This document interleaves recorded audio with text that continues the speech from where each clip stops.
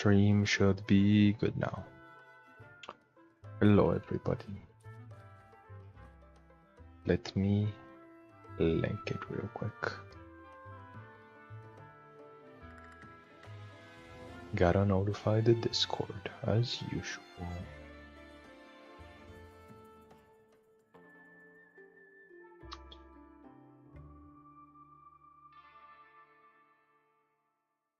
Oh. Hello everybody. Which is to say, like, one person. Gotta wait as usual for people to join in, which is fair.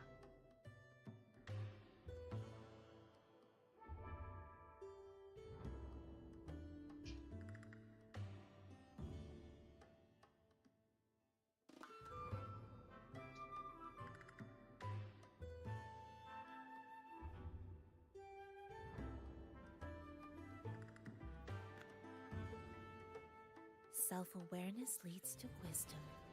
What does it say?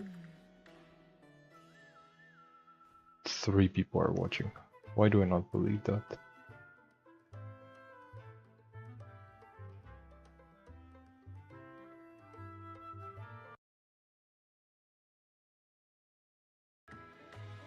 Okay, the music in the game stopped for a second. I thought it was about to crash again.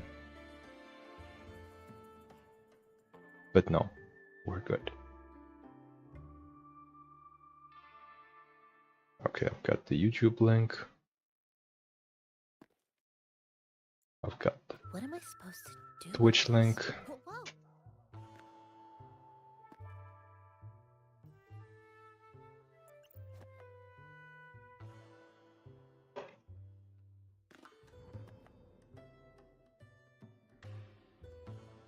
And we're done. What's your union level again? 33. It's been that way forever. Actually, I think it was 32 yesterday, but yeah. Or, yeah. I have not been doing dailies for the past week, probably. I'm just doing the story. Because I don't care enough to do dailies. Realistically, I should already be at 40. Like, at least 40. But, yeah. I don't think I've even been collecting these.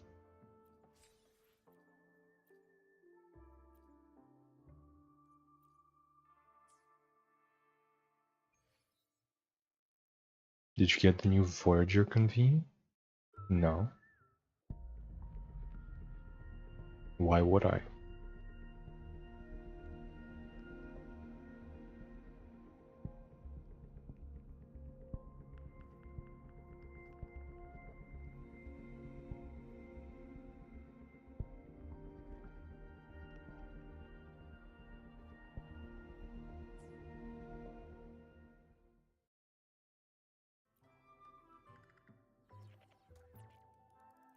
Oh, I haven't even touched the Battle Pass dispatch. Damn.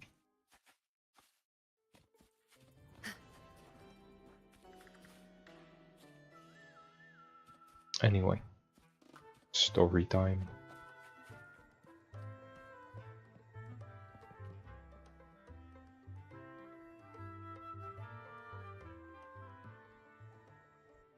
You there, Abster? Hapster? What's up? It's taking longer for Abby to react. Hey, there's nothing to worry about. I'm just a little beat, that's all. Oh, earlier, when I was half asleep, I came up with this great idea for finding the Sentinel. You're just gonna smell them? Let's hear it. Didn't the Sentinels say they're locked up in some kind of tower in the sky?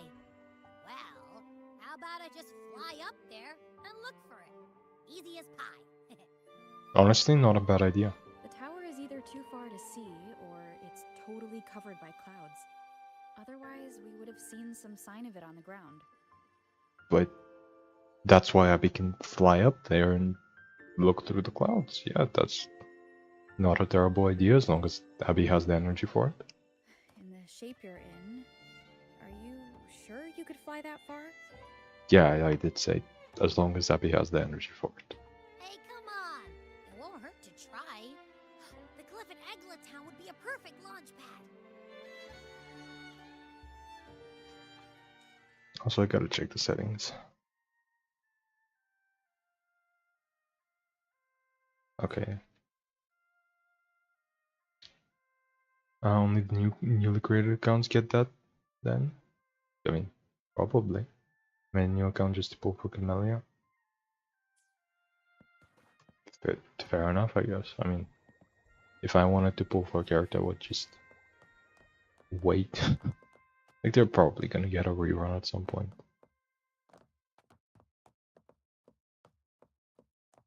I don't got... Like, I don't got anywhere else to be, I can just wait. But...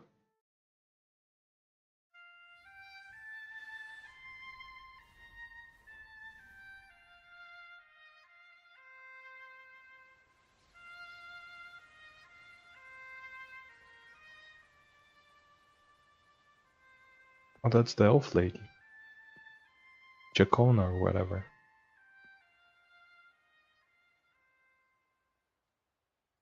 Music Cachona, itself holds no maybe. emotion. I don't know. It's the heart that grants it meaning. So, dear listener, tell me, what feelings did my piece evoke in you?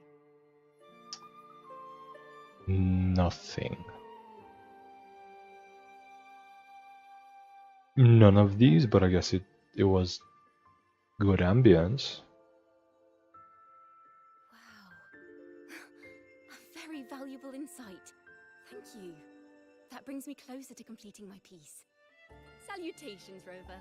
My name is Jacona, a wandering bard. I'm glad to have met you. I was right about the pronunciation the first time. It is Chacon. Which I'm not sure if it should be.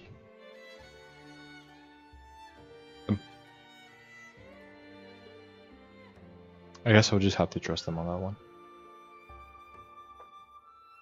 Oh wow, the sun is early. The sun's been here before the stream started like 2 days now. Like the sun's usually early.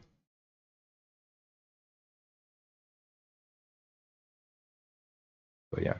Hi boy. Hey.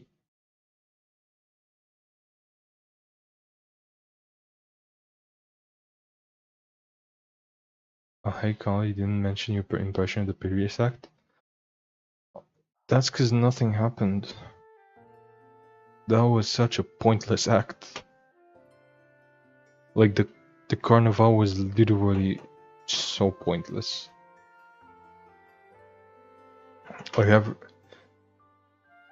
Like they pretended, was pretending that like they saved the day or something, which they did technically, but like they pretend like the order is over just because they held the carnival kind.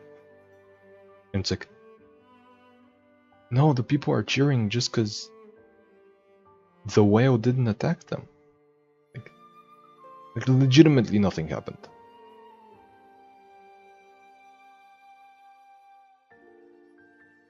It's like the only valuable anything in that act was the conversation with the Primus at the end. But like, I'm pretty sure he's either lying or hiding information, so I don't care. I spent most of my day in church, lots of band practice. Fair enough. Well, I guess today has been kind of tiring. Then you can just rest. You can just relax. I have to attend night service, so I won't be here long. Fair enough. Fair enough. Oh yeah, it is Sunday. I guess it is Sunday. I didn't think about that. But yeah. Good luck. And yeah, just good luck. I was sent by Lady Carlotta to find you. As I passed that abandoned house, I suddenly felt this, well, you know, rush of inspiration that just can't be ignored.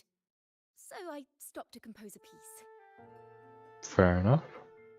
Surprise, surprise, the melody led me right to you. Well, I suppose this won't count as me getting distracted, right? I mean, you can get distracted, like, I don't particularly care. Like, I don't have anything better to do. It's not like I can just find the tower in the sky. I'm probably just gonna stumble into it. Like, I can't really look for it. I'm not really the flying kind, you know? So you can get distracted all you want. If Carlotta asked you to find me, has something happened? Lady Carlotta told me you encountered the supposed martyred maiden, Cartathea. Yes. She dispatched search teams soon after, but there's been no sign of Cartathea since. Yeah, she probably disappeared.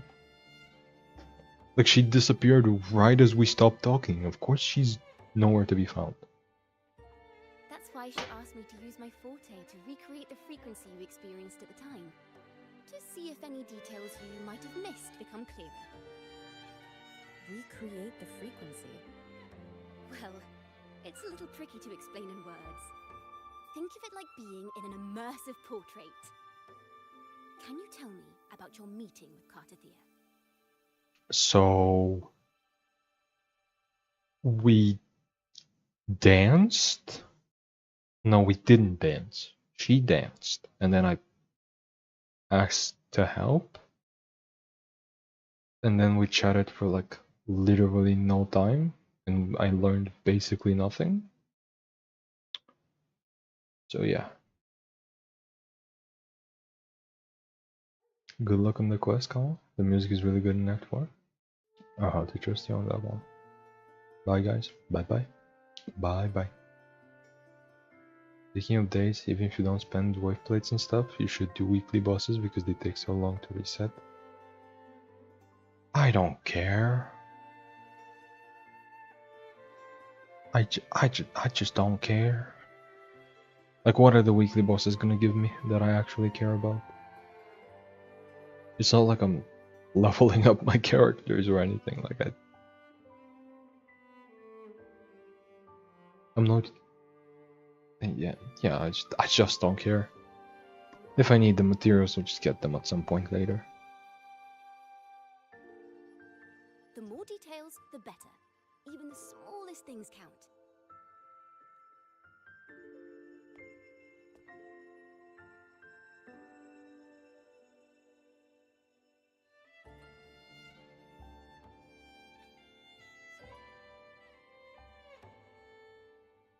Let's see here.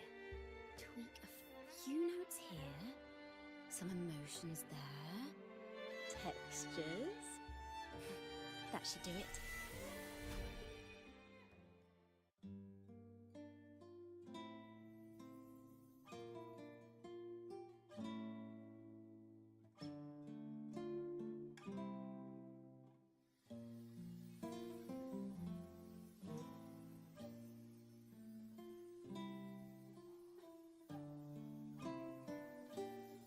Is she got? Now then, Rover. Time for you to tune in to your memories. Oh, she just makes me hallucinate. I thought she was gonna transform or something. She was just gonna transform the whole world around her.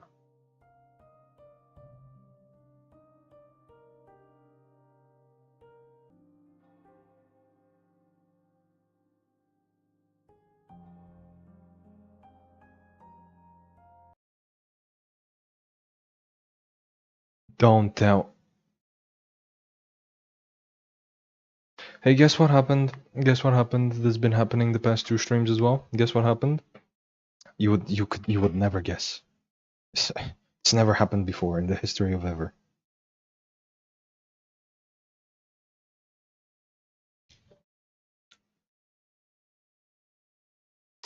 So yeah.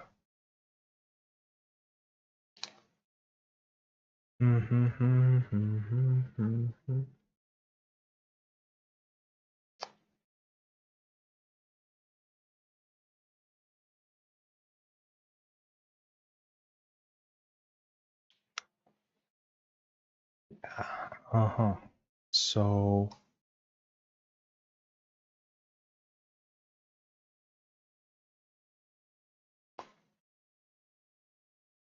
it's because the next cutscene is in Raguna City? Oh, fuck off.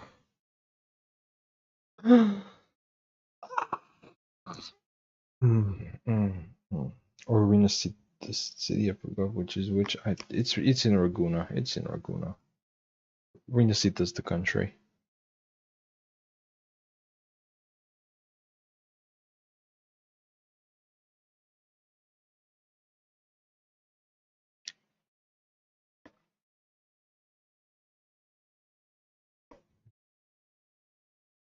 Let me open up Task Manager, shut down Wuthering Waves, reset my driver, because everything else should be running.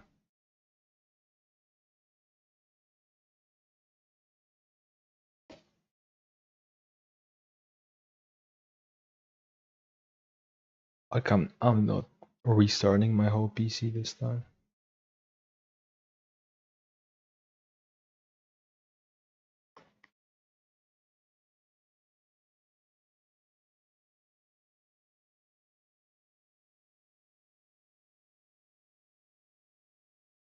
I mean, I guess I could. I guess I could.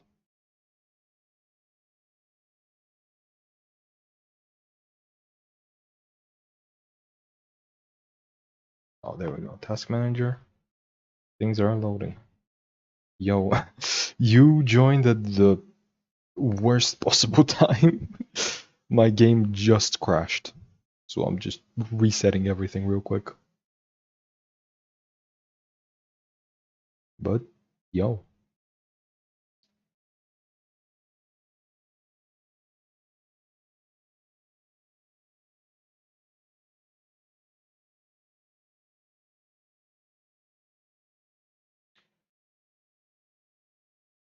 And not just my game, actually. My drivers crashed. Because Wuthering Waves is a very well optimized game that functions perfectly all the time, actually.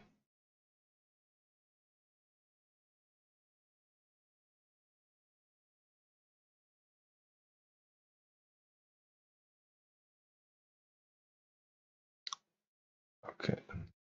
Okay, we should be back. The stream paused for a second because I was restarting some stuff, which I'm gonna have to do again, actually. But yeah, how did literally everything crash? That's crazy. I this isn't the first time it's happened too. Like this game just. Oh no, it's not the game as a whole. It's specifically Raguna City that does not want to work.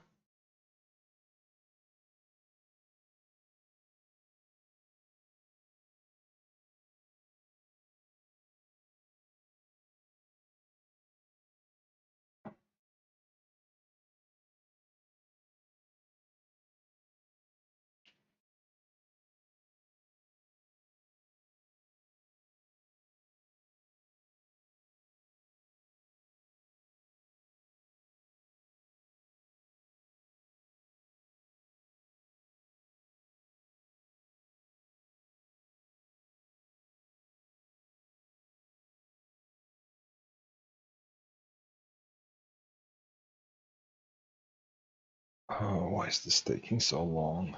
I mean, I know why it's taking so long, but why is it taking so long?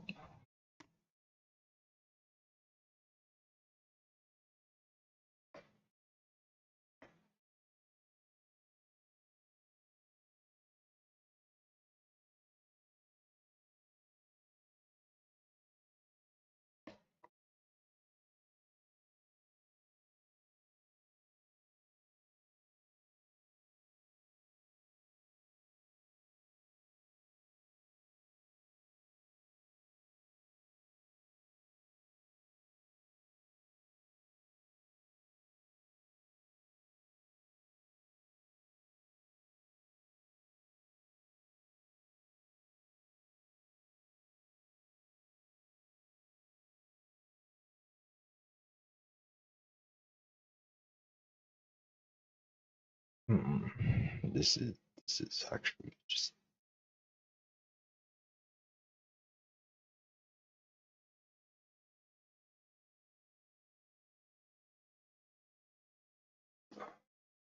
Until Stream's back, here's my review on Garthia after getting her weapon. Short answer, best DPS in game for overtime damage, underwhelming nuke damage, hard to play. Fair enough.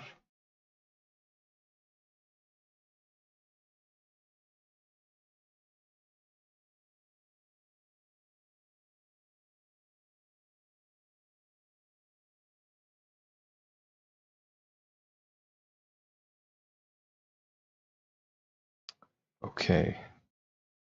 We're back. Everybody's probably left. But oh my god, this is killing me. This is actually just killing me.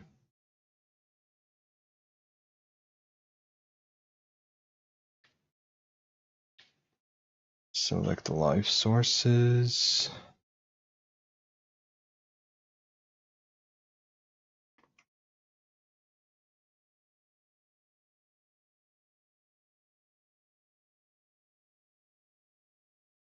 Chat should be working. Twitch chat. Do I even want Twitch chat? Honestly, I'm not even gonna double stream this one. This is gonna be YouTube only. At least for a little bit.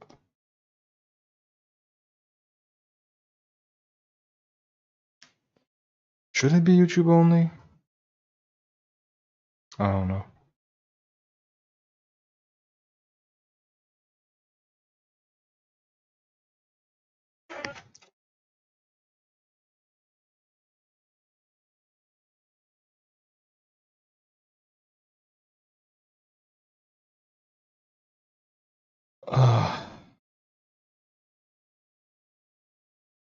Let me see. Task manager, what can I kill that I don't want? Nothing. I literally have nothing going on that I don't need or want.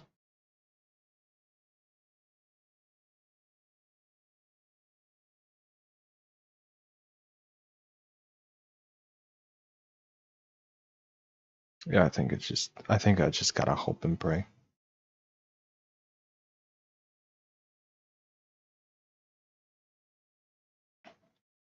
This is just killing me.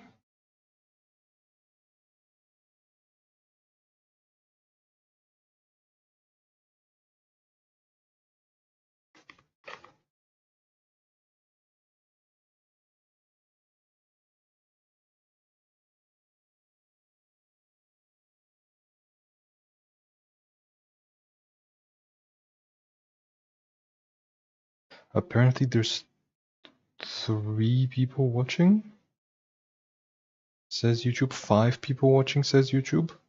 Is YouTube lying to me? 6? There's 6 people watching. YouTube, can you stop lying to me? To everybody that's here, hello. I'm restarting the game.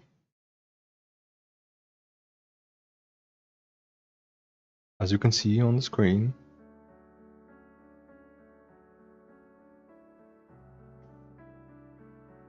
I'm here. That makes 2 people, not 6. Or actually it makes 3 because I'm also here. I'm also watching the stream just on my phone.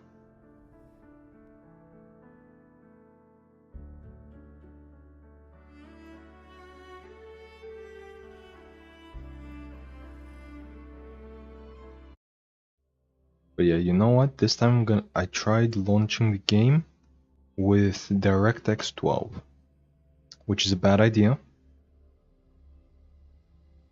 Because I know this game has terrible DirectX 12 support. But it's something. I gotta try. At this point, nothing could hurt. Nothing hurts more than Raguna.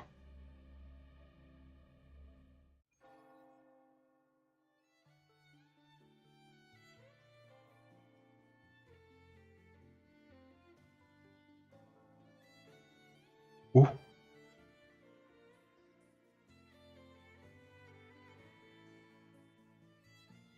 Terrible FPS, but it loaded.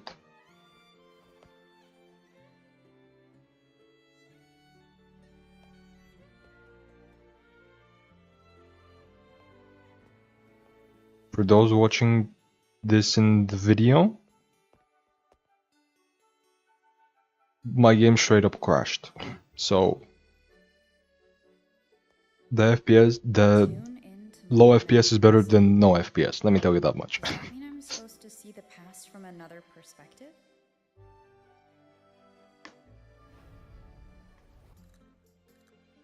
Laureate.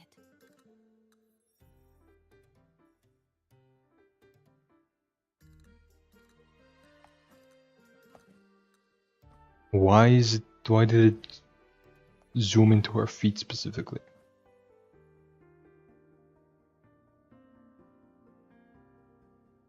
Our tacit marks are glowing again.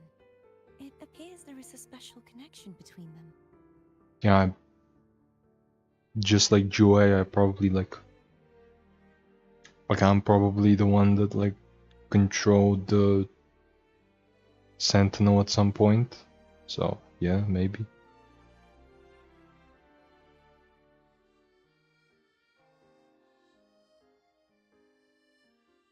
What is the meaning of this?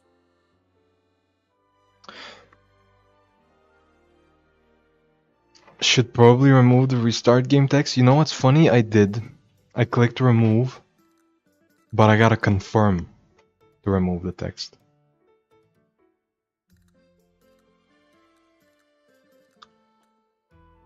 So now it's gone. Now it is. Someone used their resonance ability to help me relive this moment, but this seems unexpected. How did you first come to notice me? You were just there. The Sentinel. Imperator's voice guided me to you. But she was also just there in the crowd. You heard the Sentinel's voice. Then tell me, am I their resonator? Probably.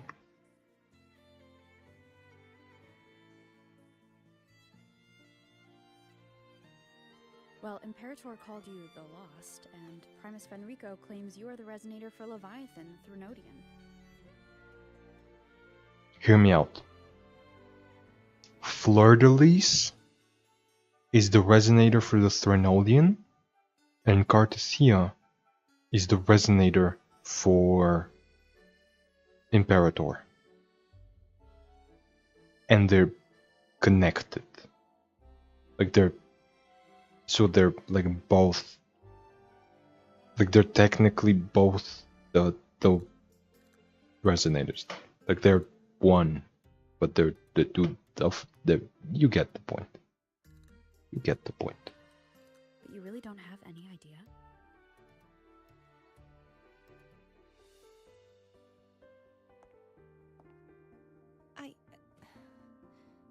I've actually been searching for the answer to this question too.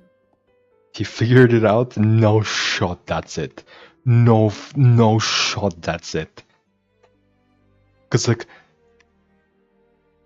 Fenrico straight up said, Fleur-de-Lis, the Blessed Maiden Fleur-de-Lis, is Leviathan's resonator, and Cartessia is not Fleur-de-Lis. She's like a separate thing. She's like a separate person.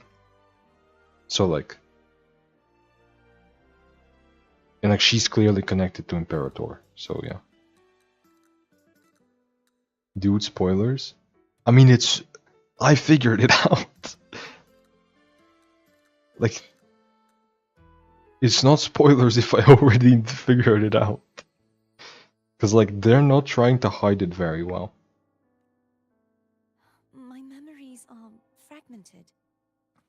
I remember becoming a resonator, and the moment I was given the name Fleur-de-Lis.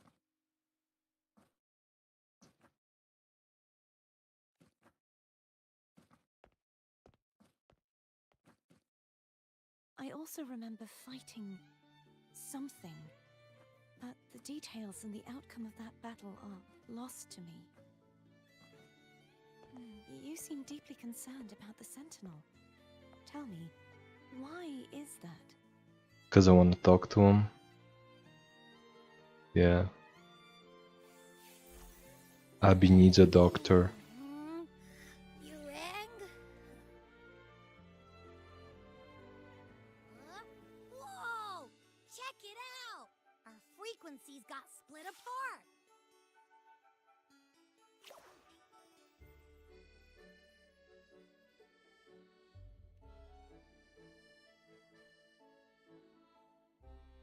Basically, we're sorta in that hover mode you once joked about. Nothing new to me, though. What the fuck is hover mode? I have never joked about such a thing ever.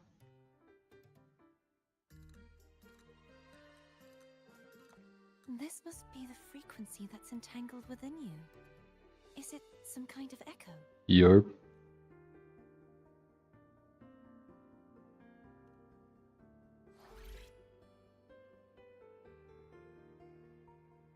Yes. I'm experiencing a similar kind of frequency split.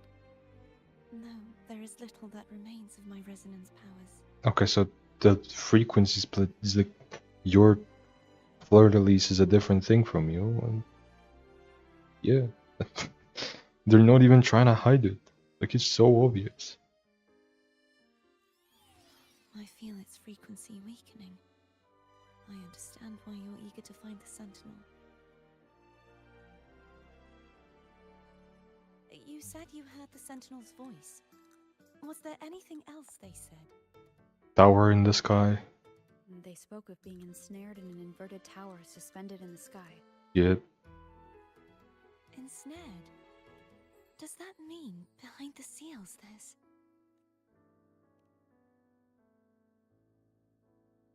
I'm sure you've noticed that I was drawn here only as a frequency. My true form currently resides inside an inverted sonorosphere, suspended high in the sky. At its center stands a tower, its gate locked by 3 seals. I've sensed a voice calling out to me from behind them. Could it be the Sentinel? Probably. Say, it's really faint, so I barely noticed earlier. Is that a Threnodian smell I'm getting from you? The scent of a Threnodian. You can perceive the Threnodian. Yes. I ate one actually. It's not an exact one-to-one with that big Ovathraxula meatball I had. But I'd never mix up a flavor I've already tasted. To be fair, we didn't already know who Fleur-de-Lis was before she came out. No, we did. We knew about Fleur-de-Lis before we knew about Cartethia. Like, we knew about Fleur-de-Lis from like 2 acts ago. Fleur-de-Lis is the one we do know about. It's just that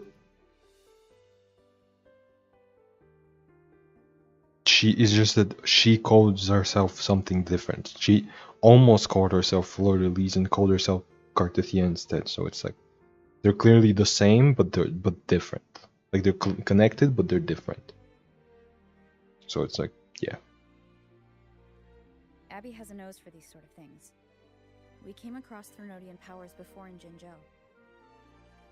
So it's safe to say Abby can be trusted.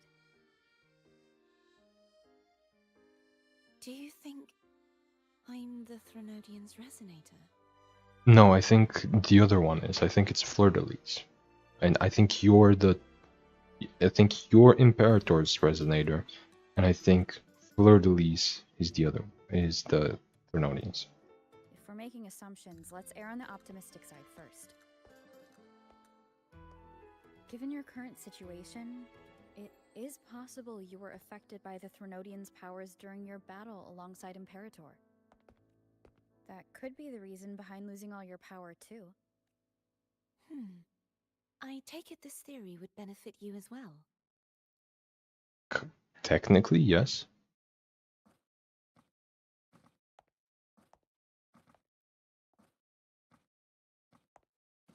After all, that unique echo of yours needs the Sentinel's powers for treatment, does it not? Or we could just, Abby could just eat the Threnodian, you know what I mean? Even in adventure tales, it's not always the witch who loses her memory. It could also be a blessed maiden, trying to regain her powers. In that case, it appears we share the same goal of finding the Sentinel.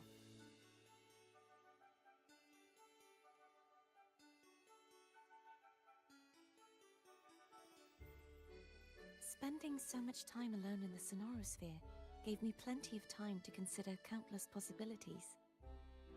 Abby's weakening? Yeah, that's why Abby needs to eat the Threnodian. like, wouldn't food help Abby?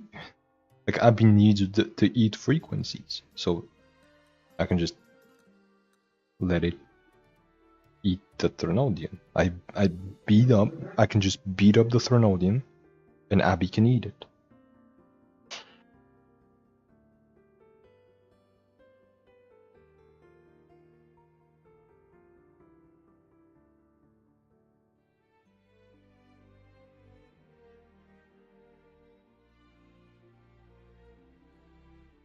I've braced myself for whatever may come until I find the answers I'm seeking. I want to know what's going on with Imperator in that tower. And I want to speak with you in person. How can I reach your Sonorosphere? A part of the Sonorosphere is actually on land, though its outer perimeter is surrounded by a barrier. I cannot leave, and no one can enter. Yeah, just break it open. For the first time ever, Rover is thinking logically. Like, so much of the story would be solved if Rover just broke a bunch of things or like killed a bunch of people. It's like that one meme where it's like Harry Potter and then Harry Potter if Harry had a gun.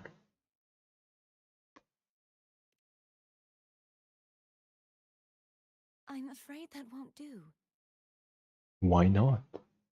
That barrier also acts as the power source that maintains the Sonorosphere's integrity. If it's destroyed, the entire sphere will collapse.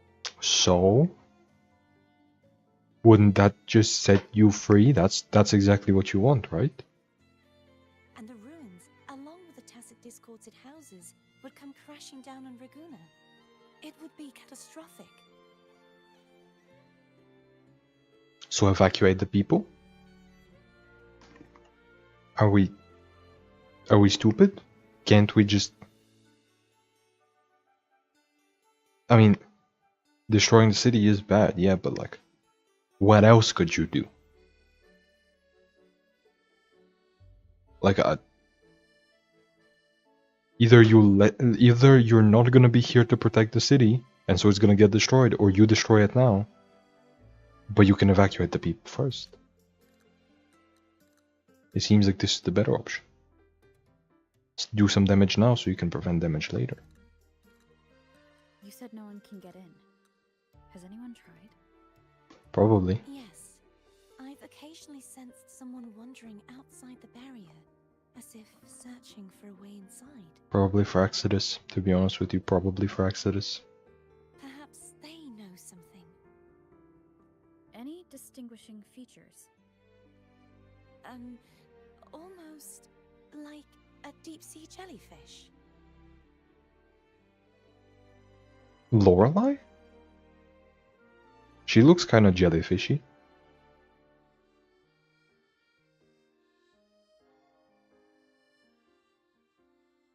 I wasn't able to get a clear look.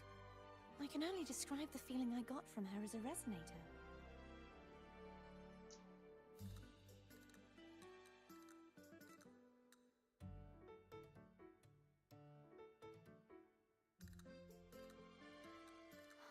It would seem this resonance ability can only last for so long.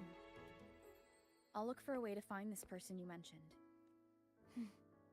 Something tells me you will keep your promise.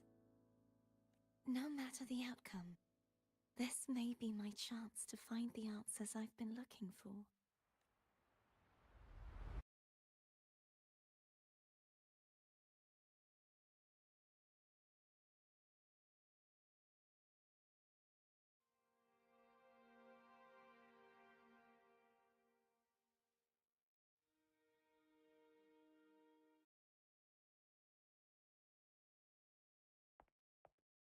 Rover?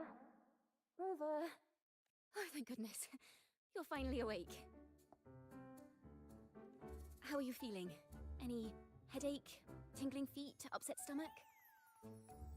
No?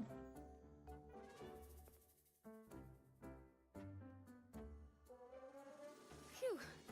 I tried everything, but you just wouldn't wake up. I thought you were... Wait a second. Did you actually fall asleep listening to my music? Oh. Kind of breaks my heart to know you reacted like that when it wasn't even a lullaby. No, it was really helpful. Helpful for your sleeping troubles, hmm? Is she crying?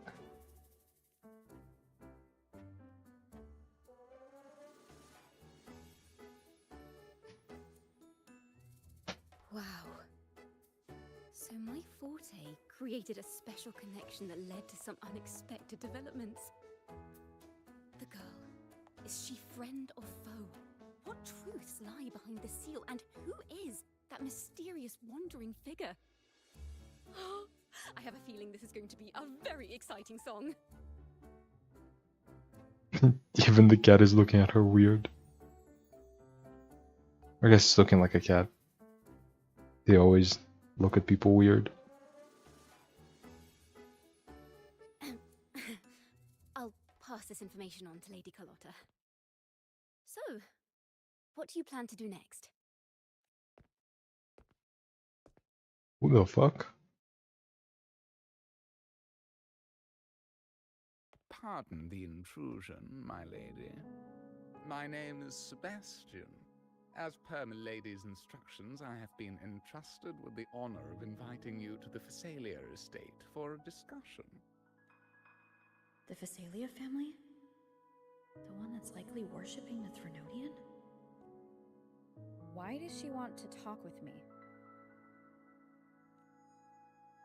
Milady has expressed a desire to clear up some unfortunate misunderstandings that occurred previously. Tell her I accept the invitation, but at a later time.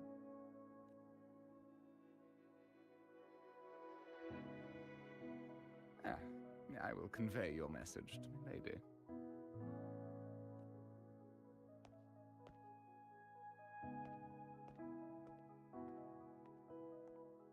Didn't expect the head of the Phasalia family to come looking for you. Especially while they're still in the middle of negotiations with Lady Carlotta. She's just as unpredictable as the rumors say. I suppose you would want to know more about her before taking up her invitation, hmm? She's known to be a recluse, and rarely makes public appearances. No one outside the family even knows her real name. They just call her the head of the Phasalia family. Honestly, she's real for that. She's so real for that. I've heard quite a few rumors. Which one would you like to hear first? All of them? I have Shadow of the Ancient, Lady Bane, or maybe Entangler of Hearts. Not in song form, please. Can you just tell them to me normally? They all sound like clickbait titles to me. So true. So true. Hello, that's why they're called rumors. I'm just doing my due diligence by being faithful to the source material. to dive right in?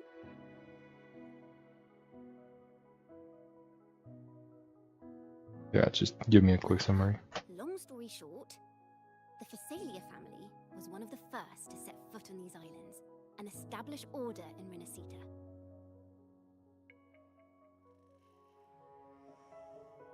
Their lineage even predates the Order of the Deep, and their craft of extracting toxins from aquatic plants is a legacy passed down through generations. Word is, they select the new head of household by having candidates ingest each other's poisons and wait to see who's still breathing when it's all over. Stories about the current head of the Phasalias get even wilder. They say she didn't go through the usual selection process. Instead, she took the throne by poisoning her predecessor. Yeah, what the fuck did they think was gonna happen? If they're all about poisoning, at some point one of them would poison others. Like at some point it's bound to happen. Others say she's a master in the art of manipulation, drowning her victims in hallucinations until they agree to her terms without even realizing it. In any case, the Phasalia family aside, she's someone you definitely want to handle with care. If you're set on meeting her, I'd be extra careful if I were you. What do I have to be careful of? Again, I'm like God. I'm God. I can literally do anything I want. The way she describes the head of Phasalia reminds me of how Cardathia spoke about the wandering figure by the barrier. Can't rule out the possibility that they're the same person. Looks like I'll need to pay her a visit.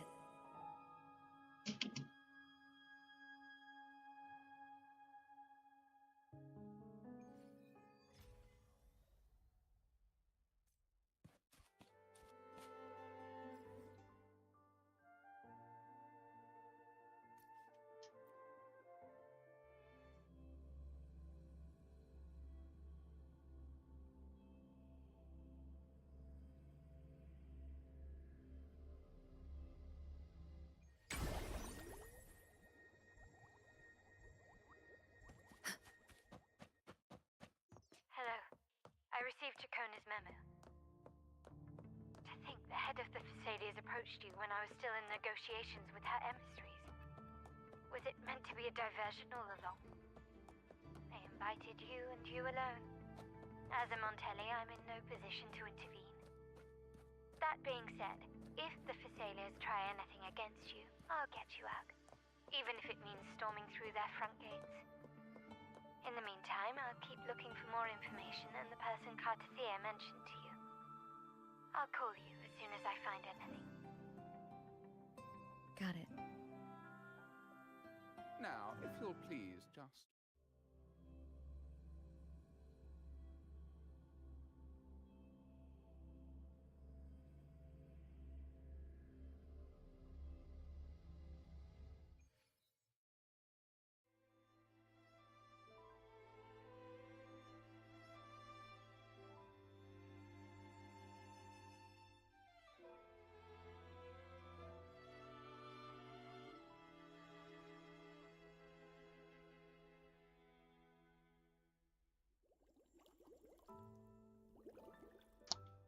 So that's what they were talking about with jellyfishes.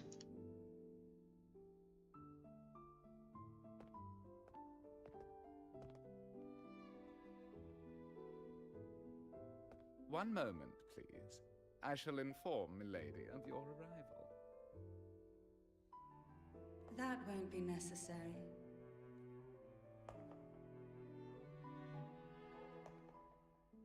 To keep our honored guest waiting would be most improper. Especially when it was I who extended the invitation.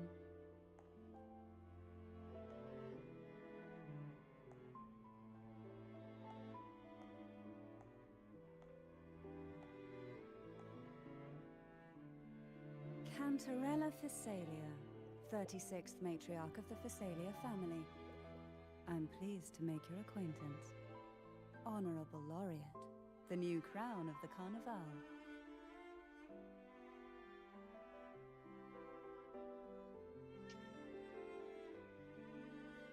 Very well. If you insist, I see no reason to refuse. You may also call me Cantarella. Sure. Now, shall we proceed to my study? Sure.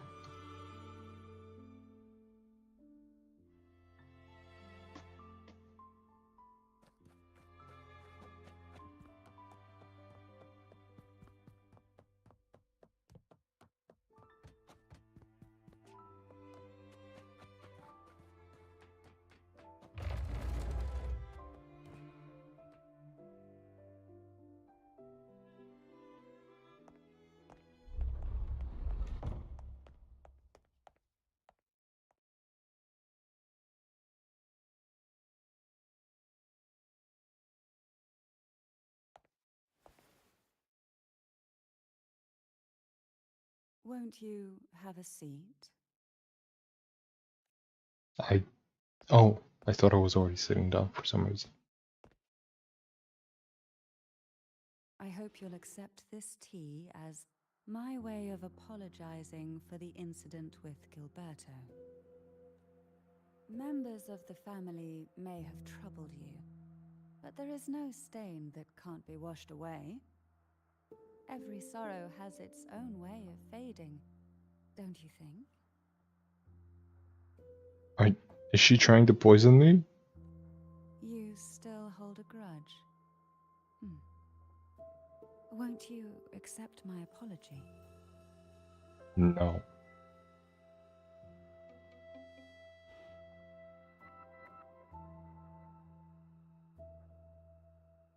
I see. Let's set aside such past unpleasantness for the time being. I invited you here to ask that you might serve as a mediator. Between? Before we get into that, there's something I want to know. I imagine it concerns the Phasalia family's true beliefs. It would seem Gilberto's mind is beyond saving. But let's not dwell on that. What is your opinion on the current state of Raguna? I have not asked my question yet. What?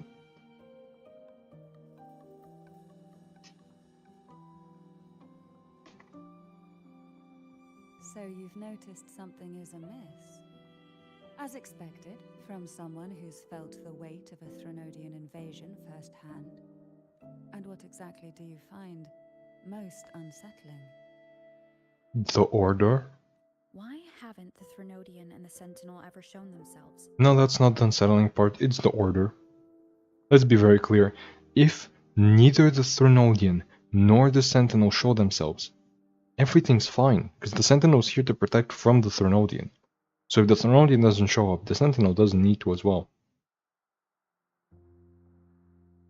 Because the Threnodian's invasion of Raguna has long since concluded. The Threnodian, so named Leviathan, possesses the power to merge and assimilate.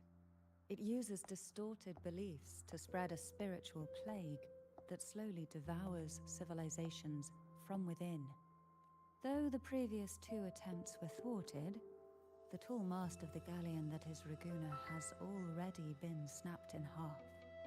Now the blissfully ignorant masses walk hand in hand toward an abyss they cannot see. And that's the Order's fault. Friend or foe? As a newcomer to this land, can you really tell them apart? Yes.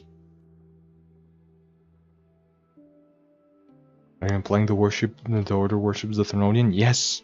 They are the Order of the Deep. The Deep.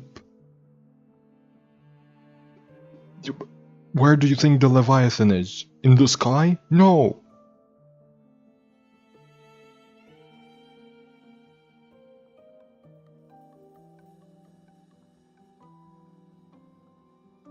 You're one to talk given how strange your family's been acting? Yeah. Yeah. That's... What? Both can be true. The Order is shady and so is her family. like, when she asks if I can differentiate between friend or foe, it's like, yes, the families, fuck them.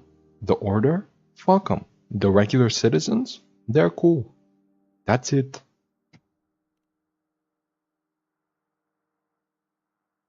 Yes. And no. On one hand, there's the truth of the Order's beliefs. On the other, there's our family. The Threnodian doesn't take kindly to those who know the truth. We've always been under its whispers.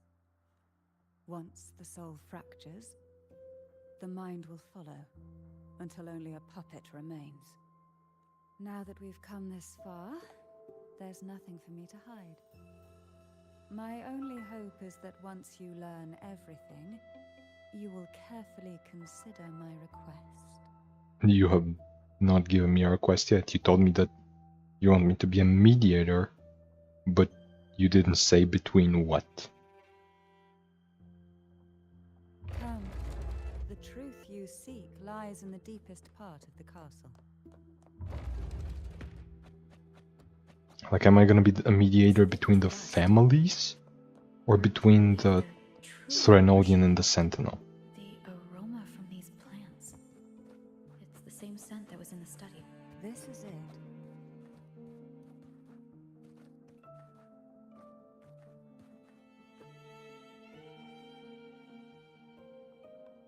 Are you prepared? Yeah? Now that we're here, I'm afraid I can't let you leave. Even if you want to. I can just break the wall, probably. Like, you can't stop me from leaving.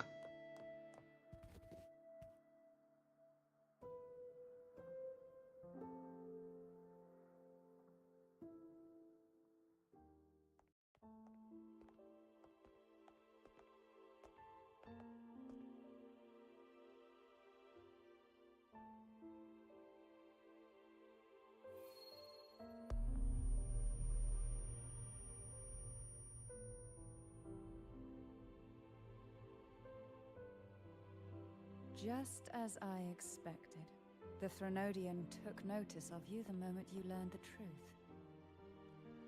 What you see in this sanctuary is the Sentinel in their true form.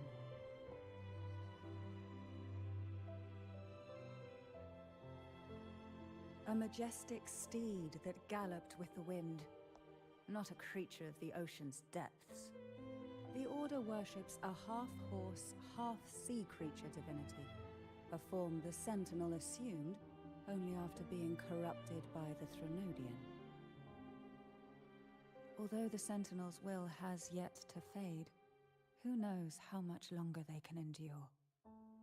I wish to ask you to persuade the Sentinel of Jinzhou, Jue, to come to Rinascita, to save Imperator. Impossible. Jue can't even... Jue is like basically dying. Jue can't do shit right now.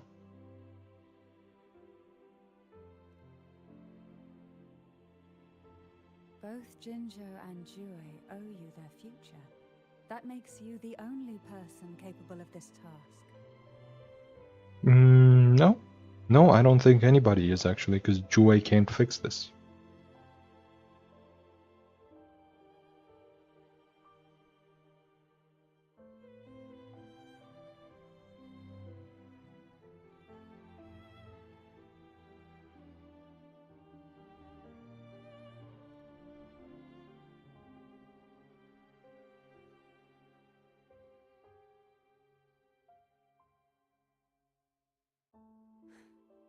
I understand the position you are in. Word has it that you're currently staying at a hotel and are at odds with the Order.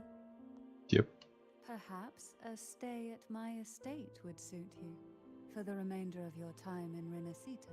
No, actually, I prefer the hotel. I can offer you a glimpse into Rinascita's past, and you'd be spared the Order's unwelcome attention. What are they gonna do? Attack me? that would literally just end up poorly for them. Like, if they hit me, I won't have a scratch on me. If I hit back, they're dead. Their heads are off.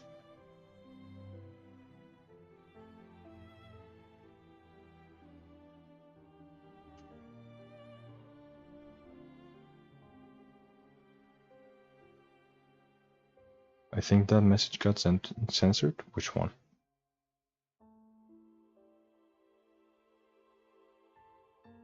In fact, we can come here at night after the quest to grab a tea with her. The poison tea? No, thank you. There might still be a path forward. Carlotta once helped me interpret some stained glass images. The story it told was very similar to what you described, only more biased towards the Order. It mentioned a maiden who would emerge as the Sentinel's resonator and later save Rinascita. Do you think that's also a lie?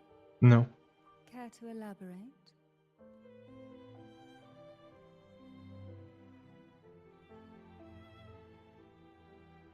I don't think it's a lie at The all. part regarding the maiden isn't entirely fiction.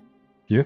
The Sentinel does indeed appoint a maiden to be their resonator, though not in the way the Carnival would have you believe.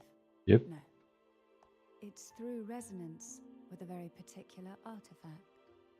That I did not know. Okay. That's not how Joy found the resonator? True. Joy just abducted a baby. That's because Imperator wields the power to split and manipulate space. Come on. Come on. We're not doing space and time. We're not having the first two regions of space and time. Because what's next? If we've already covered time and we've already covered space, what's next? There's nothing else. There's not.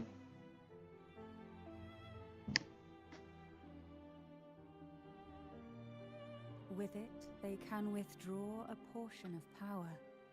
That power's frequency will match the Imperator's own. This is how the Sword of Divinity, Turvin, came to be. A blade sealed with the very powers of the Sentinel, and the artifact used to select their resonator. To resonate with the sword is to resonate with the Sentinel. Only the Chosen One may hope to draw it. So we're doing King Arthur story. Got it. And what about Cardathea? The martyred maiden. The nature of her resonance is unclear to me. Perhaps she resonated with the Threnodian, or perhaps with the Sentinel in its corrupted form. Both? Yes. But choosing her could not have been the Sentinel's will. That's because the maiden was already dead. Wrong? Isn't she halfway the maiden? Like, isn't she kind of the maiden, but not really?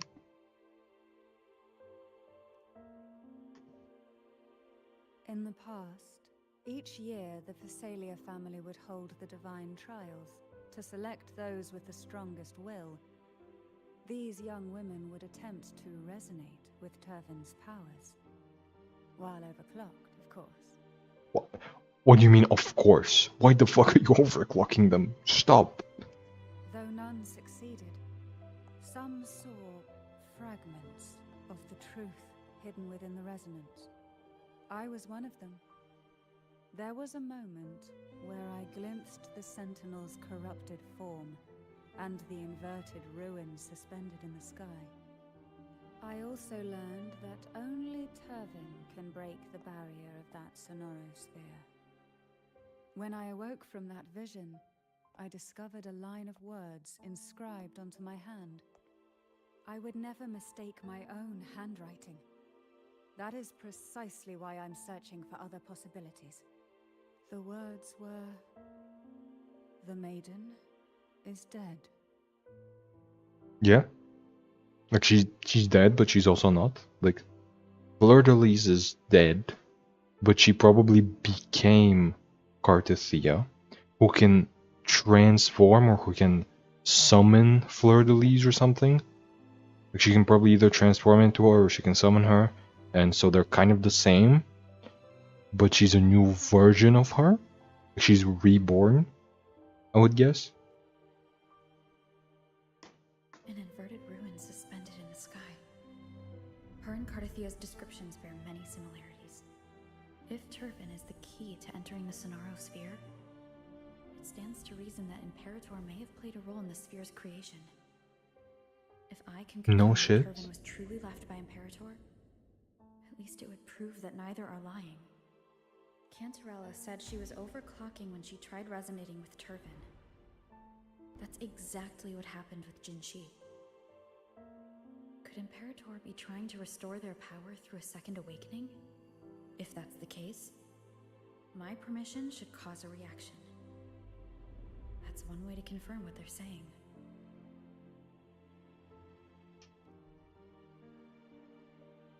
I suppose all that's left is its symbolic value. However, No. do handle it with care. It is a family heirloom.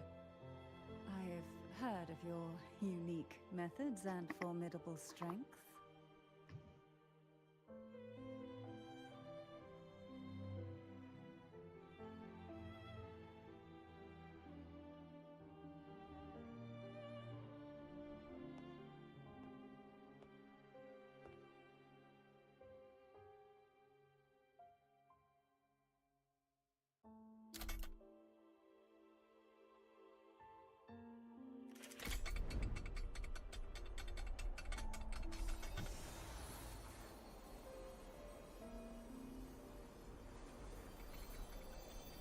Is this how we get the third element? Is it with the sword? No. No, we're probably gonna have to fight for the third element.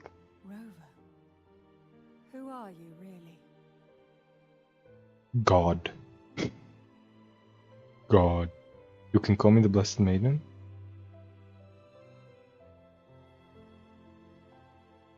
No. No, that's wrong. Am I? No.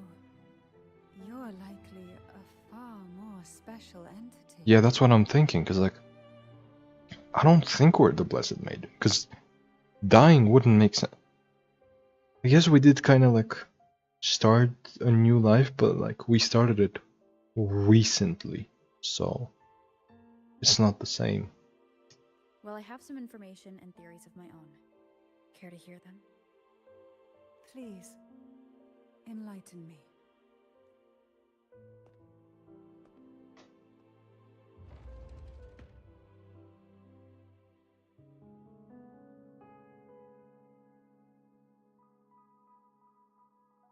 I would never have imagined someone already considered a martyr could still be alive.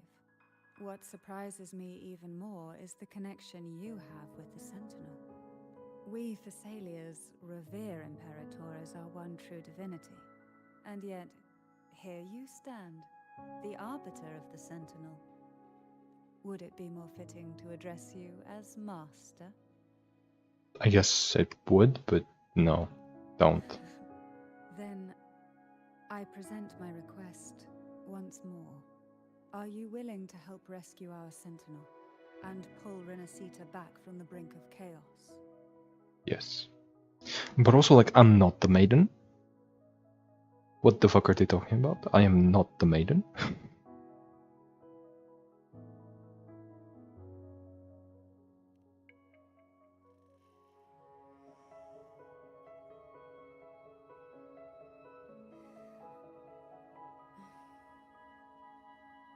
Turvin can only serve its purpose while in your hands.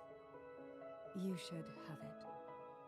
Yeah, no shit. The only question now is how we reach Cartithia and Imperator Sonaro Sphere. Well, She knows where the sphere is because she's been around it, and we can just unlock it. Like, isn't it in our control? Are we not the arbiter? Like, we should be the one who's able to unlock it. We can discuss it on the way. So you are the one that Cardathia sensed wandering outside the Sonaro sphere. A question that you already know the answer to. Why bother asking? Although being described as a jellyfish. Makes perfect sense. There is a cable car in the lower levels of the Phasalia estate that leads directly to the Sonorosphere. The mechanism beside that wall can activate the lifts. Are all these mechanisms really necessary? No. Convenience isn't the only reason for having them. Some were specifically built in case an outsider decided to visit. How convenient. How convenient that everything in this world is built for me specifically.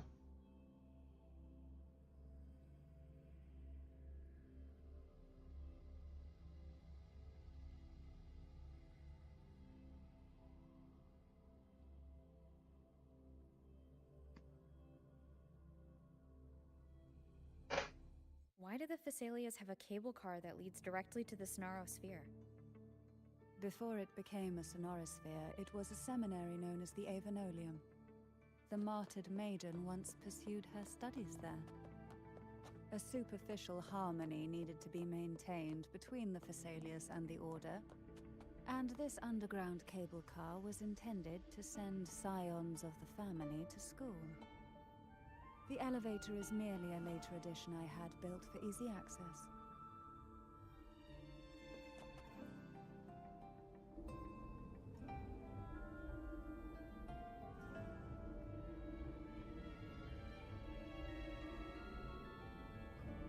You seem perturbed. Are you still gathering your thoughts? Everything that's happened has all lined up so perfectly. It makes me think it's too good to be true. I'd like to share a different perspective. Rivers eventually converge into the same ocean. If a goal is mutual, then it's only a matter of time before they meet. Our choices and our will have led us to this situation, not the wishes of fate. You are quite different from what the rumors say. Is she? Oh. And what rumors have you heard? That you're a recluse? A mystic obsessed with the crafting of poison. Oh, and that you poisoned your predecessor. Those kinds of rumors. A recluse? On the contrary, I've been searching for a solution to the Sentinel's plight, and rarely return to Rinascita. After most of my leads fell short, a friend at Mingting in Huanglong introduced me to the stories they were telling of you. A friend? All the affairs of Huanglong states eventually land in one person's hands. Would you care to take a guess at the identity of this friend of mine? Chinshi? Why not put the other rumors to rest? Because the rest of them are all true. Oh, yeah, there we go. I see it'll take more than that to rattle you, huh? I assure you, this is no jest. Yeah, I figured. We Thessalians have lived under the Threnodians' whispers for generations. Once the soul fractures, You already said this exact line word for word. remains. When the soul of the ruling head falters, Thessalia tradition dictates that the successor usher them into eternal slumber, with a poison of their own making. My succession ritual? Well, an unforeseen incident gave rise to whispers that sparked those rumors. How long has this been going on? Forever. For centuries, Yep. every generation.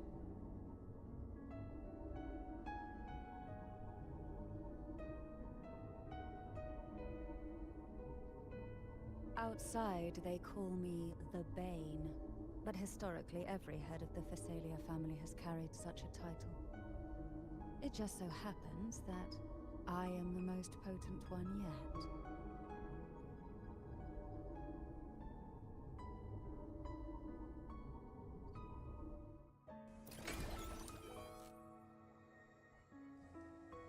We've reached the old seminary's undercrypt.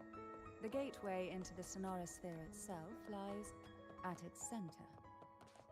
We shall continue on foot from here.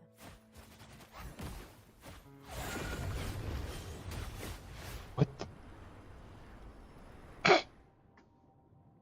Okay, that was funny. What the fuck does she do?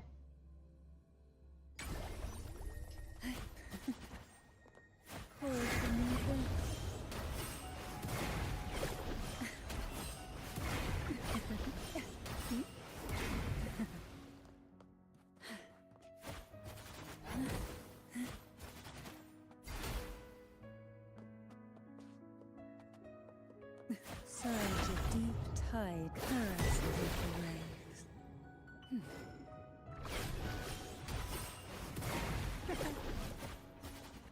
Try not to blink.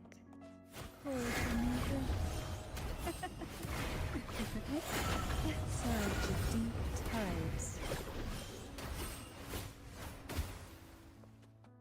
Yeah, I have no idea what she does. Like, what the fuck is her forte? Why does it stack up and then do nothing?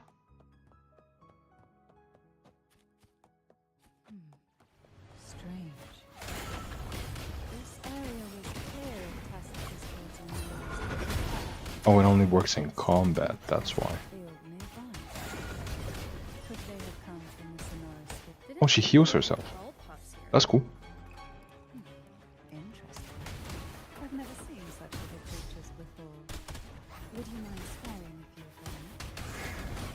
I better not ask if you constitute the road ahead will not be invisible. What exactly happened here? Jellyfish.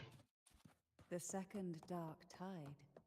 It occurred right here at the Avenolium, the largest seminary ever built by the Order. It arrived on the very day the Blessed Maiden passed her trial and was crowned by the Order. A day when the leaf burned brighter than ever. And when the darkness... Oh, she also uses the spinny echo. Okay. These days, what most people remember is the seminary disappearing into the sky. But in truth, the dark tide that should have spread across Rinascita vanished along with it.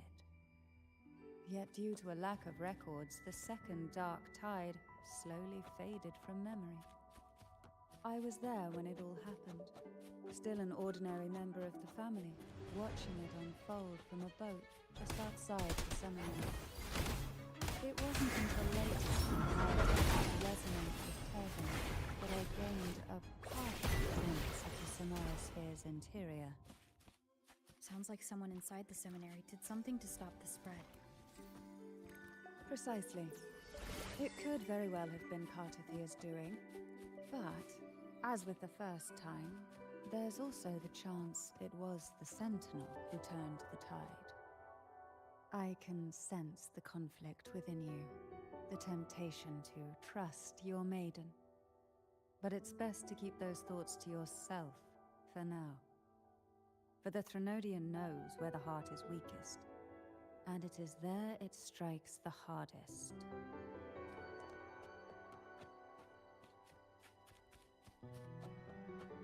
Of course, it's never too late to place your trust when the evidence...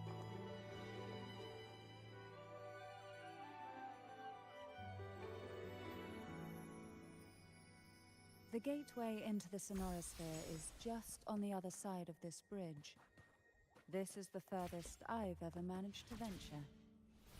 Judging from the bits of information the Sentinel gave me, Tavin is the key to entering the Sonorosphere. You think? And who can wield the Sword of Divinity but a Blessed Maiden? The Arbiter. You said you left yourself a message saying that the maiden was dead. That's why I sought aid from the other Sentinels. It's a shame they all refused. Luckily, you've brought me a new hope.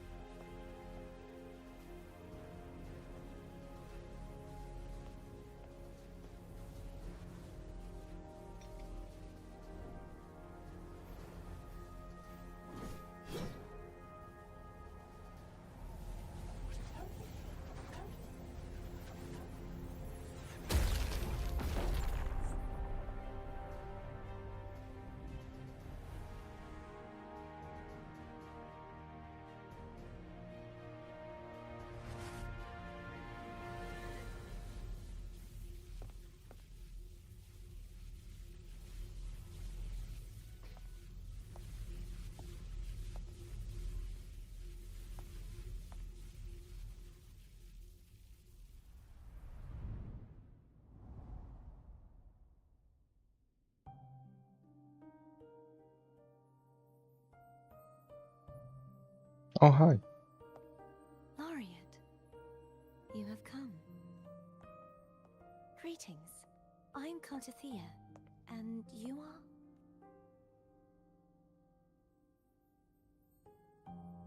Cantarella Phasalia.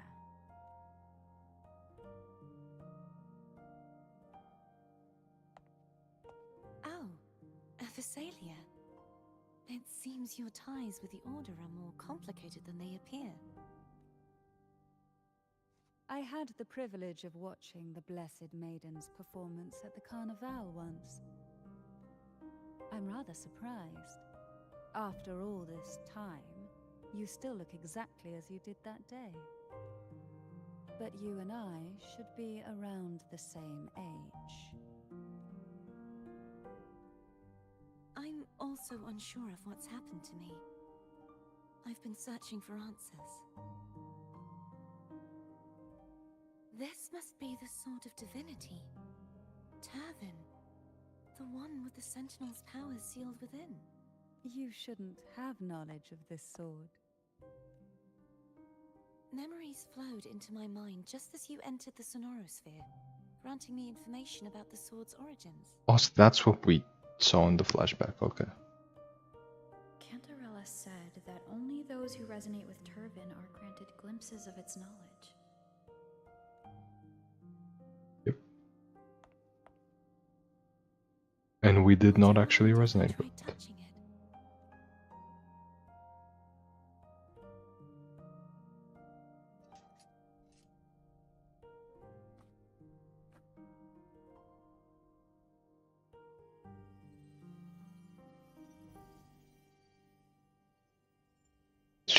She's not actually touching it.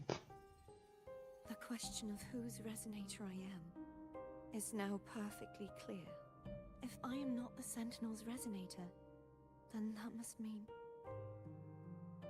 Don't jump to conclusions just yet. That doesn't prove you're the Threnodian's resonator, nor that you ate its cause. Well, it kinda does. Huh?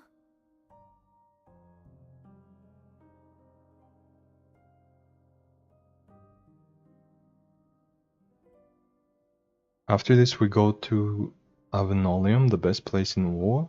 I guess I'll have to trust you on that one. This connection formed between the Sentinel and the Threnodian, the second Dark Tide, and the forming of this Sonorosphere. Right now, you're the sole survivor of whatever happened that day. You really don't remember anything. As you spoke, I remembered a few more things. There are two other swords. Yeah, I saw him. The Sword of Discord, Hognis, and the Sword of Virtue, Haltia. And this one is a mix of the two. Okay, so my guess is the Discord one is the Threnodian sword. The Virtue one is the Imperator's sword. And then this one, Turvin, is a combination of the two. and she would resonate with Halter. Fleur-de-Lis can resonate with Hogness, and when the two are summoned at once, they together can resonate with the sword. And I'm gonna hold the sword while they're resonating so I can give them the power for a second awakening. Or I'm gonna hit them with the sword. Maybe I just kill them, you know? Maybe I use the sword to just straight up kill them. And they get the power that way. I don't know. Like, why else would it be a sword?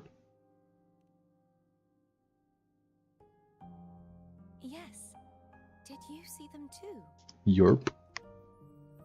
Placing the 3 swords on their respective pedestals should break the seal over the main tower. Oh. That's it? They're just here to unlock the seals? They're not. I thought they would be much cooler than that. But why would this information be revealed to me now? Is this the Threnodians doing? Could also be the Sentinels doing, I don't know. But also, like, one of the swords was in Raguna. Or I think both, actually. Does this mean I'll have to go back there? Please don't tell me I have to go back there. If we do nothing, we'll never get any answers. The moment Avenolium OST starts playing, I fell in love with the place, waiting for Cole to experience it. You were the second person to mention the soundtrack of this act. Boy thought that I would love the act because of the music, and you mentioned the OST. So, what the fuck is up with this act? Instead of speculating, we should use the clues we've gathered so far. Lady Maiden. Please, Cartathea would suffice. I am but a fake after all. No, you are real.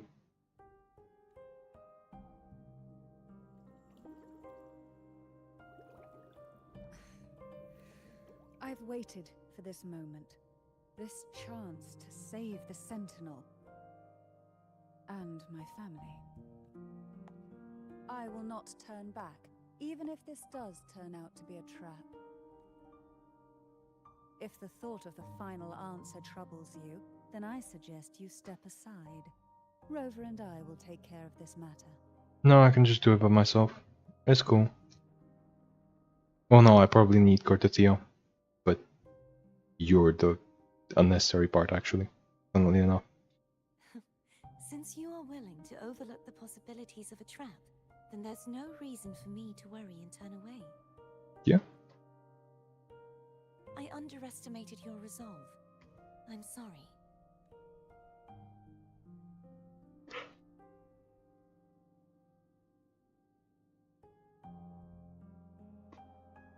Simply place Turvin on the pedestal behind me, and this tower will elevate itself. But don't I need to get the other 2 swords first? What you said to Cartathea back there? Rather effective on someone of her personality. Wouldn't you agree? No, it's not. If you told me that, like I would react the same way as Cartathea.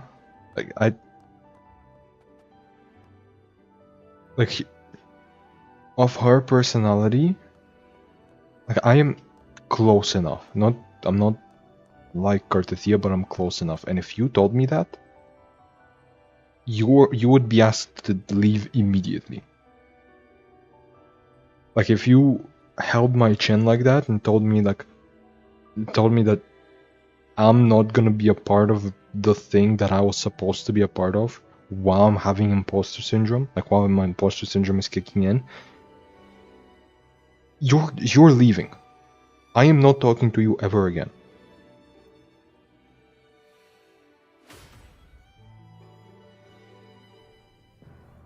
Imagine going through an identity crisis and somebody tells you, it's okay, we don't need you anyway. Like, yeah, that's the problem. Get the fuck out. I just realized I didn't close my water bottle properly. That could have been a disaster.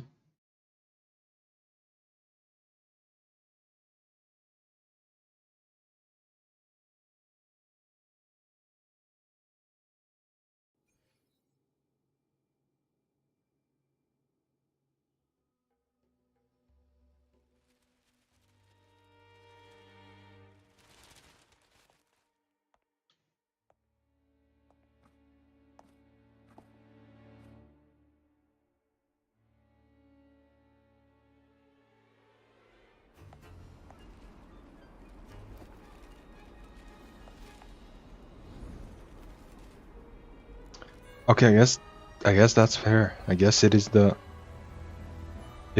inverted tower of the space sentinel. So I guess the fucked up gravity would be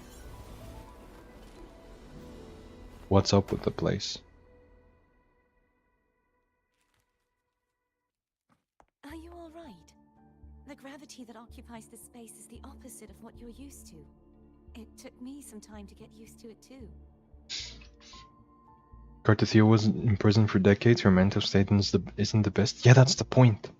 Imagine somebody thinking, or somebody debating for decades whether or not they're fit to do something, and then once they discover that they might not be the person for the job, you tell them that you can do the job without them. Like, you tell them that somebody who's thought they were useless for decades, now realizing they're useless, and the first thing you tell them is that they're useless, yeah, you're getting kicked out. You are leaving. I am never talking to you again.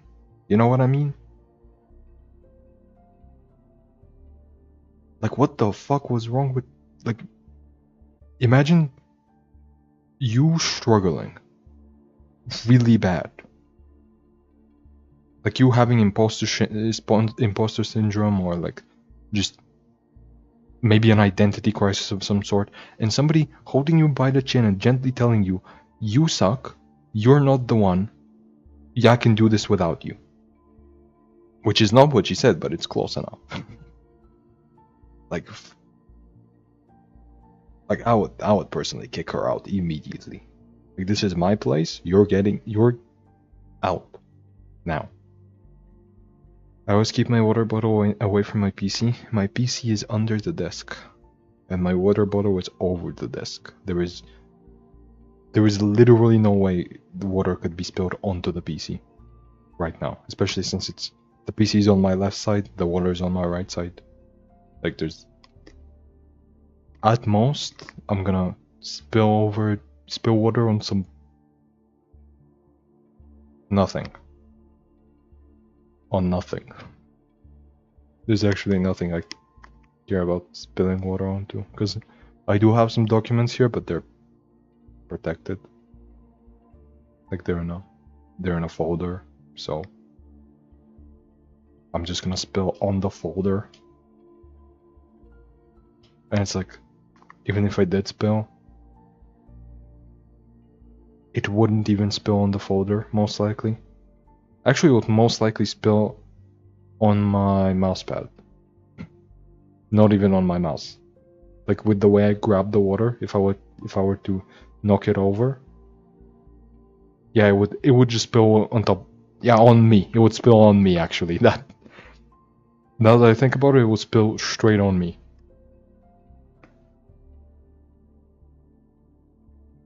Anyway. Why is this place upside down? You ask, as the person who just fell out of the sky a week ago. How is this a real question?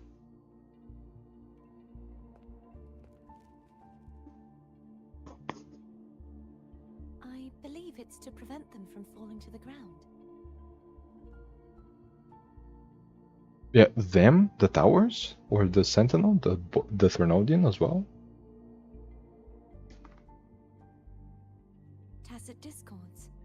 the Dark Tide, and these ruins themselves. Oh. I imagine it's also a symbolic reminder that our beliefs have been turned on their head. I imagine that you're a literature teacher. You look way too deep into things. I can guarantee you that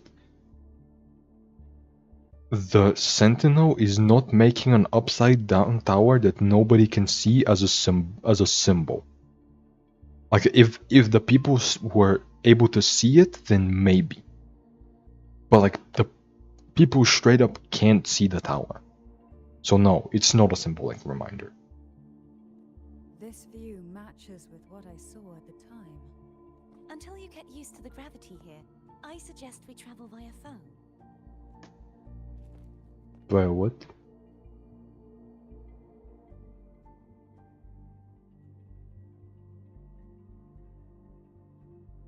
It's the name I gave to a gondola.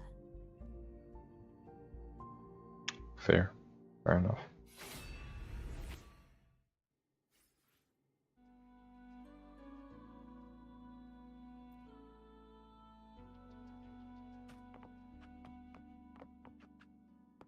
Wait, do I? Are you seriously telling me that I don't fight with using Turvan? Like I just got Turvan back and I'm fighting with the regular sword? Come on. You gotta give me Turvan.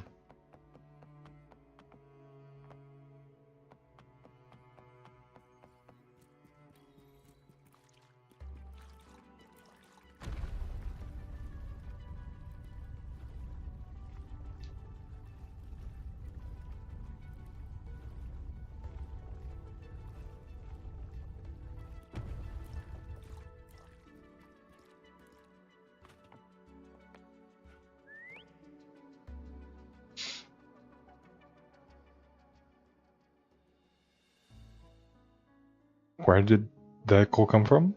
This gondola only has 2 seats. Yep, you can leave.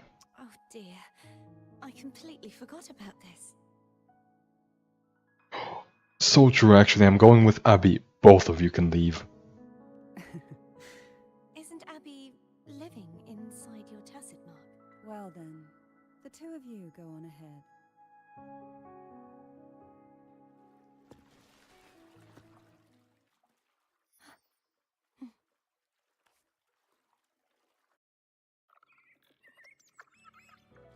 You look distracted.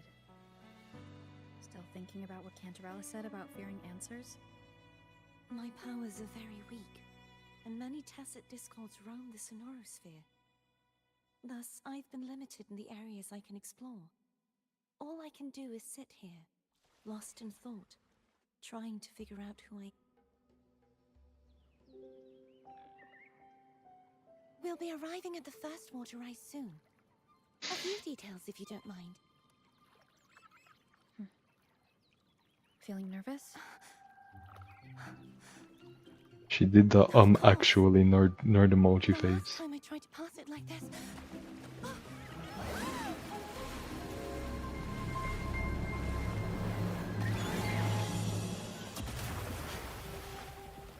That was awesome.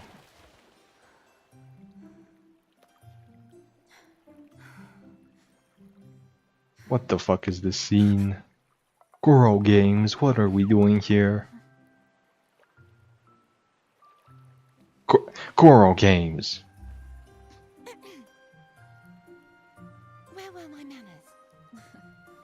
I can assure you that won't happen again. As for the rest of the way, I see it clearly now.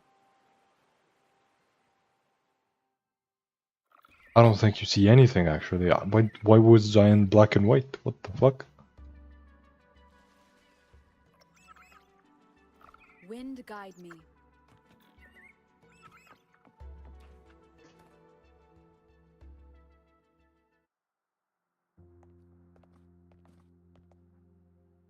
Vines, over there. And that statue. I can feel strong remnant energy coming from it.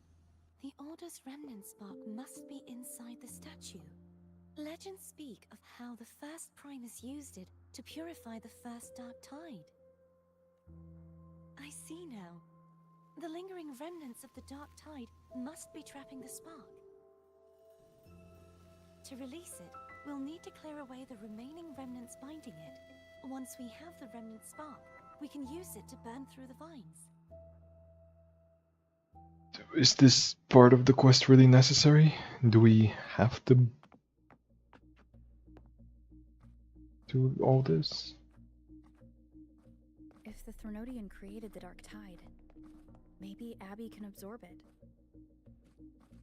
Abby is still unwell. Perhaps we shouldn't burden it further. More Dark Tide remnants. Good thing there isn't much. Leave it to me. Don't worry. This much I can still handle.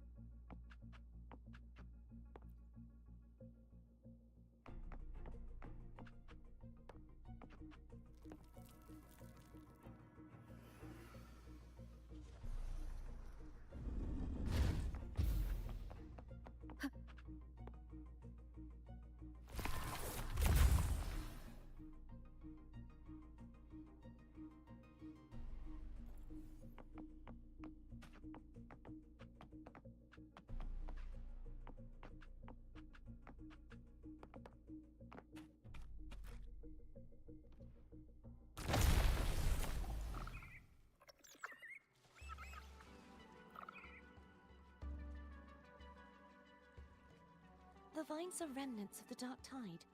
Foam won't be able to cross through them. Let's disembark here and find a way to clear the path.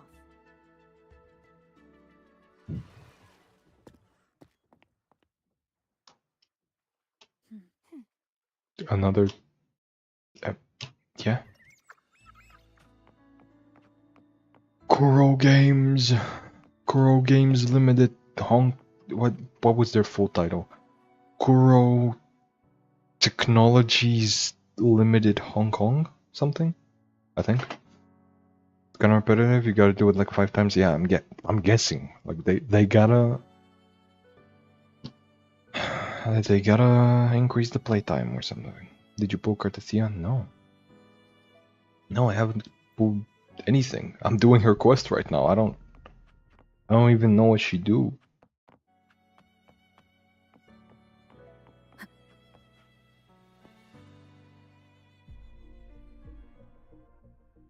This calibrator seems to be operational.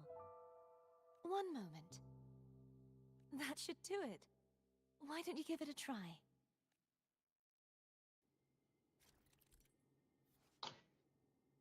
Really now.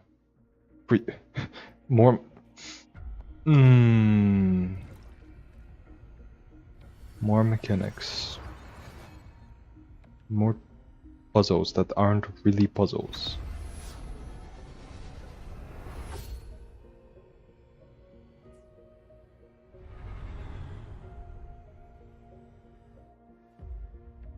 It's turning.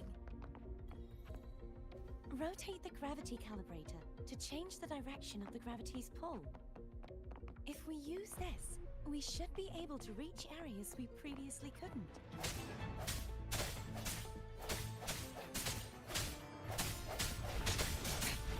One more time. Hopefully this helps.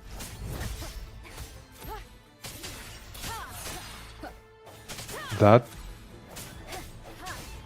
was different. I've never seen that echo do that before. I sense your weakness. Also, what's Spectral Frozzo even do? Because like I can... Spectral Rover can do it now, but like what's he even do? Hurry. We need to purify the other statues before the Dark Tide's corruption returns.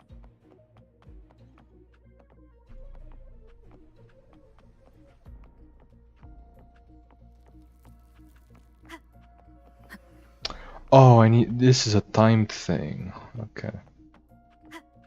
It's not like the timer is very strict, but yeah.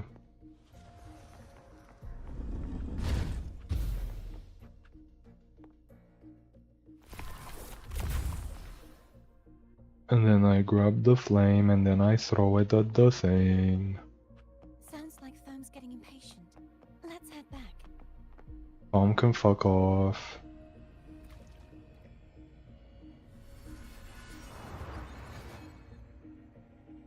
The puzzle isn't even a puzzle, they just mark out the answer. Yeah, that's what I'm saying, cause like this isn't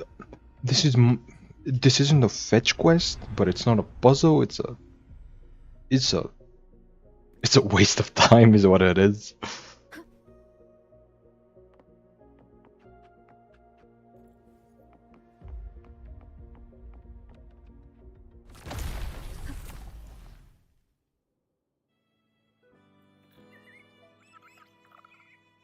Spectral Frost does overtime damage, I think. Not sure, never bothered learning. Fair enough. But like it's weird to me that every character has an element, but the elements don't do anything by default. Like Did you feel any discomfort while we were clearing out the remnants? Nothing out of the ordinary. Not every spectral character applies spectral frazzle. I suppose this alone That's is so enough to stupid. determine whose resonator I am. You've helped a lot.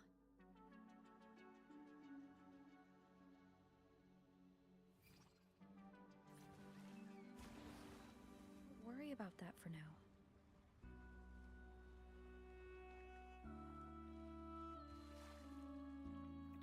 Another water rise is coming up. You planning to hold on to something? Why didn't you tell me?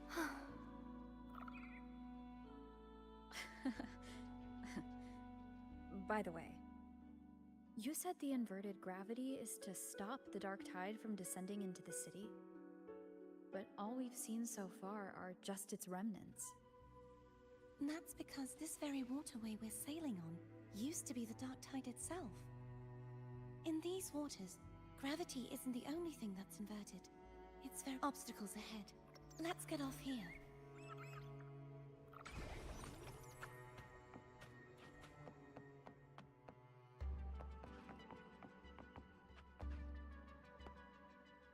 There it is, up there. But judging by the distance, we'd be hard-pressed to make it back in time.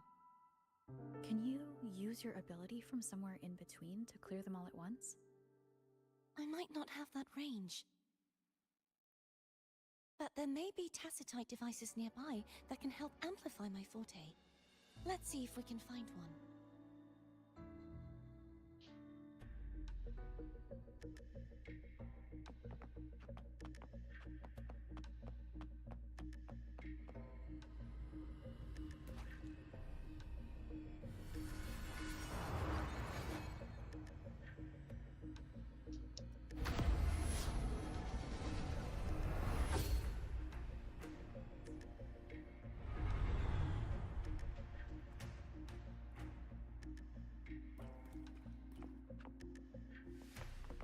That's it.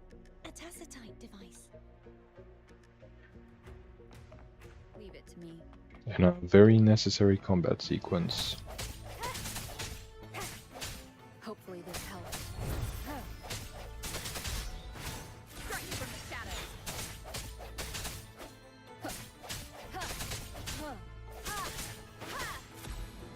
No hesitation.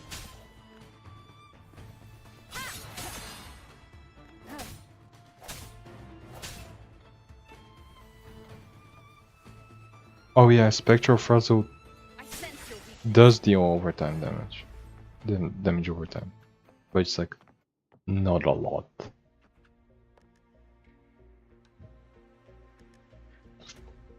This should do the trick.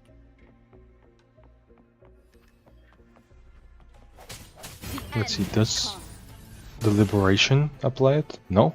Okay. Oh no, it does. 6 stacks. Oh. Okay, so when you have more stacks, it deals a lot more. No hesitation. But like you gotta have a lot of stacks, and I don't know how many stacks Hopefully this characters helps. apply. I sense your weakness.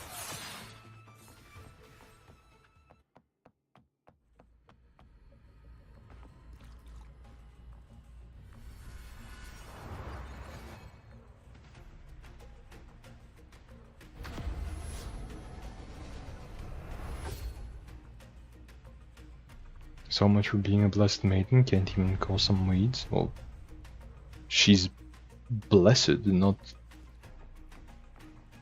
But being blessed doesn't mean you're powerful.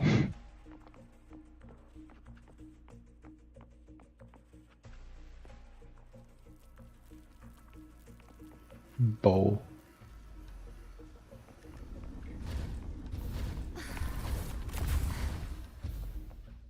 You okay?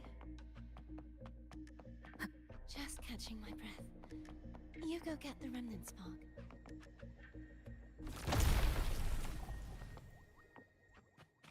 Honestly, I wish we just had that ability. I wish we just had a skill that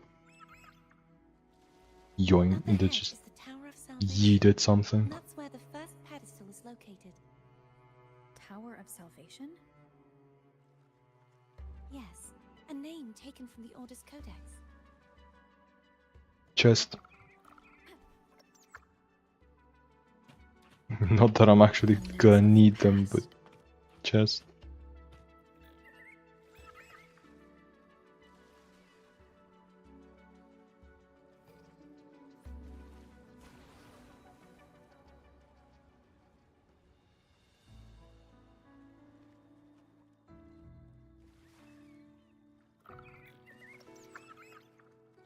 I'd rather know I'm a villain than remain a wanderer, lost in a world without understanding. To live with no memory of the past. Would it be so different from choosing to end it all? I must find the answer. Yes, it very much would be different. Only then will I know how to face the memories I still carry. Like you can live You, if your only current you- life without your past memories, but just ending your life means you can't. Like I don't. Like what? I should go back for Cantarella. Will you wait here for us? Gotta ask, how much did you explore in Genshin? A lot more. Not recently, of course, but a lot more.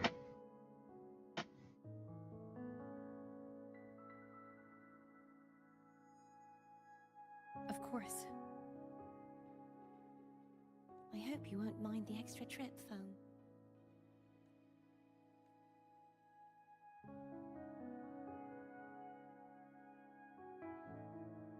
I saw signs of battle along the way. Is anyone injured? Yeah, I don't think anything happened to me yet. From me? Oh, are you? No. Your smile is rather concerning. Oh, I insist. Here, take this. What is it? Poison?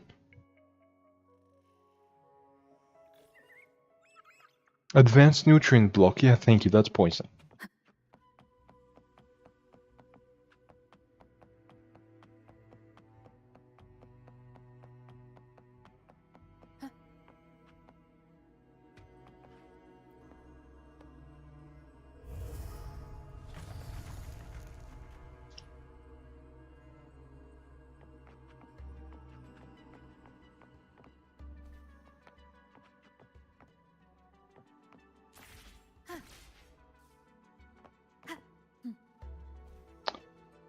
Okay, this is so annoying. Wait. Huh?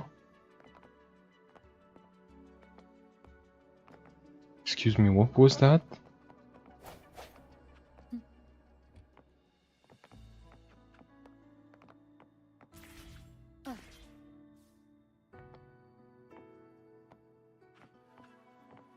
Oh, did I press my wings on accident?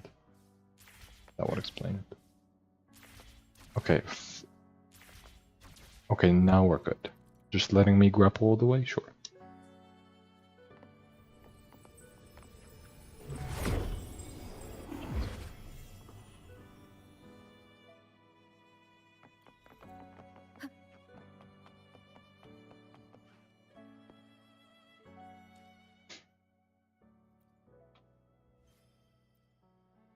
minor grammatical error. It should be where the fuck am I?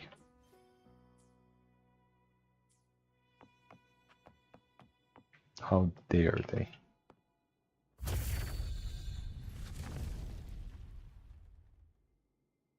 You can double jump, by the way, with jump plus dash. Yeah, I know. Wind guide me.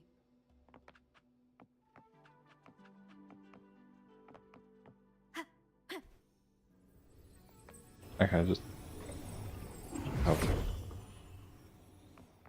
I just don't jump much in this game. There's no Like, knowing what will happen once Turvin is placed on the pedestal.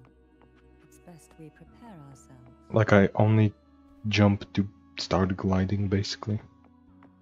I don't really jump in combat, and if I need to climb, I just run into the thing.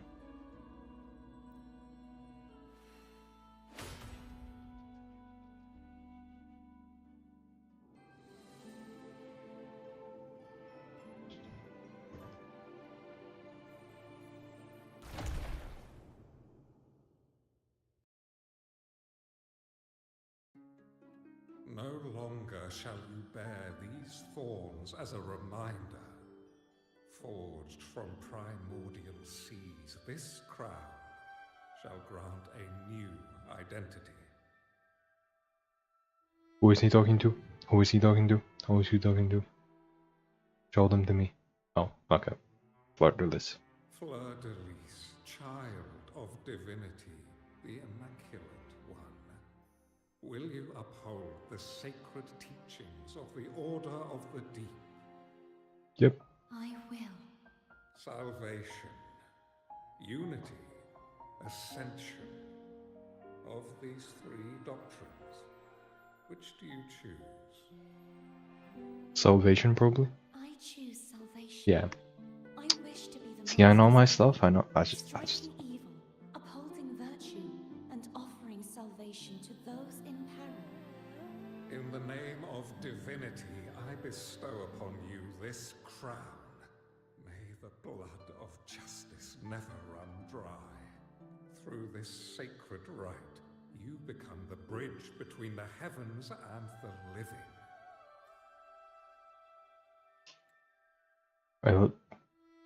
Wait, what's with her face here? Why is she pouting?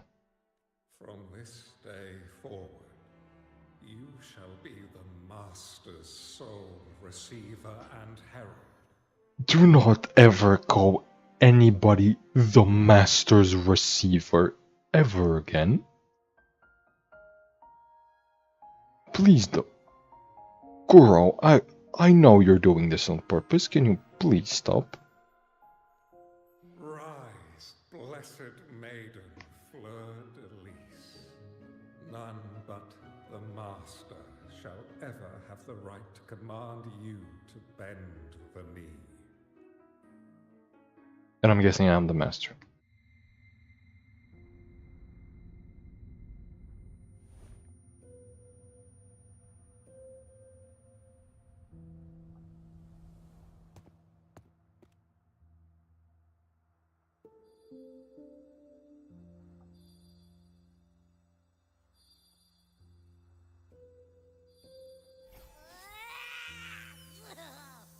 I told ya to stop sticking random stuff in here. Do you have any idea how messed up and humongous that frequency was? It's gonna give me indigestion. I love Abby. I love Abby so much. But yeah, what frequency? I should ask you that. What did you do just now, huh? I was dozing when bam! Out of nowhere, a giant blue ball landed on top of me. It almost squished me. I'm guessing putting Turvin on a pedestal has something to do with it. Oh, hey! It smells just as unnatural as that big gigantor back in Jinjo.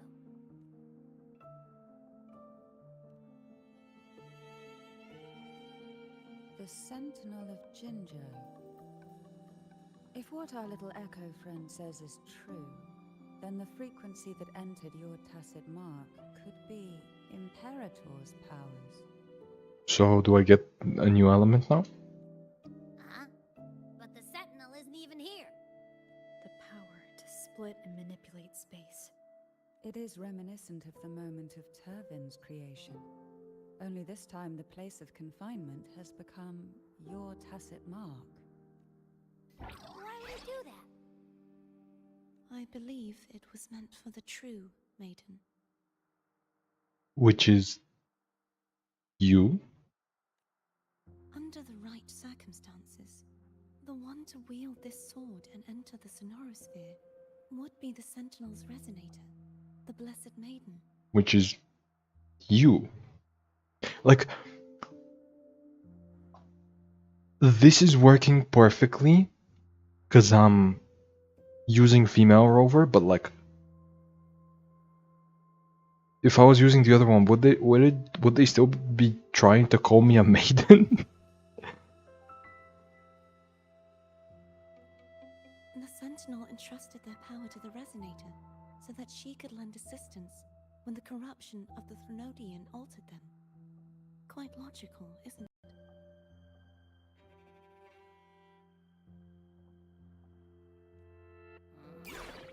You don't seem too thrilled about it. If Imperator set this in motion, then their original plan has already failed. Cardathia, that means your guidance holds the key now. But I believe in you.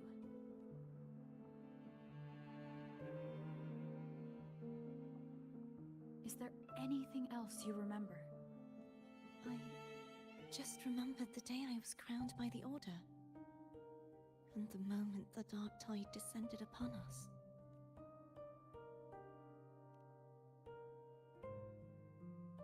Huh?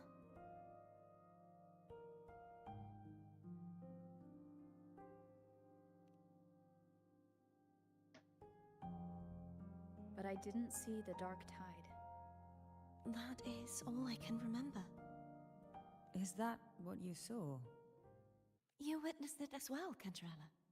No. I only saw fragmented, blurry images. They seemed to belong to other places within the Sonorosphere.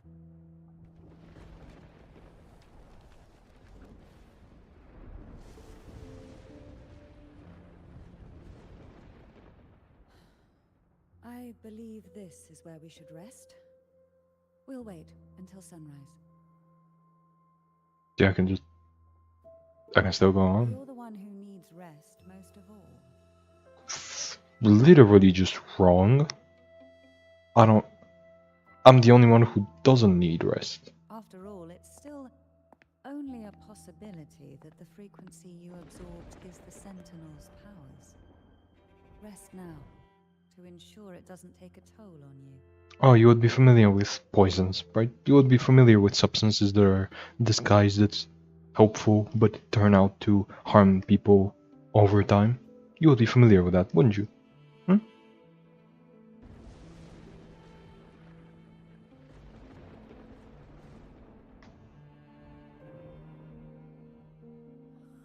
gonna hit the sack as well. Yeah, but you always do that.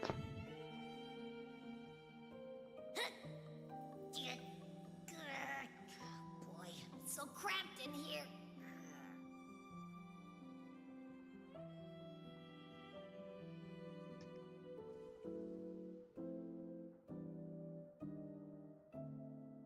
Talk optional, rest. Progresses. The quest.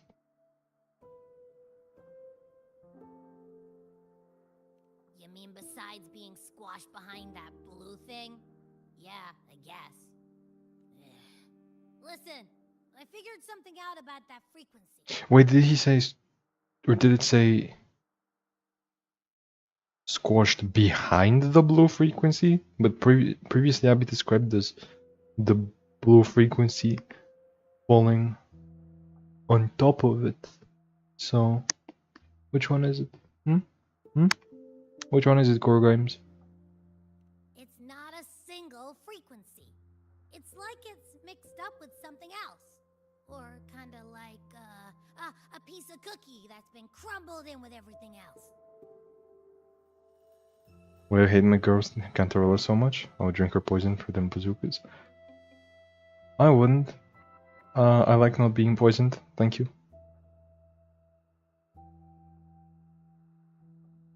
which is why it's so hard to get a good bite. Of course Abby tried to eat it. That's Abby's whole thing. To see if it was a threat. I can now say with certainty that it isn't. But since it's a crumbly mess, other than taking up space, it's pretty useless. We might encounter something similar at the next two pedestals. Keep an eye on this for me, will you? Will do. You can count on me. 100%.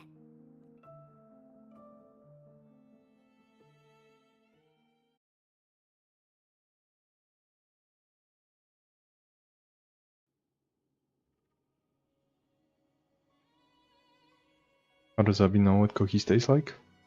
Abby has had cookies.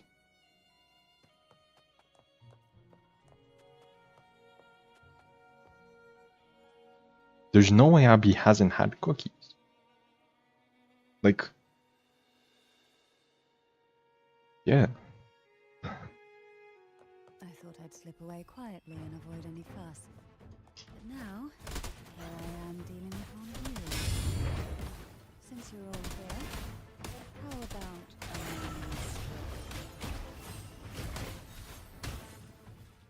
Wait a second.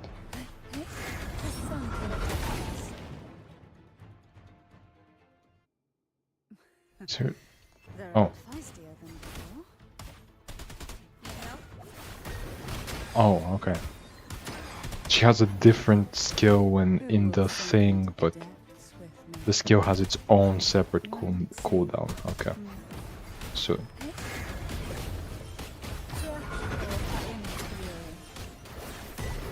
But it's different from the big skill. Okay.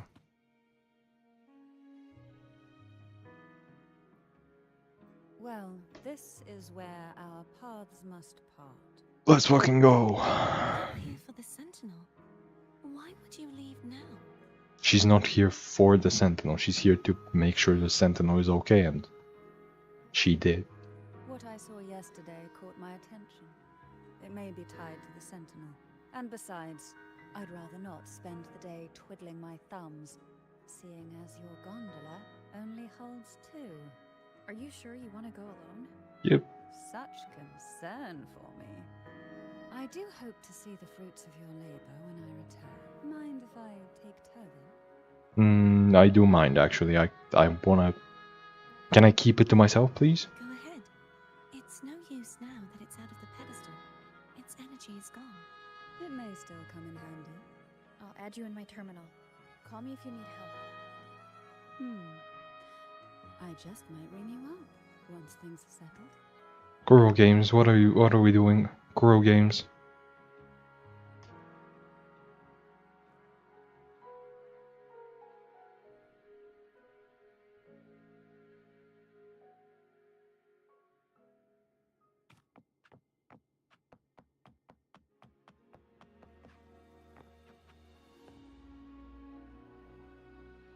Wait a second.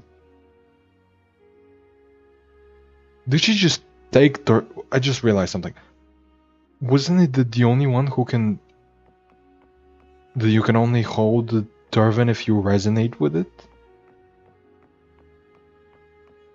Or is it only that you have to... Or is it that you're the only one who can pull it out of the stone? Can... Yeah, you need to resonate with it to pull it out of the stone, but after that it's okay, because that's also how Excalibur works. Only the chosen one can pull it out of the stone, but the others can also hold it. If only I could still fight. Everyone's doing their part. Don't worry. Nobody's perfect. I mean, yeah, I can fight for 2. I can fight for 100. Again, I'm basically God. That garden once housed dragon echoes. Now there's nothing left but tacit discords. Like, from what I can tell, created all the Sentinels. So, I can deal with anything. Harkness should be here somewhere. Both of you resonate with Turvin? Cantarella does not. Cantarella clearly specified that she did not manage to do it. That she failed. She saw something back when she was overclocked, but she failed. She couldn't pull it out of the stone.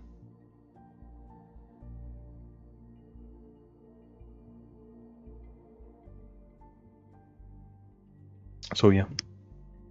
I guess it's only to pull it out of the stone afterwards, you can just carry it around. This is where the acolytes used to be tested. Perhaps that Steely over there has instructions on what to do. You don't remember from your exams? As the Blessed Maiden, I was exempt. That makes sense, actually. Unity.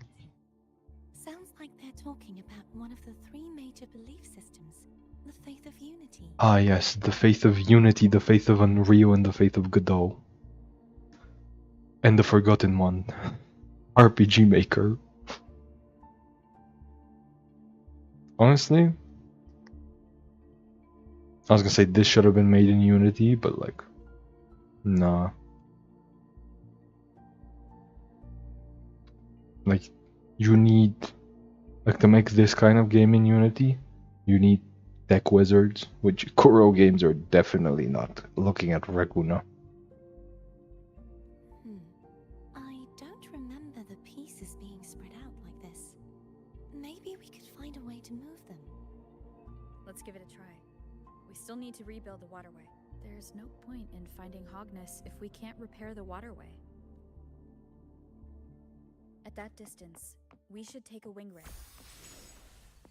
I'll have to guide it. Hold on tight. Don't go falling off.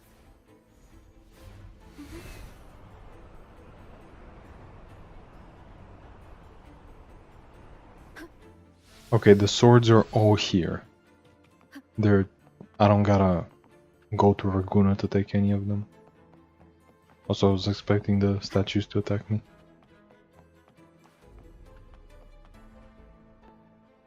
I'm gonna have to go there and invert the gravity, aren't I? That one. It isn't supposed to be here. There's a gravity calibrator up ahead. Yep. Let's put it to good use.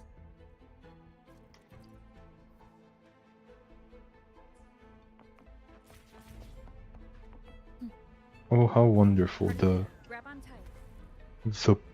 fucking Huh? Oh, okay. perpendicular gravity. I just needed more directions, yeah. That's what I need.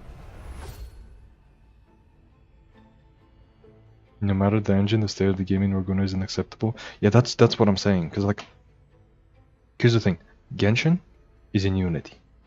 However, that's not a good thing.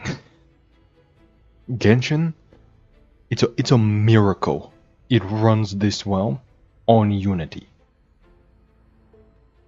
Like, even if it runs well, I would expect it to be way, way, way buggier.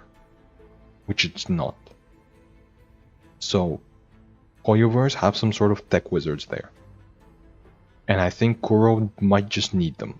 Because they definitely need somebody to help with Raguna. Because what the fuck was that?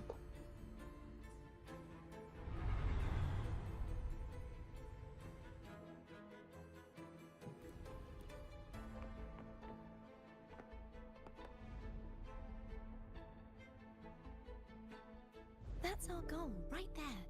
But how do we move it? Help me guide the wing ray to the top of the statue. Of course, but what do you have in mind? I'm gonna go up there and get the sword? What the fuck, are you stupid? How do we get up there? Help me with the wing ray. But what do you have in mind? Getting up there. You just said that. You just said we should get up there.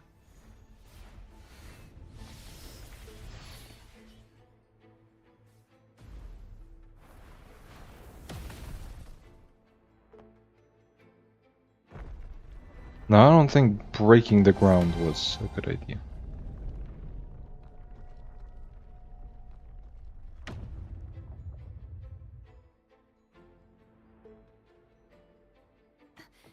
this really okay?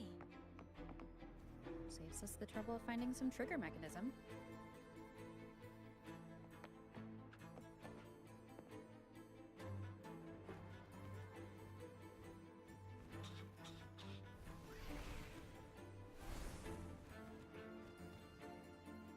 Are these the so-called dragons? Is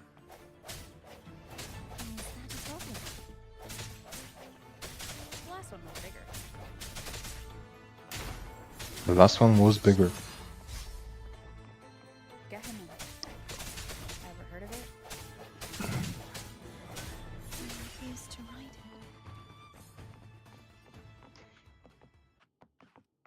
it. The last one is called Tempest, the dragon ruler of storms, and this in the little ones are called.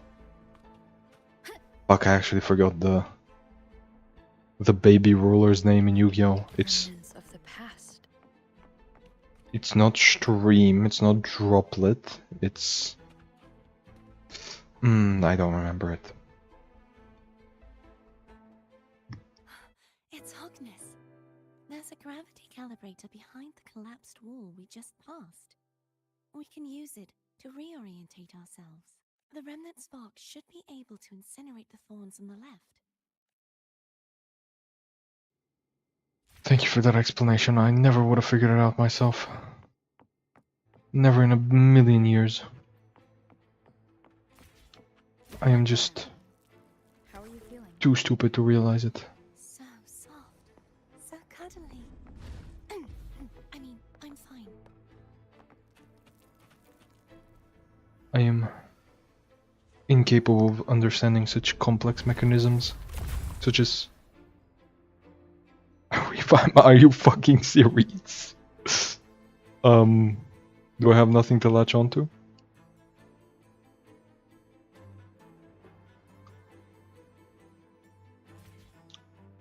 Okay, there we go. Functioning game, by the way, functioning game.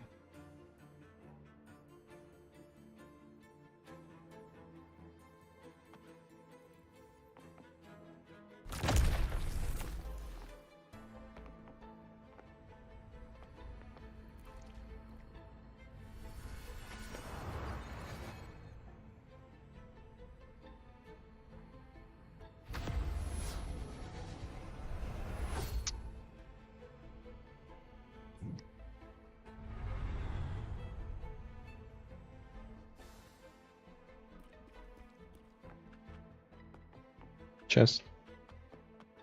An unexpected discovery.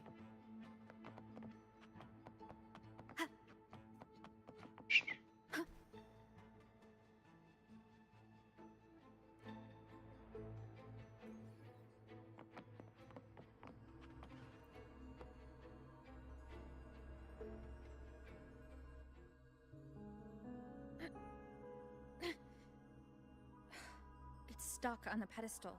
The waterway is still incomplete. We have to look elsewhere.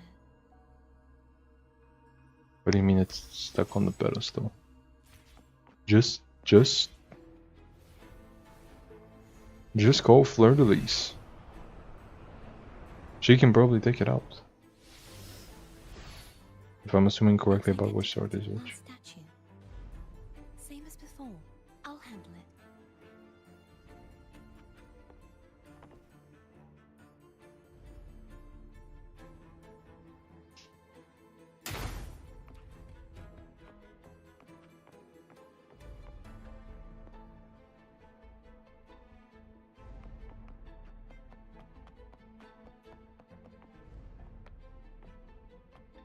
Leave it to me.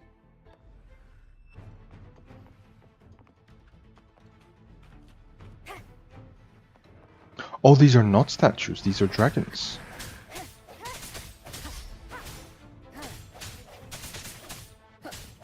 No hesitation.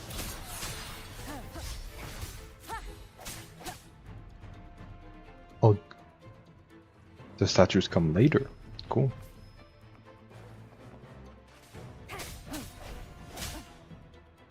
Oh, is it? Yeah, 2 archers, 2 swordsmen.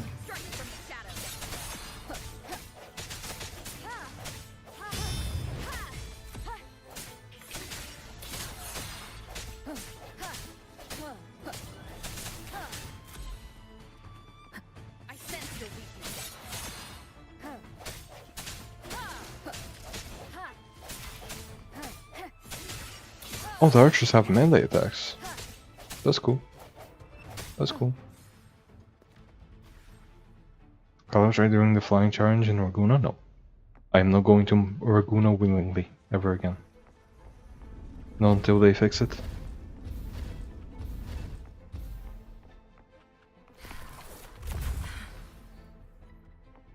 Don't push yourself too hard. It's okay. I'm just doing my part.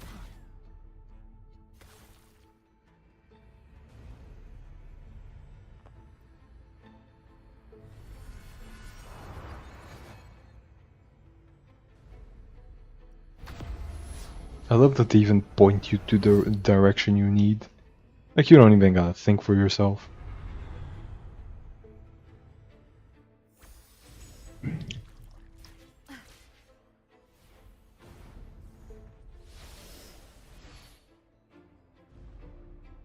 What? What? What the fuck were they expecting me to do there?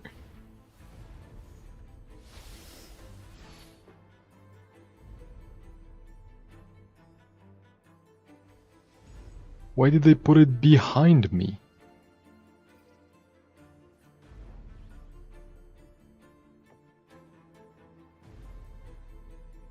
This is a fully functional game that has no issues at all. Yes, giving me the grapple after I've already flown past it. That is a wonderful idea.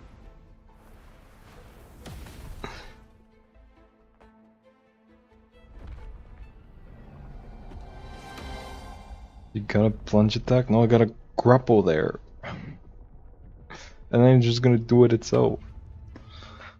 Which the fucking grapple was a little, showed itself a little too late. It gave me a cutie But where? a little too late. Over there. That might. Same as before. Yeah, I fucking love fetch quests. Yes, yeah. Let's fucking go, more fetch quests, baby. Yeah. I'll handle this bit. You rest. You've done well. Oh, this is Why did I think I should plunge there? All right. Let me. That was my bad. That was not Goro Games.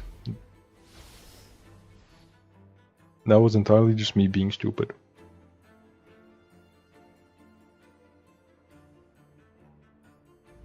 No. What? Why did my wings start going down? I was holding W.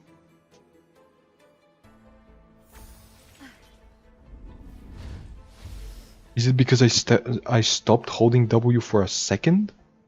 No. Stop. What? What the fuck are these wings?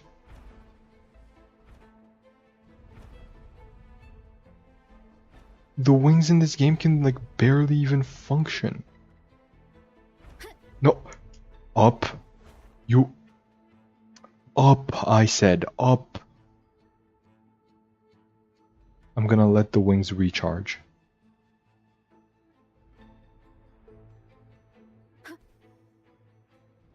I'm gonna sit here for a second. Are we going to the next main quest after this one?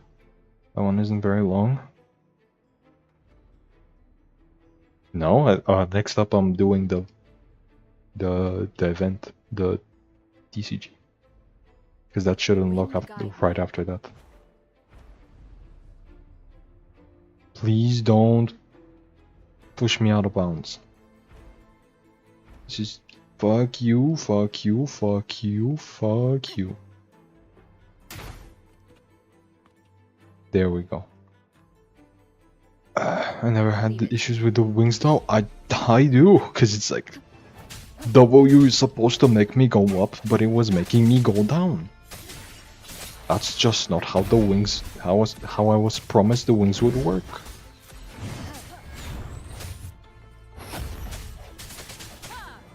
Like, maybe the wings work differently than I think, but like, I was told they work that way, so...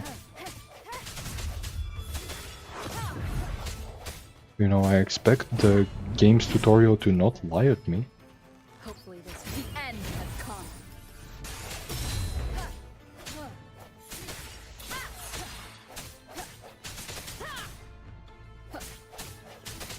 Sounds come for.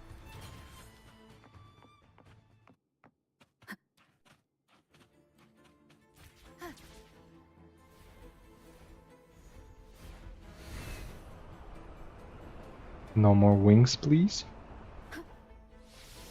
Thank you. Like, here's the thing, I don't even know what I'm doing.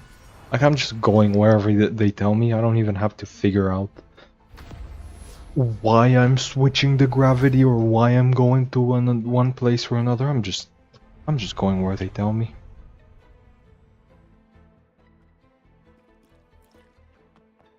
An unexpected It's like I'm just working with my brain off. Did I just switch the gravity to switch the gravity again? Couldn't I have just done it the first time? Couldn't I have just switched it to this the first time? What was the point, Coral Games? What was the point? Cardathia? I'm ready. Wings. Wings. Fuck you.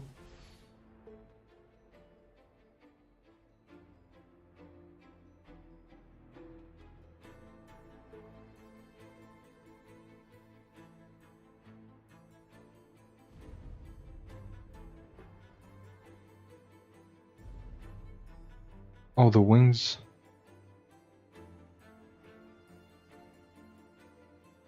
The wings just function if I don't hold anything. They just work.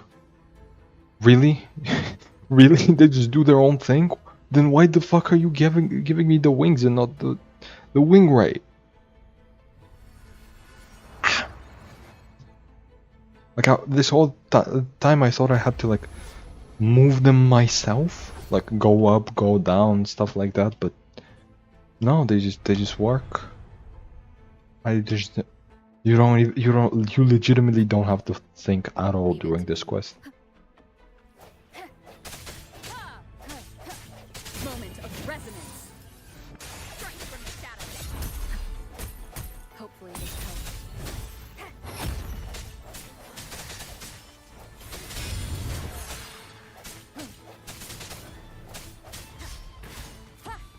I sense your weakness.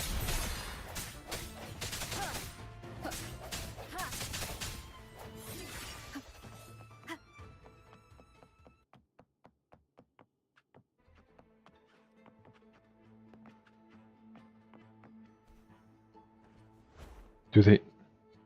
Yep, they just work. Yeah.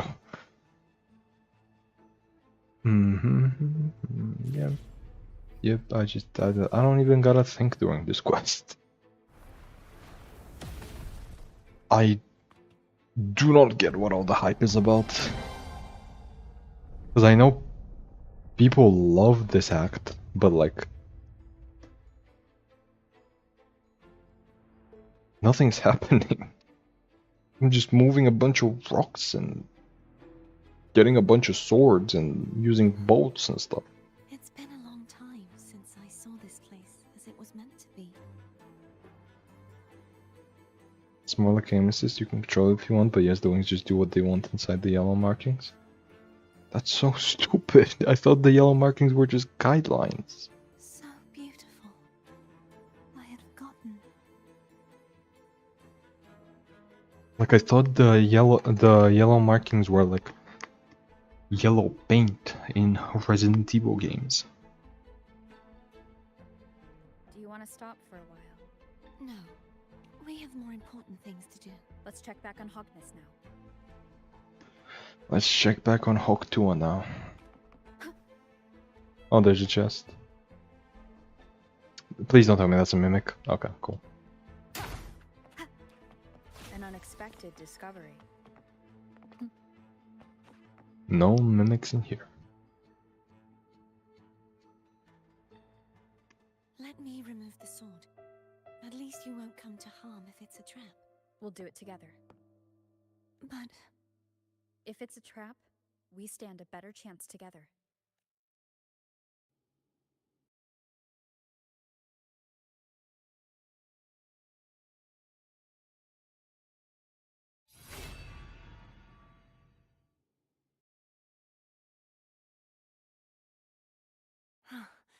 no traps.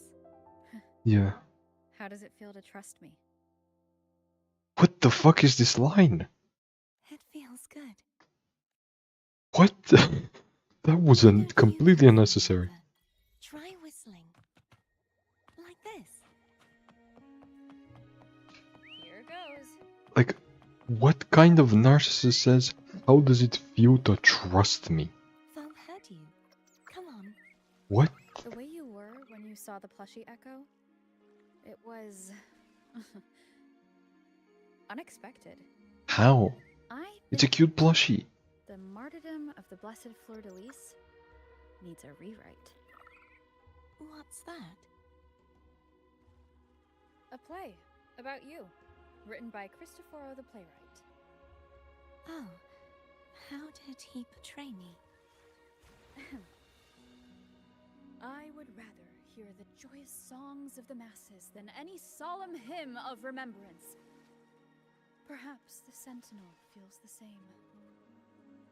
I'd never say that.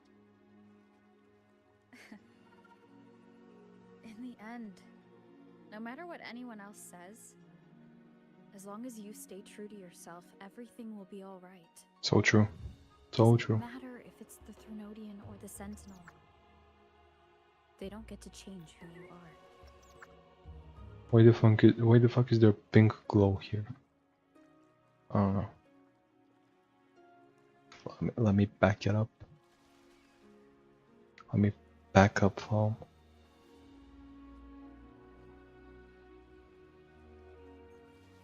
Okay, the beacon just unlocks itself.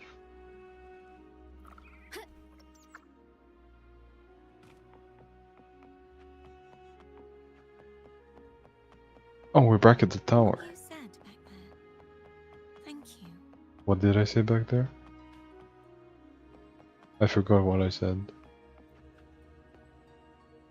Cheating on Shorekeeper? How? What the fuck?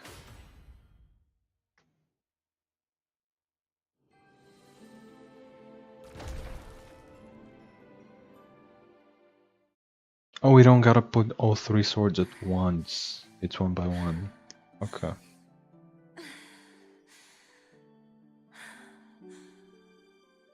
Fleur-de-Lis, my resonator, why dost thou persist?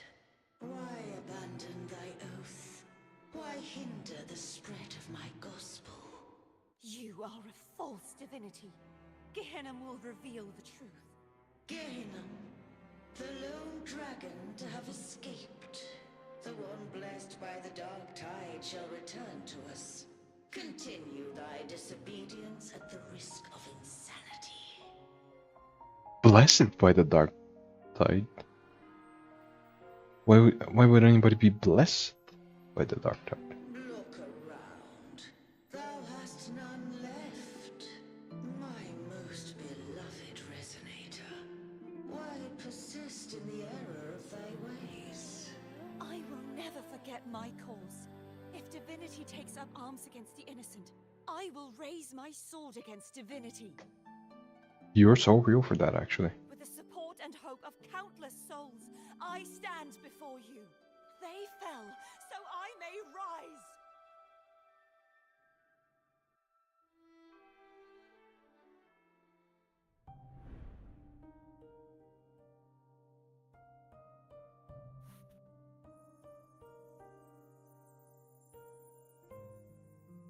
More blue balls for Abby. You saw that too. Gehenna, the one you mentioned earlier. What happened to him? I killed him. Thank you. Anna, Casatomo, Olnat, everyone. I am finally able to face all of you. I am not your enemy, and your sacrifices were not in vain. Hey, Rover, just now there was... Shh. Later. Someone needs a quiet moment. Sorry you had to see me lose my composure. I found my true self again. It doesn't matter if I am indeed the Threnodian's resonator, because I know who to stand by and who to cut down. Some of my memories have returned, thanks to you and Cantarella. Feeling better? No, not yet. Not until we free the Sentinel and defeat the Threnodian. That is why we need to investigate the frequency you absorbed earlier. My turn to shine. Oh yeah. I love this. That blue thingy in your tacit mark totally tastes like Threnodian. You tried to eat it again? I mean, what else are you expecting from Abby? Of course not. It reeks. Just the smell alone is enough. Like I said, it's mixed up with something. It's too tough to chew. If the Sentinel splits their own energy to prepare the true Blessed Maiden, then why would they split off the Threnodian's energy and then channel it through Hognis to the person who unsealed the passage? Because they're one and the same? The Threnodian and the Sentinel kind of mixed? Right? Like, the Sentinel got corrupted, and so the resonator of one is the resonator of the other as well.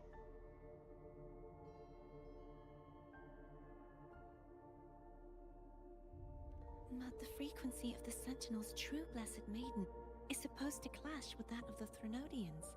A fusion of the two would endanger her life. The answer might lie in the other frequencies that got mixed in. The answer might lie behind the third sealed passageway. Cardathia is starting to make sense of things, but she'll need time to get her head straight. Same as before. We'll keep watch tonight and continue our journey tomorrow. Of course.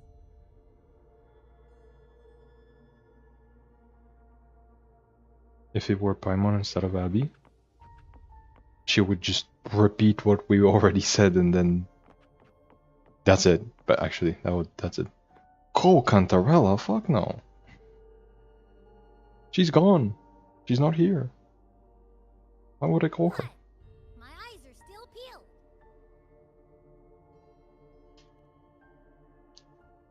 Nope. Nada. Zilch. Hey, quick question. How do you know these languages exactly, Abby? Because I'm not sure Rover knows them. Everybody in this world speaks English.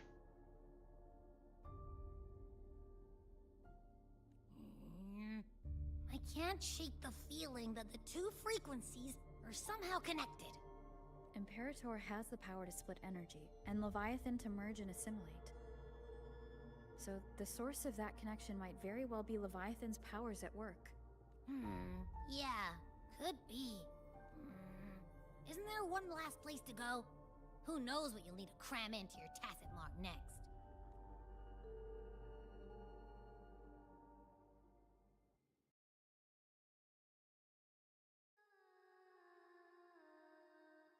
Chacona? Is that Cardathia? Oh no, Cardathia. That does make sense. Get to the source of the singing? Sure.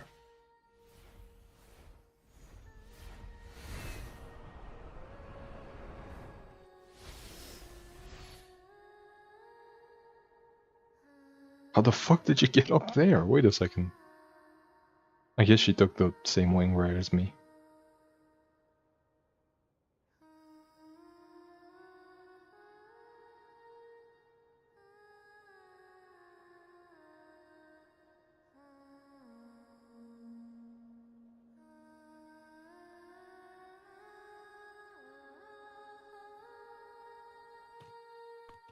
Is that a dragon?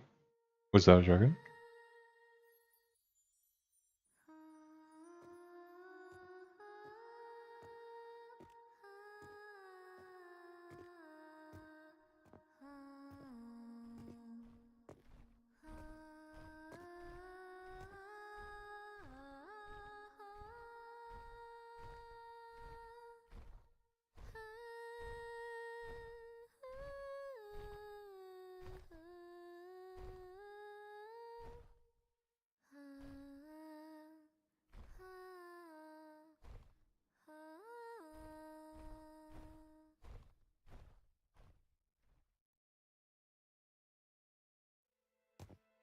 So that straight up was a Yu-Gi-Oh! Dragon, let's be clear about that.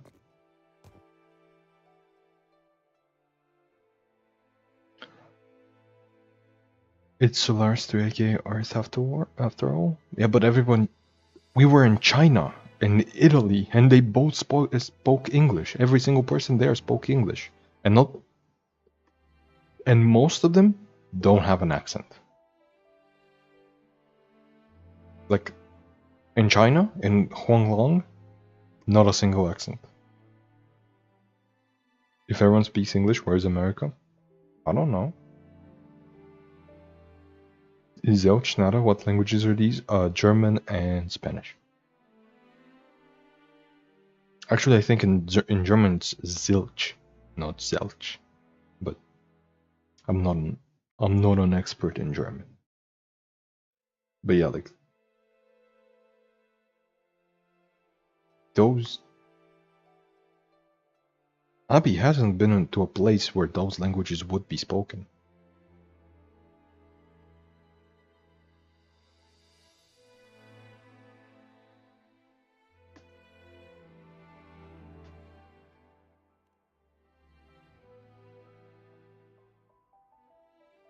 Were you singing just then? Yes, a farewell song from the people of Rinascita. We usually sing it when a friend is about to leave. And the dragons were about to leave? During that battle, I never got to say goodbye or mourn their passing. And before my memories came back, I wasn't sure if I was worthy of paying them my respects. So now, even though I know these are just lingering frequencies, and they might not understand me, I want to say goodbye properly, and thank them.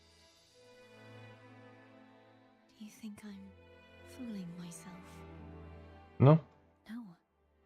I'm sure they can feel what's in your heart. I'm not just saying that to comfort you. I believe it's possible. I once saw two friends. One who was already dead reconcile with each other from within a Sonaro sphere. When the fuck was that? Again, why is the main story quest referencing things that happened outside of it? I do not know what you are talking about. This didn't happen to me. When frequencies are concentrated in one place, it's possible that their reverberations could still carry traces of human will. Oh no, is she referring to like the fucking the... I'm blanking on the term. The black hole. The black hole. In the port city. Where like we went into the sonorosphere or something, and... But was that a sonorosphere? I don't think it was.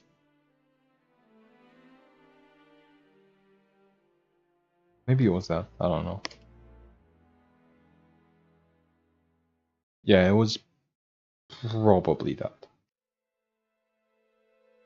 Meaning? They might still be able to hear and feel. Your voice, your goodbyes, your feelings could have reached them. After all, these frequencies are strong enough to manifest in the real world. Really? Yep. they haven't made a move against us.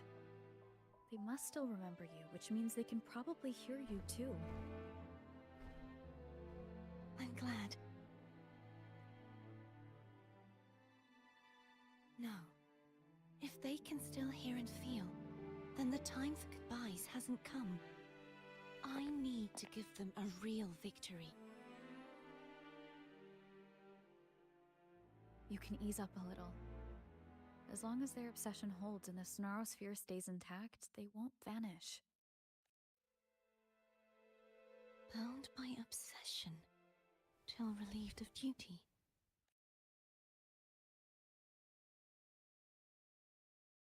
Cardathia? Nothing. Just a stray thought.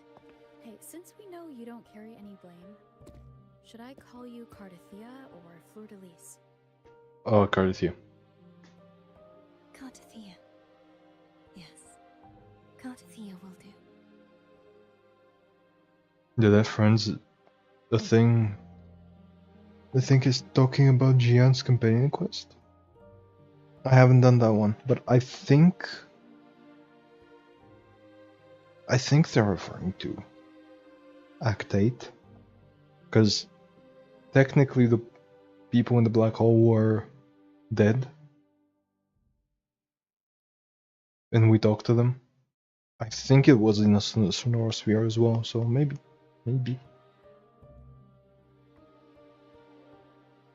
I want to stay here for a moment. Will you keep me company? Sure, I guess.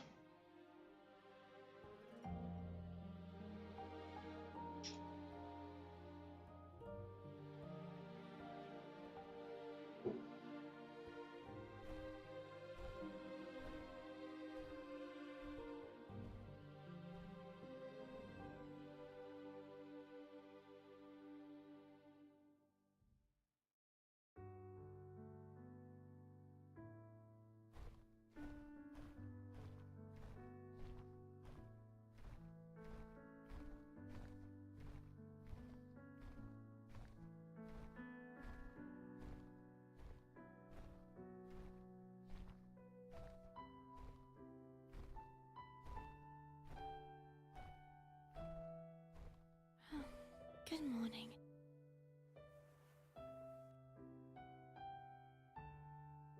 Morning, Cardathia.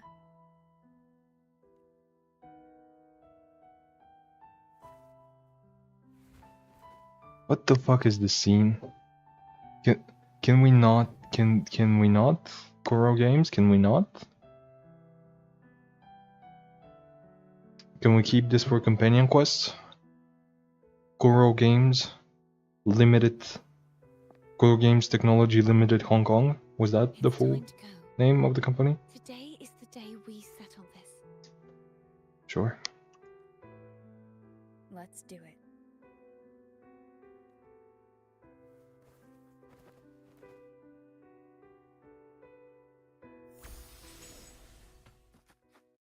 Home is telling us to hurry up.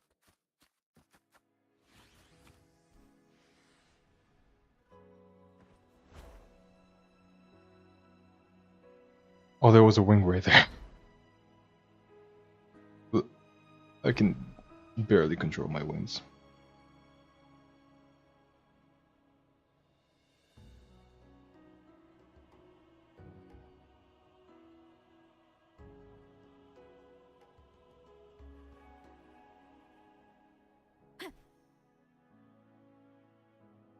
I did not realize there was a wing ray.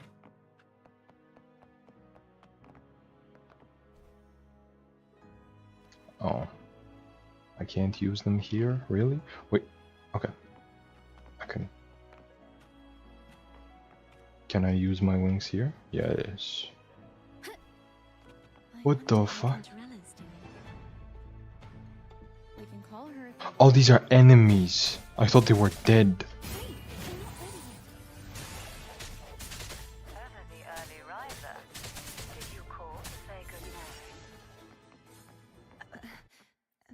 Good morning. Is something the matter, Cardathia? I just wanted to know how you're doing. Ah, so you do care. Good to know my efforts weren't wasted. She hung up.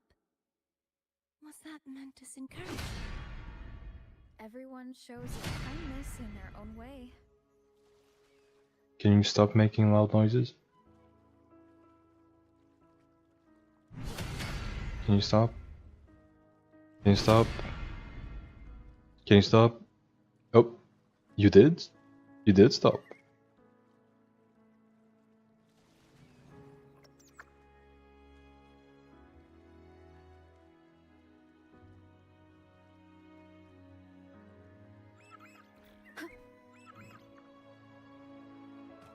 Over there. That's Haltier.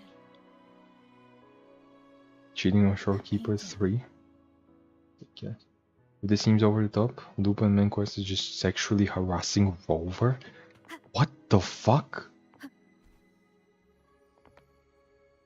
Oh no.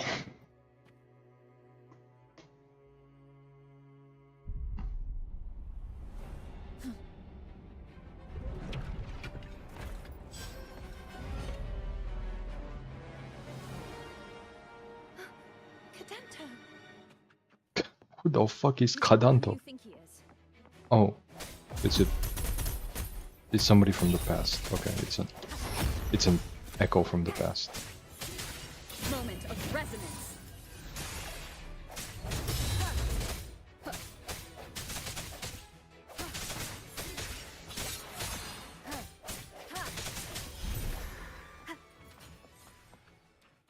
There we go. We get the sword.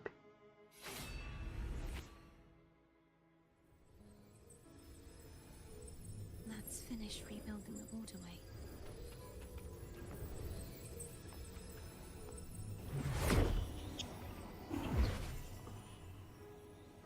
Identical to the last one. Oh no, we gotta do it again?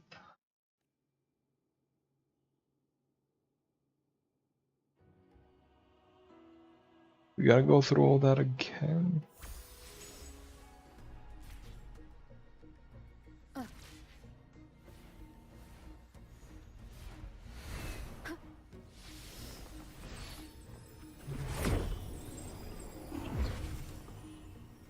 Bound by obsession, till relieved of duty.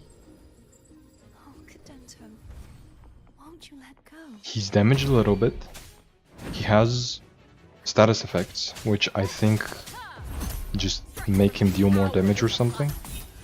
Hopefully this He's enraged in some way. no hesitation.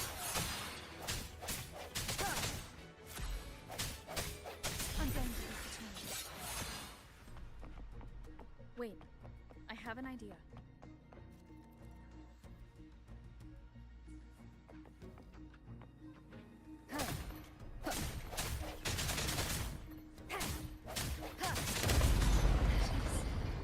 Impressive.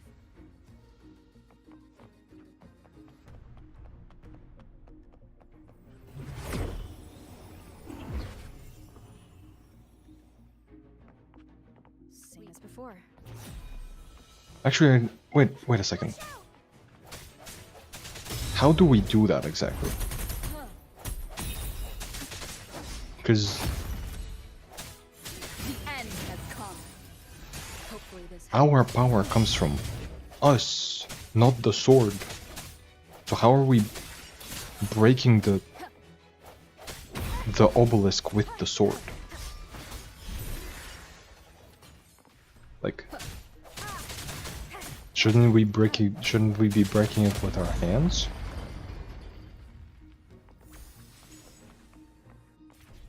Wingray. Leave it to me. Swing back faster each time. I'm Moment of resonance. pretty sure he came back just as fast as last time, but sure. No hesitation. Okay, Spectrofrazzle maxes out with tank stacks. I just noticed that. Or at least I think that's what happened. Which is disappointing.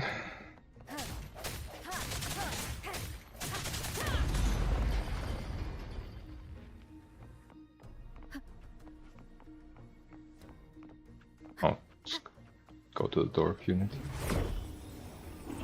The Door of Unity? What about the Door of Unreal? Oh, he has all the buffs in the world. What do some of these buffs even mean? Oh. Why did I dash in the opposite direction? No hesitation. Hopefully this helps. I see, does it? Yes, it maxes out at 10 stacks. That's beyond stupid. He's finally been freed. Probably. Probably. Now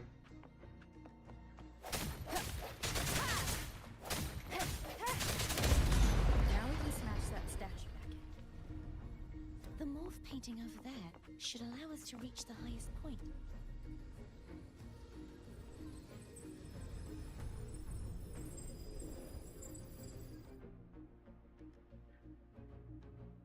Cutscene time?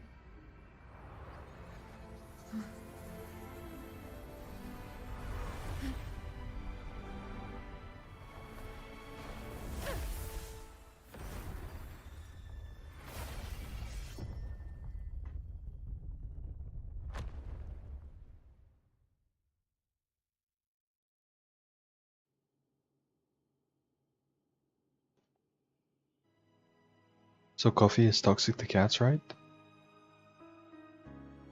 I would guess so, yeah. Most likely. I'm not an expert though. I don't got no cats. Cat just drank some. You should probably check. Probably check. Arrow erosion maxes out at 3 stacks with arrow rover at 6. Oh. That's really disappointing. One of the best things about status effects is Did you know that echo well? going all in on them. Like it's fun to go all in on status effects. Echo after I joined the Order. When I stood against the Threnodian, he took a mortal blow meant for me and fell to the dark tide. I never thought he'd come back as a tacit discord. But he still recognized this sword. And was still trying to protect it. Haltia was my saber. I practiced with it often in sparring sessions with Cadanto. Looks like he's still trapped in the past, doesn't it?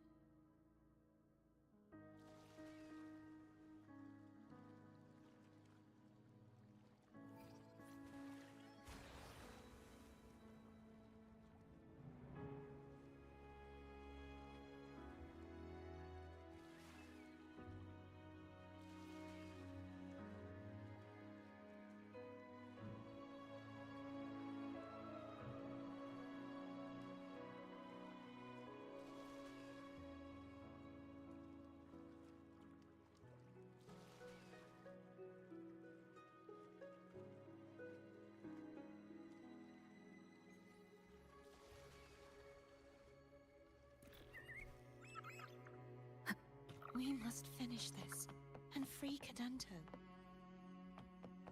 He's back again.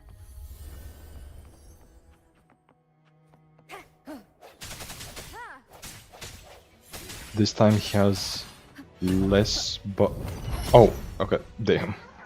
But this time he has less buffs, but starts at full health. Moment of resonance. Hopefully this helps. No hesitation. Oh, what?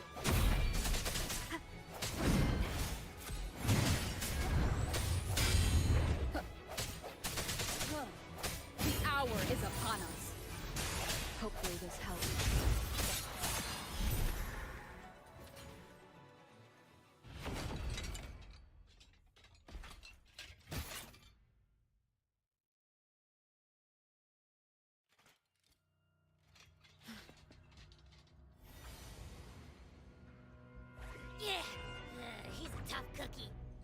Oh. Let's go, Abby. Let's go. Huh?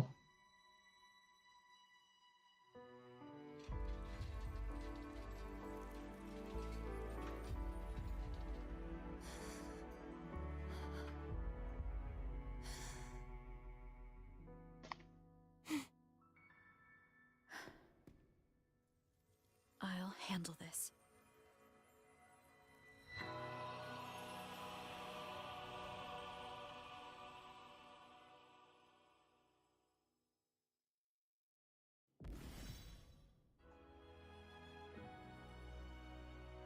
Please, allow him to fight at your side. Does that change my... No, I just unlocked him. This doesn't change... Was that a fucking Fate reference?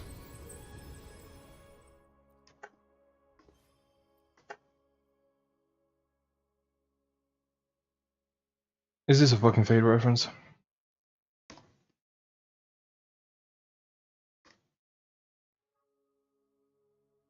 Isn't this... Is it... Isn't this like when... Isn't this exactly what Rin says to... Well, I guess a lot of characters in Fate have asked their servants, "Are you my servant?" But the one that comes to mind is specifically Rin asking Archer. ChatGPT said to wait for 6 hours. If my cat showed palpitations to doing weird things, just take the vet. Probably don't check ChatGPT. Probably check like actual reputable sources. Because artificial intelligence is prone to just make things up. Because, I mean, that's what it does. It just makes things up. That's its entire purpose. So like, I don't know what a reputable source would be in this context, but probably look for some.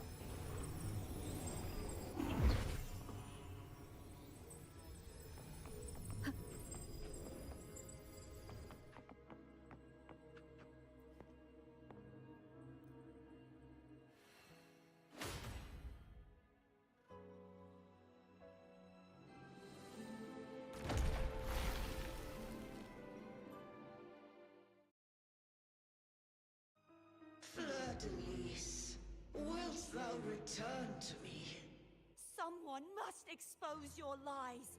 As long as there is a sliver of hope, I will not give up. Is that so? Then I shall reveal the truth. Fleur-de-Lis, why dost thou resonate with me? What? Why dost thou hear into the minds of the faithful? Why dost thou act as my oracle? All this, and yet thou dost not question. Shut up! The answer is this. Fleur-de-Lis, thou art my creation. Yeah, not surprising. I made thee. Thy life, thy hopes, thy will, thy past. All that thou art, I made whole. I made perfect. I fed upon the trust, adoration, and longing heaped upon thee by the masses. Thy resonance brought forth the second dark tide.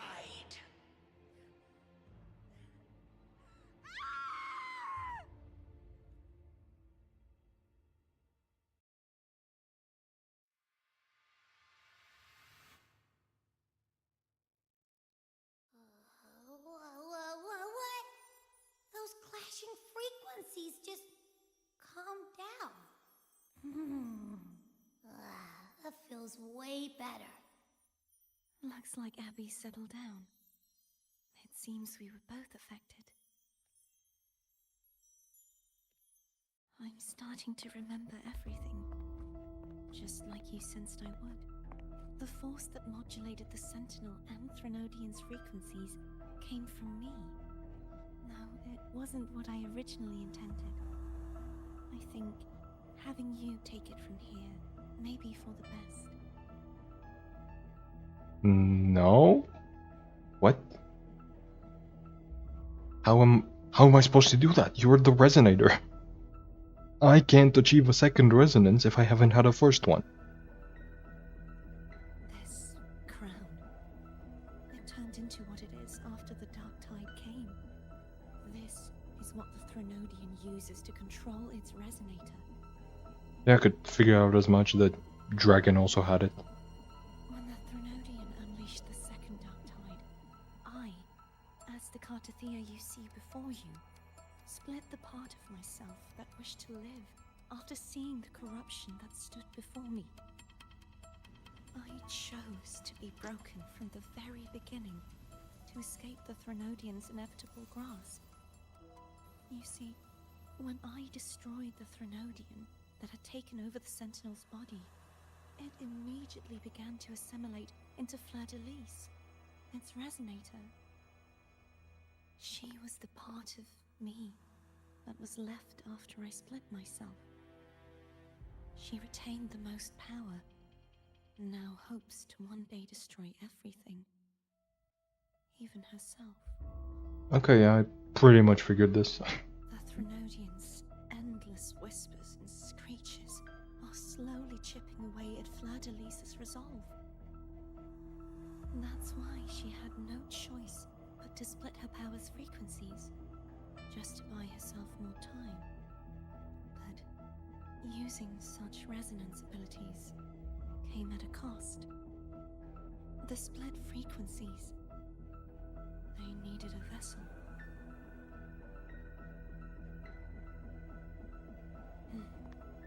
We don't have much time left. So, you see, I have been instinctively searching for someone to wield that power. All that was given, possessed, or taken by the false divinity, I must pass to the one capable of resisting it.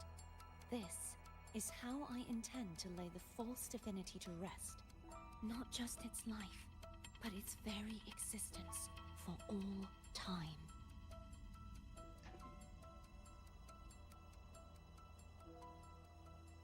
Fleur-de-Lis.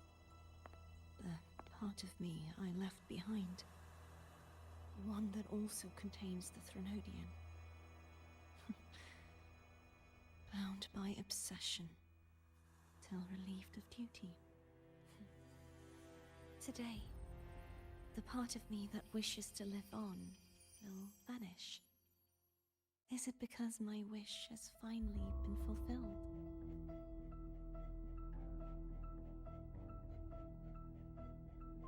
Will you accompany me one last time? Is it gonna be the last one? Can't I just like connect you two back up or something? And like the good part can take over?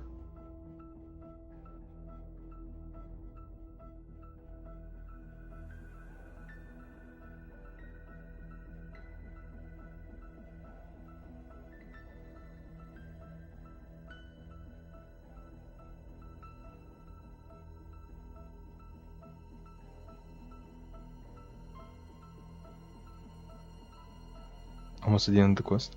I'm going to go after this quest, I think. Check up on my cat. You should probably check up on your cat now, but... Where's the... Avenilium OST? I didn't hear it once in this quest. Maybe it was after the quest. Is this the place you're talking about? Like this... The temple in the sky, that's the... Avenilium? If so, that's disappointing, because it's nowhere near as cool as people have said it was. I don't care about it at all.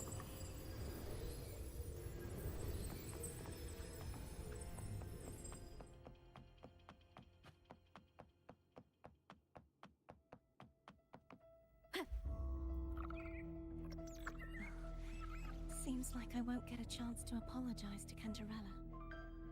Her preparations were futile. Please, tell her I'm sorry. 4?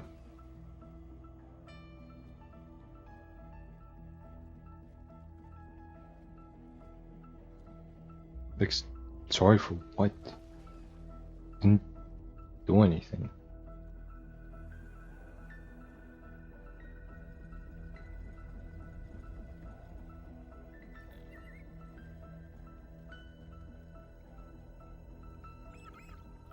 wind guide me. Why did I level up? This was where everything started. The origin of the second dark tide.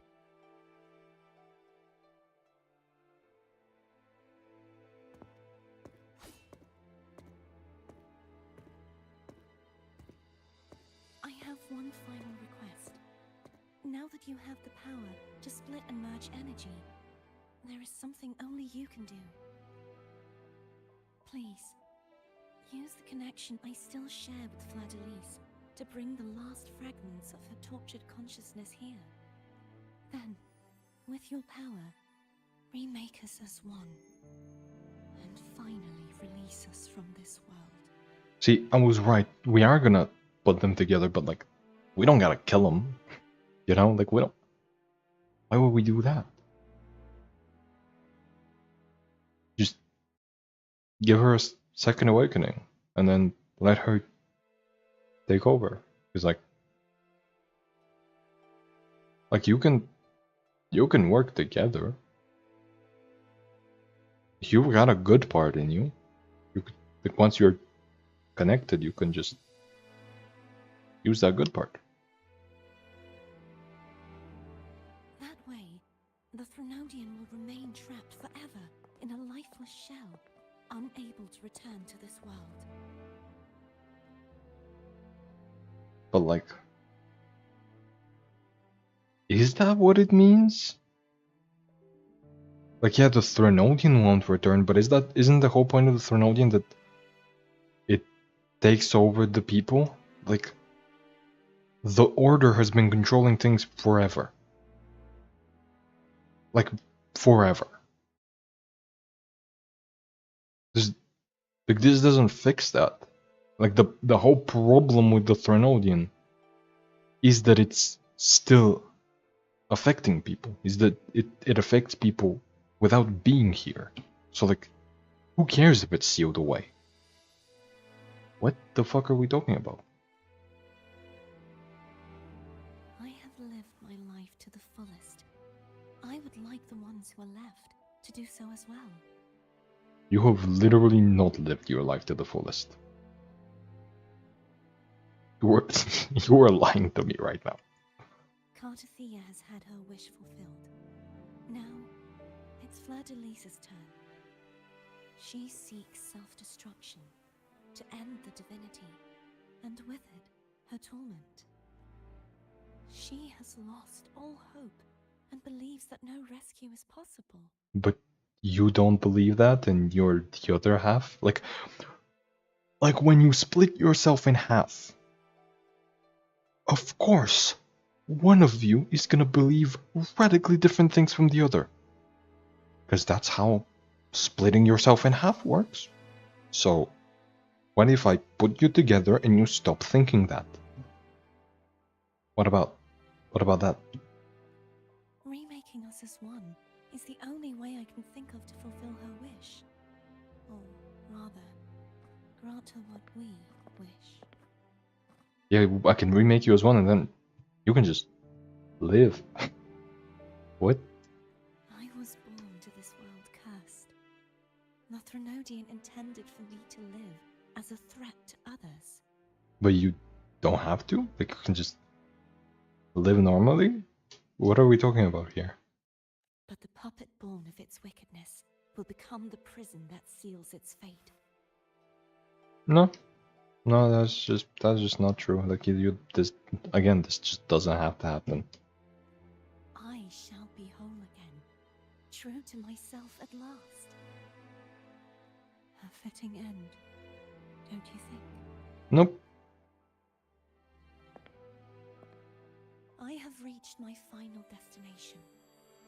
One last swan song, and then the lights go out.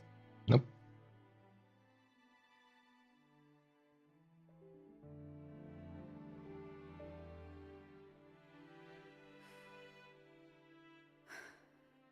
I understand. Thank you. And forgive me. Or?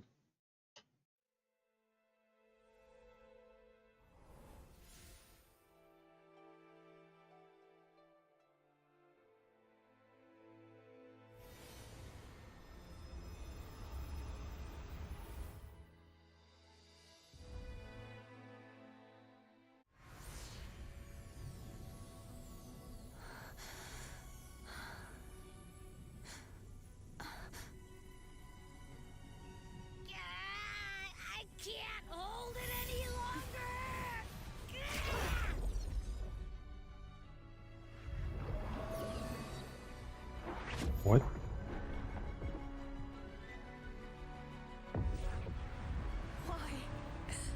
Why are you doing this? Neither Cartathea nor Fleur-de-Lis should continue to exist. Just wrong? At least one of you should. Like, if you're two halves and one of them is bad, the other one's good. Like, what are we talking about here? Don't go.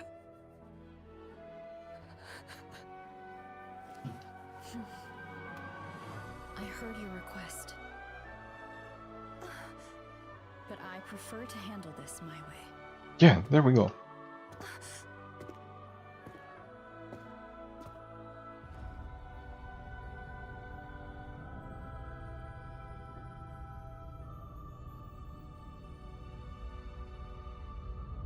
Are we just gonna kill Fleur-de-Lis? I guess that makes sense.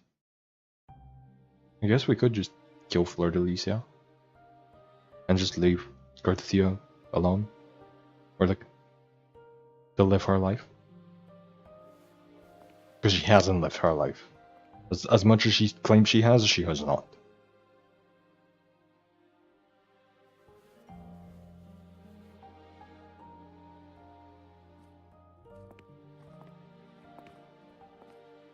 Not even whole, yet still ever so determined.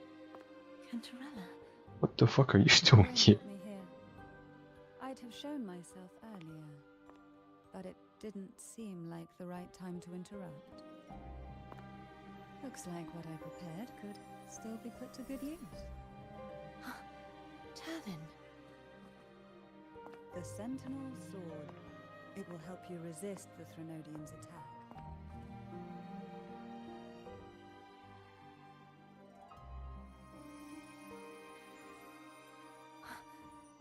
What's inside? To pass the divine trials, every potential maiden must resonate with the Sentinel through Turvin. Those who survive receive fragments of truth, but at a cost. Memories lost in varying degrees.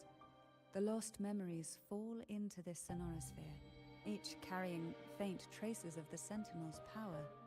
The power within those fragments of truth. Turvin absorbs this energy.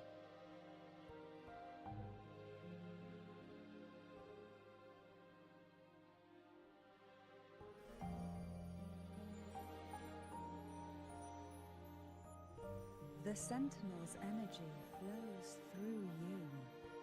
You are more than worthy of wielding this sword. But you, Cartathea, you alone must choose to wield it. Only then will it become the Blessed Maiden's sword. Does it also hold the sacrifice you made? When the fuck did she make a sacrifice? No, my sacrifice was used up long ago. At the time I resonated with the Sentinel, I saw you through their distorted eyes. Or rather, I saw Fleur-de-Lis battling the Threnodian. In that moment, I made a sacrifice that would shift the balance of power. Was it? The energy I received from the Sentinel's second awakening. I split it from myself and offered it back to the Sentinels so they could, for a moment, regain control of their body. Okay, so she succeeded. Okay. And she made Cartathea was... She split... Fleur-de-Lis split herself from herself, so it's not that. Only by doing this could Fleur-de-Lis seize the moment to kill the already tainted Sentinel. Oh, okay. So, the real Blessed Maiden is dead. But there is no reason why the false Blessed Maiden cannot herself become the true Blessed Maiden, is there? A person of true character should never be defined by an inanimate blade. Both you and I were cursed to be mere playthings of the Threnodian. But that doesn't mean we cannot reshape our fate.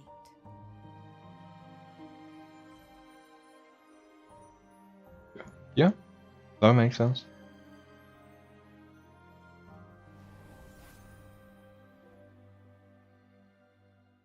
Thank you. In spite of my curse, my life of hardship, I must still save what is true.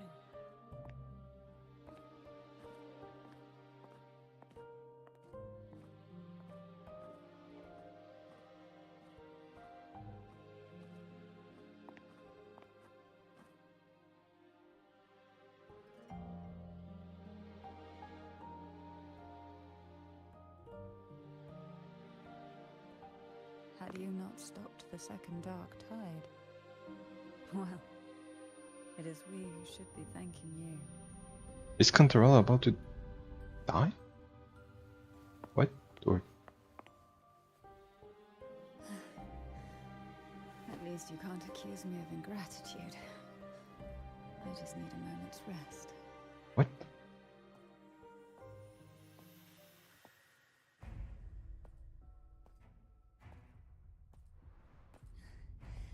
Apologies, but they're doing something rather important.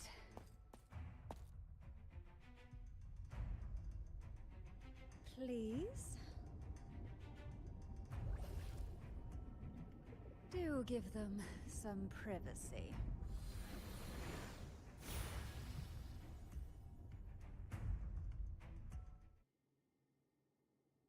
Abby? Yeah, I get it. We're gonna yoink Leviathan out. Huh? But all you have left is the energy I ate before. You sure that's enough? Some things you just gotta do.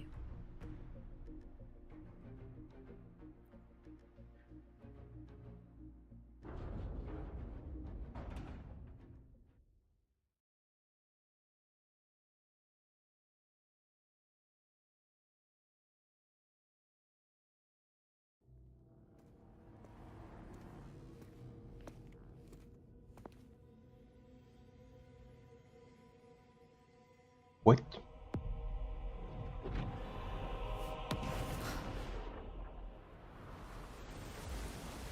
Why is she tied up and flipped upside down?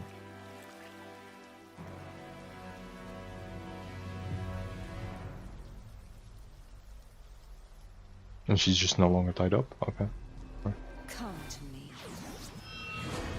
mighty god killer.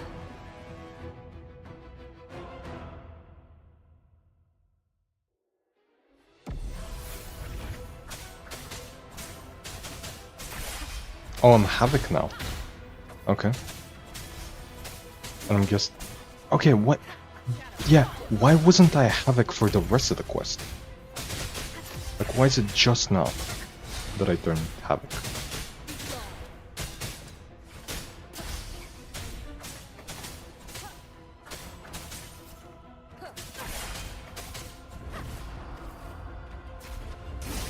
Oh.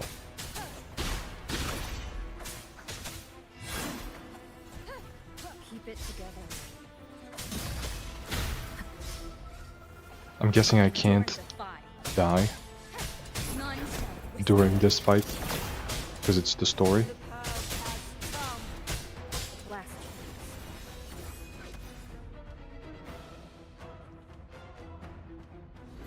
What?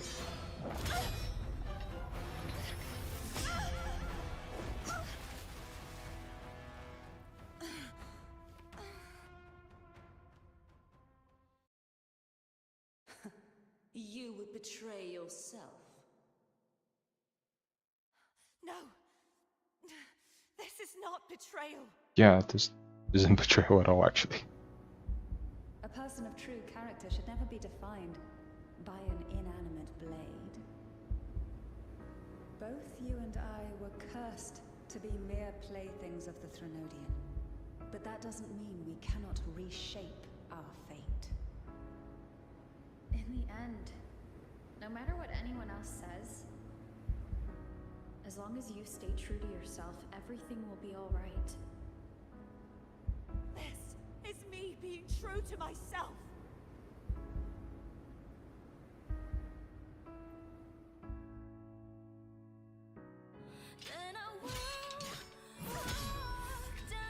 Imperators? No. Your own power. Useless. As long as I can save the person in front of me, I am not useless.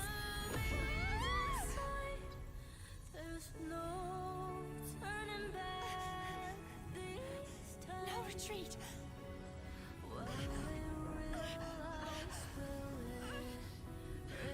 At least, break, damn it!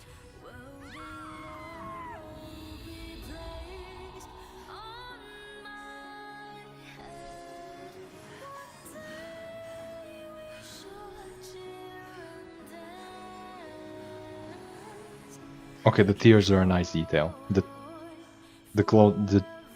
shot of the tears being blown away by the wind.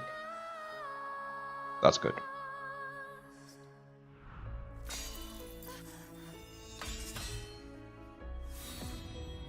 I tried everything. How could this be? Again, I failed. I'm sorry.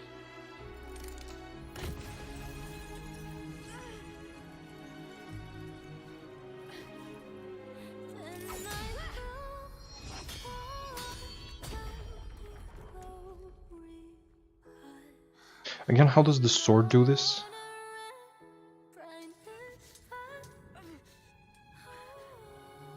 Does our power just transfer to the sword?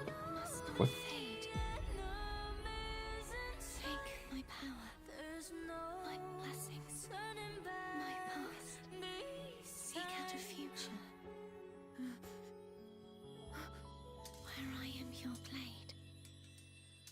We'll find it together. Righteous one.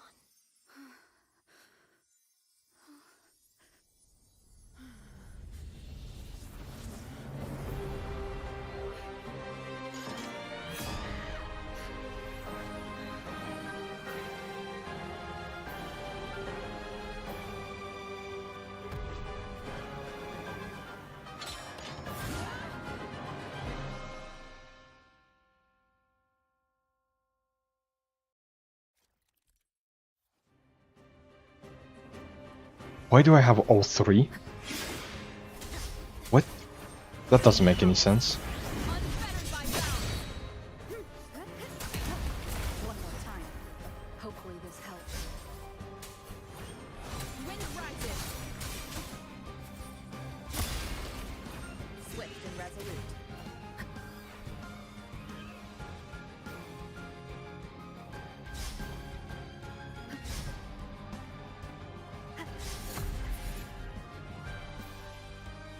The end has come. Hopefully this helps.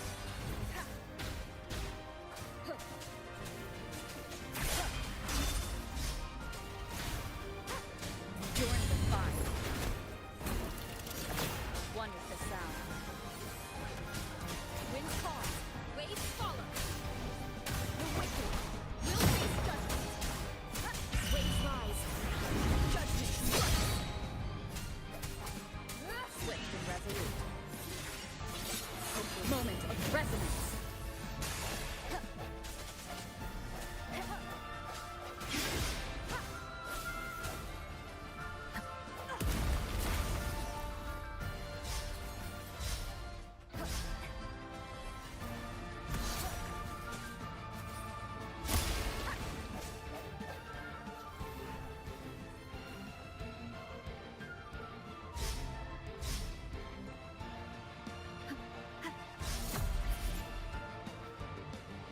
The end has come.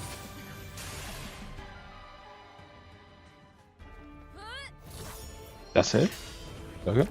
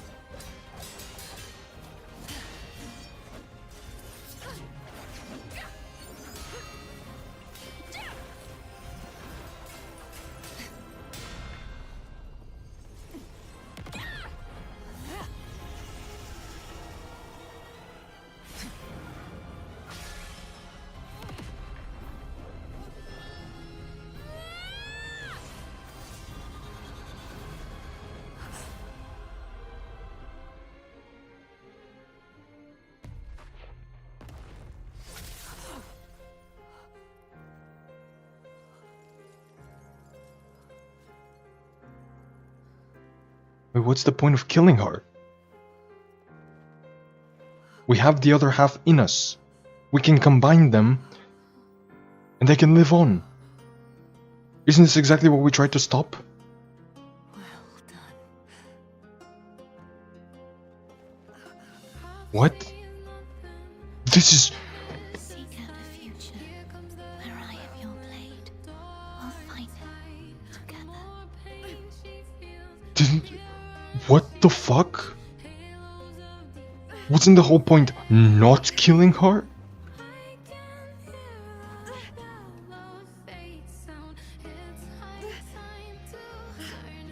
Like, I guess it's fine now. Somehow she's not dead. But it's like, we stabbed her and she just turned into the other one? We didn't combine them? We just replaced her? Her frequency in her body is already...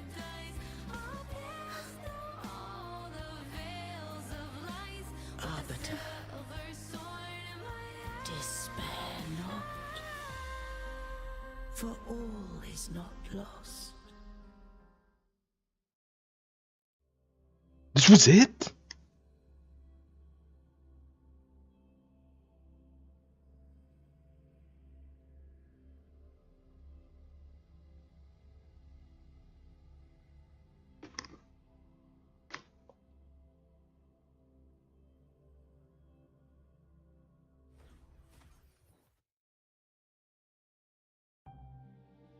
Arbiter, forgive me for meeting thee in such a form. Imperator? I thought you... I safeguarded my core data, lest I be wholly assimilated. Arbiter, dost thou remember the covenant we made? No, I don't remember fucking anything. Soon thou shalt recall all. Okay, so you're just not gonna tell it to me? Thou didst desire that I uncover the Threnodian's true nature. So I set forth a condition. That my root privileges be unbound. That I might act without restriction. With unrestricted access, you were going to... Merge with Leviathan. A measure of last resort. At the time, I had no other recourse. So, I allowed it to believe it had prevailed. Yeah, why? The Threnodian is a taint upon civilization. Only by partaking of its blight could I seek to comprehend it. So, what did you learn? The Threnodian cannot be undone while civilization endureth. Even it knows not the means of its own destruction. I knew that already. So are you telling me you fucked up literally everything so you could learn something people figured out on their own like 1,000 years ago? Is this what you're trying to tell me? Are all the Sentinels stupid? Did I make them all stupid? Am I stupid? But we may yet shackle it. Yes. Yes, the answer is yes. They are all stupid. What the fuck do you mean? What role does Cardathia play in this? Yeah, exactly. When Leviathan merged with me, it breached my mind. Yeah, no shit. That's what happens. I offered knowledge of the Resonator, yet concealed one small truth. Beings such as we may bear but a single Resonator. The Threnodian used my return pod to conceive an entity known as Fleur de Lis, to make her its resonator. So? After centuries of failure, by sheer trial, it found success but once. We were of one body. Therefore, when Fleur de Lis became Leviathan's resonator, she also became mine. Yeah, I figured this out. Can you tell me any new information that is relevant? This well. To the Sentinel, a resonator is an anchor. To the Threnodian, they are but a shackle. What the fuck are you talking about? What made you decide to leave Turvin with the Thessalians?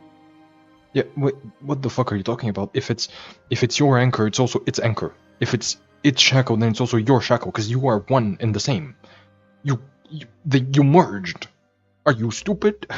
You stupid. Are you stupid or are you dumb? Like... When first I did merge with the Threnodian, I sought only but to bide, awaiting a resonator of steadfast will to join me in the war against the Threnodian. After Fleur de Lis's conception, Cantarella became my safeguard. But had Fleur de Lis fallen to the Threnodian sway, as long as one mortal using Turvin passed the second awakening to become my own resonator, then the law that no being shall bear more than one resonator at a time wouldst have been shattered. This wouldst rend asunder the frequencies of I, Imperator, Leviathan, and Fleur de Lis in a tempest of chaos. And the Threnodian wouldst not escape destruction. But it's gonna come back, right? That's the whole point. A Threnodian can't be destroyed as long as... Like as you said, as long as there's civilization, the Threnodian is gonna keep going. Like, if all of you are destroyed, the only one that's gonna come back is the Threnodian. Are we stupid or are we dumb? Once again. Such was my intention. Yet Cantarella chose another way. Good on her, cause your decision would have been so fucking stupid. Not all journey toward a final destination. Some are destined to pave the way. Take my energy. I will find a way out myself. I trust this will serve to pave the way for you. She forfeited all the power of the second awakening, surrendering it unto me. With that newfound power, I did briefly regain control, and in that moment, compelled Fleur de Lis to strike at my form as it was, corrupted by the Threnodian. But that wasn't your original plan. No. It was an unexpected variable. A plan I could not have conceived. Or rather, a plan born of hope. Perhaps this is the influence humanity has wrought upon me. To change is to be free. Fleur de Lis overcame the fate Leviathan ordained, and so too did Cantarella walk a path unscribed in my records. Though the journey was fraught with twists, we stand victorious. Do you? You're dead. Like, you're spiritually alive, but you're physically dead. And the Threnodian is gonna come back, because it's a Threnodian. And Fleur de Lis is dead. This is not a success, right? Am I crazy? Isn't the whole point that the Threnodian is gonna just come back at some point? So what we did is we set ourselves back. We lost the physical body of our resonator, or of our sentinel and a resonator, to not be able to fight the Threnodian once it comes back? Is that what you're telling me? We're just gonna remove all the safeguards for the Threnodian? For when it does come back? Because this doesn't actually kill it, right? Like, if you live on spiritually, then so can the Threnodian. And the Threnodian doesn't need a physical body, it can just make one. Like the last one we fought was in a statue, made out of weapons. This one can probably do the same thing. I don't know if the end justifies the means. Yeah, it doesn't, because the end is bad. And the means are also bad. Arbiter, was I wrong? Yes. Sorry if that was too loud.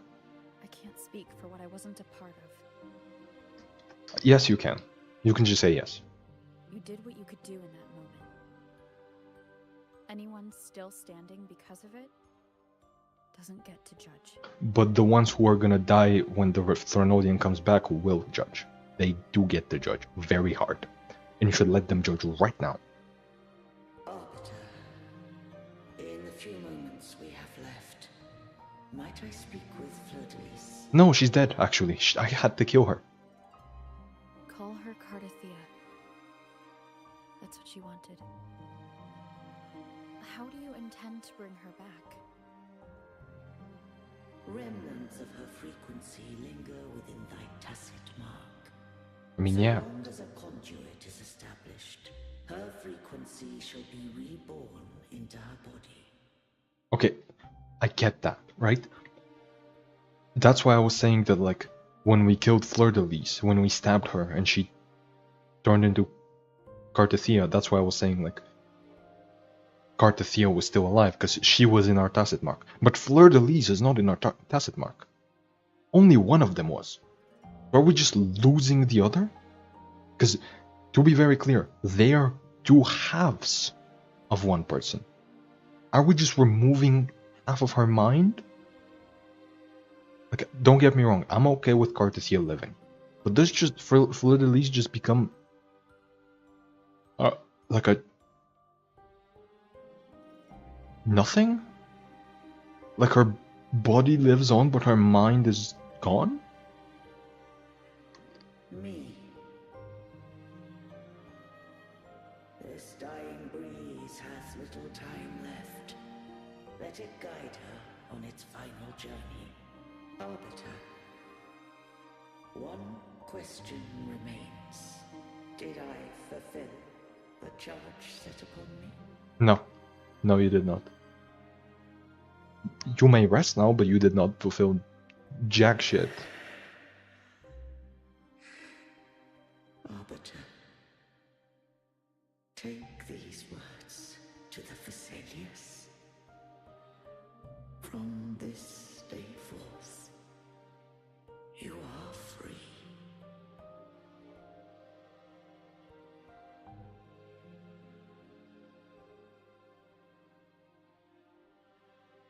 Is that's it? Cardathea, awaken. You... I am Imperator, a being that owes you a great debt. I have a question I wish to ask thee. Dost thou rage at how life has unfolded? Dost thou renounce faith or hold resentment? She should. If thou wishes to forget, I can erase the past from thy memory. No, keep the memory. Let her be angry at you, because you fucked up. Such memories do bring me pain. But that is evidence of their truth. Yeah, that's the Without idea. Truth, I would not have had the strength to carry on. Yeah, keep the memories. Be angry at them. The truth is Hell a yeah. beacon in the maelstrom of my life. And I would rather suffer for it and rejoice in it than abandon it to blissful ignorance. I am true to myself. Please, Don't make me forget who I am. Yeah, you already killed off half of her. Don't let the other half forget. I have heard thy wish. Well, I killed off half of her. You will be one step closer to perfection. How is she still here? I just stabbed her. I didn't even consume her. I just stabbed her. How is she still here? At no point, again, at no point did I consume her. I just killed her. Are Kuro Games intentionally forgetting what they did 5 minutes ago? Like, Imperator talked about how the Threnodian doesn't actually die as long as civilization remains, and then it's pretending like the Threnodian died. Like this is a solution. Then, we killed Fleur-de-Lis, at no point consuming her. At no point did it show us consuming her. And now she's here. Kuro Games. You are literally... Like, this is essentially you retconning things from 5 minutes ago. And I'm supposed to take this seriously. I'm supposed to be taking this quest seriously right now. This is supposed to be like a sad moment. Or like an impactful moment. And you're just lying to my face about what actually happened. Wonderful. No. If you do that, I wouldn't be me. To deny my own self and my experiences means any perfection I reach will be hollow. I would be heartless. Thou hast need of divinity no longer. Yep, true. Though my power hath waned, I now offer thee my blessings. Let the winds of the past depart. The ships of this new era no longer need their guidance. Though the tide's rage is endless, humanity shall embark upon new voyages.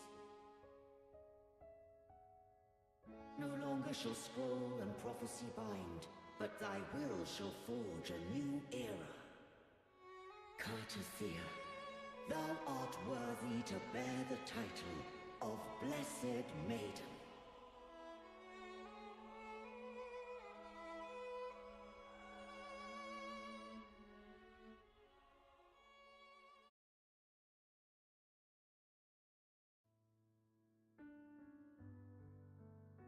Again, like, this is the body of Fleur-de-Lis.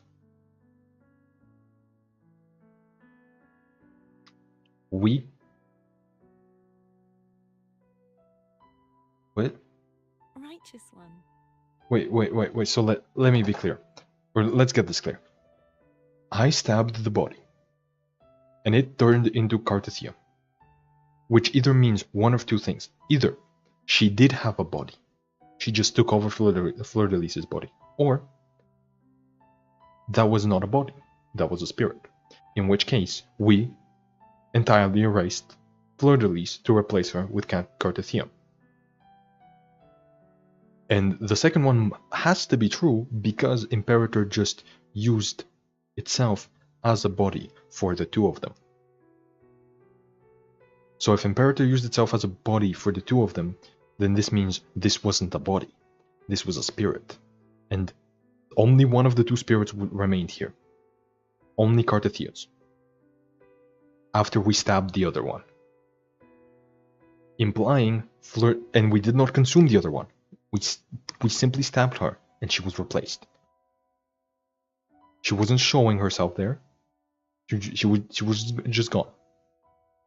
Like, if this is a body, if we simply put Cartothea into Fleur-de-Lis's body, then there was no need for Imperator to die, to use itself as a body. So this isn't a body. This is a spirit. In which case, both can exist at once, right? Stabbing one, or like, also stabbing one would make it vanish. We didn't consume her, we stabbed her. The other one took place, the one we had consumed. So how did Fleur-de-Lis appear afterwards? Was it a fabrication entirely through the memories of Carthathia? Or was it the real one? Because it can't be the real. This makes, no matter how you spin it, this is so convoluted. Like, they're trying to do so much that they just fail. Like, you forget one part, the whole thing falls apart. And they forgot multiple parts. Or at least did not portray them properly. At least did not describe them to me, you know? They neither showed nor told. At least not properly. I might have missed something that actually ties it all together. But as far as I can tell, this makes zero sense.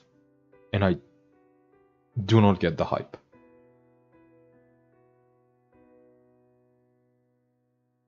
This is just a abomination of Frankenstein's monster of Jinshi's and Shorekeeper's story. Except it has none of the parts that made Shorekeeper's story good, and all of the parts that made Jinshi's story the worst one so far. It has a convoluted plot that would be much easier solved if the characters weren't straight up stupid, but they are. It has either plot holes or just like it either has plot holes or it has things it has failed to explain properly. And if the story failed to tell itself, then it simply failed, right? If I could not grasp the story, then it failed as a story. It is not on me to search everything to find the details that I'm missing. It should have explained itself, because otherwise, the thing it was trying to show me would be pointless, because it's trying to show me this whole debate, right? Whether or not one should live or the other should live. Why why Imperator consumed the Threnodian, you know, the pros and the cons. But if you have a debate and you're trying to explain to me why one side won, why it overcame the other, you gotta explain it to me. Like, actually. It is not on me to look through for any small detail that might actually make it make sense. It should simply make sense.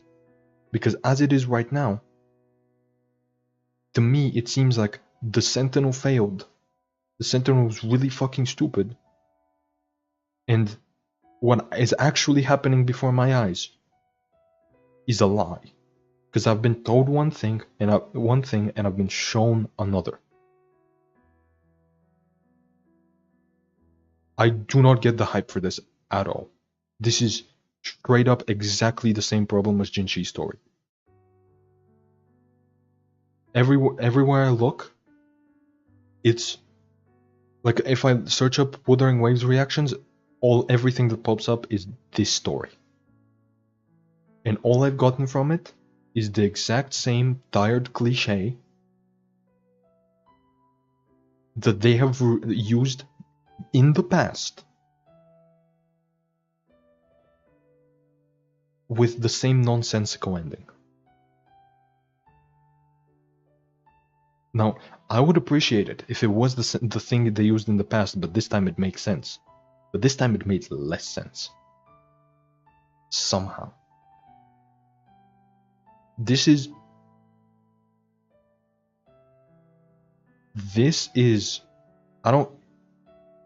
might just be the worst act so far. This is worse than Act 7. Where's the hype come from? It's a bunch of fetch quests.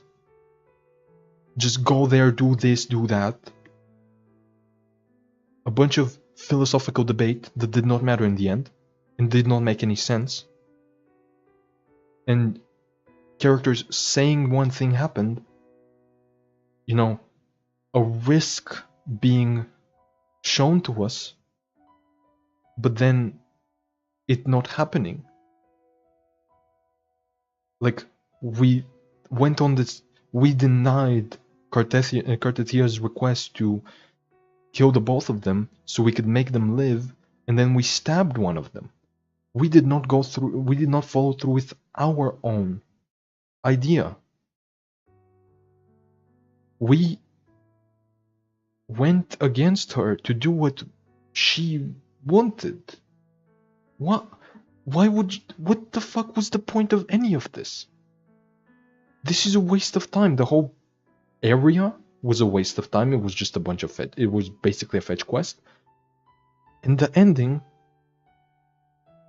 not only did not resolve our issue, as the order is still the order, by the way. Let's be clear. Our whole issue right now was the order. And Abby. We had two issues, the order and Abby. As far as I can tell, the Abby one is not solved. Our first issue. The second one, the order, not solved. This does not solve our problem with the order. This makes the first 3 acts pointless. This act was pointless. And I feel like they wasted my time for 4 acts straight. This is far, far worse than Act 7. Act 1 and 2 were bad, but they were an introduction. Act 4 was bad, but at least it had something going on. Act 7 was straight up bad. This took 4 acts to get here to do nothing. I really hope the few remaining lines of dialogue explain the things I've missed, because otherwise, this was the biggest waste of time I have ever done in the laggiest area in any video game ever. And I really wish I stopped playing this game. And if it doesn't explain it, I just wish I stopped playing this game after Act 8. If Shorekeeper's story is the last thing I did in this game, I would be satisfied. I would call this story fantastic, even with the many issues I had. Right now, looking back on it, there was like 3 acts I enjoyed. 3. Act 3, Act 5, and Act 8. Actually 6. 6 is also good, so 4 acts I enjoyed. 4 out of 12 so far. And I had to deal with a buggy mess for like 3 of them.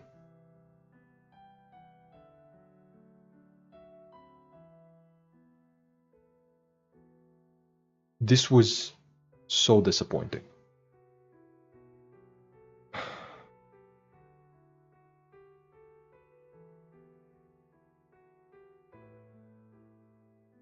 Man. Let me check chat. Final battle, let's go. Copy of Shorekeeper and Jinshi story? Yes! Yes! Exactly. It has many aspects of them, but none of the good ones. Ben thinks she hasn't lived at all. She's like 30? Yeah. True. Yep.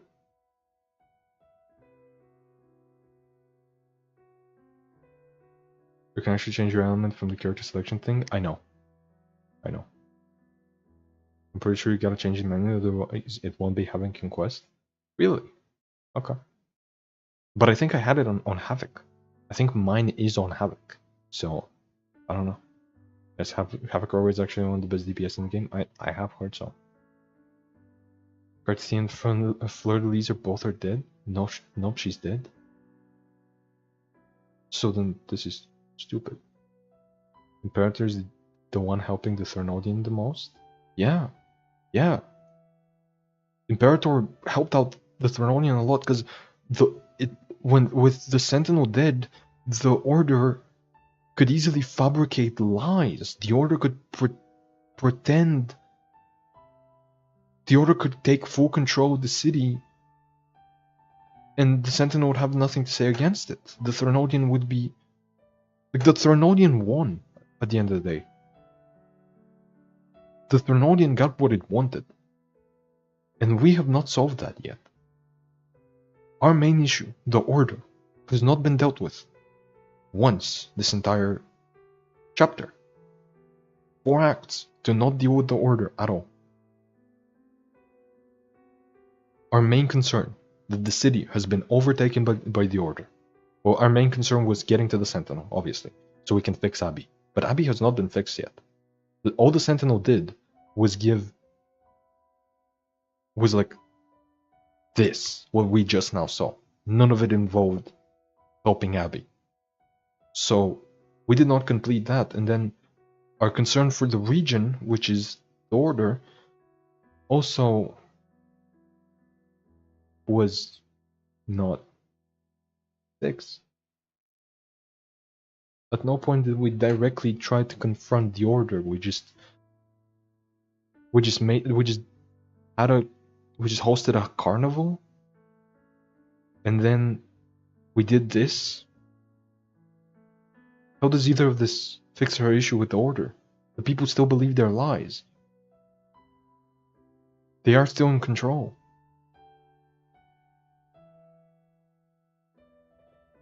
I'm going to add something. The game's script was written in Chinese, so a lot of things sound stupider than they are. I mean, the translation doesn't change anything. Like, the idea is the same. They can say the Threnodian doesn't die as long as civilization persists in any language, and it would still mean the same thing. Unless the translation is straight up wrong, in which case, why have I been playing this game at all? If I have to learn a different language to play the game properly, then the game failed. Especially when we're talking about one of, if not the most spoken languages in the world. Especially, or the most spoken when it comes to an international audience. No, they get merged together? When? Cartesia's consciousness remains? Yes, we failed. We failed. Cartesia was the spirit, Fleur-de-Lis was the body? Yes, we failed. We failed. We fucking failed. We wanted to keep both. Wasn't the whole goal to keep both? I'm sure it's a translation issue. I know. Like, I get the idea that it's now Cartesia here and Fleur-de-Lis is gone, but she shouldn't have been. It's true if the story failed to explain itself, I have no incentive to go learn details about it. Exactly. Like, I don't read a lot of the notes and logs in this game, but like I just skip past them. But with Shorekeeper's story, I read her memory, right? Like, she wrote down a memory, her thoughts about something.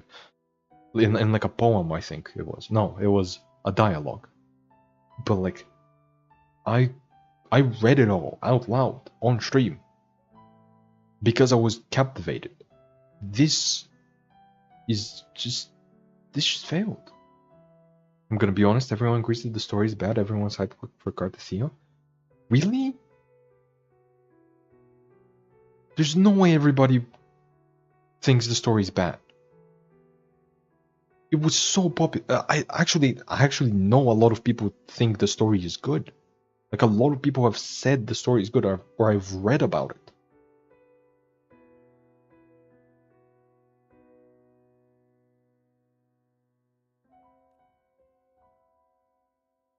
Let's see. I have never seen you look as gentle as you did during our fight. I did not look gentle at all. I was... What?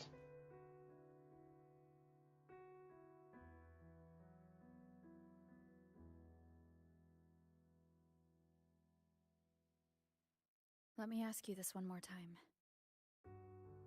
Should I call you Cartesia or Fleur-de-Lis? Cartesia, obviously. Because that's all that's left. Doesn't matter. But since you first met me as Cartesia, that is who I shall be. Isn't that all that's left? Cartesia. I thought I saw the Sentinel just now. You did.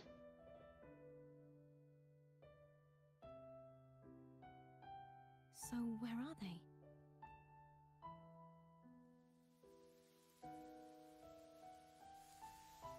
They're you, actually. They live on as you.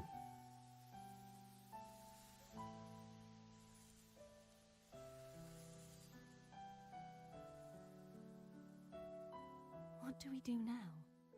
I can't return to Reguna as Fleur-de-Lis, and I need not serve divinity anymore. So, what? What? Yes, you can. What are we talking about? That's the whole point.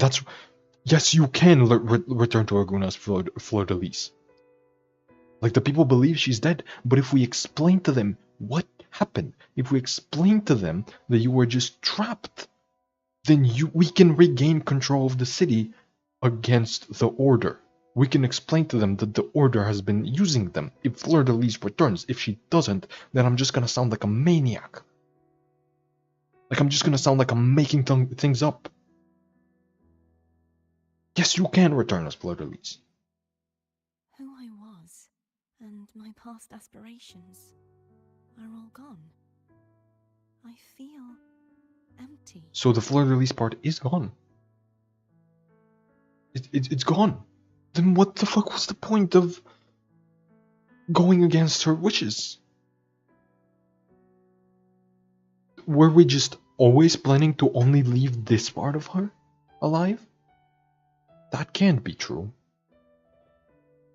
Why does she deserve it more than Fleur-de-Lis? Did Fleur-de-Lis not fight back against the Dark Tide and the Sentinel and everything as well? If anything, she was there first, and she created Carthathia.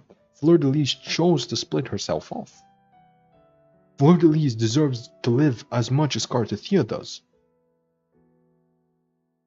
And at no point were we given an option to save both, which we definitely could have. Let's be very clear here, we definitely could have.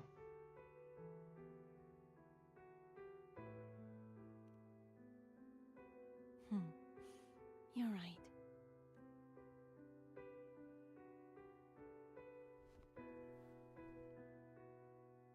Get the fuck away from me. No?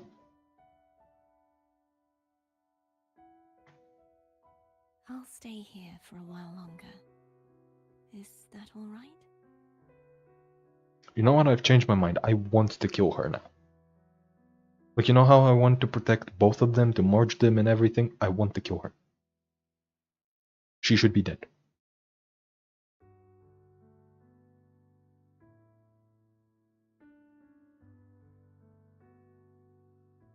Like, she did not earn this moment. She did not. Fleur-de-Lis did. Let's be very clear here. Fleur-de-Lis saved everybody. Her together with Cantarella, which Cantarella is still very shady. But like, you know, at the same time, she did save people. You know? Fleur-de-Lis and Cantarella together saved people. Carthathia just made us kill one of them. She wanted to kill both herself and Fleur-de-Lis, but in this context, she lives on when Fleur-de-Lis doesn't. And the one who deserves to live on is Fleur-de-Lis. Not saying Carthathia should die, but it's like, after this moment, I want to kill her.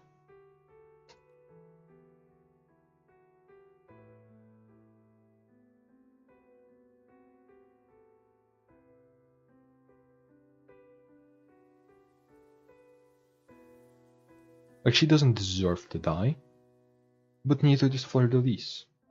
So why does she get to? Why does she get to live?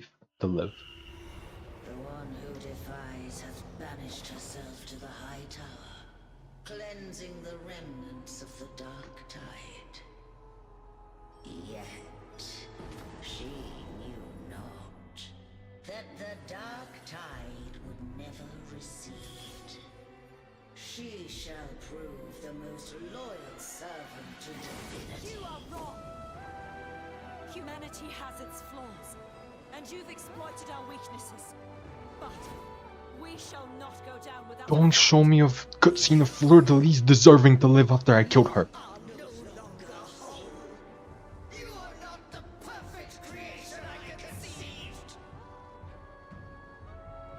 Don't show me a cutscene of Fleur-de-Lis earning the right to live after you made me kill her and only her.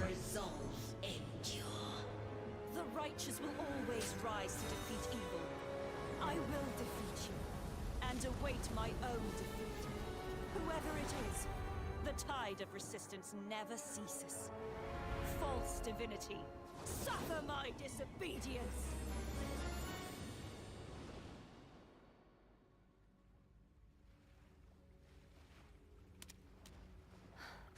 I cannot fall now. Okay. No wall is impregnable. Does she live on? Humanity has its flaws, Does she? exploited by the Threnodian. But we shall not go down without a fight. Or is this showing the first time? Resistance shall never cease. Mankind will not be oppressed by the Threnodian. Oh, this was a fight. This was the fight from Now 2 decades ago. Okay. be free. Where is it? Light, come hither. Make way for your destroyer.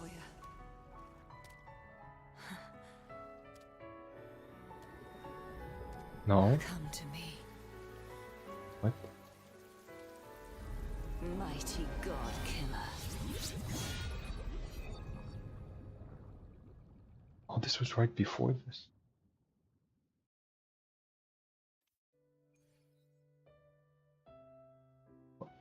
What?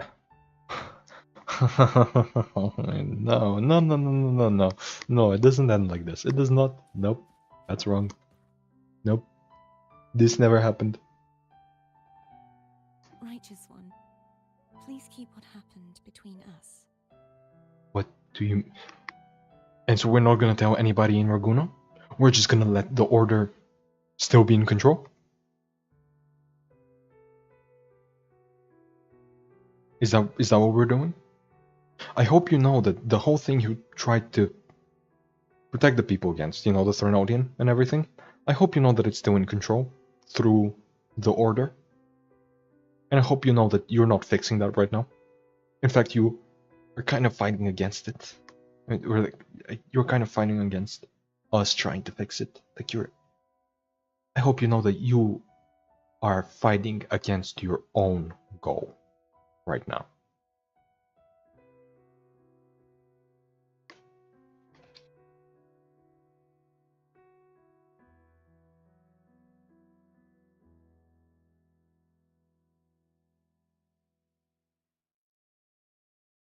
If Fleur-de-Lis lived, the Threnodian would come back. It will still come back. It will still come back. That's the whole point. Like, the last Threnodian come back. The last Threnodian is literally a statue made of weapons. You think it needs a body? You think it needs any body? No. No, if the Sentinel is not shackled, then the Threnodian definitely isn't. As the Threnodian is, like, a completely separate power. It's a completely different thing that humanity cannot control. You think the uncontrollable one is gonna be controlled now, but the controllable one isn't?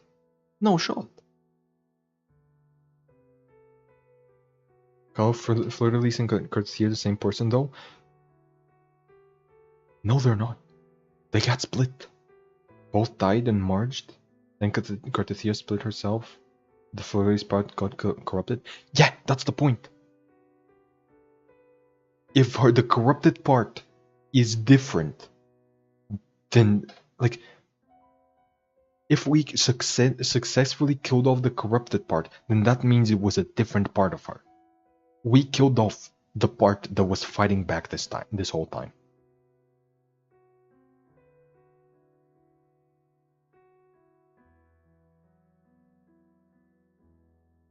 Since the corruption is gone, they're merged together. They're both essentially the same person now. They're not. They're not. If they were, then the Threnodian is still here.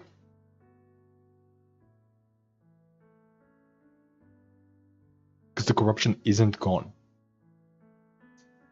If the corruption is gone, then that means the Threnodian is let loose. That doesn't mean the Threnodian is dead, that means it's let loose. Because we have nothing to believe that Threnodians can be killed. So far, we have no proof that a Threnodian has ever been fully destroyed, including this one. Because all we know is that it can be shackled, not destroyed, shackled. And if the corrupted, and if the part that it was shackled, if the thing it was shackled to is broken, if the shackles are broken, then it's loose. It's let loose. Leviathan will come back. And we made that happen. I think Core Games forgot that the Order exists. Yeah. Probably. The most interesting part of this whole region. Like, how are we gonna deal with the Order? That was the big question. But, nope. And, I guess it's not important. The Carnival solved it. You know, the Carnival solved it. The last Threnodian was created because of the remnants of emotions that were within the weapons. Yeah! Yeah, and how was this created? Was this not also from was this not from a bunch of people fleeing from laments? Was this one also not created because of a bunch of people's emotions? Yes, it was. The answer is yes, it was. So the second those emotions come back, it's coming back.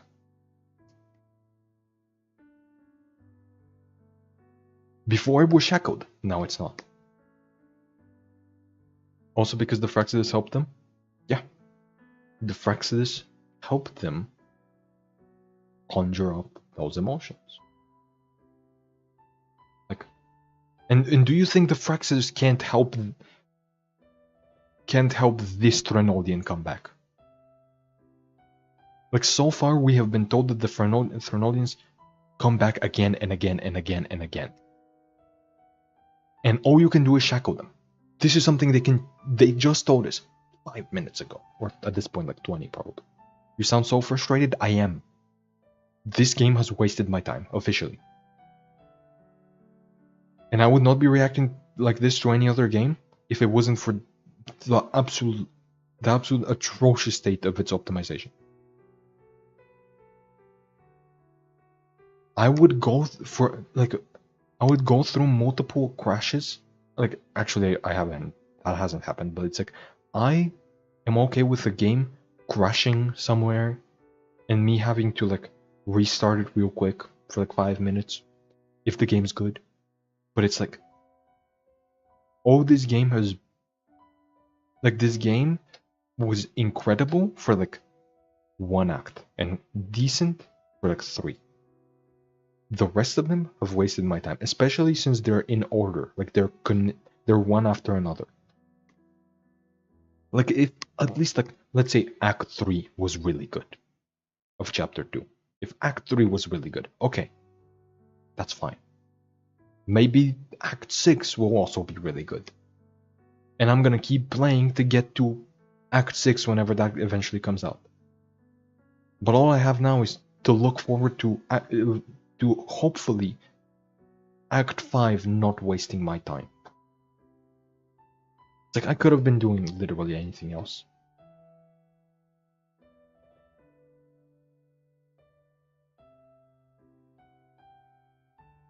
And it's like, they've shown us that they can deliver a good story. Which, by the way, they also fucked up at the end. The Tethys system being fixed out of nowhere, that was really bad. Like, they have shown us that at least, like, this was a good premise, right? This was a really good premise for the story. It was heading to a really good place. And then it just stopped. The order wasn't resolved. The issue with the order wasn't resolved. This wasn't resolved properly. Nothing was resolved. They've shown me that they can tell a good story. They had a good premise. and then they just fucked it up at the end, just to waste my time.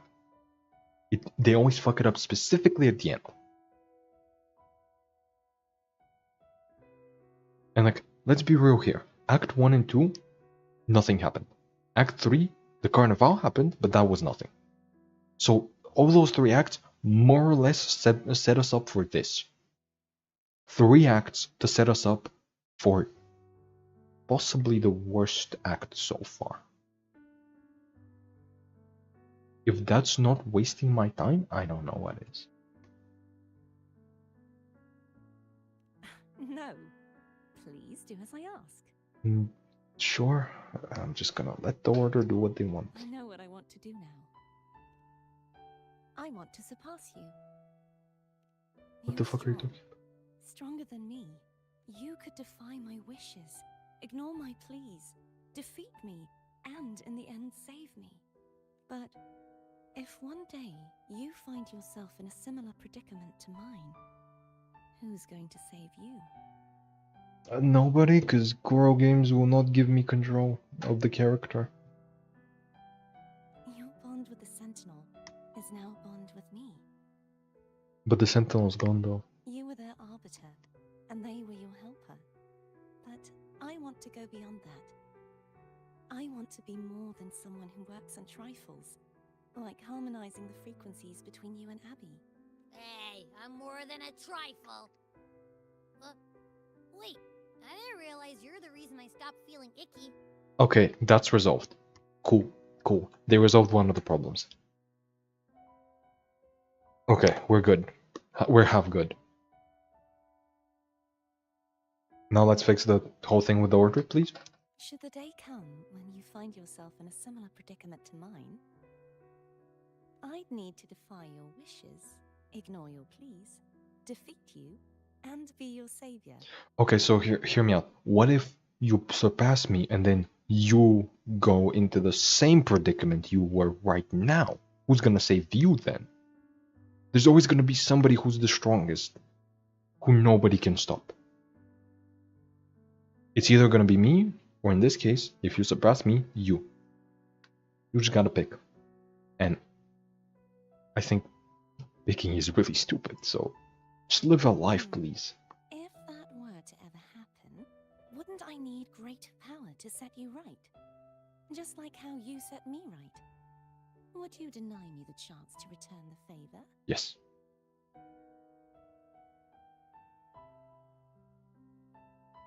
Then I shall not rest until I have surpassed you.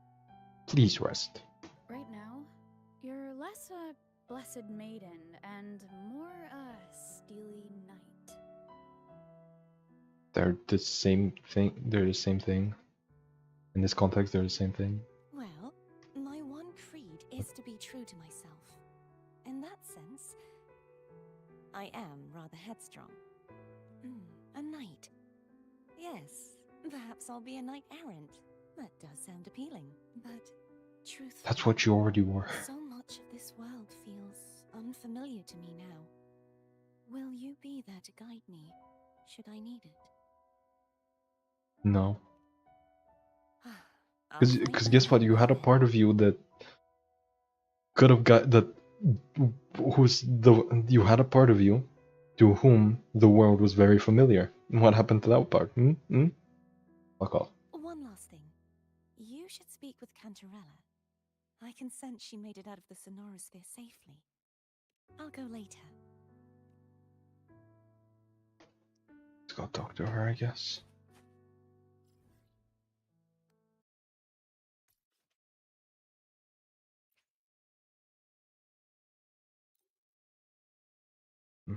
Good thing I skipped all the story, Lamal. At which point Jack were here today, Lamal. They missed your crash out. I can watch it later. I don't know. Honestly, good thing they're not here.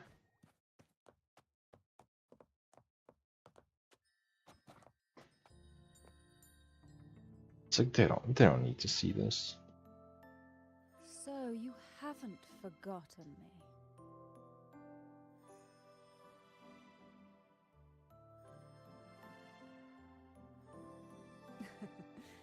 I I shouldn't put my guest on the spot.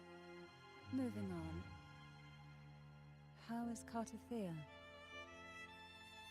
She needs time. Understandable. Her transition back to mortal life is a drastic departure from her former existence. Now, I suppose I should thank you, huh? What's this? Blood Pact's pledge. A symbol of the unbreakable pact between you and the Phasalia family. Each head of the family is entitled to one, and only one. You vanquished the Threnodian and brought peace at last. Consider this a token of gratitude. Is that the only one? You wish for more? Or is there something else you'd have me do? Oh. Do you intend to mediate between the two families? Tiresome feuds rarely last between two formidable houses. But alas, there is only so much light. Some branches greedily reach for more than they need, and the forgotten are doomed to wither in the dark. Disagreements lie not only between families, but also within them. How fortunate I now find myself with time to fix things. If you're interested, I'd gladly teach you how to care for a family such as ours. Before I forget. What the fuck is that line of dialogue? Tell me. I'm ready. From this day forth, you are free. I'll remember that. Will you tell the others? I've spent so long preparing for this day. A few more will hardly make a difference. I'll take my leave then. More tea before you go? No.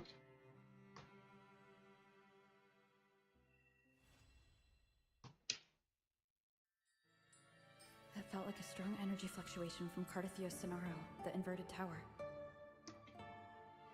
Oh, is that her companion quest? I don't give a shit. I am not playing her companion quest. Out of spite. That's the best 5-star sword for Arrow Rover. Oh, did we actually get the sword? That's nice.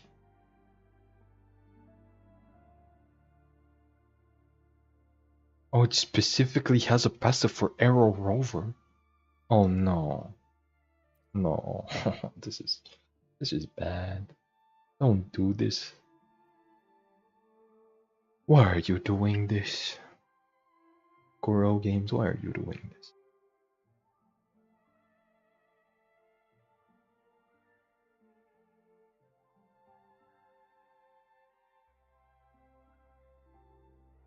Like, what if there was another sword healer?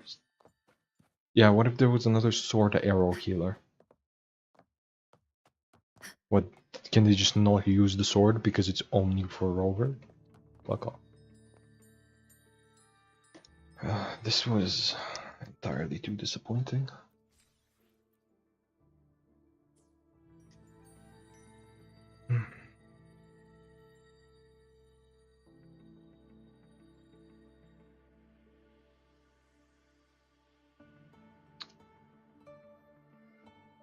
Honestly, I don't know if I even want to see what Act 5 has going on. After this, I don't know, because I played through 3 acts of nothing, knowing that, like, okay, it builds up to Act 4. Act 4 has something going on, but no, it did not. So, I don't know if I want to keep going. I might just because there's only one more act, but no, everyone can use the sword. It's a great sword even for Brand. But like, why is there a passive specifically for Arrow Rover? It would be an even better sword for, you know, for Brand. It would be an even better sword for Brand if the passive wasn't Arrow Rover only. You know what I mean? It would be a great sword for, like, actually, it wouldn't, right? He's just using it for the energy regen. But yeah, if it was just like I mean, I guess it's not that good for. It would obviously be better if it was available to everybody, but like, yeah. Also, like, why does it work specifically for Arrow Rover? Why isn't it as the sword designed for all the rovers? Like, I know it's tied to the story of Arrow Rover, but like, theoretically, Arrow Rover is the same as the others. Like, just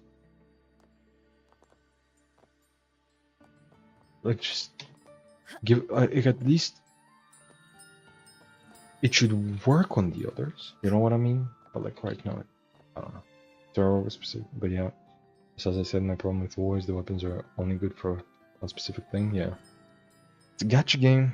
You gotta get more weapons. You gotta get more characters. Just gotta get more. Just gotta get more.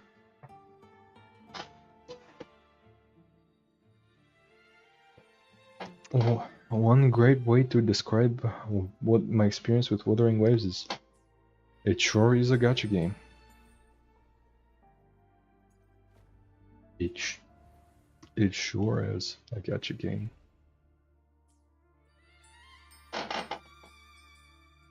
You have to hit the music fly? Why would I do that? Is it an achievement? Does it give me a chest?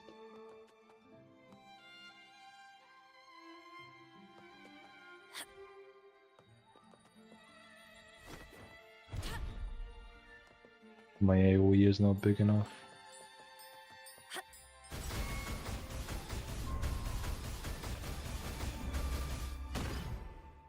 I hit the music fly. Obtain.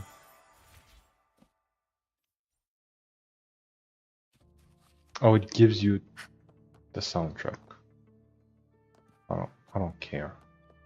It's not like I'm gonna use it. If I'm gonna listen to it, it's gonna be on, you know, on my phone, in my free time. I'm probably gonna start the next quest just to get to unlock this. Like, I'm just gonna get to Capitoline Hilltop, see if Septimont crashes my game, because I've heard it's just as bad, but like, yeah.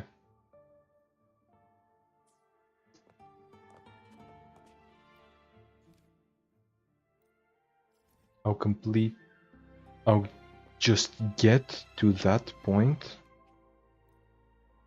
in the quest and then stop. You go to Avenolium now, it will send you straight to Septimont. I mean, yeah, it says go to Avenolium. But I just need to get to the Capitoline Hilltop, which I don't know what that is. But yeah. Septimont is basically like an entirely new region, so let's hope. Like, it's disconnected from the Order and the Threnodian and the Sentinel, so energy discharge everywhere. let's hope. Let's hope like its story is good. Like, actually no. Like, let's hope its story is not just separate, but also like, you know, good. Unless it's not separate from everything. It could very well just not be. I don't know.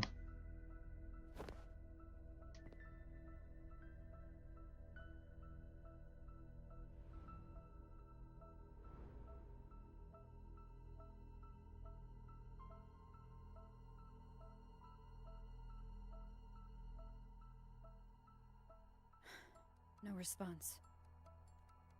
Can you tell where these traces lead, Abby?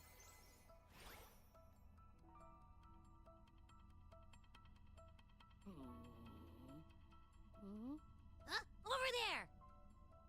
But the traces are kind of messy. They feel unsteady, too. That way. That's the archipelago across from Raguna. The traces are still fresh. We should follow them to find Cardathia before they fade. Should we go now? Yes. With the Threnodian's will gone, she wouldn't lose contact unless something's wrong. Really wrong. But before we go... Oh? A call from the honored laureate herself. What is it? Missing the serenity of my castle, I presume. Cardathia is missing. I see. It is indeed a rather urgent issue. Go on. What is it you wish to ask of me? I want to learn more about the archipelago before I set off to find her. Ah, caution is indeed a virtue. Since you're in a hurry, I'll spare you the lengthy details. That archipelago is called Septimont. It's another city-state within Rinascita. Like us Raganese, its people were guided by the Sentinel across vast seas to settle there. I'm gonna be honest, I feel like only the Phryxis aren't straight up stupid in this world. Yeah. Yeah.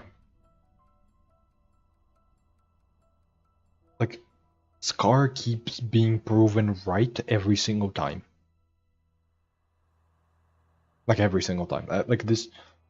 He was proven right multiple times in this chapter. Like, he was... Like, the whole story with the shepherd and the sheep. We have had 2 different shepherds in this story. We have had the Order and we have had the Sentinel itself.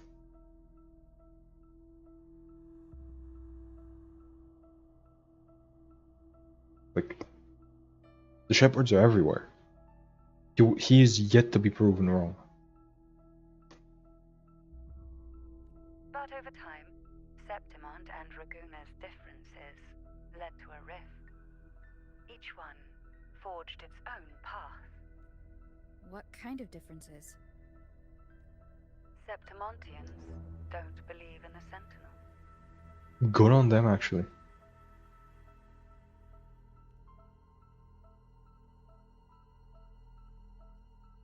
Even from a shared origin, the hearts and minds of people can diverge in unexpected ways.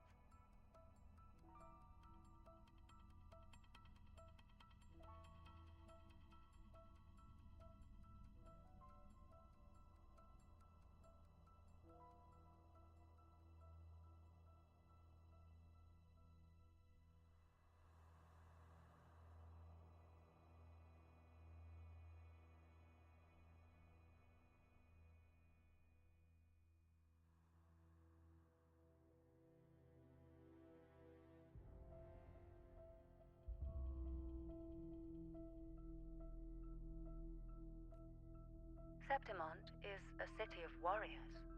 Its creed is simple. All for glory. Fear no death. They revere heroes, not the divinity. Under the Order's control, Raguna enforces strict border controls for Septimontians. But Septimont places no such barriers for the Raganese. You could say that Septimont has a far more accepting attitude towards Outlanders. At present, Septimont is hosting the Great Aegon, a cornerstone in the city's economy. Such a season draws visitors from far and wide. Sounds like the perfect time to visit Septimont. Thank you, Cantarella. You're the Thessalia's eternal ally. And of course, my esteemed guest. No need for formalities between us.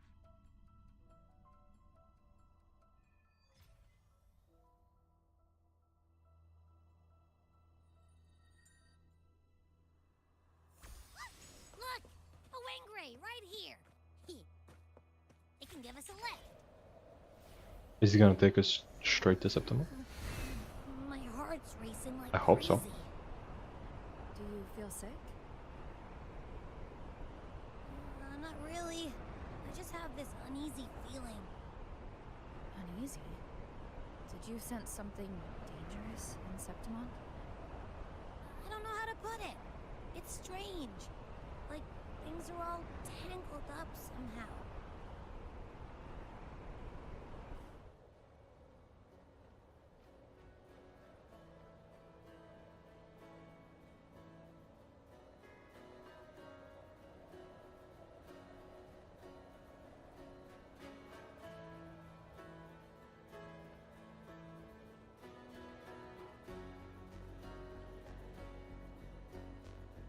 Praying for your PC, yeah. I guess you have to. Because from what I've heard, Septimont is bad even for... Oh, yep, yep. Yep, I see what you're talking about, I see what you're talking about.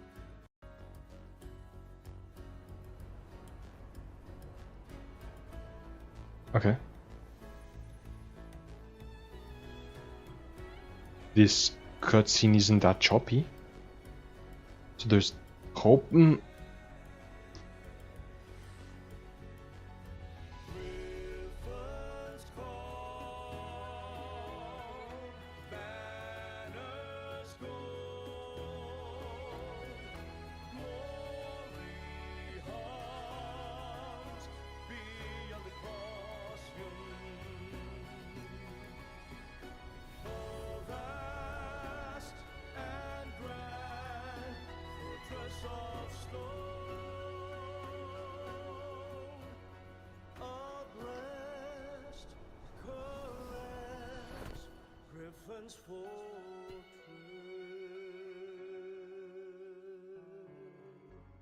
Abby, we've arrived.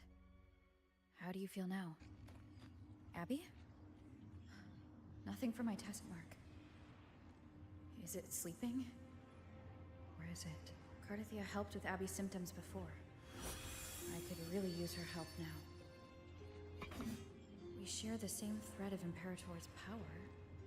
I could try using that to sense where she is. What's that creature she's facing? A half-human, half-lion tacit discord? Or a special echo?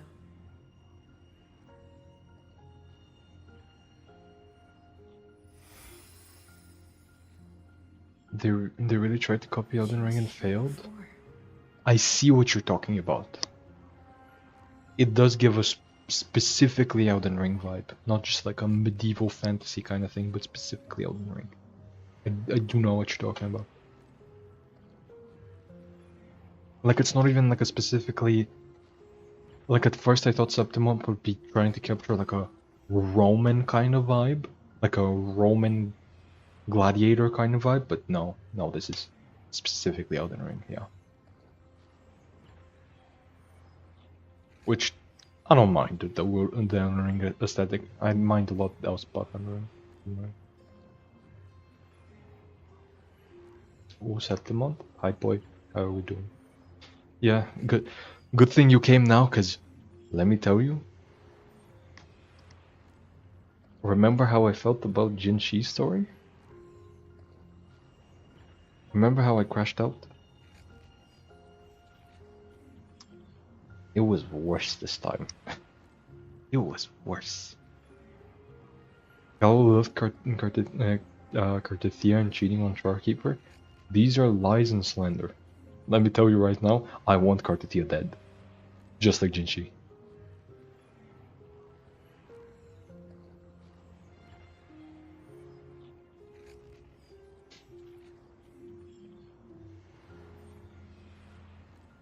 My review of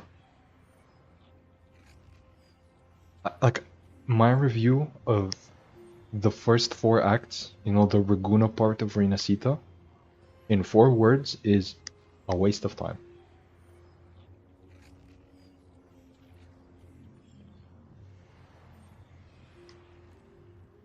You don't gotta go back and watch my reaction. It's just so bad. Like, oh my, like I had plans for like I was already kind of scripting the Wuthering Waves review. I wasn't like writing it down, but I was like planning it in my head. I was planning on playing like on maybe trying Punishing Grey Raven next. Like I was planning on ending the review with like Kuro have shown me they have promise and stuff like that, you know, just like praising them and then going like, you know what, I might try Punishing Grey Raven. I don't even know if I want to continue Wuthering Waves itself. Like, I'm gonna get to the event, the card game, but I don't know if I want to finish Act 5. I should have stopped at Act 8.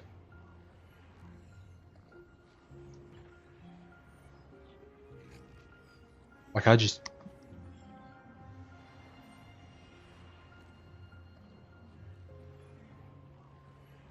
Like, let me tell you, the hype from other people, did not help. At least, did you like the music? What music?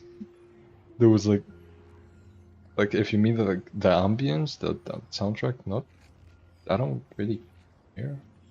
It was just okay. It was a soundtrack. I know one thing the son mentioned is like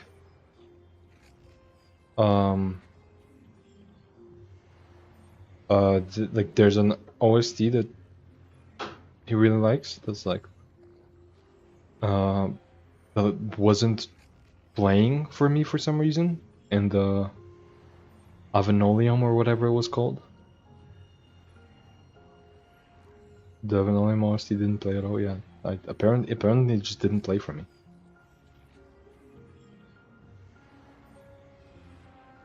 So like, I can't even speak on the music.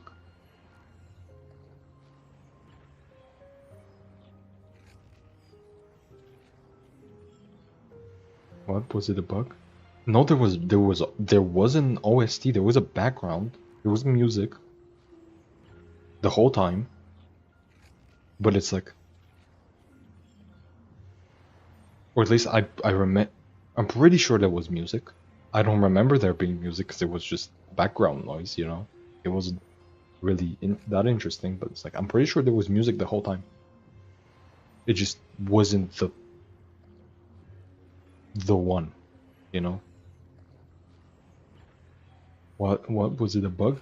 Maybe. I would not be surprised. Blame Coral Games, very functional game. Exactly.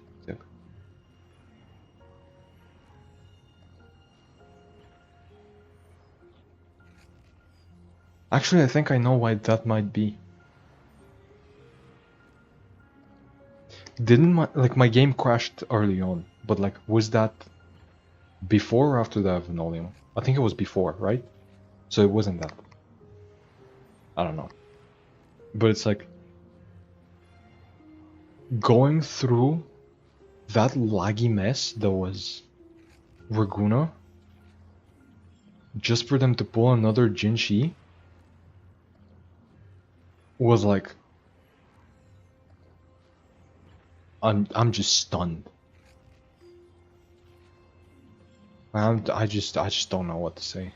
I mean, I did say a lot, and I could say more, but it's like I already have that title of the review in my head. I was wondering what I should call it. I know it. It's just Wuthering Waves is disappointing. That's good. That's the title. Wuthering Waves is disappointing. ... Maybe I could think of something better, but it's like this Act 4 was so hyped by everybody, and then I get there and it's worse than Jinshi. And it took 3 acts to build up to it. 3 acts. of Raguna. In the 3 acts themselves, not particularly interested. They were kind of just fetch quests for the most part. The OST is called Moonlit Solitude. I'll listen to it after this. I'll follow the same path and see if I can find someone to talk to. Like after this dialogue, I'll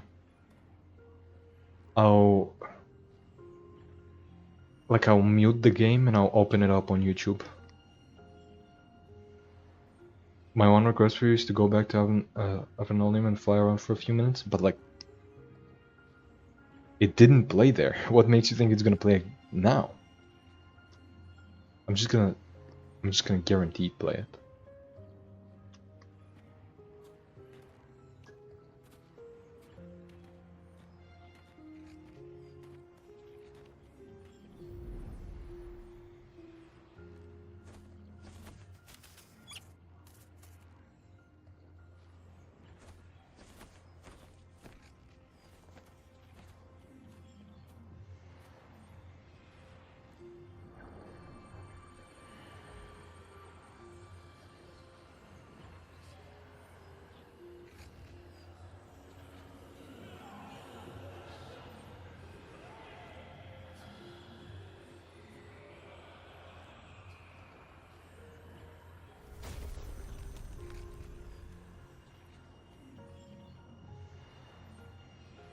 Armor might be an echo.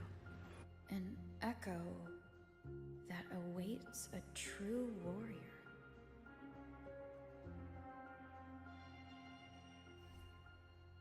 And let me guess, the true warrior is me.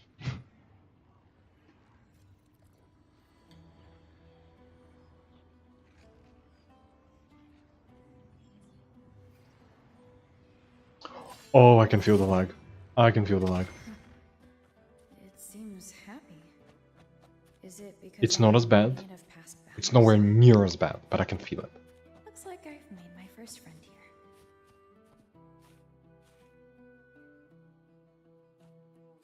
Yeah, it's nowhere near as bad. Okay, at least for now. Have you done the lower light challenge? Just no. The one, the Saudi Falls. That one's my other favorite.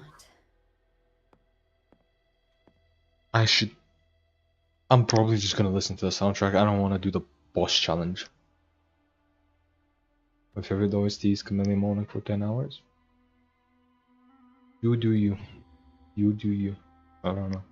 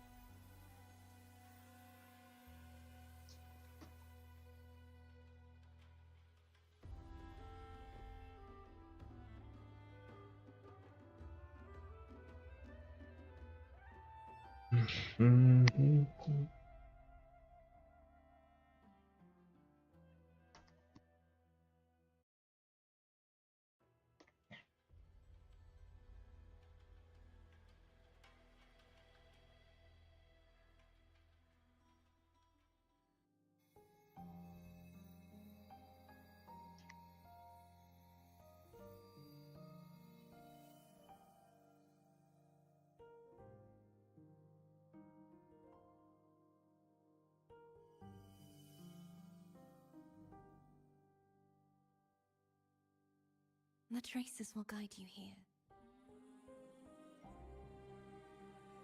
And when the time comes, you'll bring this story to its rightful end.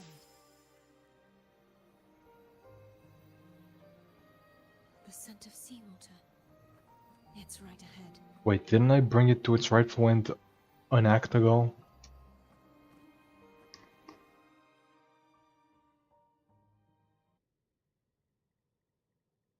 What the fuck are we doing?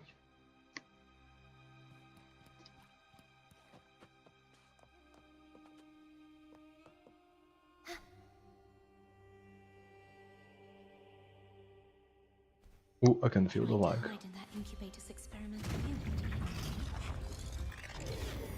I need to find a way to destroy those pipes and make it right.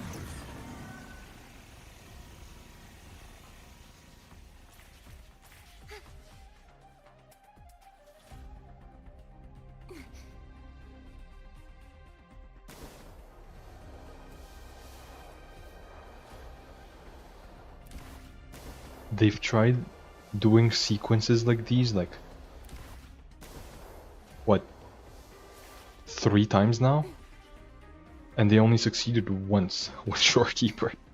Like, the sequence looked cool regardless of its connection with Shorekeeper. It was just an awesome sequence. Now they're trying to sell me on Carthasia just gliding across walls in a basement somewhere.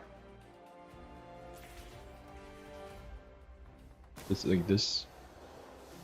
Like, what's the point of this?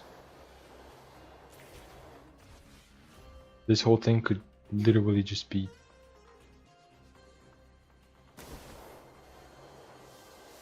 like, we could avoid this, and you could have just shown her breaking the thing. Like, you don't need me doing all this. This isn't. Sure.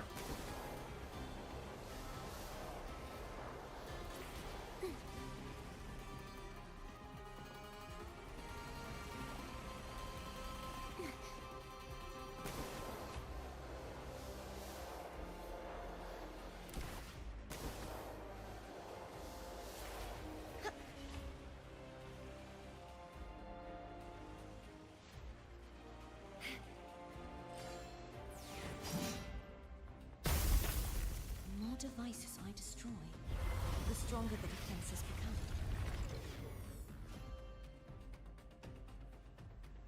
Yeah, the stronger they become and I don't deal with them at all. I just press D every once in a while.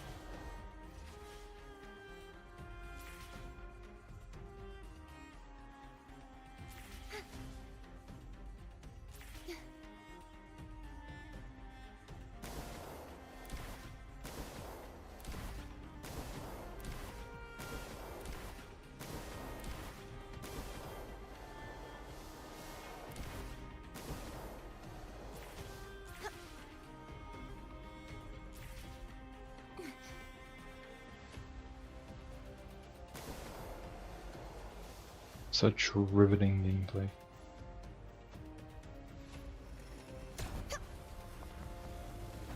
You could have just skipped to this cutscene. You didn't have to make me press T 3 billion times.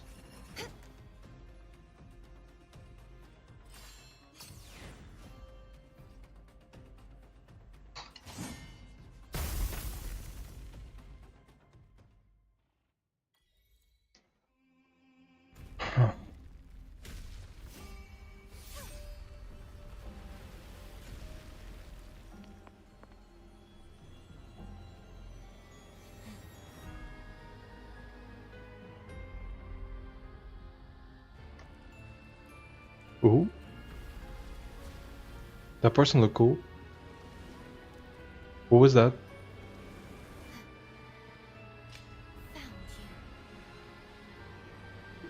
Found who? That.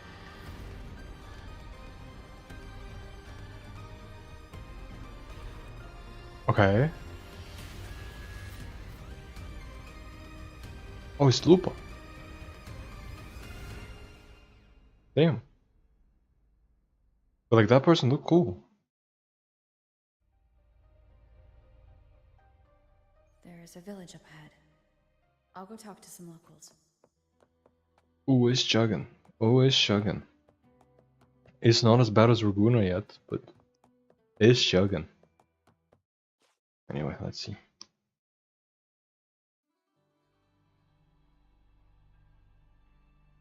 It's fun though, please, if that's the experience. I don't think it does, because I don't want to do the boss fight.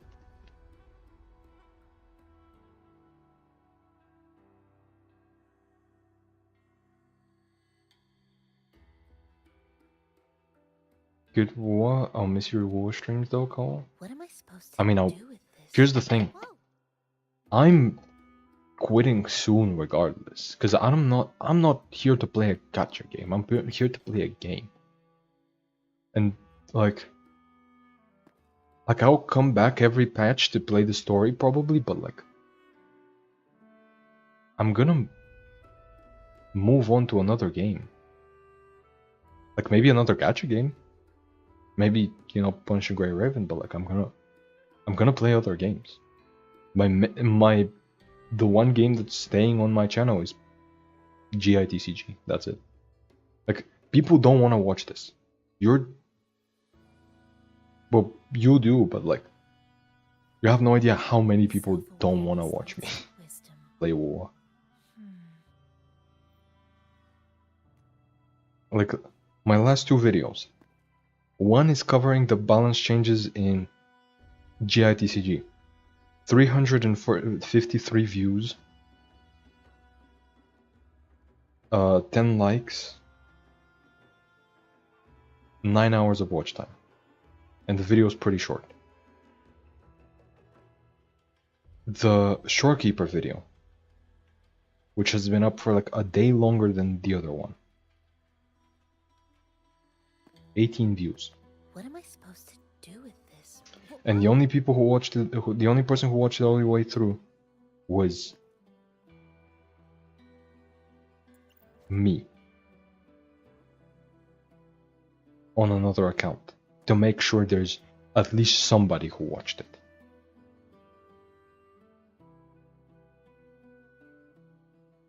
I'm thinking about playing Path to Nowhere. Fair. I've heard good things about Path to Nowhere. And not like the things I've heard about WoW. So I trust them a little bit more.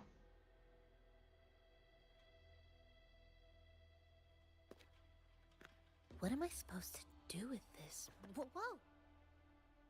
Oh well, I guess this might be the end for the WoW streams. There's gonna be like 1 or 2 more, I believe. Tomorrow is Monday, so there's 1 more.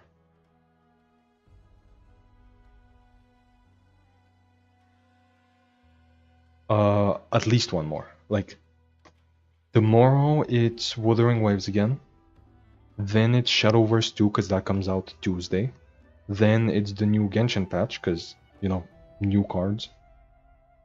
And then I'll see from that point onwards. It's probably gonna be more Shadowverse on Thursday. But, like, I'm gonna be streaming. Like, basically every day. Oh. Regardless. I will try, like I'm gonna be, like since I heard that the card game here doesn't have PvP, I don't care too much. Like I'm not gonna be playing too much, but like I'm probably gonna come back every like 3 months, play like 2 acts of story and quit again or something.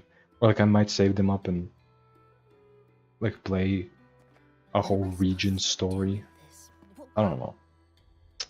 Like I'm not done with WoW, but I don't need to be playing a gacha game.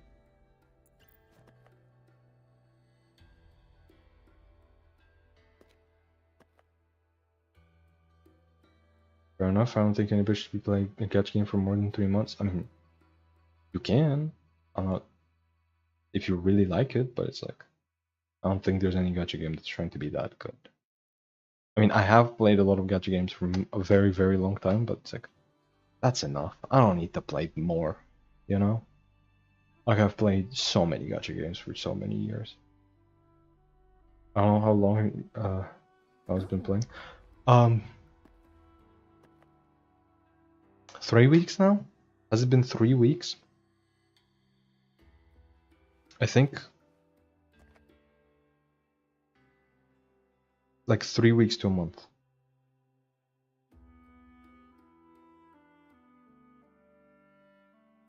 Let me check when my first stream was. It was the 26th of May, so yeah, about 3 weeks. About 3 weeks. It's gonna be 3 weeks. Oh. It's 3 weeks today, yeah. I reached level 10 and kind of stopped playing. There's not much freedom of deck building because there's so little cards. That was the problem with GITCG early on as well, and that's why a lot of people quit. So like, they need to be updating it. They need to add PvP and update it. Cause like what I'm hearing is like game's good, game's fun enough to play for a little bit, but there's not enough to do. And like they can add more to do. I don't know. I find Gwent to be the most fun card game for me, at least. Really, because I've heard this, because like Tacti compared this to Gwent. Tacti said like this is very similar to Gwent in some ways.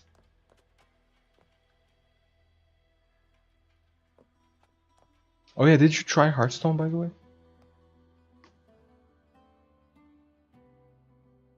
Because you downloaded it like a while ago and then I don't think you played. What's Gwent? The Witcher card game.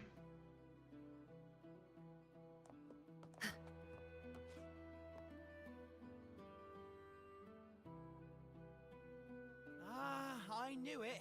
The Blue Furies remain undefeated. Folks always write them off, thinking they're just sailors or singers. That don't matter in the arena. It's all about pure strength. Most of the teams in this year's finals aren't even backed by local nobles. So what? Worried about your bets? How many times do I have to... Hey. All right. Oh, look here, a visitor. Welcome to Septimont. Your clothes aren't from around here. You from the New Federation? Sounds familiar, but I can't say I know where that is. We just watched a live match. It's too bad you missed it. Mattia from the Blue Furies gave the other team a right pounding. Aye. Capitolini Hill's holding the Great Aegon now in the city. Happens every 4 years. All of Septimont's talking about who'll be the next champion. You here for the games too? No, I'm looking for someone. At this time? That might be tricky. Folks from all over Solaris are flooding into Septimont lately. Who's it you're looking for? This here is the first stop for ferries heading to Capitolini Hill. Maybe we've seen him before. My favorite card type game is Super Auto Pets. First of all, that's an auto battler, not a card game. And second of all, isn't this exactly what the event is? Isn't it an auto battler? Like it's not Super Auto Pets necessarily, but it's like, you know, TF more similar to TFT. Also, if you like Super Auto Pets, you should try the Bazaar.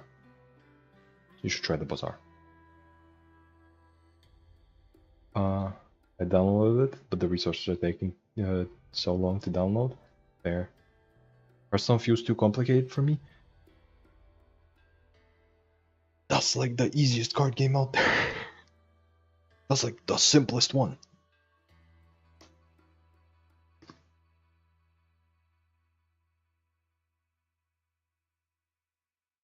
Similar to Gwent, yeah. There's character abilities you can use for your advantage, but it doesn't compare to Gwent's card sequence reaction. Fair. The bazaar, like a place you shop at. There's a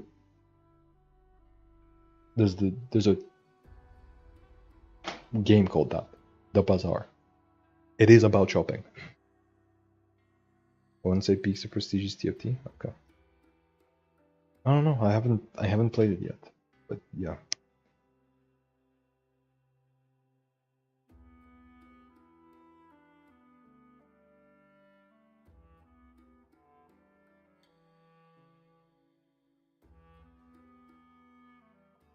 Bazaar, yeah, with one more A. Bazaar. I'm pretty sure I have the Bazaar downloaded. I'm pretty sure I could just like boot it up right now. Let me see. Tempo, yeah, I have the Tempo launcher. Yep. Bazaar, it's a Bengali word. How stupid am I? Yeah, it is inspired by, you know, Swana culture, like South and Southwest Asian cultures. You know what I mean? Like the game is inspired by that. I go to the bazaar every morning, well, around 6 AM thrifting. Fair enough. Oh, there's a game about that. Where you buy a bunch of items and then they kill people. It's like legitimately, in my opinion, better Super Auto Pets. Like Super Auto Pets is the closest comparison. It's better in my opinion. But like instead of like things hitting in an order one after another, they have a cooldown, and like yeah, like the two players' items like go off together like at the same time, but they have cooldowns. So, like, yeah. I think it makes it more interesting, and just the general way the game is designed, instead of being like shop then fight, it's like a bunch of shops sequenced one after another. It's like you have like two shops, and then you have a PvE round where like you fight an enemy and you get one of their items, like a NPC. You fight an NPC and you get their items. Then you get like one or two more shops, and then you get to fight a real opponent. That's like not actually a real opponent, but it's like their ghost. Like they're bored on that day. Recorded from a while back. It's just like Super Auto Pets. Like it's cool. It's really good. And like it had a bunch of issues earlier, but like they fixed them. They had a bunch of issues with the monetization. Can't say I've seen anyone like that around.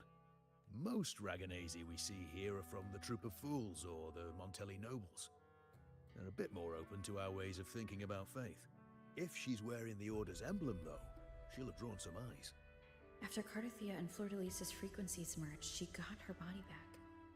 If she passed through here, people would have seen her. A half-human, half-lion creature wearing armor and swinging a poleaxe? That's gotta be the Guardian Echo of Septimont. Our Lioness of Glory, Arsinosa. Can you tell me more about this Guardian Echo? Oh, gladly. See, ever since our ancestors set foot on this land, we Septimontians have fought the harsh elements and the savage tacit discords. Many brave souls came before us, their reverberations settling in the stone that now stands as Arsinosa. She was born from the battle's roar and the fierce bellows of pride. As the Guardian of Septimont, Arsinosa usually only reveals herself during the Great Aegon. To earn her blessing is the highest honor any Septimontian could hope for. But why would Cardathia take on Septimont's Guardian Echo? If you want to see her, just wait for the finals. They'll be held in the Colosseum in the city. But don't dawdle. Get a ticket now, or you'll miss out. As for that Order girl you're looking for, you might try asking in the inns around the city. Clay! Edwin! Come give me a hand! Ah, right. We best be off. If you want to see the fights, follow this path to the arena. The ticket booth's just up ahead. Never mind. I don't want to say it for YouTube to know. What the neighbors do? Shaboink? Shaboink?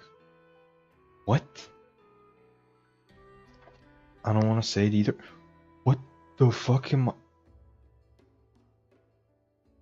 What's happening in chat? What did I miss? What the neighbors do? What?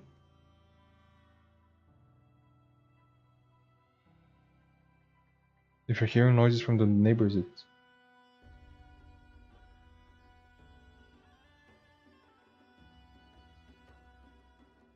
If you're hearing noises from my neighbors, it's just them moving furniture around. Their window was open? Oh, it's your neighbors. And I was just about to leave return. Oh. Are your neighbors...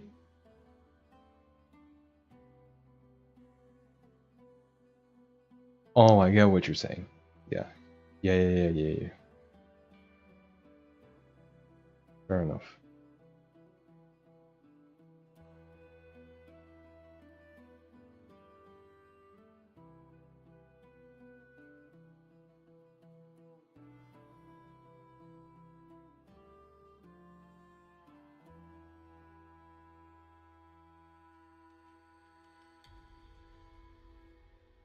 I'm gonna bleach my eyes. Fair. Fair.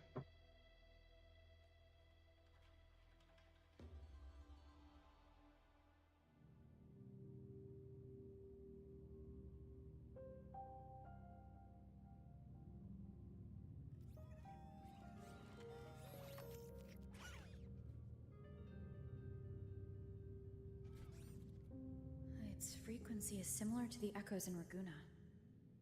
Could it have originated from Imperator's power as well? But it's unstable, as if something else is interfering. Strange. It's just like Abby said. I can feel its source close to the city, but can't pin down where exactly. Boss, you're looking so serious.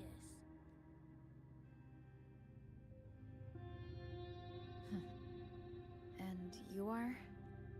Me? I'm a traveling Taoist from Mengzhou. Just call me Bu Ling. Exorcism, talisman divination, fortune telling, you name it, I bling it.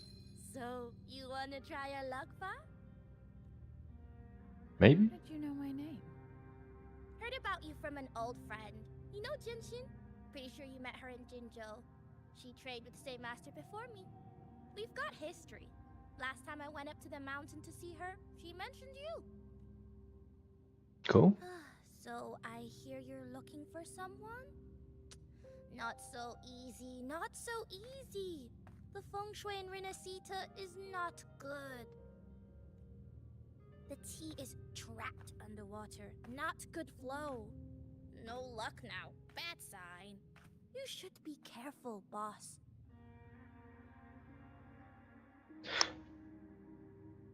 Is the broken English?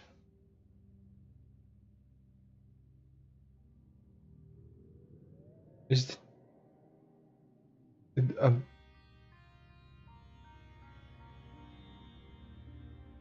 I don't mind the broken English, but I'm just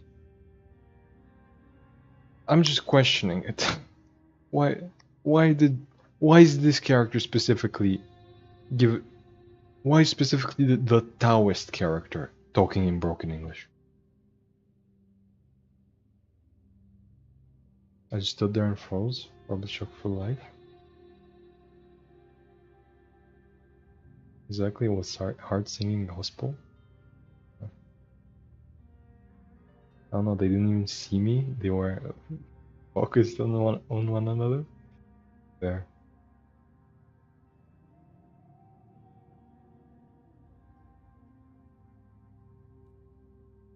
You show up and the stars change. I was betting on who could break the deadlock, so I'm glad I caught you first.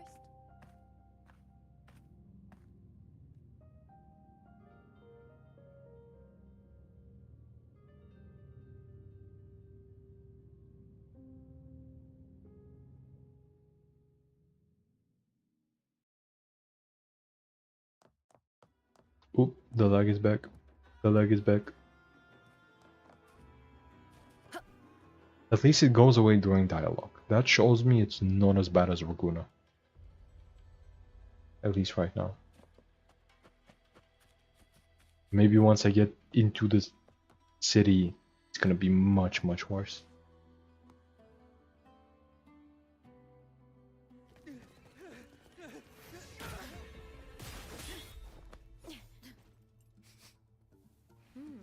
Hey Lupa, what was that shot? Not bad.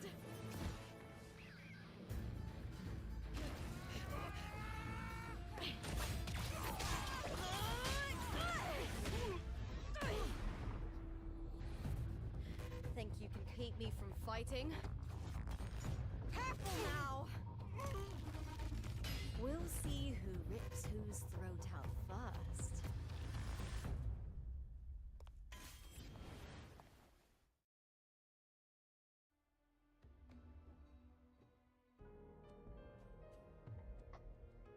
All right, Emilio. Why don't you take your band of cowards and get out of my way before I decide to handle it myself? And the girl is rumored to be their maid? Damn.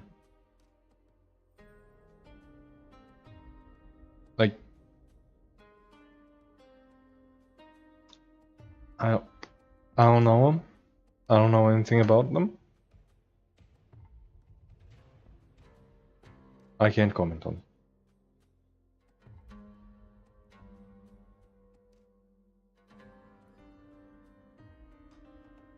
I heard from the rumors the man has been inappropriate with the maid, and the maid wanted to go back to her hometown but wasn't allowed. What the fuck? Okay, now I have more context. What the fuck? Pulling dirty tricks before the Aegon? Did you think I wouldn't notice? Did you ever stop to think you nearly got an innocent person killed? Shame on you. Looper, so you're really not going to reconsider? Even with the finals just around the corner? Reconsider? You think I should keep playing along and stay blind to your match fixing? I don't care what you do off the field, but in the arena, fairness isn't negotiable. If you can't get that, just keep wagging your tail for the house.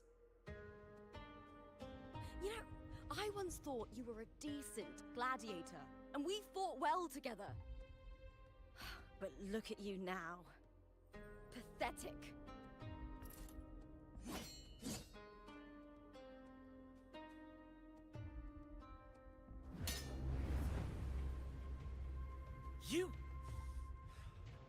You know nothing, Looper. Not everyone has the same strength to survive in Septimont with a clean conscience.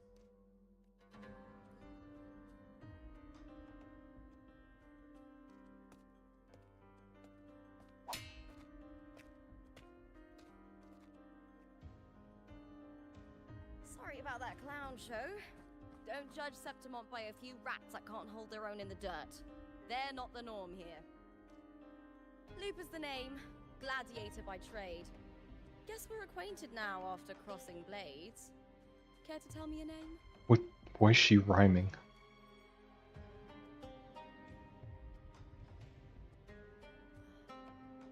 Got it. It's rare to meet someone with your kind of strength. Yeah, I fight a lot. Combat makes the greatest warriors. You're a fine example of that. What happened just now? Did they try to ambush you? Just about. That man, Emilio, used to be my partner. The Silvers were probably behind this. The House of Silver is nobility in Septimont. I share their name, though. I'm sure they've thrown me out since I stepped away from the team. Is this tied to the match fixing you mentioned? Ugh, yes. I knew something was off, but I didn't think they'd go this far. Maybe they threw some serious money at it. I thought the money I made them would have been enough. Oh well.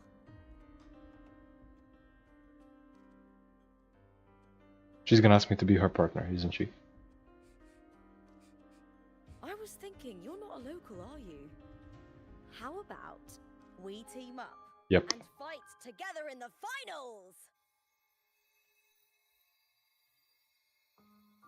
That's Cardathia's frequency. But how? Is that your way of saying yes?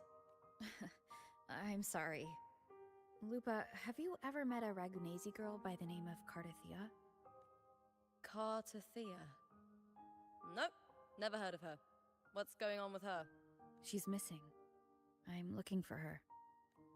I tracked her to Septimont, and it seems she confronted Arsinosa. Arsinosa is the symbol of our spirit, the great echo guarding Septimont for centuries. Besides the current Ephor, Augusta, nobody has ever faced her directly. I don't know if this Cardathia of yours is strong enough to take on Arsinosa. If she did, it would be the talk of Septimont. Yeah, I'm pretty sure she's strong enough, yeah.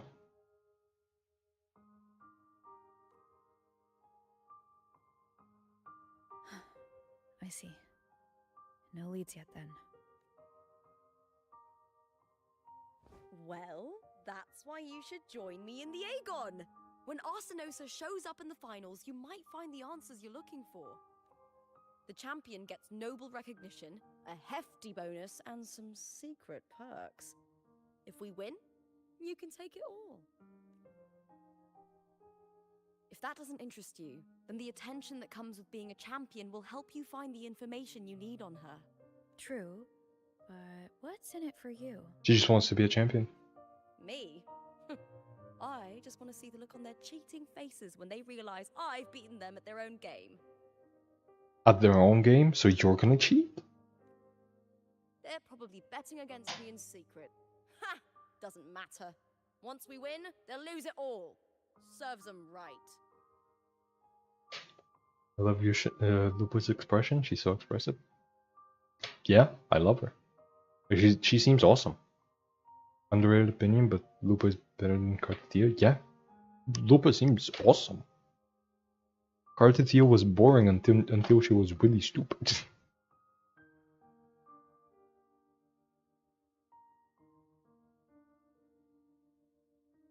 Even though Crow is trying to push Lupa onto Rover, I feel like she comes off as more friendly commander, buddy. So far, that's all I'm getting. But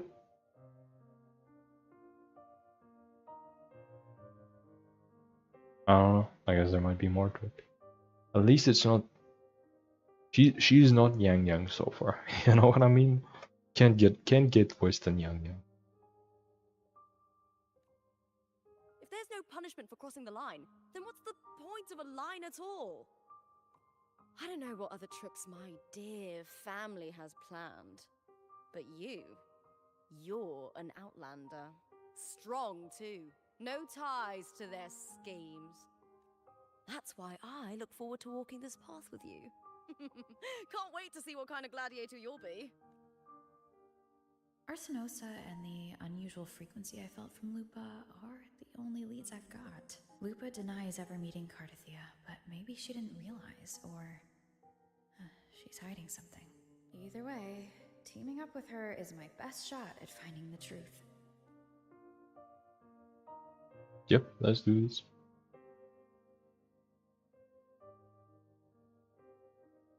That's the spirit! Well then, I'll be counting on you, my fellow warrior. Now, let's go register our team.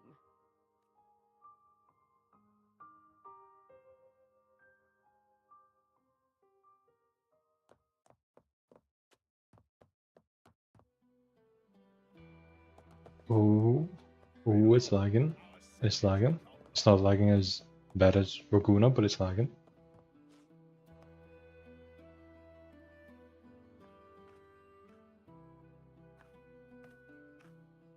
Hi there! Is team registration still open? I prefer Mio over Lupa. Or maybe Mia playable character. I don't know anything about Mia. I don't even know who Mia is, but I guess I'll find out. May applause greet you? Yes, you can register. Oh, wait, you're contender Lupa. Do you wish to register a new team? But aren't you...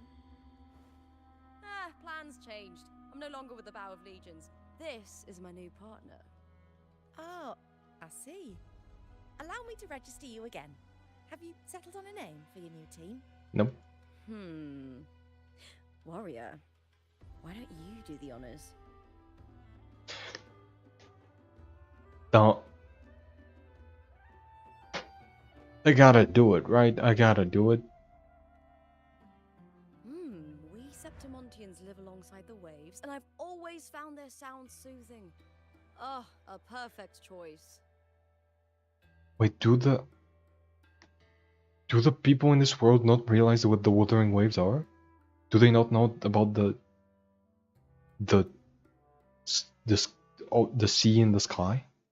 All right, the name is settled. We'd also like to apply for the special qualifier, please. Of course. Please wait one moment. The Gladiators Aegon happens year-round in Septimont. Training matches, exhibition games, open tournaments, you name it. But we're after the Aegon of Champions, the biggest event held every 4 years.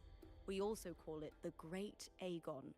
There are 2 stages, a points-based prelim and an elimination round. The prelim is almost over. The eliminations are about to begin. I've earned enough points from the regular matches to qualify for the finals, but since you're a new contender, you'll need to win the special qualifier to make it. If we defeat higher-ranked opponents, we can secure a spot with fewer matches. Just the 2 of us. Is it 2 on 2? Exactly. It's one of the reforms the new F4 made to the Aegon. And of course, our Echo partners will be joining us in the arena too. Echoes aren't just companions to us, but proof of our strength. Hunting them, taming them, and learning to live with them is the first lesson every Septimontian learns. Now, it's time to step into the arena. Ready? Registration completed. Happy hunting, contenders. Let's see how well we work together in the arena, my fellow warrior.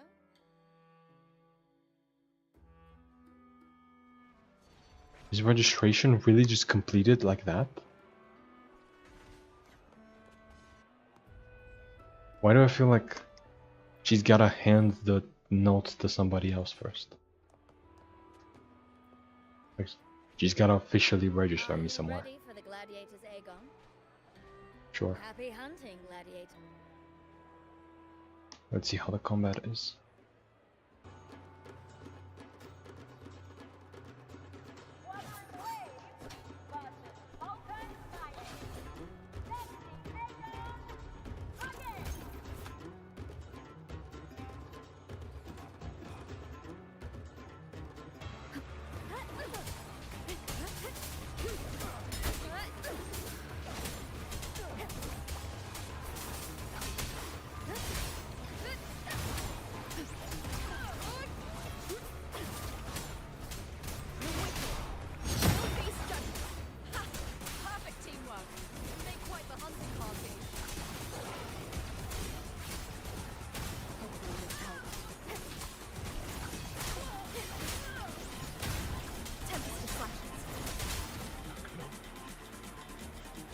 I did it.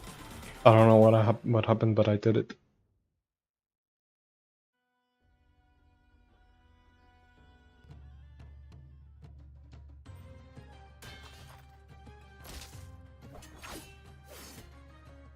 Oh, we did it!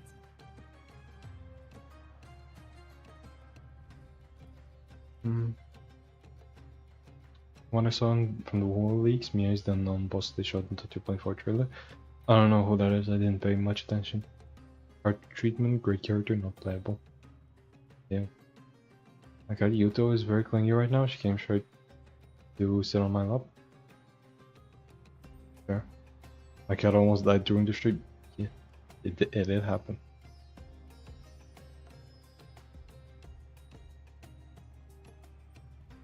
What color is Yuto? Definitely not asking because I'm racist.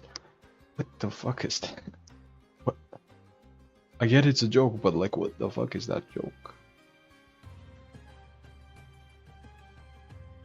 I feel too old for Discord, but you don't feel too old for streams?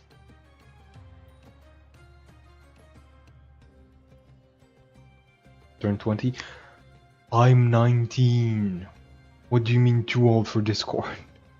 When you say too old for Discord, I'm imagining like 50. Or like 40 maybe.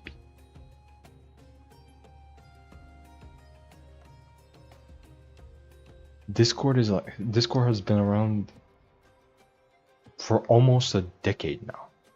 If anything, Discord is old. People are probably gonna move on to a new platform soon. There's probably gonna be something within like maybe less than 5 years. Discord mods be 30 plus. Yeah. And going after less than 18. Very very often, unfortunately. This Discord is... There's very much older people in Discord. In fact, there's people way older than you in my Discord. Like, there's people... Like, Luke is, what, 28, almost 29? And he doesn't feel too old for Discord. In fact, he chats pretty regularly. True, Discord hasn't had a direct competitor. It has. It's had one, multiple actually. There's multiple platforms that try to be better Discord, but like you don't have to be better Discord. You just have to be. You just have to wait for Discord to fail, because right now they're actively making it worse little by little.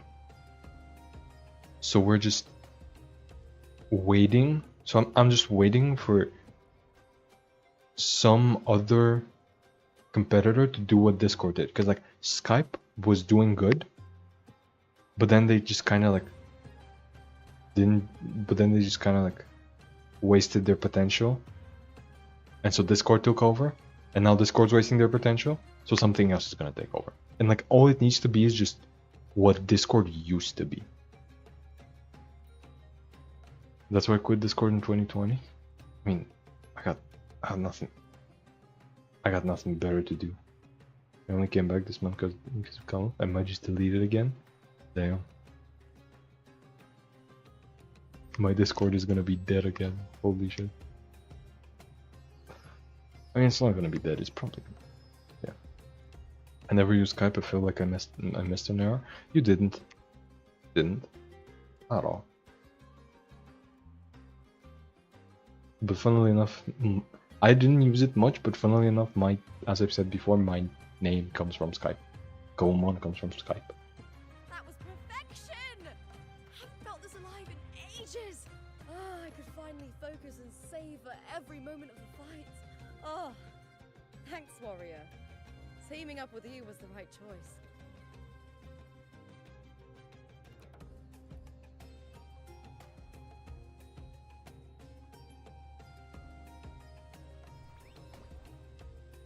These are... Tadars! These little ones love a good match and never miss a chance to cheer for the victors. Well, maybe I'll say if you stream something other than GITCG, I will. Well, I'll like literally after, like on Tuesday, after I won't be streaming Wuthering Waves because I'll be streaming Shadow Wars, which is another card game, and I don't know how interested you are in that, but like I'll probably be playing a decent amount of Shadow Wars. And I'll probably be playing other like story-based games at some point, but I don't know.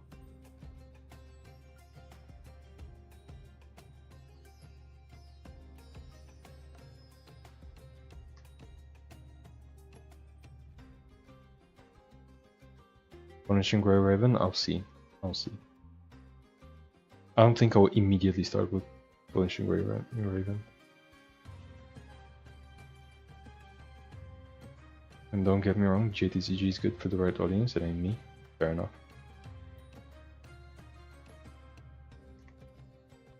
I mean, I'll check the stream out. Fair, fair.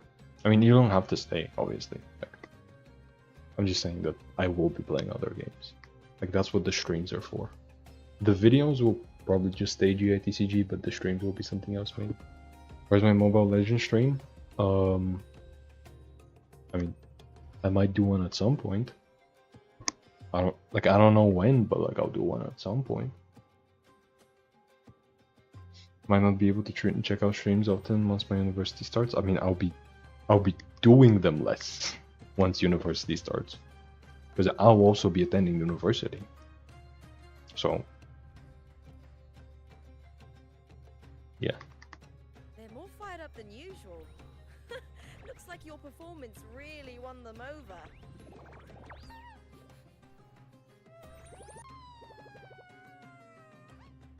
They're just as lively as the baby Griffon I came across before. Griffon? Is that how you were gonna pronounce it? This city does know how to keep spirits high. Speaking of griffons, they've actually been here long before our ancestors even settled on this archipelago. Anyway, we've secured our first victory. The next match will be held further out. If we take down the top-ranked team there, we'll be... Oh! Oh! Contender Lupa! Please! Sign for me! It's you! In the flesh! Why would a star like you be in this arena? It's impossible to get a ticket for your matches. Oh, I wish I'd known sooner that you'd be here. Did something happen with the Bow of Legions, Contender Lupa? Who's this new gladiator you've got with you? Did you replace Contender Emilio? Oh, that's front page material. Hey, make some room! Lupa, I loved your performance. Please, will you sign for me?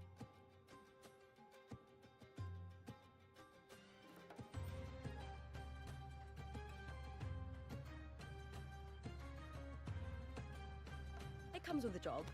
Gotta draw a crowd in, both in and out of the arena.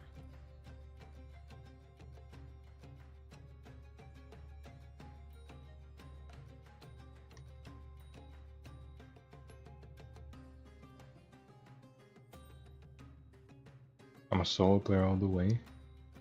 Solo as hell? Really?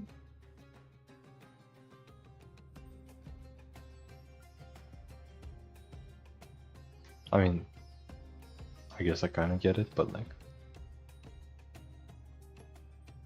I wouldn't expect solo to be hell. I would expect it to be worse, but...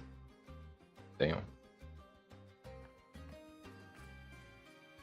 Alright, everyone!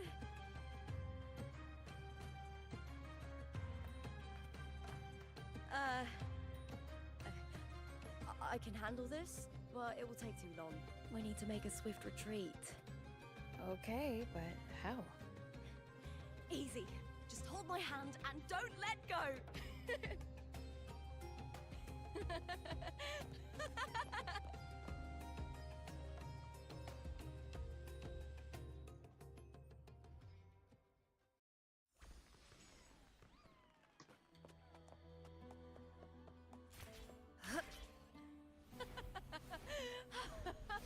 Good.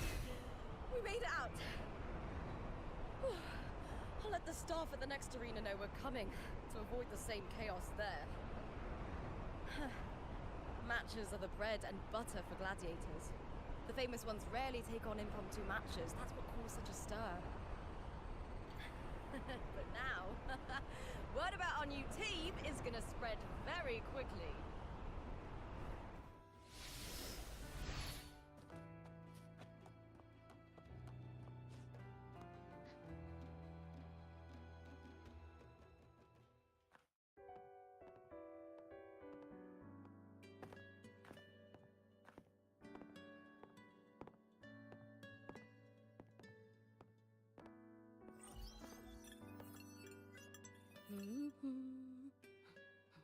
What was that smirk about? Dark system, call it dark system. Sometimes in a match, the same hero feels strong in one and feels hella weak and slow in another.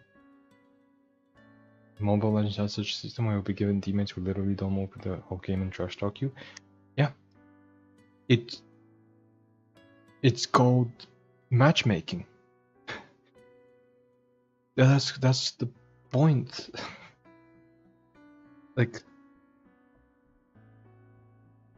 Like you will be matched with random people, and and a lot of people are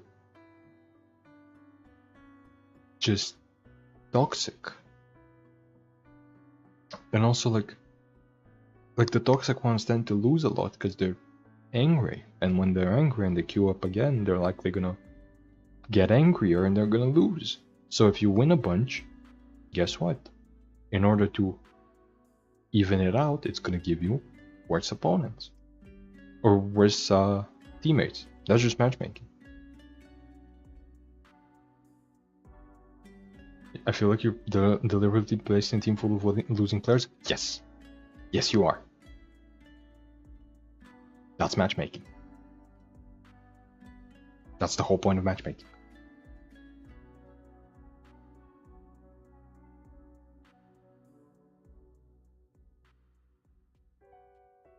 Like, there's this whole thing that League of Legends players talk about, which is loser's queue, or like winner's queue, where they're like, if you win too many games, suddenly they put you in a loss streak and they give you really bad teammates and really good opponents. And it's like, yep, that's called matchmaking. You won a bunch of games, and so now in order to adjust your rating, they're gonna put you in really tough games to make sure that you actually earned those, to actually earn your rank, or earned your rank. And like if they give you tougher games and you keep losing, then yeah, that's where you deserve to be. You know what I mean? Like that's just matchmaking. So like, this is in every game.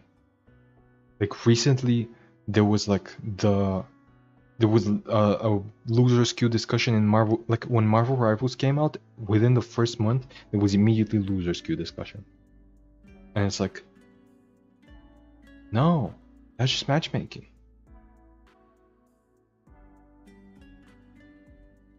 I don't know, man. I just play around 100 match to reach mythical glory and don't touch the game for the season. That's completely fair. It's just like solo. Like this just sounds like the solo experience in every competitive team-based game.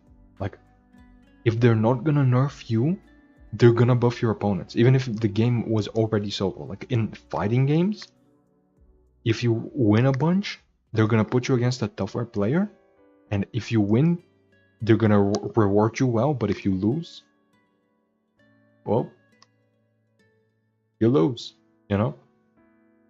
And it's like, that's the whole point.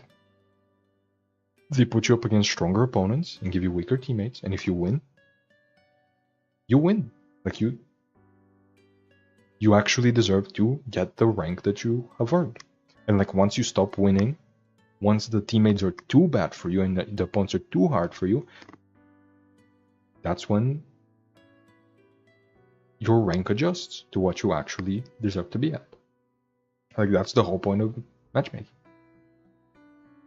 Like some games have worse matchmaking than others, sure, but like even if it was a completely solo game, it would still be like your opponent would still be adjusted for you winning or losing. Like if you win too much, they're gonna give you better opponents. If you lose too much, they're gonna give you worse opponents. And like, yeah, like you gotta remember, those same bad teammates that you have on your game will eventually be on your opponent's team. Like if you lose too much, they're gonna put the bad players on your opponent's team and the good ones on your team. Like that's just how matchmaking works. Oh. It's doing its thing. Like it's just doing its thing.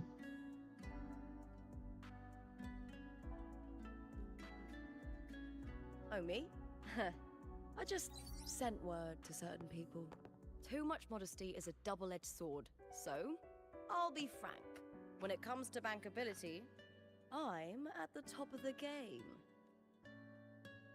That's how my family, the Silvers, have kept their position all these years. But the nobles here in Septimont are always hunting and contesting for more. Lions and wolves tear each other to pieces, while the hyenas lie in wait, eyes on their bellies. Everyone wants a taste of the juiciest meat. And with the illegal betting they're running, once they hear I've left the old team, they'll all be scrambling to get a piece of the action. Are you planning to muddy the waters? The waters are already so murky, no one can tell who's stirring them. But it's still better now than it was before. The mess they made before the current effort took over was...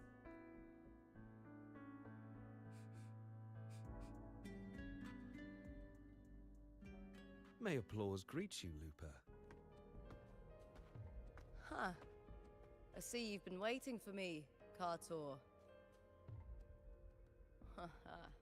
He was my manager back in the Bow of Legions. Has a gift for knowing exactly what to say to anyone, though that's his flaw too. For a manager, isn't the skill of speech always a gift? Domina Julia Silva hoped you'd behave and return home. She bid that I reason with you at the earliest opportunity. But it seems you've found yourself a new ally. I dare say her hopes are dashed. And? What's your point? How disappointing. Not even a hint of charm when there's no crowd around to impress. Feeling confident about this new team of yours? What do you think your chances are of winning the championship? Guaranteed. With me and this warrior? 100%. Yep. Enough, Kartor. Spare me the games and empty chatter. I have one question for you. Are you involved in the Silver's match fixing? No. I do love money, but I don't stoop to that level to get it. Fair enough. You may leave now. Dangerous question, Lupa. Think carefully. The Silvers may have made you a star, but they can just as easily snuff that star out. Not if I win. I've never doubted your talent, but these are the rules of the game. I know the rules well enough. I just wonder if Domina Julia truly understands who's making the rules now, and where she stands in this game.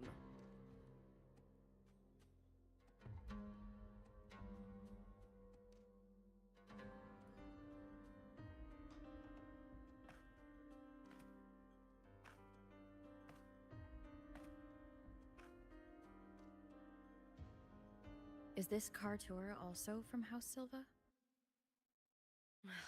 Not exactly. He's a free man, though he's handled Bow of Legion's business for the past few years. Look! Once we cross the Hero's Way, we'll get to the Capitolini Hill district. For centuries, countless gladiators have walked this very path to Colosseum Olympus, just as we are now.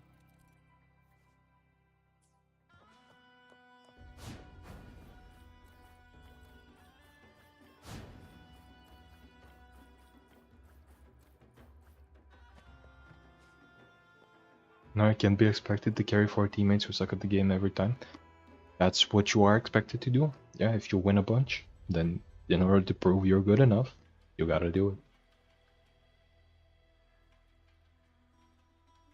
Sometimes my squad matches even get matches with 1500 star players, although we lose most of those. But yeah, even in squad matchmaking it happens. Yep, that's the point of matchmaking.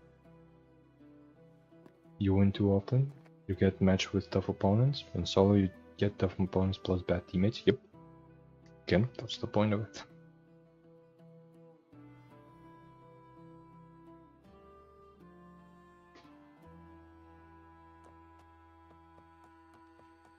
The next qualifier is just ahead. Once it's over, we can take the cable car to the upper city. On an autumn day, the view as you ascend and the breeze on your face can truly lift your spirits. Okay, the lag in Septimont is actually so far better than Raguna. Like Raguna is just much worse.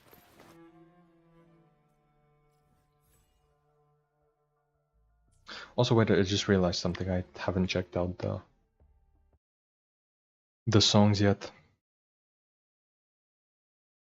I probably should do that.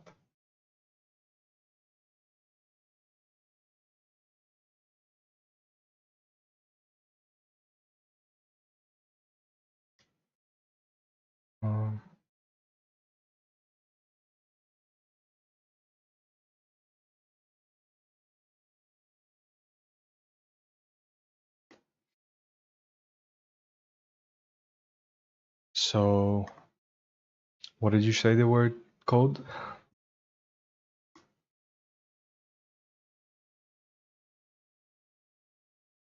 What the fuck is my recommendation?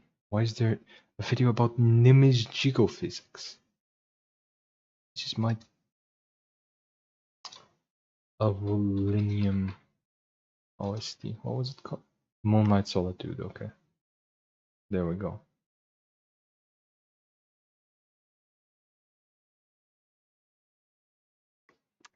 Fucking ads. Can you stop? I should get an ad blocker again. Well, I do have an ad blocker, but I disabled it for YouTube. I disabled the ad blocker for YouTube specifically because they were trying to crack down on ad blockers.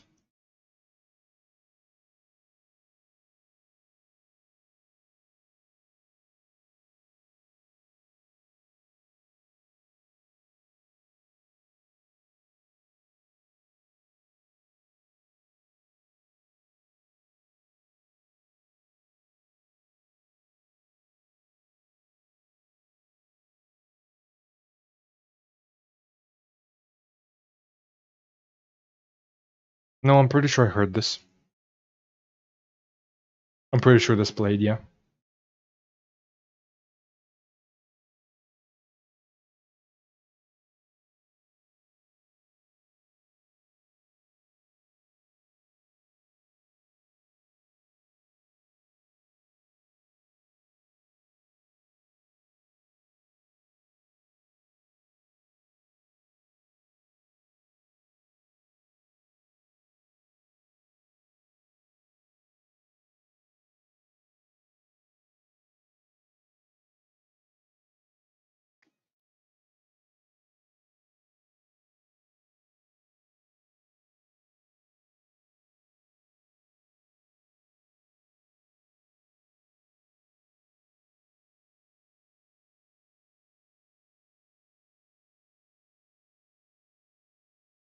Yeah, I'm gonna be real with you. I don't care about the soundtrack at all.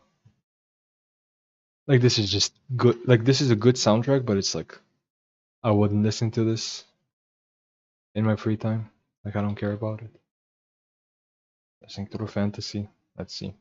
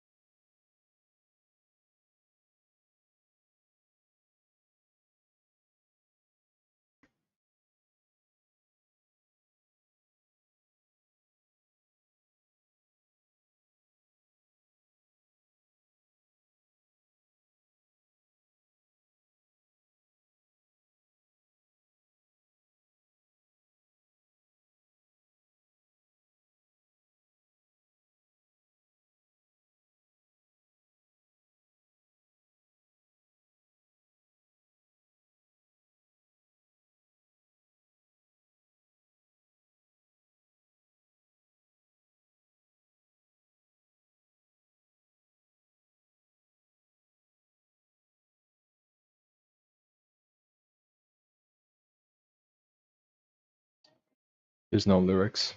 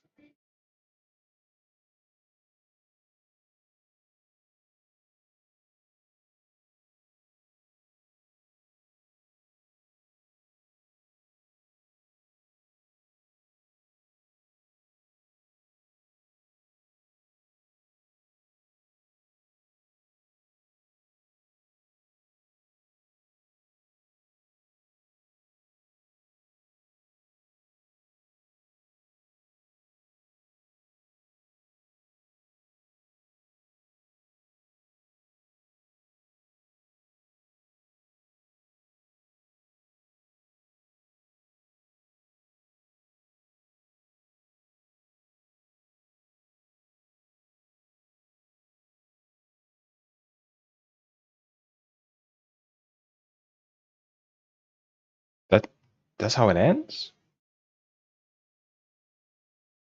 Okay, fair. I was expecting the chorus to play again. Fuck you.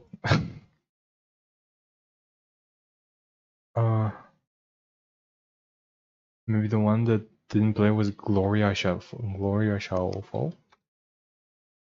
Shall Fall. Maybe with no. This definitely played. I can already tell what it is. Yeah, this definitely played. I remember this. Hello hates everything I like, even hates my poison lady. I mean, that's because she's a poison lady. Well, not because not exclusively, but yeah. Also, speaking of Wuthering Waves music, you want to see something interesting?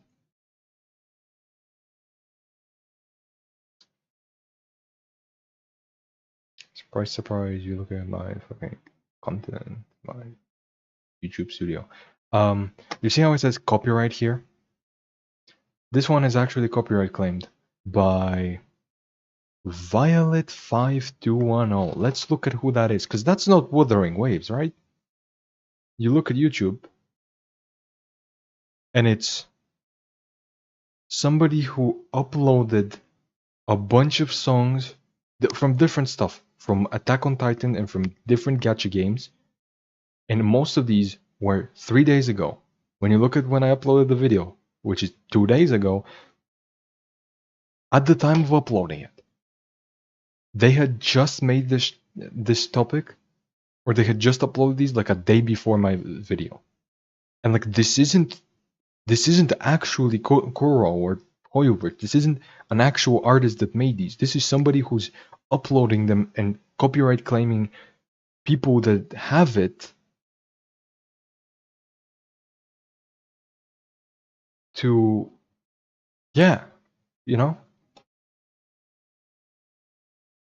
like they're copywriting people with these songs, even though these are usually not copyrighted. That's tradable scam. Yeah, it is.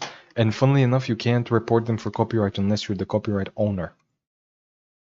So like I can't do this. I can't copyright them. I can't report them. I just reported them for scam or something. Like report user report user for spam and scams. Yeah, that's what I reported them for, because that's the closest could be. And I gave the reason, but it's like YouTube's not gonna fix that. I don't know if that guy's stupid or YouTube's stupid. Both. YouTube just allows this. And like I can't like, here's the thing. The copyright doesn't mean anything to me, because I'm not earning money from this video. I don't earn money from any of my videos. But it's like I can't take action, because if I try to dispute it, it's like it's just gonna go to them. So the YouTube copyright system is just broken. It's just completely broken. How's your PC lives with so many YouTube tabs? YouTube tabs don't do anything. Like I hope, like these tabs are not actually like the videos aren't playing. So like if I look at my task manager right now, let's see how much is Firefox is taking up about 20% of my RAM with this many videos. Wuthering Waves now, while paused, is taking 30. So like it's nowhere even close. Tell them this happened because you streamed their game. That doesn't fix anything. Maybe contact Koro Games and support. Like, I could, but it's like, here's the thing. This is gonna, they're aware of this probably. 20% is okay, yeah, it's like, I just, like, I'm not using up my RAM at all usually. How does your graph look like? What graph? What do you mean by graph? But it's like, yeah, I don't think anything's gonna happen if I tell Koro, because like they're probably aware of stuff like this happening. Like this is probably a common thing, because the way they've done this is they've uploaded this, which I'm not sure if it's like an existing song or their own song, but like they uploaded this like a month ago, and then they uploaded a bunch of stuff like 3 days ago altogether, and immediately started claiming. So like they've prepared this way in advance. And I'm guessing they have other accounts that they're immediately gonna do it onto as well. So it's like they probably have multiple different accounts with multiple different songs, just in case one gets taken down, the others don't. So like this is just a broken system. Like here's the thing, Coral doesn't claim soundtracks because then every single video with the game in it would be claimed. So like, yeah, this is just people specifically targeting people who own copyright that don't claim, you know. Anyway, sounds like a scammy way to make money. It is. It is. I mean, channel stats. What about them? What about the channel stats? Like, I got my views and my watch time and subscribers from the last 28 days. Or like my views in the last 48 hours. Which most of them are from the 5.7 balance patch and stuff. Like I don't know what stats that would show. Also, yeah.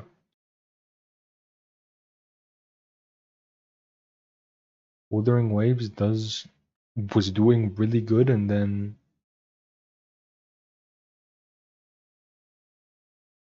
this happened.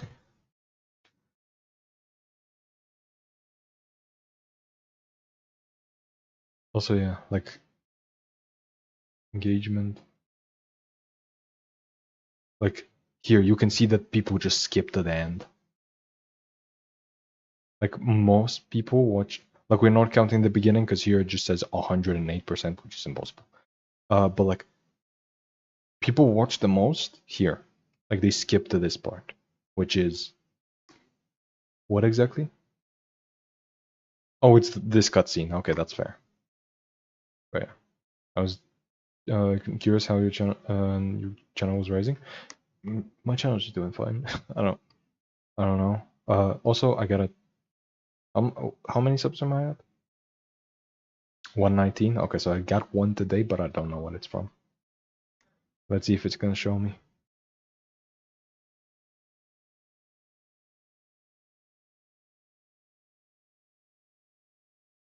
It's showing me the subs from a couple of days ago. It's not showing me today.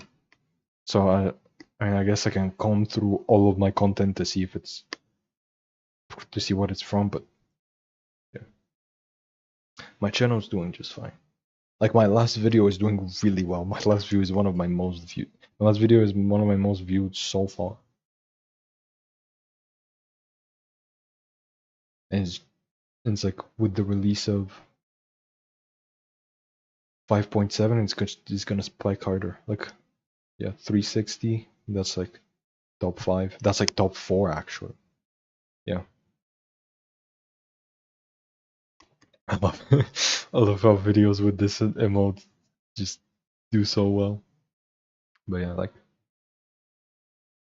it's fine. People are watching the GITCG stuff pretty regularly. They're also watching the Wuthering Wave stuff, but like not that much. They just yeah. It's called Tasso. Let me log into it. That one subscriber is me, by the way, with another account. It's called Tasso. Let me log into it. Oh. Okay. Fair enough. So then that answers it. I don't need to look where it came from. But like I love this thumbnail. But yeah, let me. But yeah, this is since you asked me like multiple times now. Yeah, this is the type of shit I'll be watching. Oh, never mind. I changed the name. Oh, damn. I mean, I have the notification for like recent subs. Like if your subs are public, I can check it out.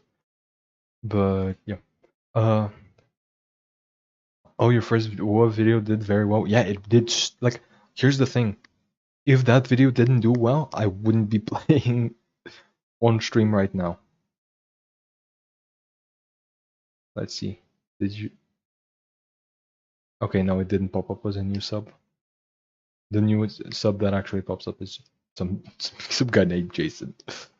You should do a reaction stream. To what? Reacting to what? Like, this is a reaction stream. I'm reacting to the Wuthering Waves story. Like, there's a reason the videos from these streams are called Wuthering Waves Act whatever reaction. But like, yeah, if this video didn't do well, I wouldn't be streaming today. Cause like if this video didn't do well, I'll just like rush through the story to get to the card game. Like, yeah. Dang, I was introduced to you through that vid too. Yeah, most people were. Most people were. Like, this is my biggest video so far.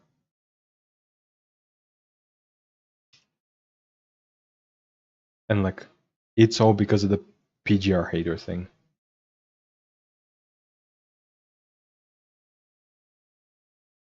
Like, yeah, PGR is just better than Genshin. A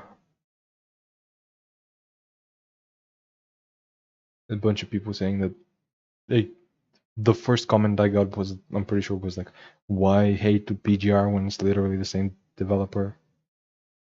But like, yeah, it's a bunch of people that are like either also hate PGR or like asking me why I hate PGR. Yeah. I didn't mean to clump you into that.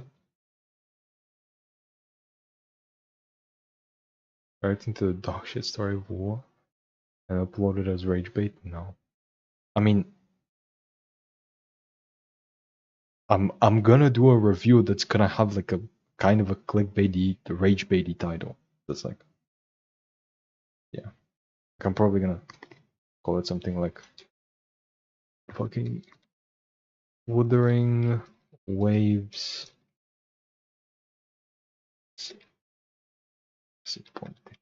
Like something like this. Or Wuthering Waves disappointed me. Something like that.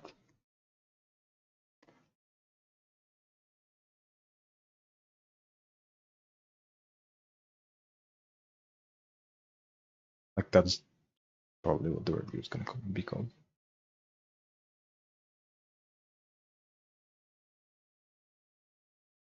I didn't mean to clump you into that. Clump you into what? I see. There were quite a few hate comments on the video. Yeah. Just make a summary video. Yeah, that's what I'm gonna do. Like, I'm gonna do a video on like my review on Wuthering Waves and also why I hate PGR, because like, you know, a lot of people are specifically came here for that. Like, yeah.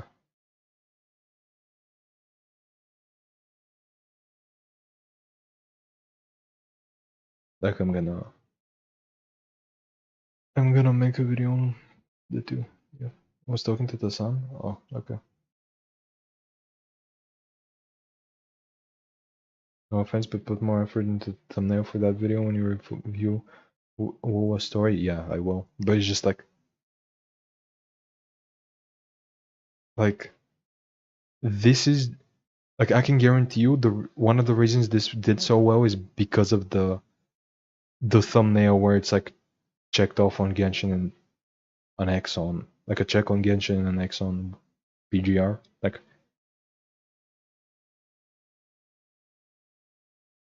really, you should edit it to be for people with ADHD like me. I mean, I'm gonna edit it more heavily, but it's like, I don't know if it should be like that. Like, I need to explain my thoughts because the story sometimes is like genuinely terrible. Like it needs an explanation as to why it's terrible. It's not just like, yeah, it's bad, but it's like it could be good, but it's not, you know. Like I want to do like a review. It could, but yeah.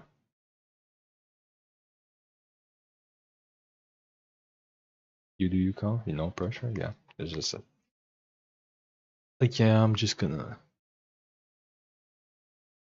Like, here's the thing. I'm not even expecting you to do well. Like, yeah, I don't know.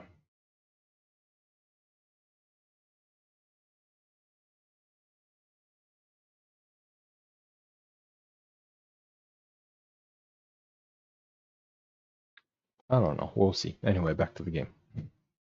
So I got a game to play.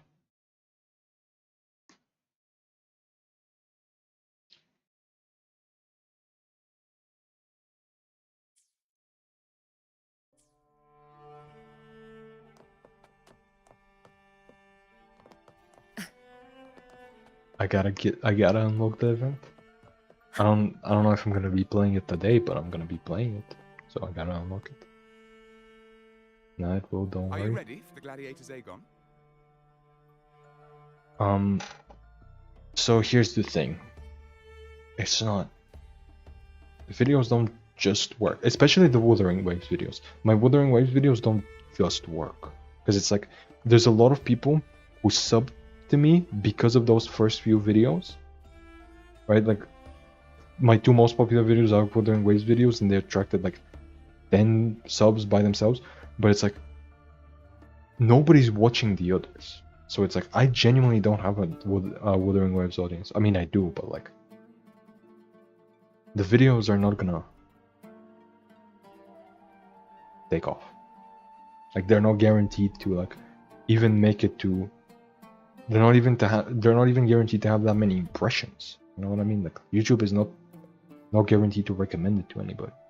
So it's like, I don't know how well it would do. You know. Heard viewer interaction, comment shares play a big role.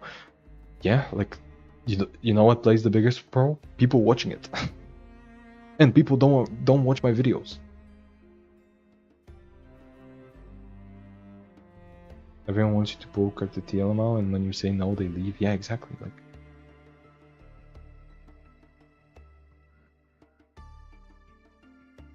Like,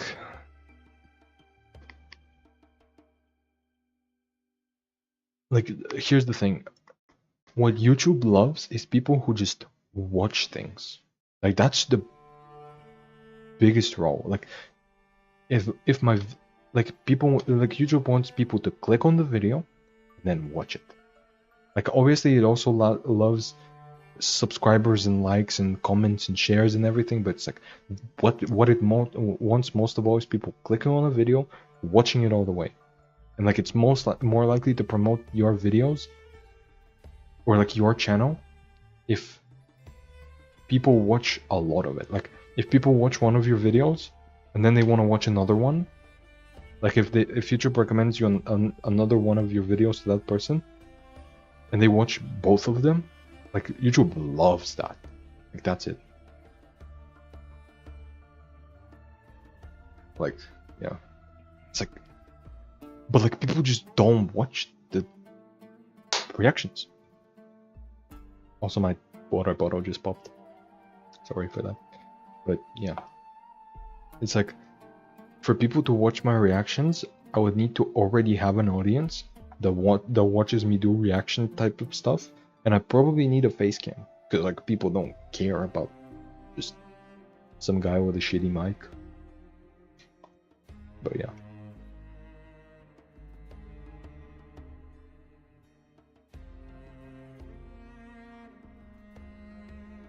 I'm not necessarily here for WoW, I just need a chill stream to hang out because of some personal stuff. Fair. I mean, it's not like I'm the only one. Like, you can find other people. Like, you can probably find chill Wuthering Waves streamers.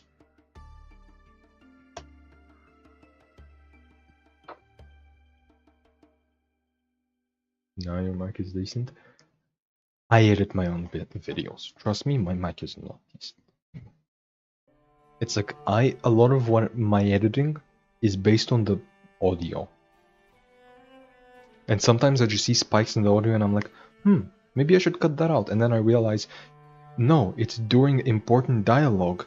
And what it is not me talking, but it's my mic popping. Like my headphones themselves, it's like the plastic moving around. It's like the cable moving around. And it's like it makes a little pop. And it does that very often. Or like my chair. My chair may squeak a little, but it's like not, but my mic shouldn't be capturing it, but it is. It's like, I don't know, like my mic could be a lot better, but it's like, yeah, people definitely want at least a face cam for reactions. A lot of people need a face for a reaction.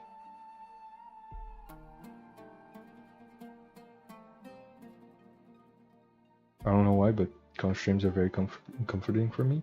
I mean, that's the point.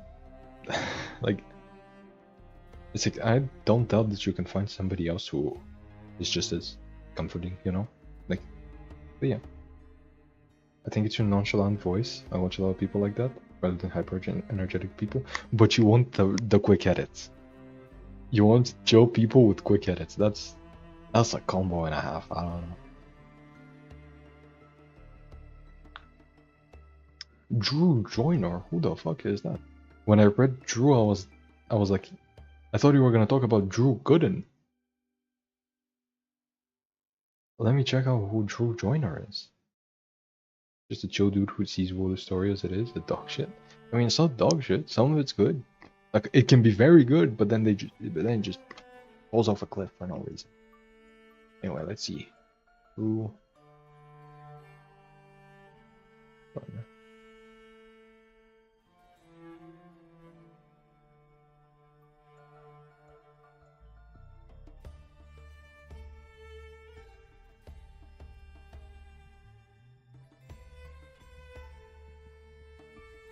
Okay, fair. I've never seen him, but this does look cool, yeah. Actually, no, I think a video of his has been recommended to me.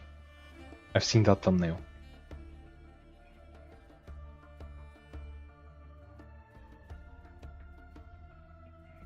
I've seen one of these thumbnails. I definitely know him.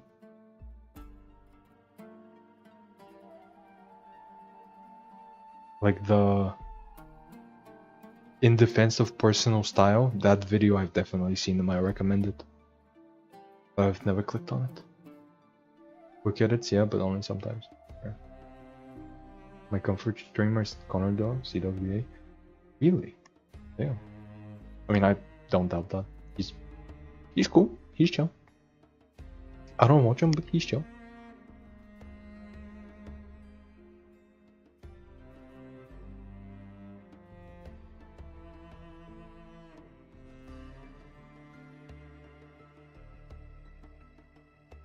But yeah, like attention span is short, yes, but comfort YouTubers are my go-to.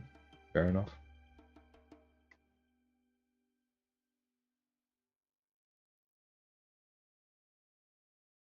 Happy hunting, gladiators.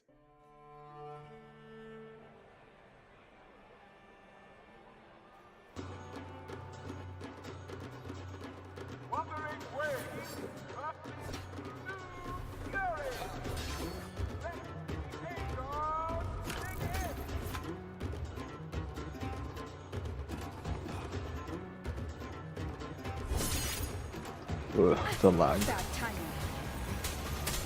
The lag is very real. Hopefully this helps.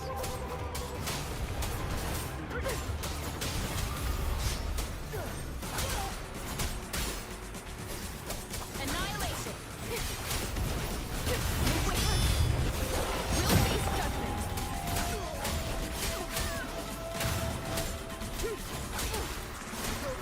Oh wait, these are the Blue Furies that we're talking about earlier, that beat somebody else.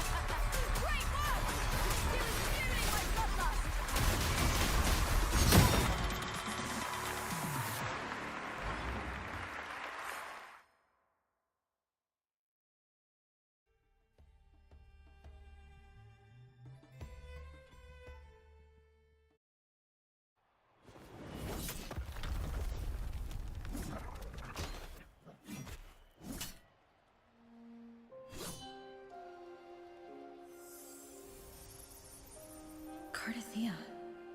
Standing on the water? See those? Yeah, I used to watch him back when he did Black Butler voices. What are the odds of me? During his Black Butler era, his female viewers were 97% of his audience. That's crazy.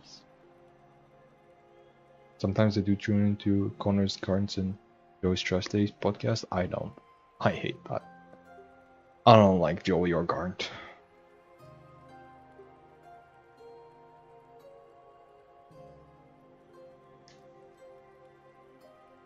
But yeah. Oh, I like Connor's voices. I bet to reveal. No, I get you. I get you. After all, a part of my appeal as a content creator is like I'm a voice. Like I'm a voice. Not in the same way he was a voice. He's a voice, but like I'm a voice. You know what I mean?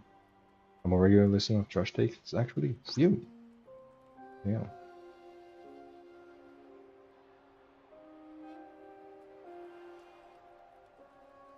I don't know. I just don't get them. I just don't like them. Like I've heard so many bad takes from him. Like I remember I saw a clip of like I think Hassan was a guest on the show and was talking about how One Piece is political, and both Joey and Garnt were like confused about it, and I was like, how the fuck did you miss that? That's the whole point of the show. So I found out I watched before too. Is that the racing guy? The like what was it called? The Trackmania? Is that the Trackmania guy? I've watched like 2 videos of his. I don't even play Trackmania, but somehow I love watching his videos. Same, I've never played Trackmania, but like some of his videos are really interesting. Like I watched the one video where like he pretended to be somebody else, and then also like the newer video about the one cheater who, to nobody's surprise, cheated once again.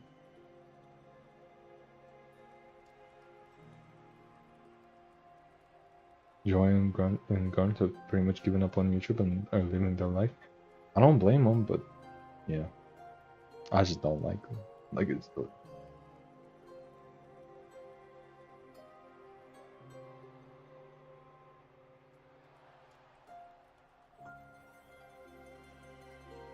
Also, like, isn't that one quote like, "It takes to be a man to be best girl"? Isn't that a Garnt quote? Because I fucking hate that quote. I hate that quote. To compare Canoe with someone, it'd be Future Canoe. See, that's really high praise. Because I also can't cook for shit. Oh, here's the thing. Future Canoe is actually really good at cooking. Let's be very clear. It's just that he's very casual about it. And like, honestly, that's kind of a vibe I'm going for. Other one, yeah, well, lately I'm into his pyramid-related videos. Pyramid videos? Virtual has pyramid videos?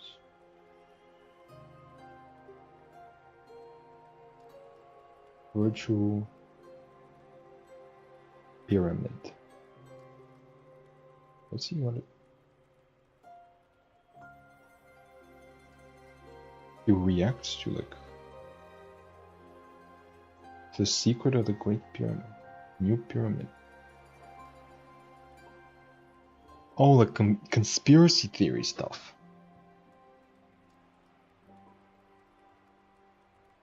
If so, I think you would be really interested in Mini Minutemen.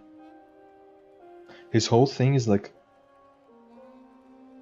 debunking conspiracy theories, as he's like an archaeologist, or at least has studied archaeology, and he like debunks conspiracy theories and like shows really cool archaeological places. Like he recently covered the Great Circle earthworks, which were Yeah.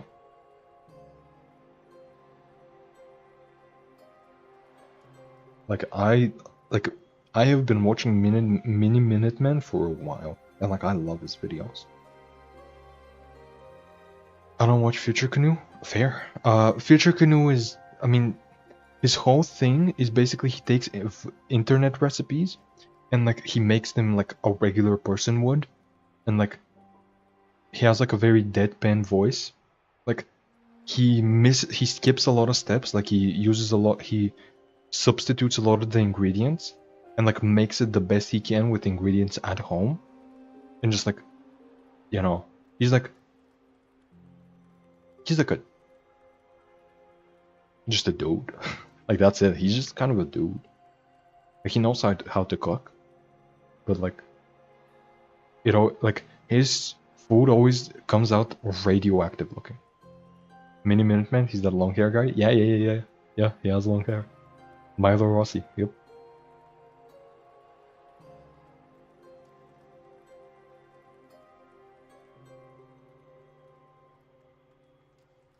Mini Minuteman. This indeed, he does indeed have long hair. Yeah, Future Canoe frustrate me sometimes. Yeah, fair enough.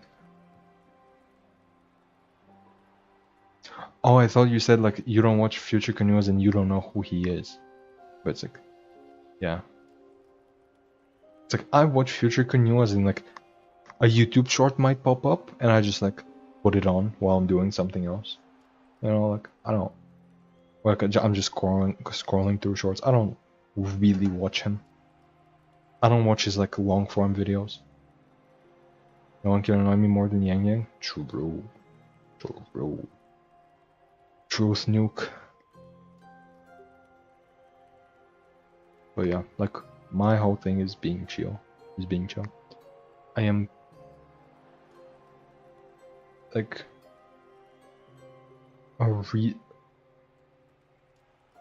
kind of a reason. One of the reasons people watched my JTCG videos, or at least I got some comments like that early on, is because like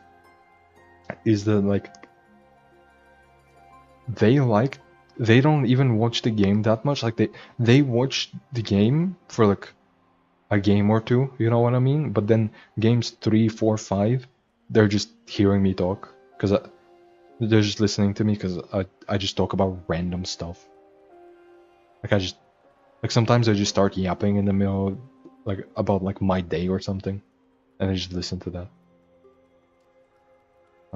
I do have a YouTuber. I hate Mr. Beast. Yep, same. I hate Mr. Beast. But like, I've went on for multiple Wuthering Wave streams talking about how I hate the rich. Is that really a surprise? About how I hate capitalism and I hate the rich and I hate all of that. Is it really a surprise I hate Mr. Beast?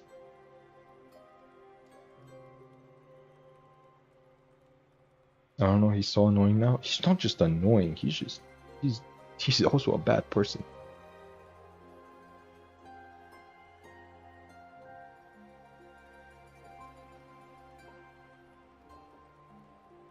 Well, tax the rich.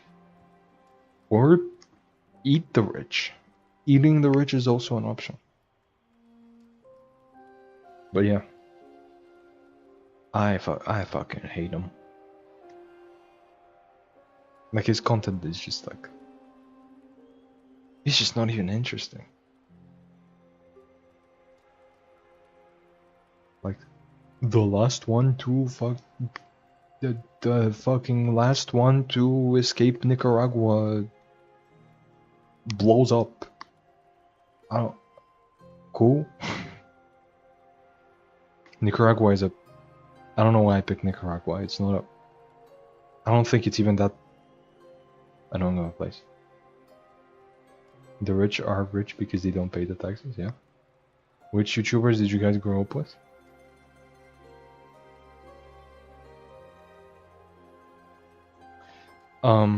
So first I think it was like a bunch of Terraria YouTubers and like, and then it was more, and then it started being like more MatPat Markiplier.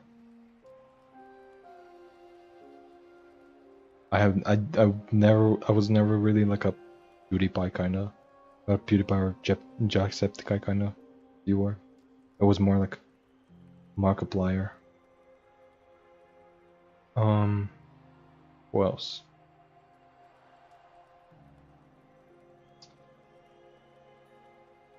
There was a bunch of like game specific YouTubers, but like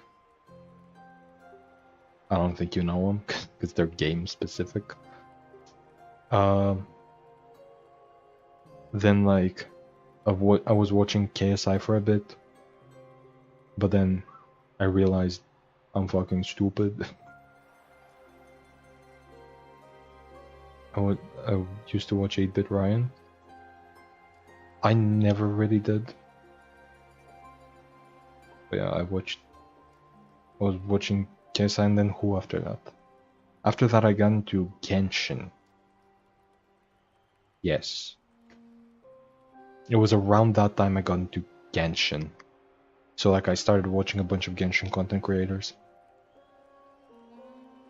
And then, yeah. KSI, I've never watched KSI. I used to watch his like Reddit, like the videos where he just like reacted to his Reddit, and it was, I don't know how I watched them looking back at it, because it was literally all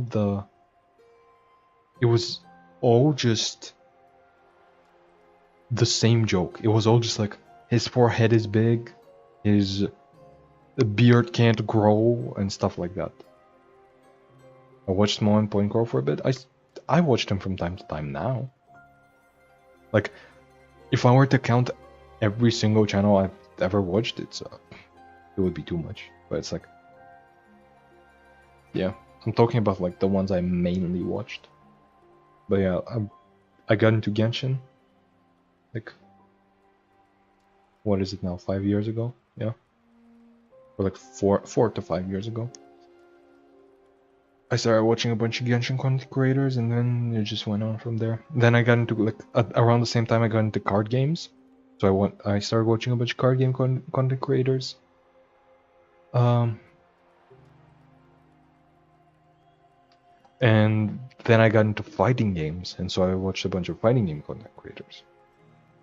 But yeah, I watched a lot of PokeTubers like MNJ TV. I've watched like very little MNJ TV, but I'm not a Pokemon player, so that's why. Like I played TCG a decent amount, like an okay amount, but I've never played the. Actually, I played one Pokemon game. I don't remember which one it is, but it's the one with Darkrai. Because I love Darkrai. That's the only reason I remember it, because I really like Darkrai.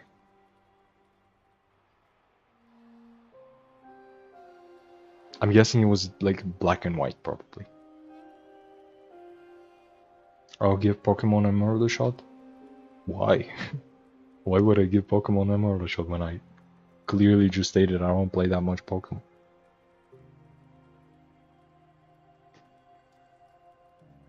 Like, what's so different about Emerald? I didn't have a card game era? Well, it's the time is now. Battleverse 2 will be the beginning. Maybe, I don't know. I think he'd like Gen 4 more. Which one's Gen 4?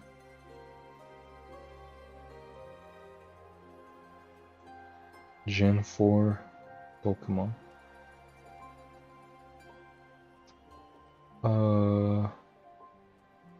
Covers, please. Covers.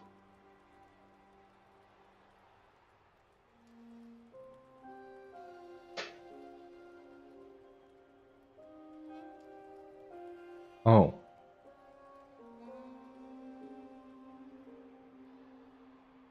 It's the one with Giratina. Why do you think I'd like those more? He didn't grow up with Pokemon, so I don't think you'll like it. Nostalgia plays a crucial role when playing Pokemon. Yeah, like let me be very clear. I don't play Pokemon because they're not good games. Well, not because like they're decent games, but it's like they're so limiting. It's like Pokemon plays Darkrai in Gen 4. What? But wasn't there a game that had him on the cover? That I played that one, I believe.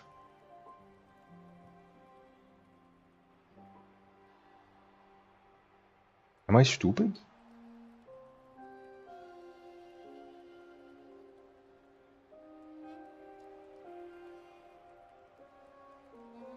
Then maybe I'll like Gen 4. I don't know.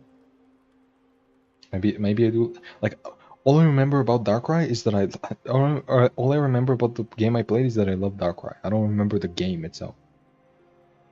But it's like, yeah, Pokemon kind of plays like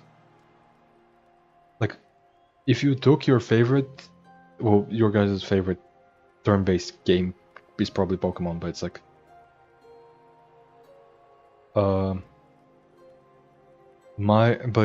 it's like if I took my favorite turn-based game and made it really boring, like I made it really limited.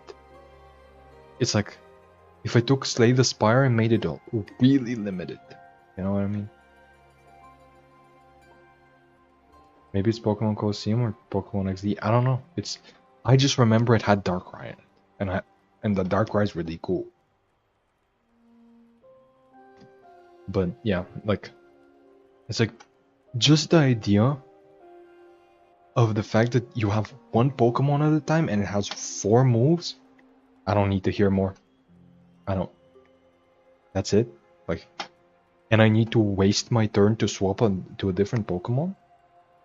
That's it. Like, I don't care much. Like, it feels so, like it can probably be really interesting once you get into like I know there's a competitive scene and that part is probably really interesting because of how limited the game is, but it's like when I'm playing through a game, I don't want to be doing all that.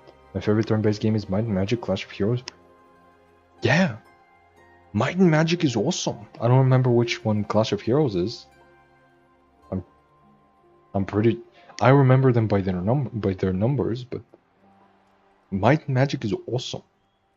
For the exact opposite reason of why I hate Pokemon. Like Might and Magic gives you so many options.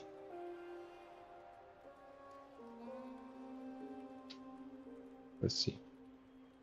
Which one did you say? Clash of Heroes? That's not a mainline Might and Magic game, I think.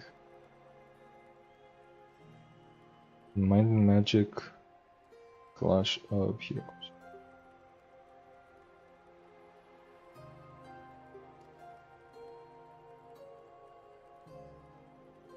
Oh, that's a completely different game.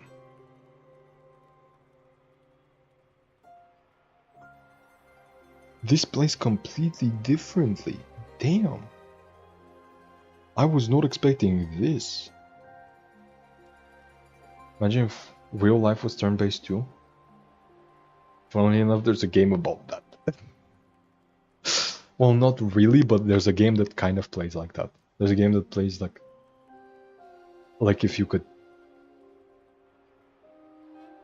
like as if you're in slow-mo, you know, which is basically like taking a turn.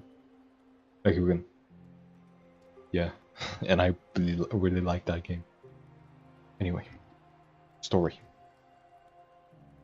It's 10 p.m. That abnormal sensation came over me again when my sword struck the contender's echo. All the echoes in Septimont seem to exhibit unstable power. Something is definitely off, but it seems like no one else has noticed. Contender Lupa isn't in the Power of Legions anymore. What a shame. Just 2 days before the finals as well. It's unfair to her former teammates and her fans. Is it about the money? She's changed teammates how many times now? As for that newcomer next to her... Without the Silver's patronage, there's no way a gladiator from the outskirts could rise to fame so quickly. Quiet down! Where are you hearing these rumours? Open your eyes. Rupert has never once thrown a match. Everyone thinks they know the real truth. But consider this. It's a fact I know to be true. Let's go, my fellow warrior! It's all going as planned. Let's get you settled somewhere comfortable. Then tomorrow, we head to the Colosseum Melindus for the semi-finals. Expedition 33? No, but Expedition 33 is kind of similar, yeah. Expedition 33 is really good. I want to try Expedition 33, it looks really fun. It is. Expedition 33 is fantastic.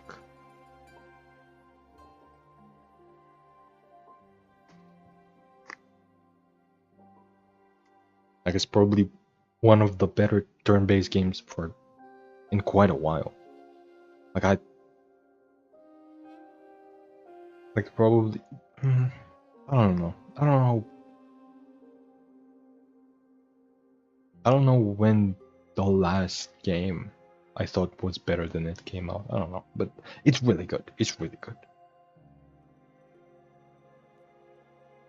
I've been meaning to ask, is there a body of water in the city? I think Cardathia might have passed through there. A body of water? Yes, but it's been abandoned for years. That elevator can take you to the upper city, though. If you want to try looking for her, we can start there. Thanks. And... Yes? Those people just now, they talked about match fixing. Don't you want to challenge that? I didn't have time to gather enough proof before I left. Besides, this isn't the right moment. Once we win the Great Aegon, I'll make everything public. In Septimont, only the winners get to speak their truth.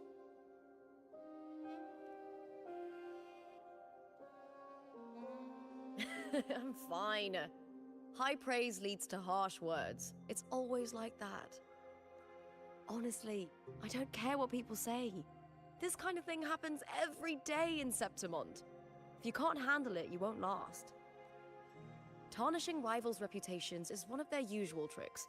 I cut off their betting profits, so it's only natural they'd be upset. Besides, now I have a reliable warrior by my side. That's all that matters. No worrying about whether my teammate can keep up. No dealing with petty politics. Just the thrill of the fight. Thank you for that, my fellow warrior.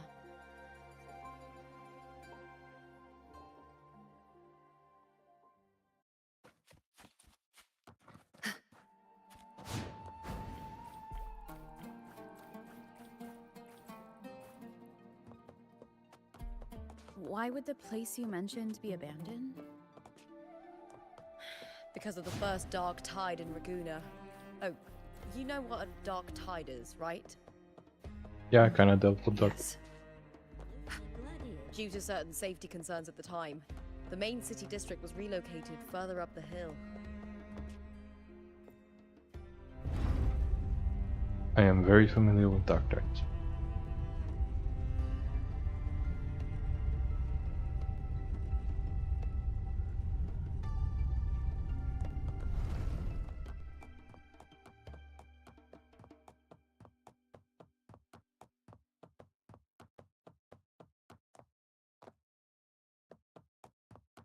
You said Cardathia might have been here. Do you have an idea of where she passed through? I think somewhere over... there. Ah, that's where the statue of Hercules is. Hercules? Really?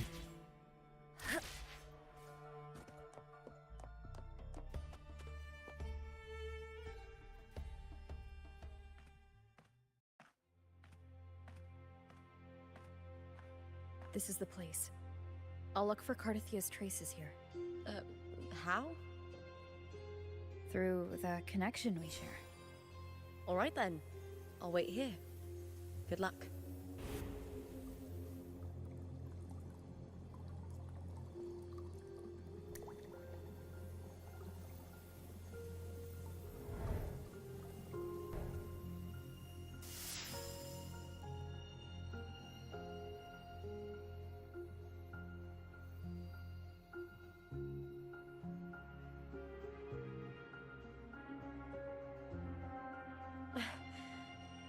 How's it going? You look frustrated.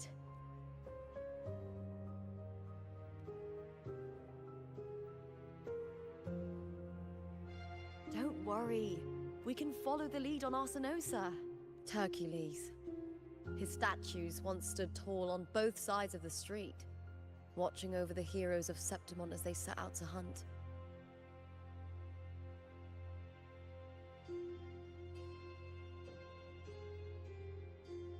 Does Kyle have an Instagram account or is it family only too? I have one, but I don't use it. I don't use Instagram at all.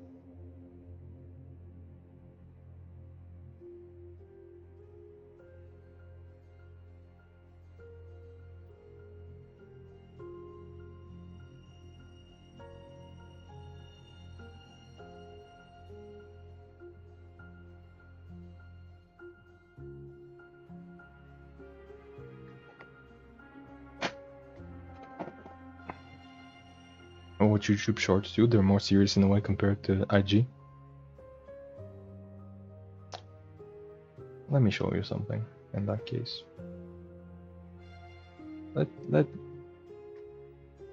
Really now.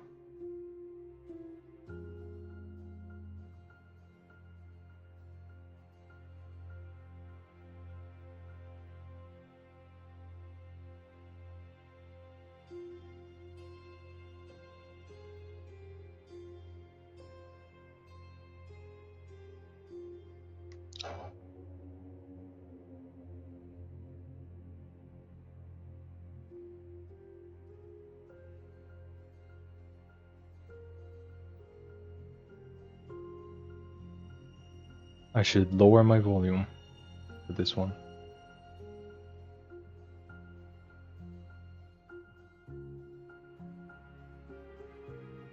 Where's the volume slider?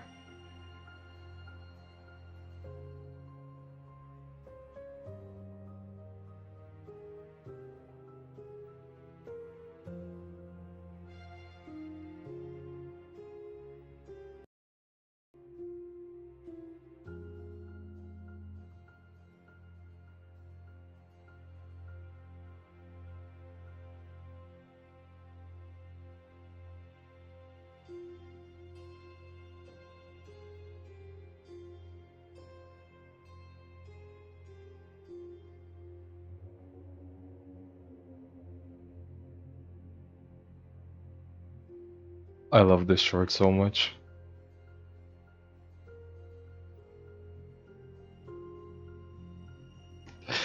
Why the fuck did he do this?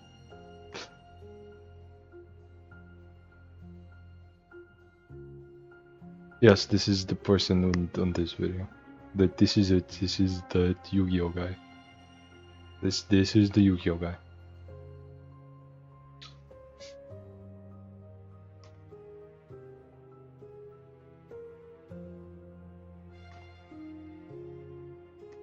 This is a couple of Mountain Dew. Or is it? It's actually... I love it so much. He's so real for that.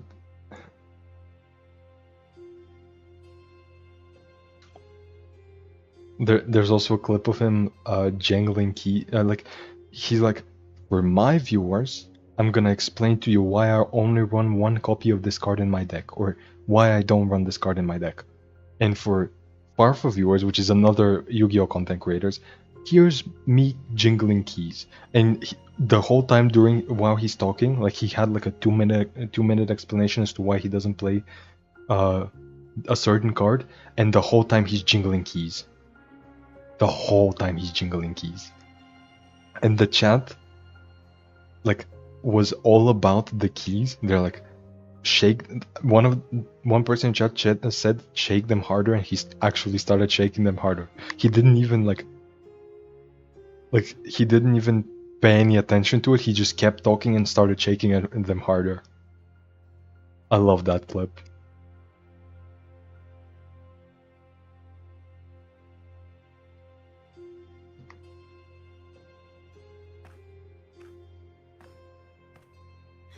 Back then, the chimes drifting up from the city with the finest sounds of glory.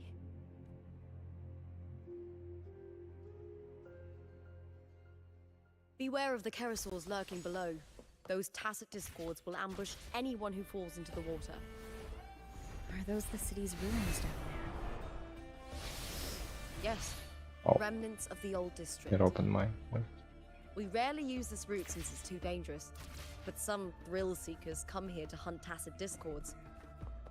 Speaking of which, this area is actually under Silver jurisdiction. Cartathea. I've never heard that name before, but it feels strangely familiar.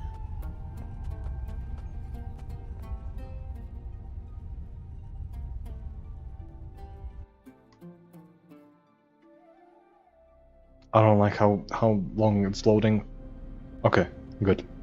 I thought Septimont got really laggy and was about to crash my PC again.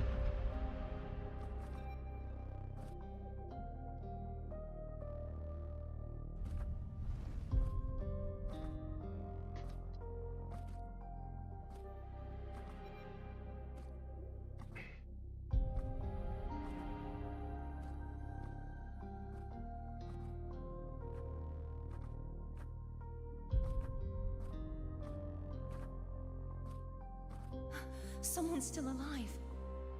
Oh, damn. The lag's not bad, it's playable. But for you, remember, a lot of Raguna is probably playable for a lot of people. Not me though.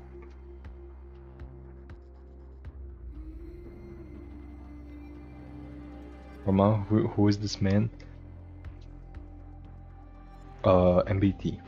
His name's MBT. I don't know, he's a vibe. He's certainly a vibe.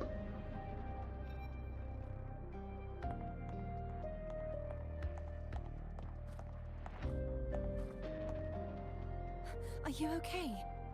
You seem like a local. Are there any other survivors? I'm managing. I can still move, but I'm exhausted. I've walked for so long, for so far, but I still can't leave this city. The white tidal blight follows me wherever I go. Tidal blight? Could she mean the dark tide? What's your name? I don't remember.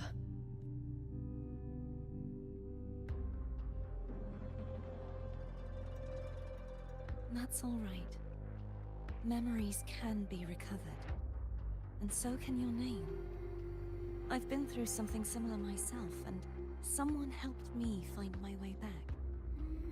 I've only just arrived here. All of Septimont is cloaked in mist. Would you mind sharing with me what you still remember? You're kind of in a city now, you can actually play to a piece of prestige without having to complete the act. Yeah, that's what I'm gonna do. I'll probably play the card game now. Yeah, I'm guessing after this, like I just need to get to Capitoline Hill. So once I get there, I'm probably gonna end today's stream and I'm gonna just start playing the card game tomorrow. Like tomorrow's stream is just gonna be right away card game. Who are you? My name is Cartathea. I'm Raguna's... I'm a wandering knight from Raguna. A wandering knight.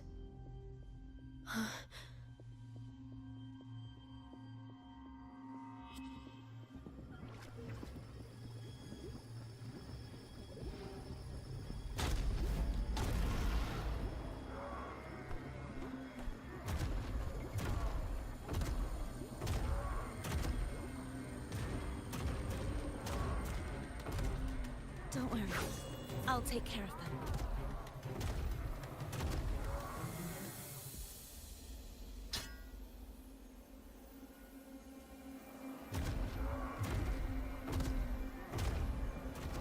Come forth and face my blade.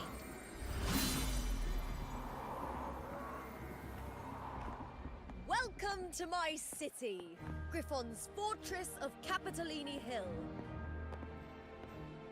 Capitolini, not Capitoline. Yeah, that's fair. It is Italian.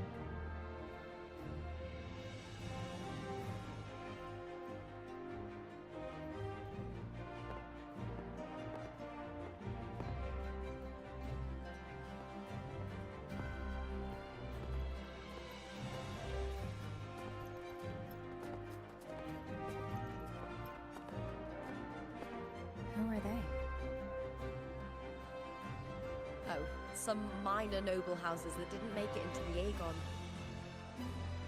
In Septimont, strength and power go hand in hand. Nobles get more, but they better prove they're worth it and pull their weight for the city. That's good. That's really good, actually. Fortune. It's a way to find the capable. For nobles, the ability to command and control echoes is a basic responsibility. If the heir of a noble house isn't strong enough, it signals that the house is unfit to hunt down tacit discords or protect Septimont. That's actually good, yeah.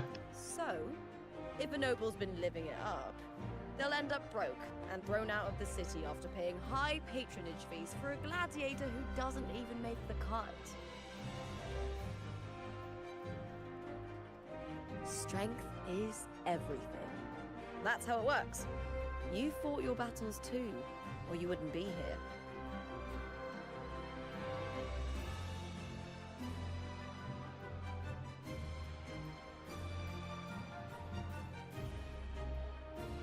For most Septimontians, the Aegon isn't just an event. It's the training ground nobles and commoners alike have to fight in. The victors show no mercy to the defeated. People here despise weakness, worship strength, and crave glory. Where you come from doesn't matter. Prove yourself, and the crowd will scream your name. The spotlight's yours, the arena's your stage. But if you can't keep up, if you're not chosen, you'll be left in the shadows.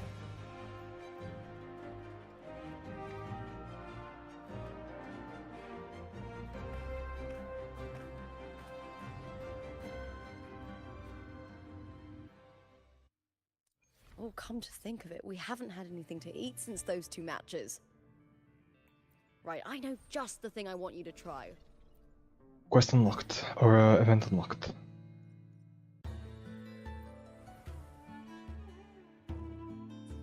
Wait, what? I just click here and I just go. Oh no, I have to fast travel. It's unlocked though. It's unlocked. So I've done everything I wanted today.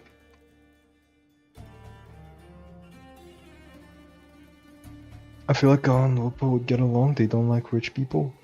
Yeah, we would.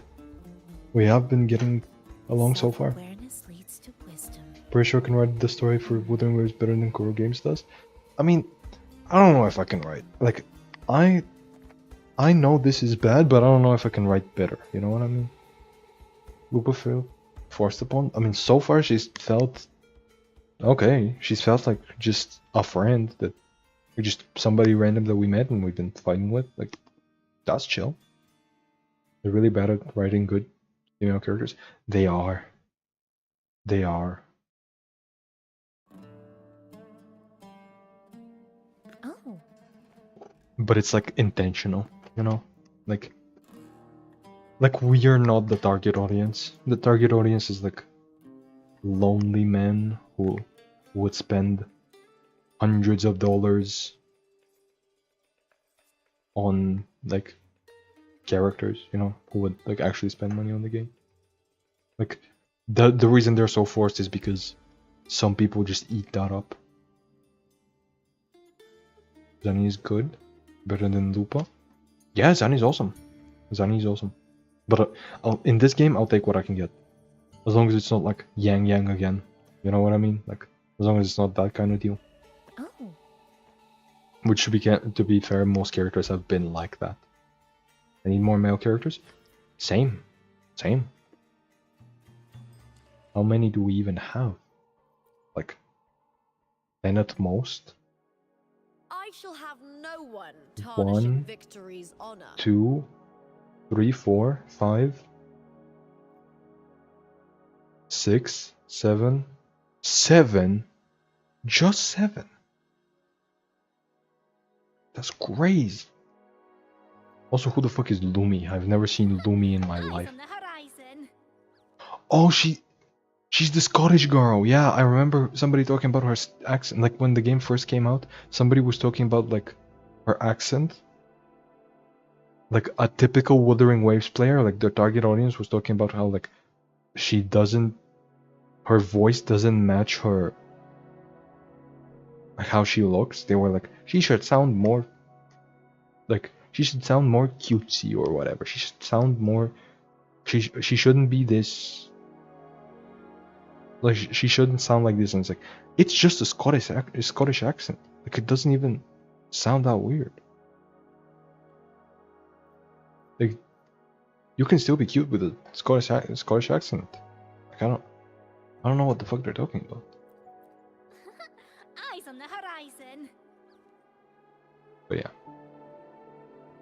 I love her accent.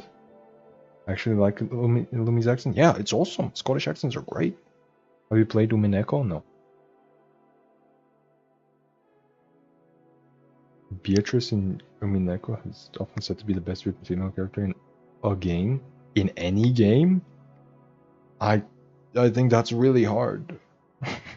I think that would be really hard to achieve. I don't. Especially, like, Umineko is not where I would expect that to happen. You know?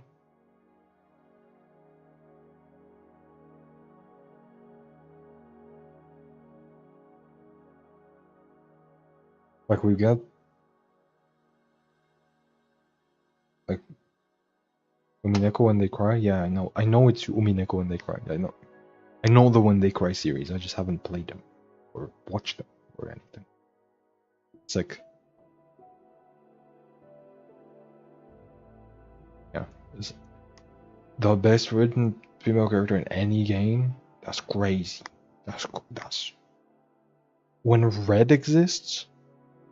When Red exists, no shot.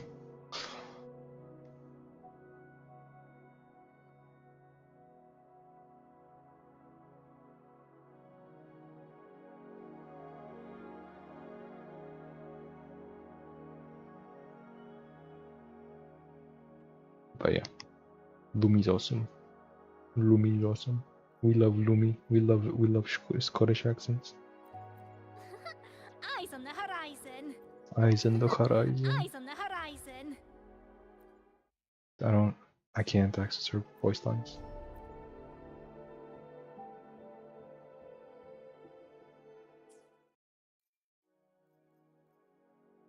Also, I've never seen her. No Who the fuck rush. is she? The impatient ones will fall right into our lap. Never seen her in my life. Never seen her in my life either. I've seen him because you've told me about him. Experiment begins. Anyone else I've never seen in my life? Nope, that's it. But like, yeah. But yeah, like, who the fuck is this? No rush. The impatient ones will fall right into our lap. I think I know a game you'd like. You're a story guy, no? I love good stories, yeah. Like, I love me also a game with no story. Like, just a really fun, like, I love Slay the Spire. I love The Bazaar. I love, you know, a lot of other fun games. Limbus, oh, fuck off. I was not expecting the Limbus Company. I was not expecting the fucking Project Moon.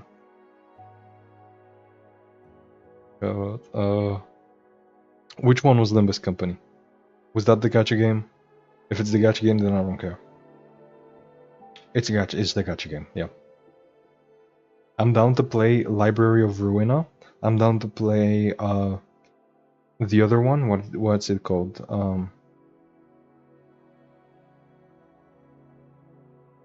Lobotomy Corporation. I'm down to play Lobotomy Corporation. The gacha game? No. No. Like, I've heard great things about Library of Ruina. I've heard great things about Lobotomy Corp. I'm not touching Limbus Company. Mainly because I've already played a little bit of it.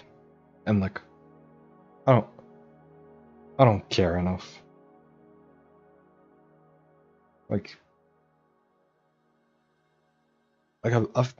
I've played a little bit, you know? Like, just a little bit. It's like, nah.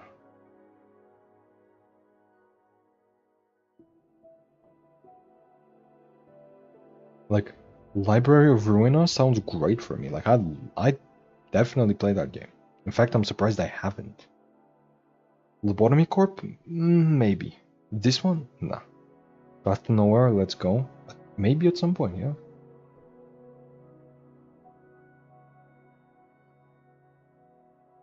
Like, I have heard good things about Path to Nowhere. Specifically, I have seen some dialogue. There's like, holy shit. Okay, this is real. This is real. I see you. I see you.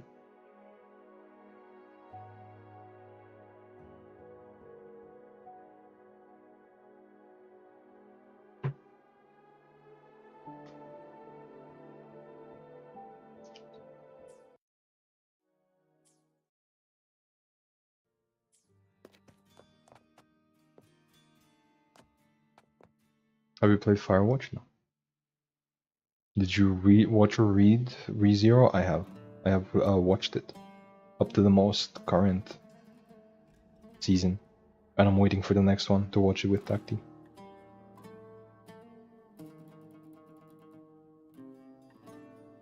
Have you played Firewatch? No.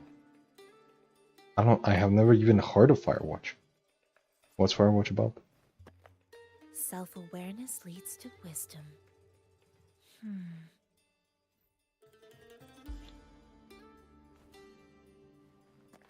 Let's see.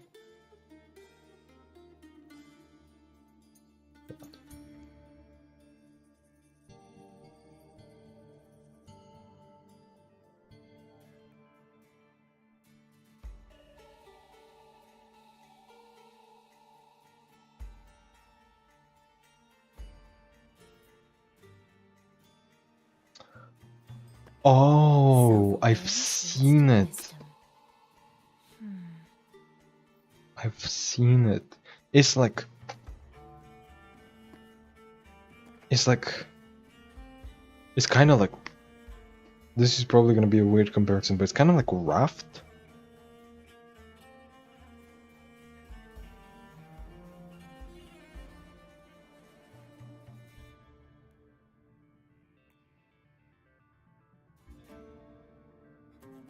It's like I have seen it, like I have seen it as an example of like when I've seen it compared to Raft, because it was like about in a comparison with the dialogue options, because in Raft the main character doesn't say anything, doesn't speak. You're not like a real character. So like somebody compared it to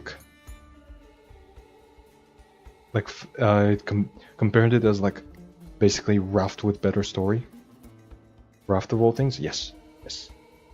Like Raft is also a game where like you get message, like in this case you talk with like somebody else through a walkie-talkie, but in Raft like you uncover messages previously left by people, and yeah.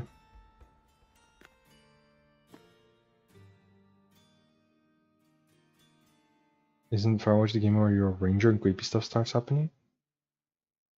I don't think Firewatch is creepy. Like I have not played it, but I've never heard of it described in a creepy kind of context.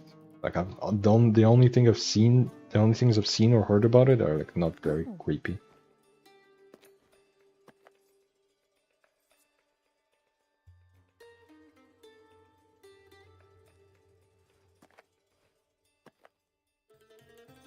But like I can't think of a different game where like you're a ranger that gets creepy.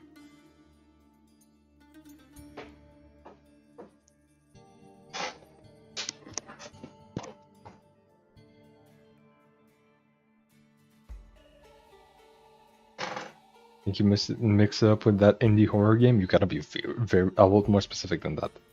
Indie horror is like there's a lot of them out there. Self-awareness leads to wisdom.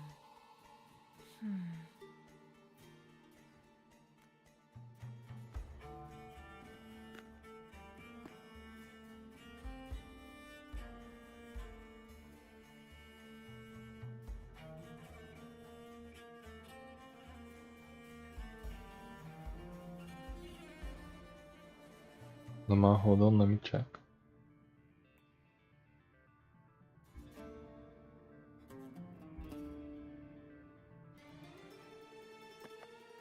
The only thing I can think of where like you were like ranger-ish is like squirrel stapler, but like you're not quite a ranger there. You're like just a guy living in the woods.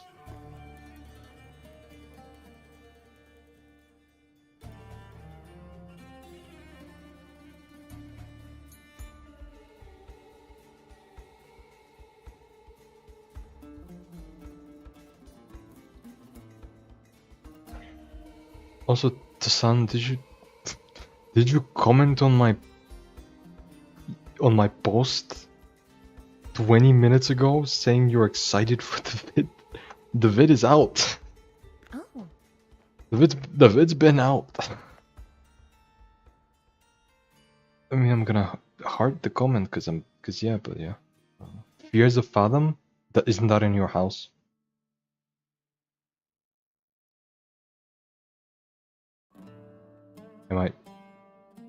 Am I crazy? Fears to Fathom. Wait, Fears of Fathom? Isn't it Fears to Fathom? Self-awareness. Yeah, it's to Fathom.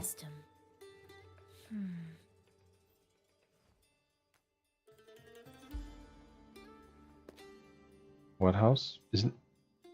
Isn't Fears to Fathom about like entities going in your house, like attacking your house? No, I'm thinking about Fears to Fathom Home Alone, which is like the second version of that game. It's like the sequel, or like the spin-off, where like you are in a house and like a bunch of entities are attacking your house. But yeah, Fears to Fathom is a yeah, okay, fair. The original is in a forest, yeah. Actually, no, there's a lot of Fears to Fathom. Wait a second.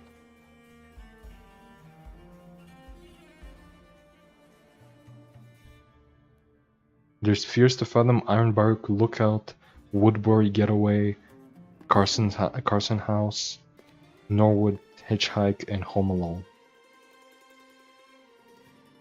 Wait, Home Alone is the first one. I was right. Wait, Fears to Fathom is the home game. Yeah, I get what you're saying now with Ironbark Lookout, but it's like I don't know what Kala was talking about. It's Fears to Fathom, yeah. The first Fears to Fathom game is where you're at home. There's different episodes. Yeah. The first one is you're at home. Oh. Fears to Fathom Home Alone.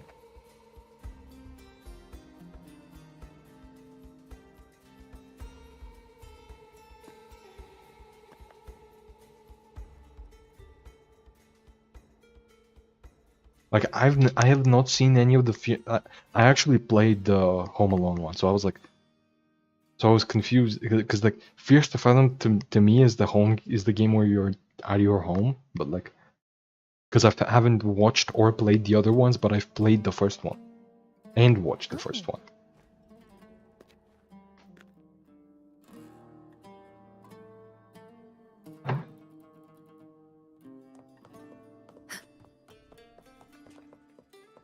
The fuck is this big guy? Holy shit, there's more Cuddly Woodleys or whatever they are. Huggy Wuggy from Hit Game Cartoon of Banban. Oh, no, I almost fell in there.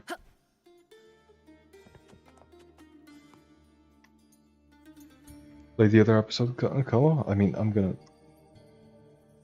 I might? But like, I'm not really a horror guy, you know what I mean? Yeah. Like, I am, but I'm also not. It's like, it's gotta be specific. Like, I love Faith. You know what I mean?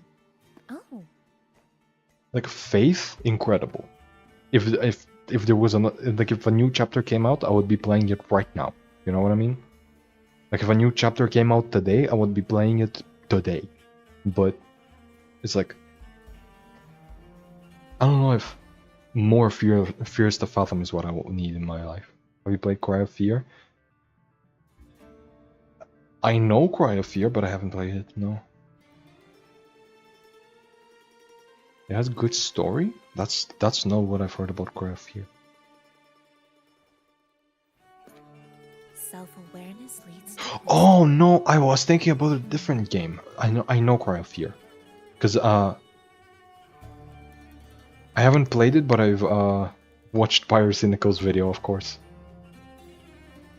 Like, how could I not?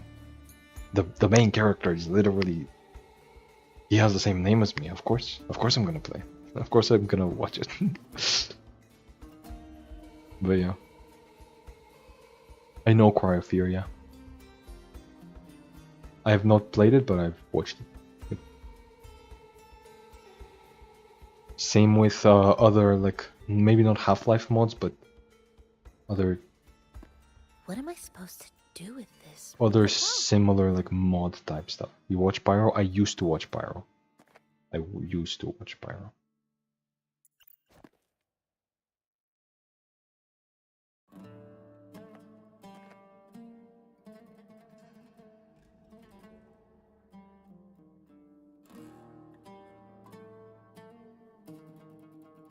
Like,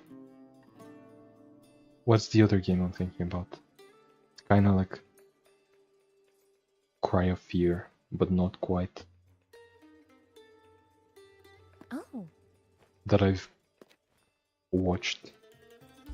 I don't know. I can't think. Was Simon? Yes. I love how you're specifically leaving out the part of my name that is my name. Mon. Where do you think the Mon comes from? It's not Mon, but yeah. I'm Simon.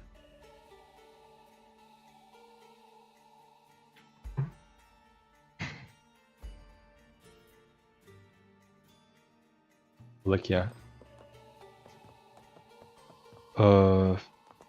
Pyrocynical got me to watch Utopia, and let me tell you, great show. Fantastic show, actually.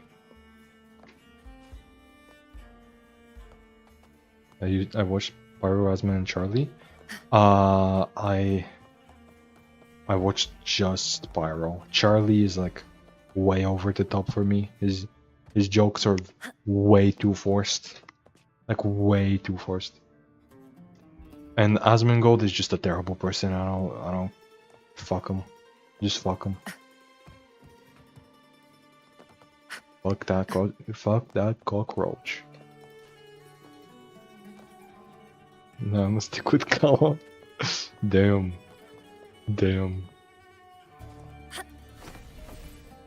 People will refuse to use specifically my half of the name.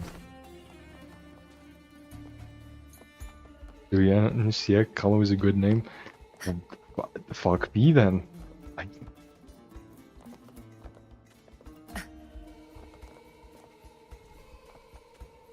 That's my brother's name.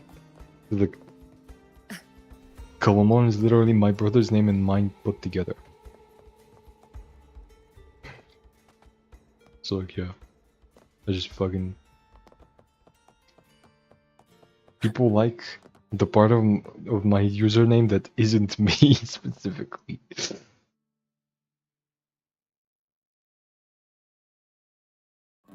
Kala means black in Bengali, Mon means song. That's awesome. It means nothing here. But yeah, black's always cool. No offense to Simon, Kala. It's not just Kala. It's more than that. It's Koyan. But yeah. Fun fact, my actual name was Random. Is that like half of your bro's name? Yep. Or like a big chunk of it. But like my name was just put in a hat. Like there were just like a bunch of names in a hat, and my parents randomly picked out of them. That's it. Like the first one I would say, my name was just the first one they pulled. And funnily enough, I was born on St. Simon's Day. So yeah, it's like this is. I was born on the name of the day of my name, and my name was randomly chosen way before that. They just picked a bunch of like Bulgarian names, which funnily enough, Simon, Jewish origin. Is from the Bible. Or I don't know if it's from the Bible necessarily, but it's linked with like either Jewish or Christian religious stuff. You know, just Christianity, yeah. Yeah, it's my real name, fair enough. Considering I might use a random name generator to name my kids in the future, please don't. Please consider their names. Like, please take good consideration, because they're gonna have that for their whole life. Or at least 18 years. And those 18 years are pretty important. Simon is one of Jesus' disciples. That's quite easy.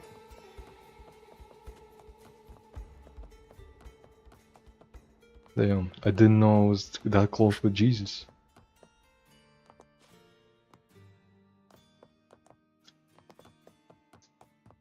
I didn't know that was my homie, I didn't know that was gang. I didn't know that was the bestie. It's not, but yeah. You're pressure to tell you my real name now? Don't. You don't gotta. Like, unless you want to. Like, the only reason I said it is because I've said it before. Like, this is a known thing, and it's a part of my nickname. You know what I mean? Like, you don't have to review anything. Like, people know I'm Simon. Nobody calls me Simon, or a lot of people do, but it's like some people do, but it's like in this space nobody calls me Simon, but like they know I'm Simon. Oh, Simon is actually a devotee. Not like me, unfortunately. I didn't take after him. That's not my twin, unfortunately. We ain't twinning. Fun fact, in rural China, they literally named their child horrible stuff. If a girl was born and they were expecting a boy. Yeah, that's just called being a bad parent. Don't be a bad parent.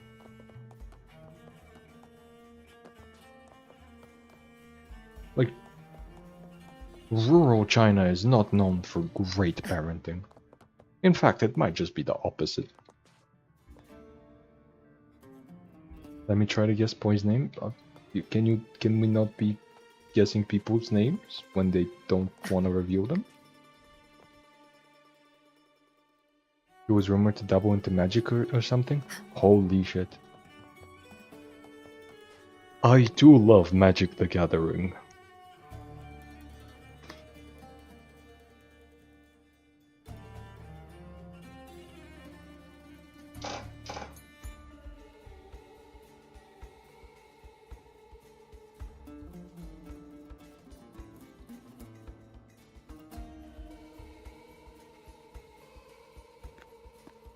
What am I supposed to do with this? Whoa!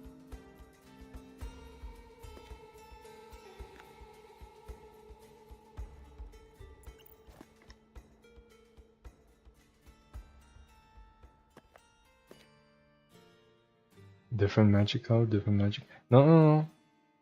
I love Magic the Gathering. I'm literally like Simon. We're like literally the same person. That's crazy, dude. That's crazy. Like,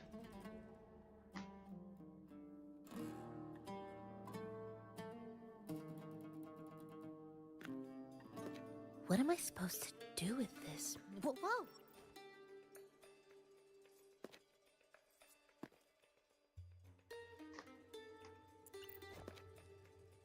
this is me. This is what I be doing. I be casting spells and shit. David, Queen Elizabeth. I don't think it's any of those. You said you can't name a girl David? So true, actually. So true. This is like literally me, though. I'll be tapping 2 islands to cast counterspell. For real, for real.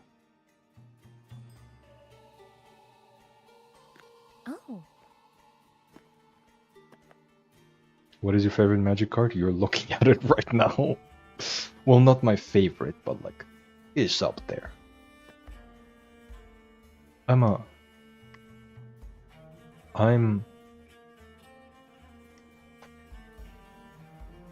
Yeah.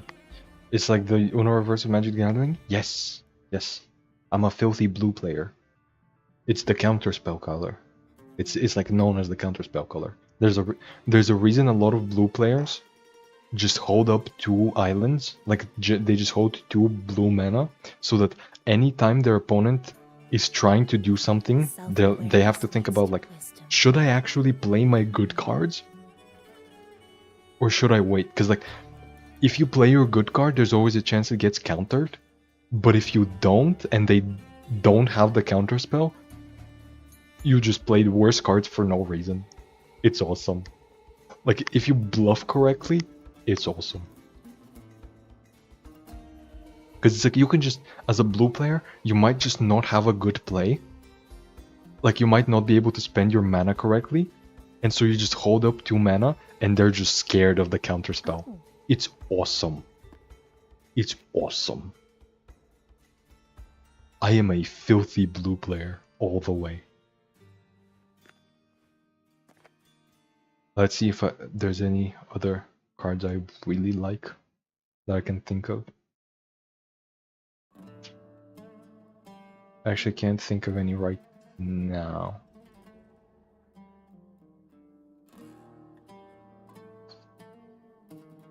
Yeah, why can't I think of any?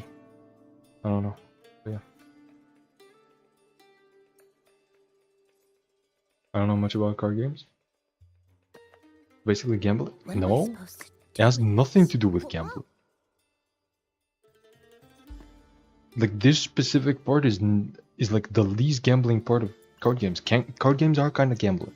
Like, the whole point is the variance.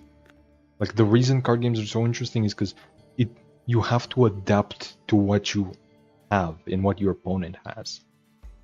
But it's like, this is not... Like, your opponent holding up 2 mana is not...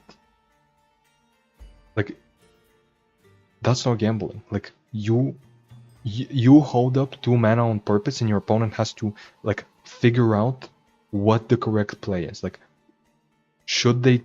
Like, do they believe you have a counter spell? If you do, how do they play around it? Should they play around it? You know what I mean?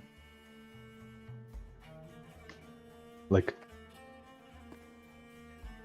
playing around the variance is exactly the appeal of card games. It's like... Yeah.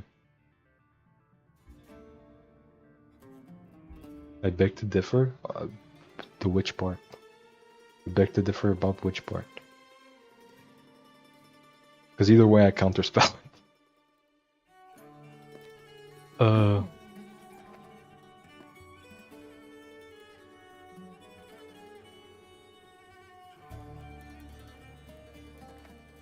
Yeah, so they're gambling their luck in a way.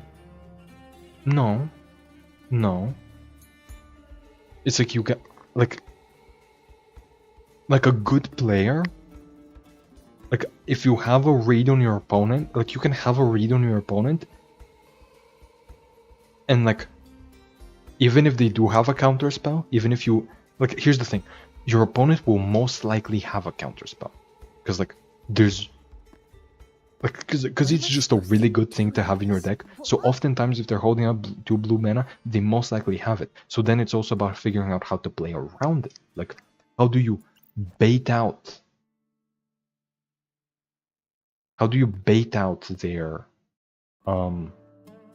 counterspell? Like how do you present a card that is powerful enough to where they would want to counterspell it, but not powerful enough to where you are sad about losing it?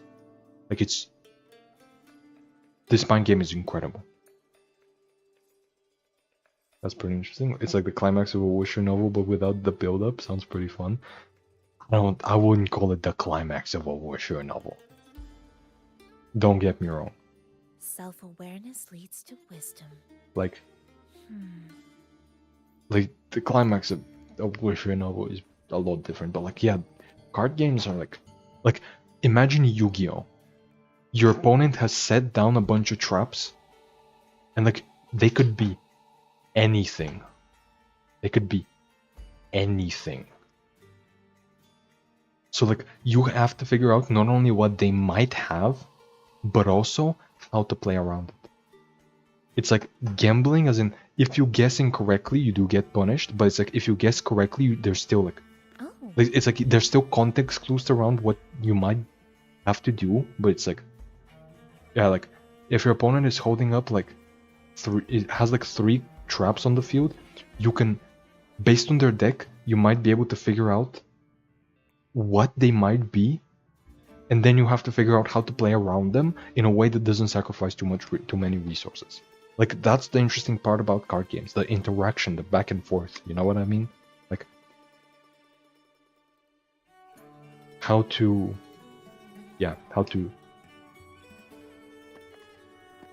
What am I supposed you know what I mean? to do with this? Whoa. Why did removing the image remove all of boys' chats from my chat? Come on. But yeah, I saw the thing you said about judging. But like, are you judging me or are you judging the sun?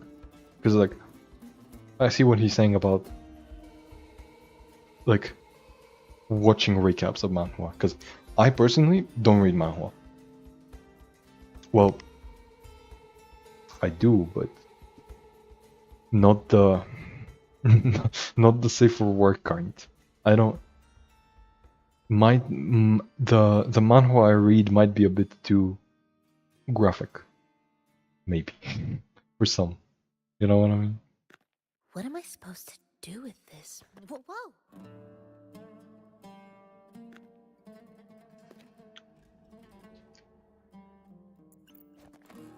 I love it when yeah. But yeah, I don't know. Anyway, yeah, I love card games. I love card games. Card games so fun.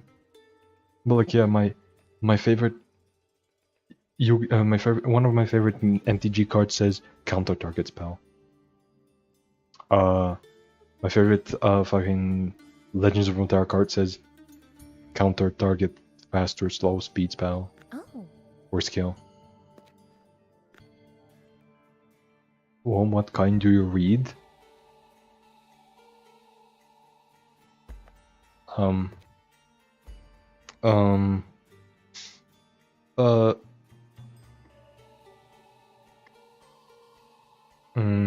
do I explain this?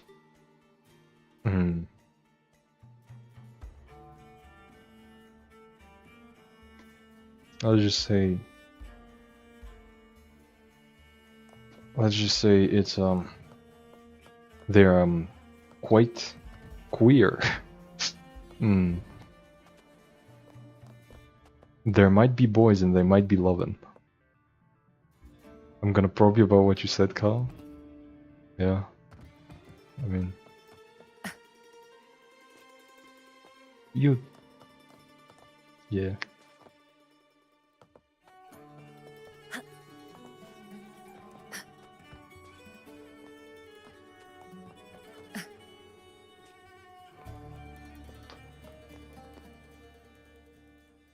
You have good. Right.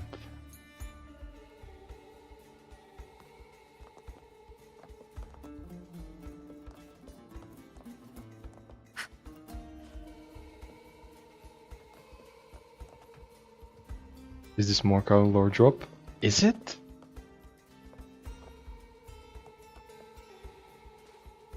I don't. I guess I've never. Yeah. I guess my stream doesn't know I'm queer. I guess I've never said it on stream.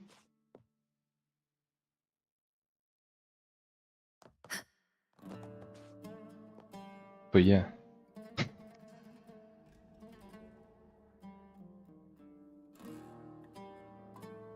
Like it's very obvious when you when I'm watching Fate. Let me tell you that.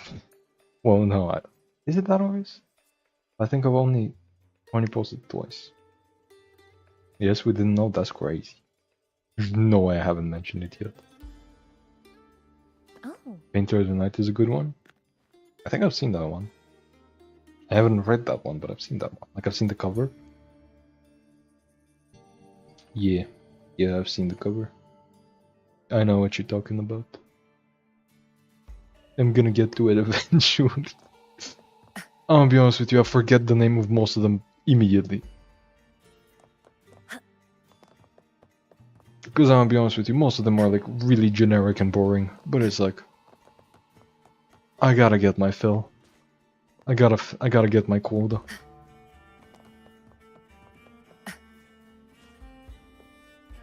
You didn't say anything, Carl? It's like a surprise? Really? Oh yeah, I guess there's no man in Wuthering Waves to thirst over. I shall have no one tarnishing victory. The Yeah. experiment begins. Yeah. I guess Battlefield is dynamic. GN's okay. I see my way clear. This is just Sephiroth. This is a Discord mod. Can help you with? Alto's Nice pick. Alto's a vibe, but no.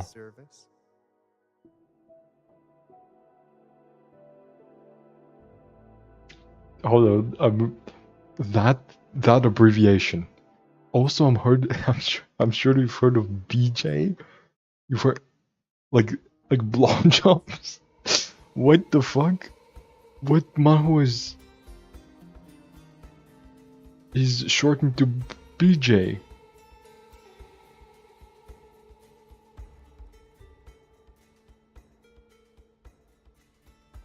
Rip Kochar is a beautiful man. This man is majestic. It's Sephiroth. Go play Final Fantasy VII now, No one tarnishing or victory's watch Final honor. Fantasy VII. This is a cheap copy. This is not Sephiroth. Beautiful. This guy, not Sephiroth.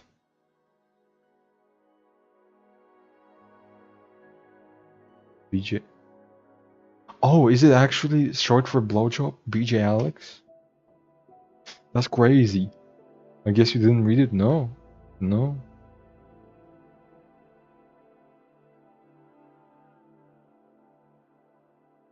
Please tell me it's not actually short for blowjob.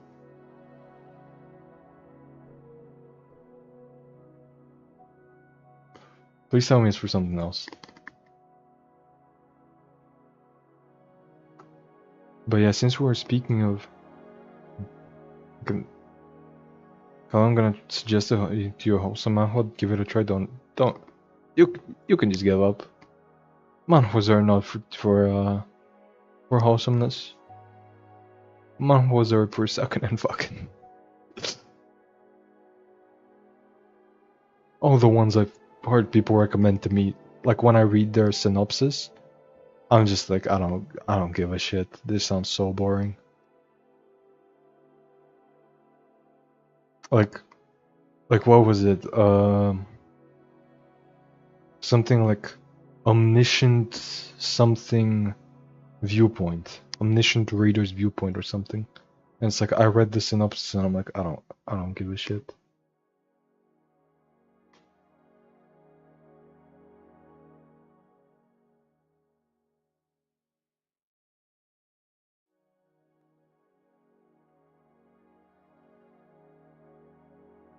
Kind of makes sense now. You don't really go on the war women.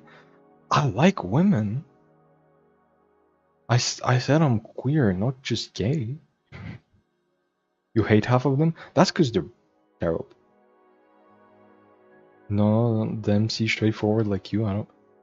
That's not what it takes for me to like a character. But yeah, speaking of Sephiroth and MTG, the Sephiroth. Look, this majestic being. Love him. Well, I don't hate. I also hate him, but like you got. It's a love hate thing. You get it. This thing. This person. This him. No, like literally look at them side by side. They're the same person except the one on the right is cooler. BJ stands for broadcast jockey. Oh, damn. But also, Sephiroth in Magic the Gathering. This is official, by the way. Sephiroth is majestic. Sephiroth is incredible. I love Sephiroth. But okay, this is I love the Final Fantasy Magic the Gathering cards.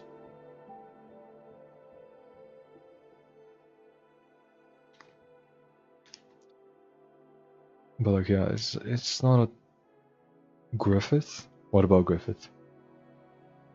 What about Griffith? You mean like Griffith from Guts? From the Guts Berserk? From Berserk? From Nuts? Which set is he in? The Final Fantasy set. That's coming out like now.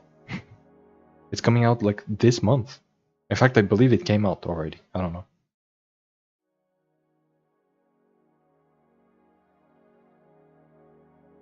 Like this is...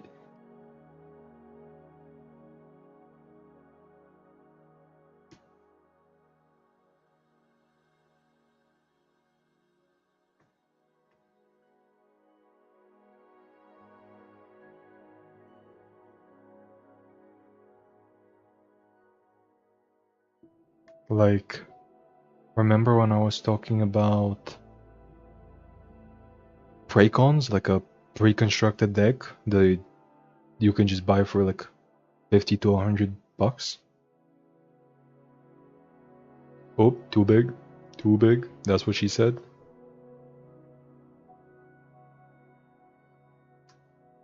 Let me scale it down. There we go. Yep, this is it. This costs like 100 bucks. Don't buy this one. But it's like, yeah, this is a real deck that you can just buy for 100 bucks and just play in Commander. Yep. Best spending as fuck something block like me can't afford. Yeah, this is the... This set, like, they had... Not only... This set is actually more expensive than the others because they had it right. Because, like...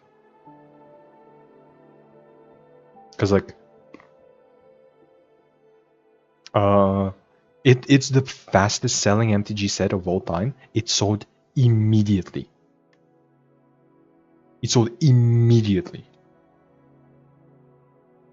Because like every single precon sold immediately, every single pack sold immediately.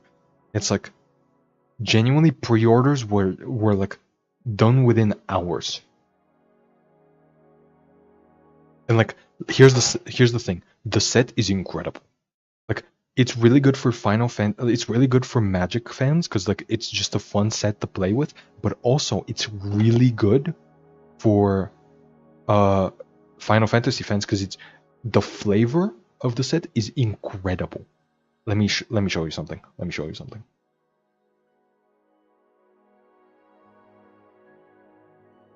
Out of topic, but Griffith and Guts definitely should have been together. I feel like there was a lot of pining there.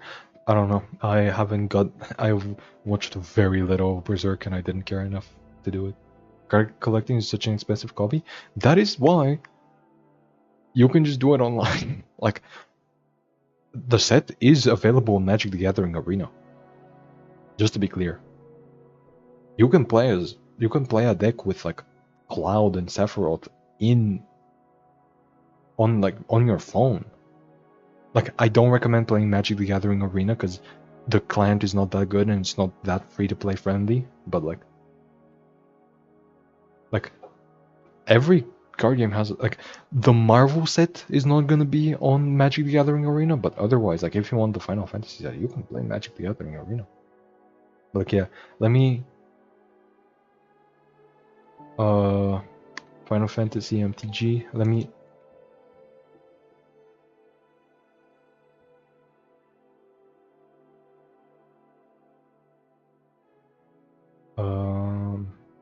let's see, where's the cards? See more cards. There we go. Let me switch to add new window capture. Change it to Firefox. It's like the flavor of the set is incredible. Show filters. No, I don't need no filters. But it's like, first of all, Aerith, whenever you heal somebody, becomes stronger, and whenever she dies, gives that to somebody else. In other words, it's referencing the moment in FF7, obviously. Then there's Aerith Rescue Mission, which is like referencing the scene where, like, or the part in the game where you gotta either take an elevator and get ambushed, and where you're gonna be ambushed by soldiers, or you gotta climb up 59 flights of stairs, and the game makes you climb all of them. It doesn't skip it. You either have to climb 59 flights of stairs manually, or you gotta take the elevator. And like, this is such a incredible reference. Then there's Cloud, who's just Cloud. We know how Cloud works. But like, yeah, this is an incredible set. Oh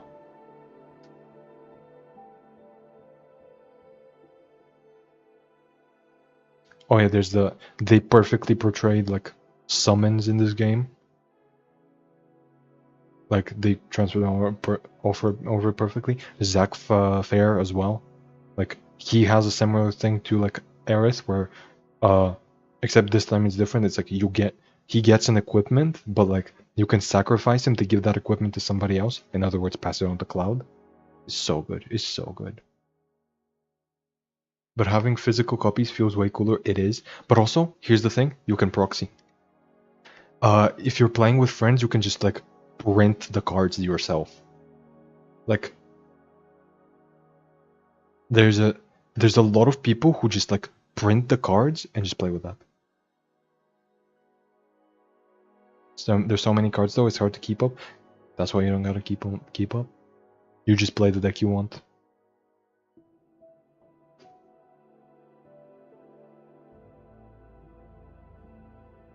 Like, I should have played card games as a child to better understand. No, I got into them like 5 years ago.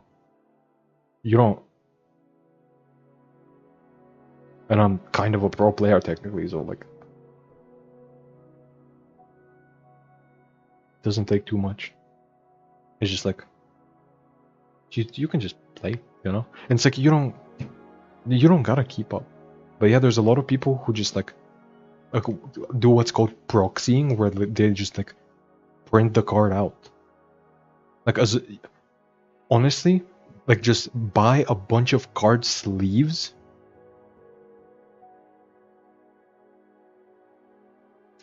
And like a physical card, unless you print it the same way they do, is gonna feel different. But if you sleeve it, if you put it in a sleeve, then yeah. What if you need to explain what your opponents have? Just play with friends. Just play with friends. Like, here's the thing: proxying is not gonna fly in like a local thing. You know what I mean? Like if you're going to like a local event, or like some sort of officially organized tournament, they're probably not gonna let you proxy. But you might go to your like local, you might go to like a local game store or something, you know, and just play with other people who do like proxying. But yeah, That's just smart about printing cards. That's what people do. There's a lot of people who are against that for some reason, but it's like proxy MTG. It's like there we go. It's like this is literally just a website that like where you can print, where you can paste the deck and they're gonna print it for you and send it. But like it, and like this is mainly done for like more expensive cards, for example. But like yeah, I don't think my friends would want to play card games. I mean, that's the thing. Like you don't need physical cards if you have nobody to play them with, Like if you're gonna be collecting cards, then yeah, printing them out is not the same thing. But it's like if you're gonna be playing with them, just print them out. But also like if card games aren't a big thing around where you are, just like you can play them digitally. You know what I mean? But like yeah, there's a bunch of websites that are designed for proxying Magic the Gathering cards. It's more of a West Country thing. Fair enough. I mean, there's not that many card game players here either. That's why I play digitally.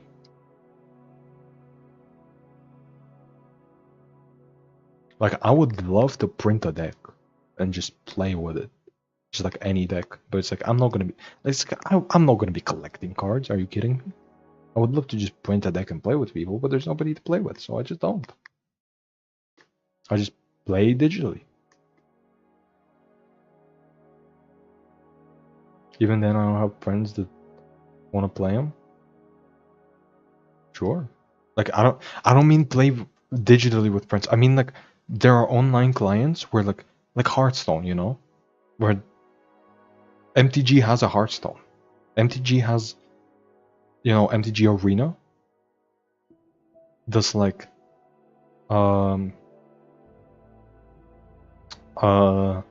where it's like literally just an online client. It has the same cards for the most part. It doesn't have like every card, and like it doesn't have Commander, which is the more casual format, but like you can just hop on and play. I don't recommend playing at MTG specifically online, because yeah. But yeah, like Yu-Gi-Oh, for example, has a great client. I don't recommend playing Yu-Gi-Oh because it's really complicated. But like yeah. Have you bought physical cards though? Me? No, never.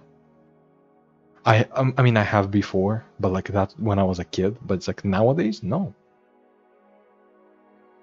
I don't have any physical cards because here's the thing: almost nobody here plays physically, so I don't have a use for them. I just play all these games digitally. Like I have nothing to do with the physical cards, and I'm not a collector. I'm a player. So yeah, I just play digitally.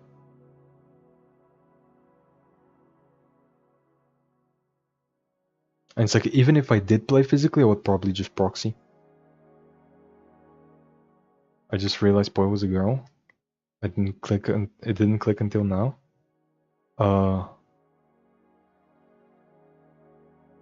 Yeah, I guess she did just mention it like once a while ago, and that's it. Okay, yeah, here's another incredible card, Thancred. Like I don't know anything about Thancred, but I learned so much. But I learned what he's like just through the card. You know what I mean? It's like, let's look at like Sephiroth has multiple cards. Search Sephiroth. Boom.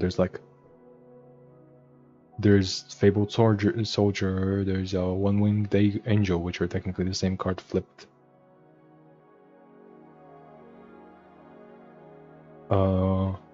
There's these two. There's this one, which is technically a different card, but with a Sephiroth artwork. Once again, this is Sephiroth in the flavor text. These are staples. These are a lot of people play this. Yeah. True, most tournaments, if not all of them, are digital. Wrong. That's the thing. Wrong. A lot of them are physical. Good night, though. Good night, to Sun. Like, a lot of tournaments are physical, but like, there are digital ones, but it's like, you don't have to go to tournaments, you know what I mean? Like, usually there's a thing called Friday Night Magic, where most local game stores that like have a Magic the Gathering playing customers, most of those game stores hold local tournaments every Friday. Kind of understand you, but most rewards are like alien words to me. I'm trying. Fair enough. But it's like, yeah, for example, like Shadowverse is a good example of a digital-only card game. Like Shadowverse 2 has a huge tournament coming up, like for the first year. Let me see. Shadowverse Worlds. I believe they announced it in this. But like they have like a what the fuck? News? Can you give me the page, please?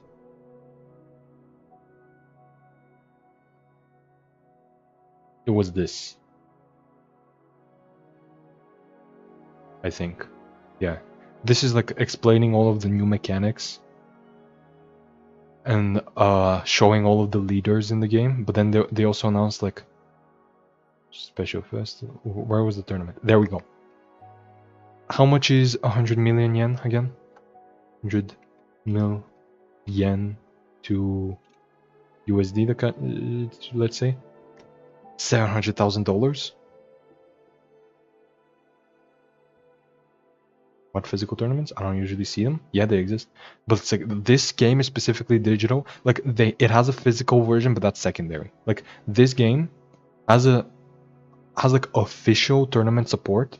That's like a total where the reward is a total of $700,000, and it's like, yeah. Also, I love Love Sign. Love Sign looks so cool, and it's voiced by Nazi Tarsha, which is awesome.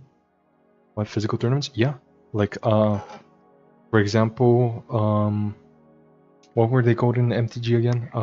MTG Pro Tour. Yeah. Magic the Gathering Pro Tour. Yeah, there we go.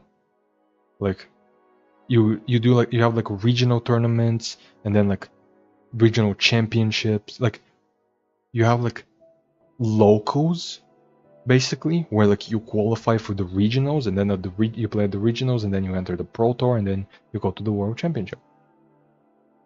Like there's a huge scene. I love me some Melanin Men. So true. I love Love Sign. 700,000 prize pool? Yes. Yes. Like the tournament I played in for GITCG is like I think it was like 60,000 prize pool. 60,000 total. Is that every year? Yes. Every single card game basically has them. MTG is like MTG Pro Tour 2024 because 5 it has not happened yet. Let's see. 2024 finals. Videos. This is Flesh and Blood. This is another game. This one is physical only. It technically has a way to play it online, but I really don't like it. But it's like Magic Pro Tour Aether Drift. Like this is specifically in Chicago. Like specifically in Chicago is this one. And like can you show me the crowd, please? Or is it just gonna show me players? But like yeah, there's a bunch of players. There's a crowd. There's commentators. There's like the scene is massive. Like as you can see, there's like an Italian player. There's a player qualified through Magic the Gathering Arena. There's an American player, a Canadian player. Like there's players from all qualifying from all over the world every single year. Yes, it's like Chasing Away. Yes, it's exactly like that. You can play digital, but tournaments are physical? No! Tournaments are also digital, it's just that a lot of them are physical. Like, the main ones are physical. Like, Magic the Gathering will always be physical first. Yu-Gi-Oh! Will always be physical first. But, like for example, YCS is the Yu-Gi-Oh! Is like the Yu-Gi-Oh! Tournaments, right? YCS... Fucking... I should probably write Yu-Gi-Oh! And it's like... It's literally just a bunch of people playing some card games. Like, as you can see, there's like... What? Just in this room alone, just in this picture, there's like 5 rows of people just playing games. And like, this is... A YCS is... It's not local, but it's kind of local. It's like regional. But then there's also like... Master Duel... I forget what the tournaments are called, but there's tournaments. Like, Master Duel, the online client, has the Challenger Cup. Yeah, that's what it's called. Like, there's people... Like, at Yu-Gi-Oh! Worlds, there was a bunch of... There was both a physical and a digital play... section. Like, they came together... Like, the digital players came together and they had, like, a PC setup to play on. But, like, Worlds includes digital now. Like, a lot of these games have a digital... Have digital tournaments, have a big digital scene. Like, Master Duel... Let me check the Steam charts. Steam charts. Like, literally, today there was 30,000 players playing Yu-Gi-Oh! Master Duel. I don't know why, but that guy was such a stereotypical card game player. Yeah. To be fair, I look like a lot of those people. I'm not any different. I look like the fucking nerd emoji. But it's like, yeah, 30,000 players today. There were like 22 minutes ago, 16,000 of them are playing. Oh, if you can play digitally, can you play the tournament remotely? Worlds, no. Worlds, you gotta go there, but like, if you play digital tournaments, you just play at home. Like, that's it. You can play anywhere. You can play on your phone even. Right? Like, you can play on your phone while you're traveling, technically. It's just like, there's just like a certain time. Like, Master Duel Championship. Master Duel World. This is the World Championship. This is different. But it's like the digital tournaments are just like you're gonna have a thing in the client that says the next tournament is you're gonna have the date and the time, and it's like you can just go in the client and just play. What about cheating issues? Can that happen? What do you mean by cheating? Digitally? No. How would you... Like, digitally the client handles it all. Like, you can't cheat digitally unless... Like, physically you can cheat. But like, digitally it's near impossible. Technically some cheating happened last year, but it was like... It was that the deck lists were leaked ahead of time. So like, it's like... But that's like different. That can happen physically too. But physically, cheating can happen. But there's judges. There's judges.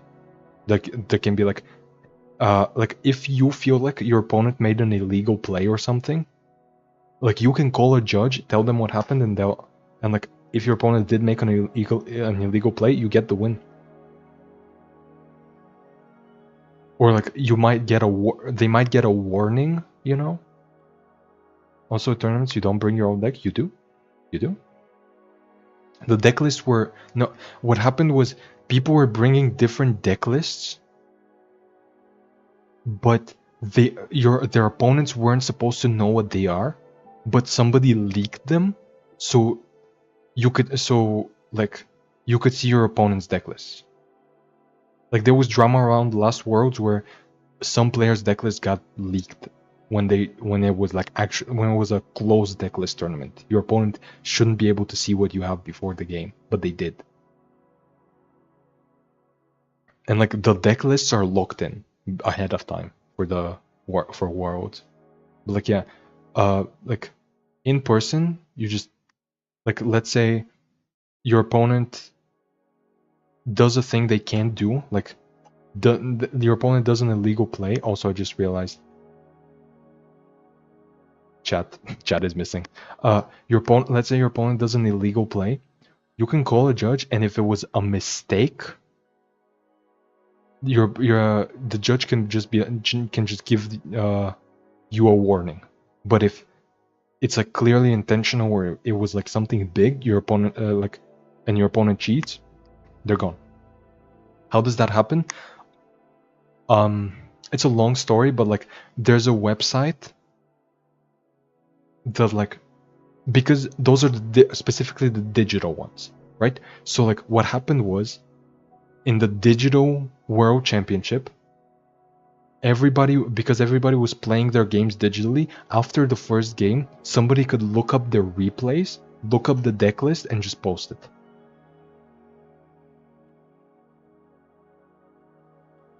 So like, it was a digital only issue, but like, it only happened last year. Like somebody had access to look at their replays, and they did, and they posted it early. But yeah, like there's tournaments everywhere. Like, let me check how many players are on Arena right now.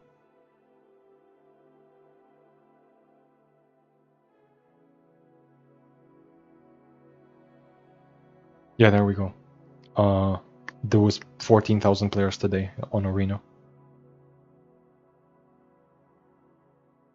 Let's check. Hearthstone is not on Steam. What the fuck am I doing? Shadowverse. Since the new one is coming out, let's check what the old one's doing like. The old one, this one is like, it's dead because the new one's coming soon, but it's like, as you can see, there's like 2,000 people online today. So there's people playing online. Yep. What happens if a deck isn't accepted by the host? Can that happen? They just tell you it's not, and you have to go. Like, here's the thing: there's a ban list. The reason your deck can't be accepted is, or one of the main reasons is, let me search up Yu-Gi-Oh! Forbidden and Limited list. So like, certain cards that are too powerful may be banned, and it's like, you can just check the list here, which this is the most recent one, and here there's like a bunch of cards. Actually, no, yeah, this is the total list. Like, this is like all the cards that are banned, all the cards that are like limited or something. Like, for example, one card you might be familiar with is, where is it? Pot of Greed. There we go. Pot of Greed is banned. So like, if your deck is, so like, if a card is banned, that's a lot. That's not a lot. Trust me. There's like, this is like what, a couple of hundred cards. How many cards are in Yu-Gi-Oh? Around 13,000. Around 13,000. But yeah, like, all you gotta do is like, just check the ban list. If none of your cards are banned, it's legal. Why the fuck did it delete the chat again? But also, another thing is like if you have a printed version and not like an official one, the hosts are not gonna let you play. The judges are gonna not let you play. Like, if you play a banned card, the judges are gonna stop you. If you play a card in a different language,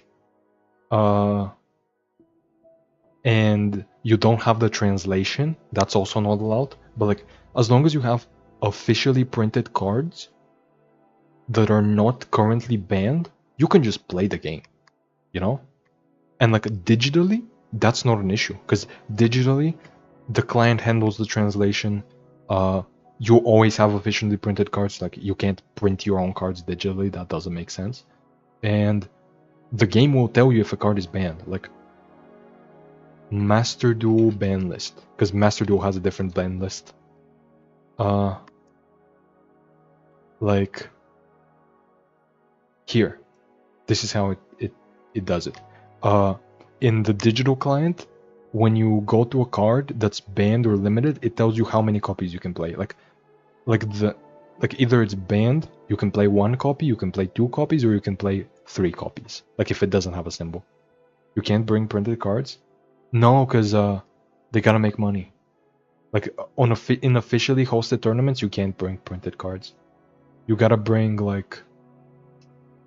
official cards by Yu-Gi-Oh or by Konami. Like you gotta buy packs or buy singles. What if you qualify but you don't have the physical cards? How? Like you qualify digitally? You're gonna play digitally. They're gonna have computers set up for you. Like you're gonna play at a table where like your opponent has where like they set up 2 computers, you have one, your opponent has one, and you play there. But if you've qualified for Worlds physically, then you have physical cards. Like you can just play with them, you know? But it's like digitally, you just play digitally all the way. You play in person, but you play digitally. Like Master Duel Worlds.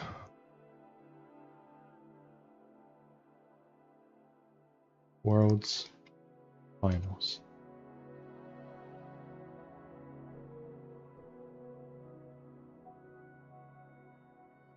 There we go. Like actually this is a better example. Like here they're playing digitally. Like this screen right here is the game being played digitally. And like these are the players. Like they are there in person, but they're playing on like set up computers. What's the max cards in the deck? 60. Here's a very funny story. Biggest Yu-Gi-Oh deck.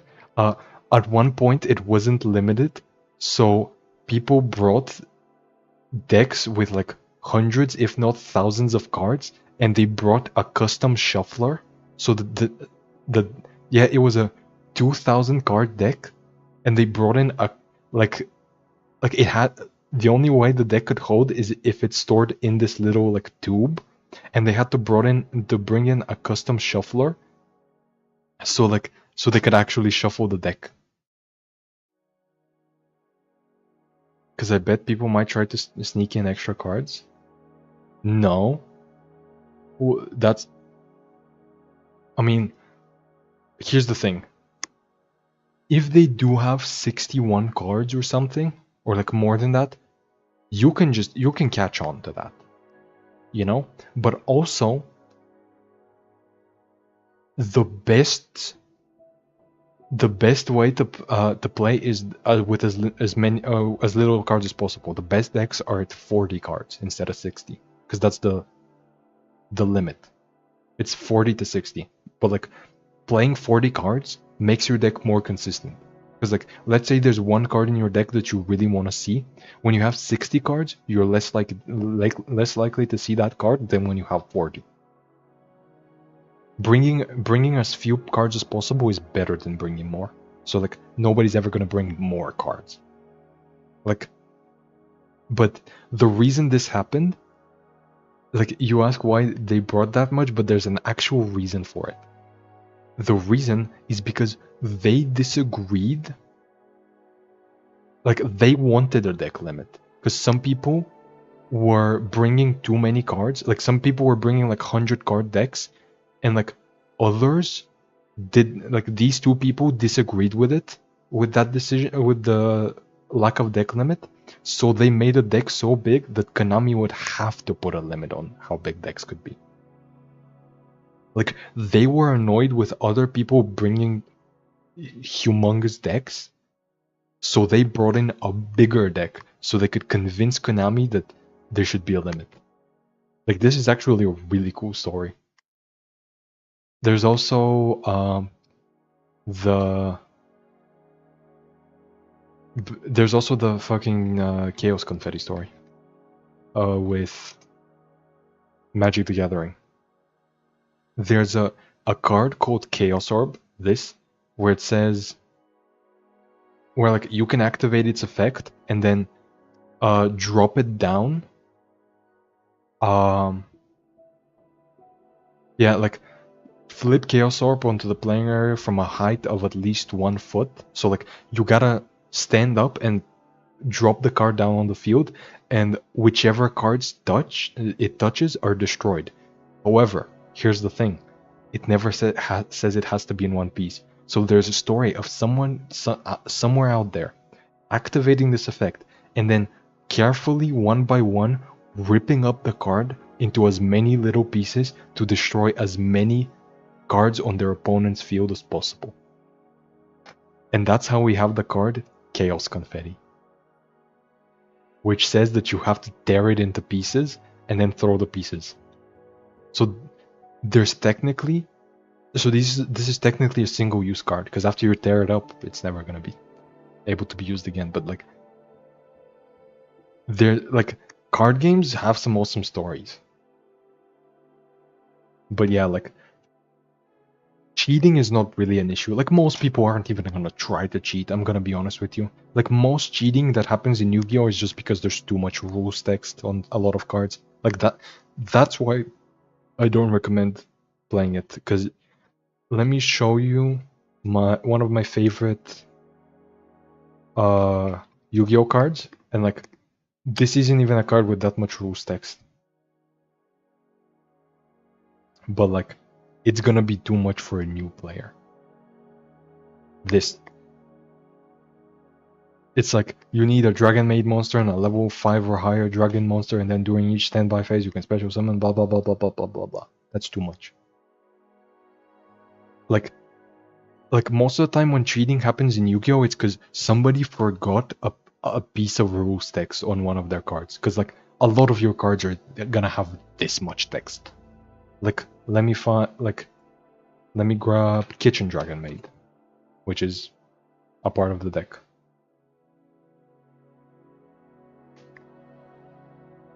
Like, there's no way you don't forget about at least one line in this text at some point. What does Shio do? It's not a very interesting card. It's just like, every standby phase, so at the start of your turn, you can special summon one Dragon Maid monster from your hand or your graveyard. So like, let's say a Dragon Maid monster has died, which most of the time it has. You can bring it back, and then when your opponent activates a card, you can negate the effect. You know how I was talking about counterspell earlier? Like, this is for that reason. Like, once per turn, you can negate the effect and destroy the card, and then return this card to be summoned again. And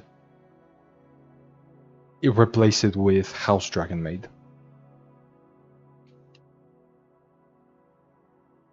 But yeah, well, now that's a lot of reading. Yeah, that's the biggest problem. One of the biggest problems with Yu-Gi-Oh! Because like, you genuinely gotta know what all of the cards in your deck do. Like, all of this text. Like, but yeah. Well, I don't think I can ever play Yu-Gi-Oh! Yeah, that's what I'm saying. Like, Yu-Gi-Oh! Is a hard game to pick up. There's a lot of rules text. Like, I don't even know, like right now the best deck in the metagame, I honestly can't tell you what it does. Like, I know what it does, but it's like, if you ask me what the rules text of any of the cards is, I wouldn't know. Like XT Rise you can special. Yeah, I know what it does, but it's like, if you ask me to recite this text for you, I wouldn't be able to say. That's a lot of brain power. It's not. But yeah. How do you even find cards that fit in your deck? How do you even build one? Well, you remember how the cards I showed you earlier are all Dragon Maids? Like Dragon Maid Shio and Kitchen Dragon Maid. A lot of the time, modern Yu-Gi-Oh cards are like in archetypes. So we're like, cards might say like, for example, let me grab Chamber Dragon Maid. I think she's probably a good example of what I'm talking about. Her effect is like if this card is normal special summoned, you can add a Dragon Maid spell or trap from your deck to your hand. So a lot of the cards in the game have this kind of thing where it's like, if this card is summoned, you can grab a card with the archetype name from your deck. Like this, when you summon this card, you can grab a Dragon Maid spell, or like a Dragon Maid spell might be like grab a Dragon Maid monster from your deck, right? And it's like a lot of these effects just work together, so they have certain synergy. Yes. So they used to release random decks. Yes.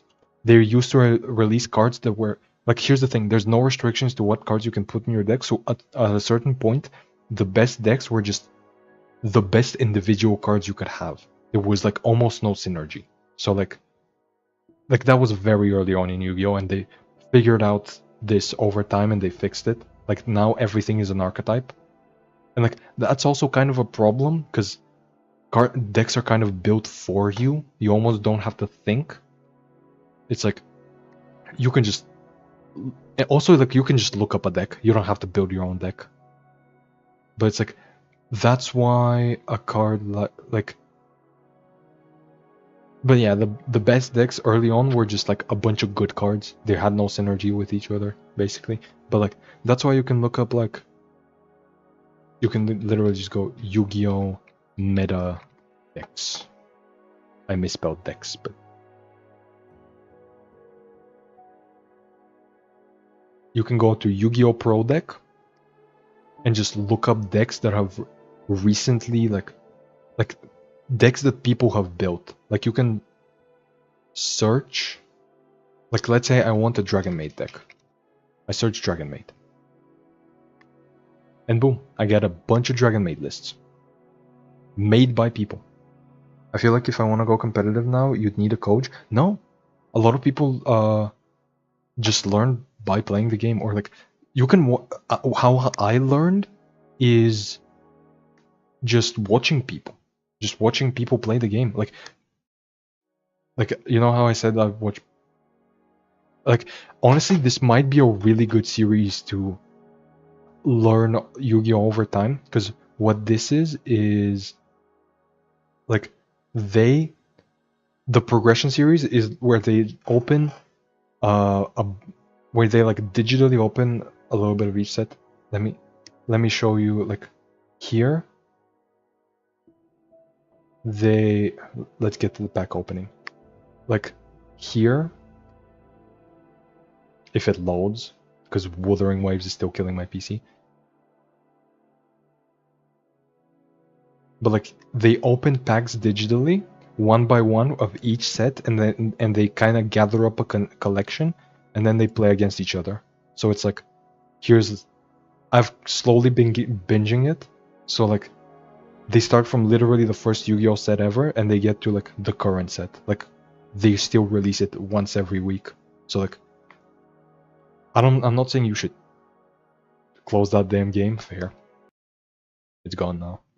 But it's like, this is like this person has a lot of series. Simo has like a lot of series, including like literally just the history of Yu-Gi-Oh. One of them is called The History of Yu-Gi-Oh, where they just play decks that were popular at the time.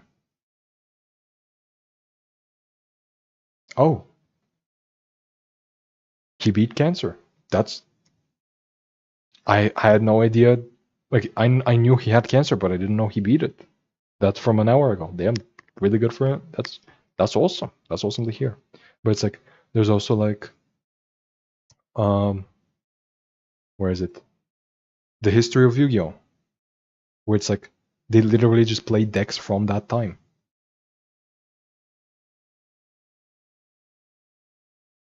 And it's like, also this is the Mountain Dew guy. This is the Mountain Dew guy. But yeah, like, Yu-Gi-Oh is not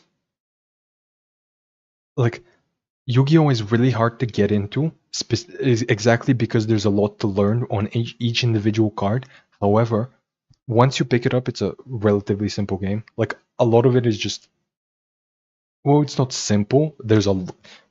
I'm not gonna pretend like it's simple. Actually, it's not very simple. But like, you gotta like it's much like once you understand what the cards just do, like you're good.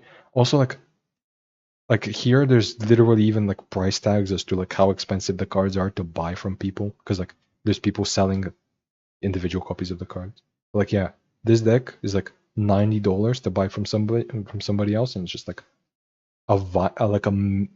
like a viable deck. Like you can take this to like a tournament, like a local tournament, maybe not like a world championship, but you can take this to a local tournament and just play, you know? You're unconvincing me? Ain't no way. I'm not trying to convince you to play Yu-Gi-Oh! Don't get me wrong. Don't play Yu-Gi-Oh! Like play Hearthstone. Play Magic the Gathering. Don't play Yu-Gi-Oh! Yu-Gi-Oh! Is really fucking hard to get into. But like, yeah, it's like there's resources for you even in like Hearthstone. Like, what was it called? HS Replay. HS Replay. It's like literally here's like stats on like the win rate of different decks in standard. You can go on the best class right now and like view decks. Boom, you have a bunch of different decks that you can build right now in Hearthstone yourself. Like if you just have the cards, you can just build them. Or like you can check the meta. And it's like here's all the best decks from all the different classes. And it's like you can just check it, most popular list, copy deck. You can just paste the deck code into Hearthstone, and if you have the cards, you can just play it immediately. You should guide me into Hearthstone before I really play. Honestly, there's not much to guide. Like, the tutorial does a fine job of explaining how the game works, and then at that point you play. Also, like, you might like I'm gonna be playing Shadowverse 2 soon, and like you might want to start with that instead because it's kind of similar. Like it's not quite Hearthstone, but it has a lot of the same things as Hearthstone. But it's like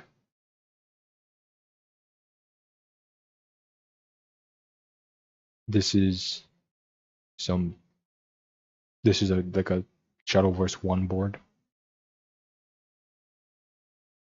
Actually, this is just the guide from Shadowverse 1, like or no. No, yeah, this is like a brief explanation of as to what things do, but it's like, yeah, it's just like what kind of deck is good. I mean, depends. The good decks change all the time. Like here, it's what the fuck is Fishing Priest? Am I stupid? Oh, okay, I see. But it's like right now it looks to be a bunch of aggro decks, like a bunch of aggressive decks that look to end the game early.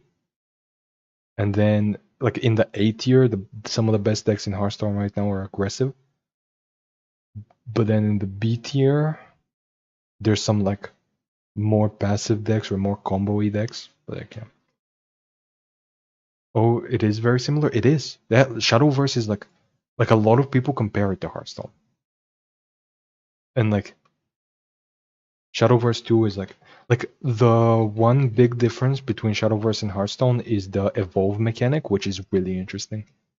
And especially now in Worlds Beyond in Shadowverse 2, where they're actually introducing super evolve. So like you have 2 different ways to evolve your stuff.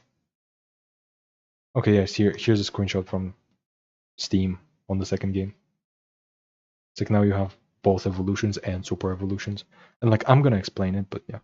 I like being what's the fun in winning early? I like being annoying to my opponents. You are just like me. That is what control decks are for. There are decks specifically designed to like wipe your opponent's board over and over and over again and slowly build up towards like a big win condition. Like the counter spell thing I showed you in Magic the Gathering. It's like It's like the kind of cards I like playing is like cards that answer my opponent efficiently, you know? Is Shadowverse on Play Store with no yeah. Yes, it is. Google Play Store Shadowverse. It literally is. And Worlds Beyond is too. It's just that like Worlds Beyond is coming out in 2 days. Like it's gonna be live in 2 days. Right now you can install it, but I don't think you can play it. Right? Because it's Worlds Worlds Beyond release date. It's in 2 days, right?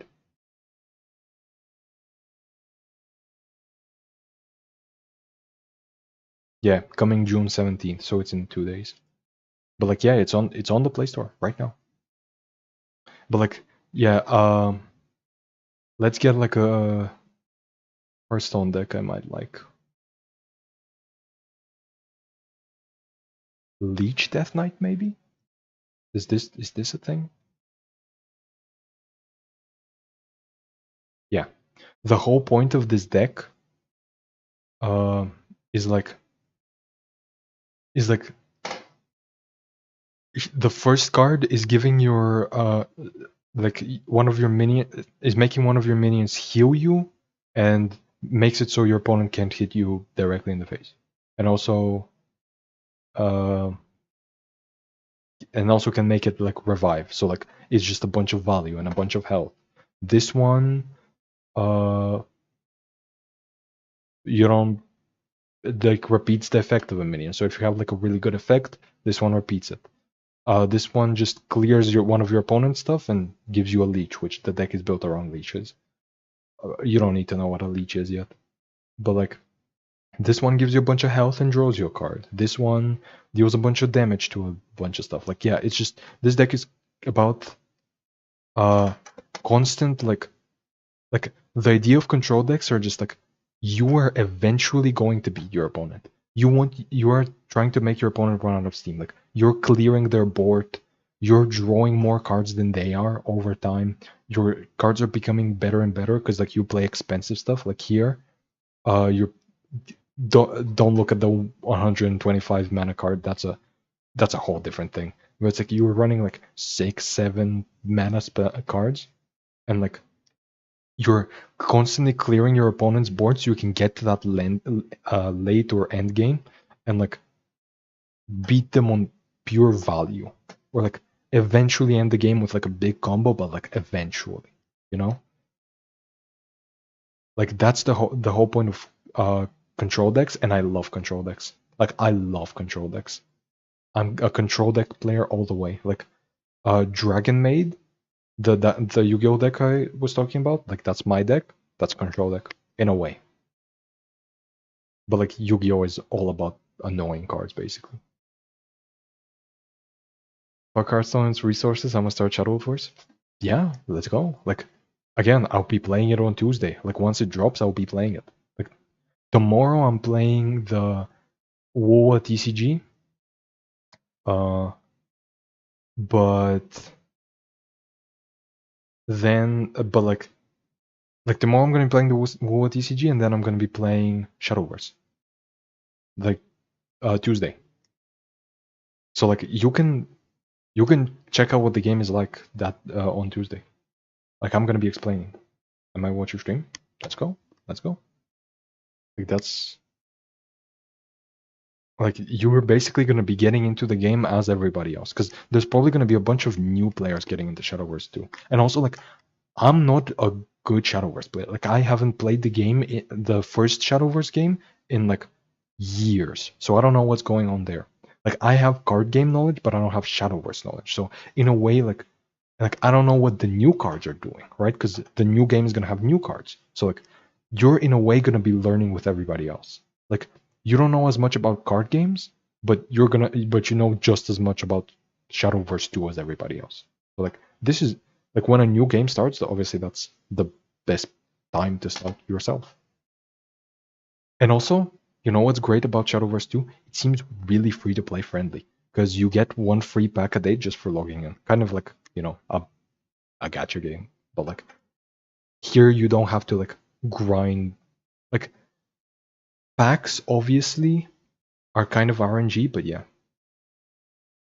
If I get good at it, I might challenge you if that's possible.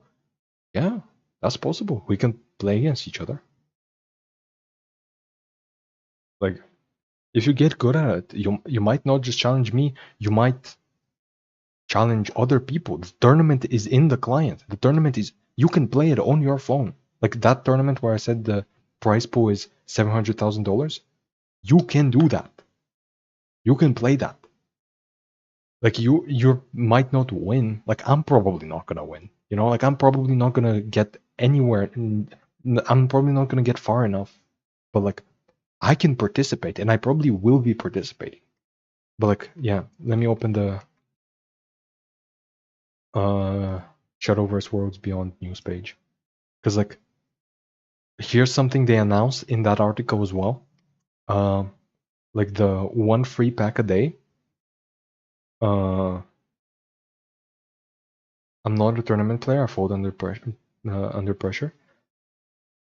Fair, I do as well. Like, don't get me wrong. Here's the thing: when I was in that Genshin tournament, I almost threw up, but I was still there. I still qualified. I still got there. You know what I mean? Like, I'm not saying you should be playing in tournaments, obviously, if you don't want to, but like, I'm just saying, like, look, if you get good enough, you could. It's one click away. Like, I had to listen to, like, I literally listened to ASMR during the tournament because I was too stressed out. And like my power went out during the tournament, so like I was stressed out about that too. I might have been disqualified because my power was out for too long, but thankfully it wasn't. But like, yeah, it's like, here's the thing. I think they made like crafting costs a little higher, so like rarer cards, like legendary cards, you might not be able to get as many in this game, but it's like you should have all of the common cards all the time if you just open like your daily pack. But yeah, if I get good at it, sure, I'll give it a try. Fair. And like also you don't have to. Like you can just play casually, right? Like you can just, like anytime a new set comes out, you might be like, I really like this card, I'm just gonna play with it. You might just like, you know, boot it up for like to play it 1 or 2 games a day, and that's it. Like, let's check out Shadowverse Worlds Beyond cards. Like, there's card reviews. Let's check out the new cards. Like, Abysscraft sounds like my kind of thing. Let's check out what Abysscraft has going on. Cerberus. No. Let me check out like a simple card. Right. There we go. Select an allied and an enemy follower on the field and destroy them. Like, you might really like this, like let's say you really like this card, you can just play with it. I'm not saying you have to get good at it. Like, let's say this is just a really interesting card for you. You can just play casually with it, right? Like, you can just put it in a deck and just have fun. Also, like, this is a fun card. This is a fun card. This is a good card as well. What if you get multiple of the same card? Disenchanted. Disenchanted. You can disenchant cards to craft other ones. Like, what was the resource? Blood vials, I think, or something like that. But it's like, or like vials in general. But like, let's say you get like 4 common cards and you can only play 3 in a deck. You can just simply disenchant one and use the resources from that common card to build like a legendary card. Because legendaries are more rare, right? So like, you might not get as many of them, or you might not get the one you want. So you can so if you play regularly, and like, here's the thing: if you play regularly, you're gonna be able to get all the cards. I can basically guarantee you that, or at least all the ones you want. That's what happens in most card games, or at least their digital clients, right? Like Hearthstone is the same. Like, you can, like, if you do your quests, if you play every day, like, you're gonna eventually be able to like craft anything you want. And like, eventually you're just gonna build a collection where you just have everything. I see it's the same in as Gwent in a way. Yeah, this is a system they took from Hearthstone. Like the disenchanting system was basically made by Hearthstone, and everybody has just followed since. But like, yeah, that's why I'm saying this free pack is so free to play friendly, because there's 5 cards in a pack. I believe there was 5 cards in the pack. So like one set, which like sets come every like 3 months or something. One set may have like how many common cards? Like 20 or 30. Getting full copies of every, actually no, they probably have a lot more, but like let's say a set has 50 common cards and you need 3 copies of each. That's 150. So that's basically about 100, and so that's basically about like what, 30 packs. So like if you log in every day for a month, you're gonna get all the common cards from the newest set or something. And that's not even counting the duplicates that you can disenchant to get legendaries. Obviously, it's better to get legendaries, and you are gonna get legendaries with time, but it's like still, like yeah. But yeah, a lot of the card effects are simple. Like, let's look at Vlad the Impaler. Fanfare, which is when you play the card. When you play the card from your hand, select an enemy follower on the field, deal 5 damage, restore 5 defense to your leader. So it's literally just deal 5, heal 5. That's it. And like, here's the keyword, fanfare. Every single card in the game, you can just hold onto it. I think on the phone it's just holding the card, or it's just like, you know, holding your finger on the card. But it's like on PC you can right click the card and it's just gonna tell you what the keyword does. Like even if you don't know what fanfare is, it's gonna tell you what fanfare does. So it's like activates when the card enters the field after being played for your hand. So after you play it from your hand, do this. You know? There are some cards where you have to read more, like this. Fanfare, summon a Mimi, and Coco, and Necromancy, give all other allied followers on the field whatever, and then Super Evolve, do this 2 times, reanimate 1. This is a lot of text, but like once you get into the game, you're eventually gonna like remember what all the cards do. Like this seems like a lot, but like in practice it's very simple. Like you can keep up with it. Like this seems like a lot of words. Enhance 4, give this follower Rush and Bane, last words, add a skeleton to your hand. However, no, I can understand. Okay, yeah, that's awesome. Then yeah, let's go. Like once you learn what enhance is, which is if you have 4 mana, like if you have 4 mana, you can play this still for 2 and give it these 2 keywords, which are like it can immediately attack other followers and it one-shots followers. So like if you play it on 4 mana instead of 2, it can immediately attack and it can kill something immediately. And then when it dies, it adds a skeleton. What's a skeleton? I don't know. It doesn't say what. Actually, no. Related cards down here. There we go. Skeleton. I just 1/1. It's the same thing here. Like Mimi and Coco, you can see what they do, and this is gonna show in game.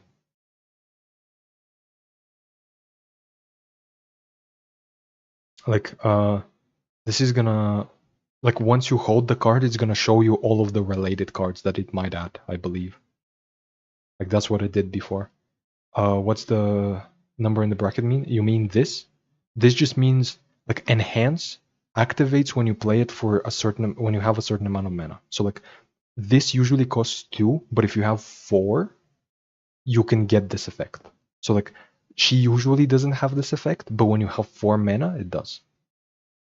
Like a lot of keywords have numbers attached to them, like this, Necromancy 4. Necromancy has its own effect, you need 4 of it. Necromancy does, like, whenever you have a certain amount of shadows in your cemetery, it consumes 4 of them. Right? Shadows you get by just cards dying. Shadows are specifically like a class-based mechanic. Is there a frontline and backline mechanics too? No. Everything is on the same row, and what happens is Let me Shadowverse gameplay. Let me just search up gameplay. Like just some random video. You just play cards on the field, and when it's your turn, let's just see this. Let's just look at this. Like here. Oh no audio, please and thank you. Like here, it's the opponent's turn. They have a minion who can attack or a follower who can attack, and here they just attack your stuff directly. However, like when it's your opponent's turn, they could just attack whatever they want. When it's your turn, you attack whatever they want, and so you're just passing turns back and forth. You play all the cards you can. Like here, you have 5 mana. You play 5 mana worth of cards, or 5 play points. They're called play points here. But it's like you have 5 mana. You can do whatever you want. You can attack whatever you want. Then it passes to your opponent. They do whatever they want. Does card placement still matter then? No. But yes, some cards may have like may say stuff like deal a certain amount of damage to a card and the cards adjacent to it, but it's like that card placement in Shadowverse and in Hearthstone is usually so annoying that the developers don't make too many cards like that. Card placement is usually not that important in these kind of games. It's important in like it's kind of important in like Yu-Gi-Oh, but like Magic the Gathering, for example, doesn't play with card placement at all because you can place the cards however you want. But like yeah, Gwent is all about placement, so that's the unique thing about Gwent. So like don't explain too much placement stuff in other games because it's like, for example, in Hearthstone, I'm not gonna be placing my card specifically so one card doesn't kill them efficiently. Like it's really annoying to play. But yeah, placement is just not a thing here. But like yeah, usually in Gwent the number indicates the number of cards in your hand, so it threw me off. That's fair. But it's like yeah, this works like Hearthstone, where it's like when it's your turn, you do whatever you want. When it's your opponent's turn, they do whatever they want, and you just go back and forth, back and forth, back and forth. Which like I personally like interaction a little bit more. I like simultaneous turns, like in Magic the Gathering, like in Legends of Runeterra, like in Flesh and Blood. But it's like actually in Flesh and Blood, it's not so much they just have interaction, but it's still your turn, your opponent's turn. But it's like yeah, it can still be really fun, even though it's just you do whatever you want on your turn. And there's still ways to interact with your opponent stuff. Obviously, like I don't think there's any taunt stuff. I don't think there's any there we go. Ward. What ward does is if you have a follower with ward, your opponent can't hit your face directly. So they have to kill this follower before they can hit anything else. Or actually, it can't hit other followers as well. But yeah, do Shadowverse have character abilities, tactics you can play too? Seems like it had. What were character abilities in Gwent again? Let me read up on it real quick. Oh, leader abilities? No. Other games have it, like Hearthstone has it, where you have the hero power that you can use every turn, but it's like Shadowverse, your classes are specifically to like the classes here are specifically to like dictate what cards you can play. For example, like Portalcraft might have more like spell casting type of stuff. Abysscraft maybe like more sacrifice kind of stuff. And Dragoncraft is like more like honest stat based, like board based combat kind of stuff. But it's like yeah, there's no like your leader here doesn't have abilities. The actual cards themselves obviously have abilities, as you can see. Like this follower has, when you evolve it, you can destroy an enemy follower. But like the one thing everybody has, like your leader, is evolve points. You can evolve your stuff, and like you're gonna see how that plays out and what that does when you try the game. or like when you watch me play the game, but it's like, yeah. Everybody has evolution, so that's kind of like a universal thing. And also like tactics. What was tactics again? Tactics, Gwent.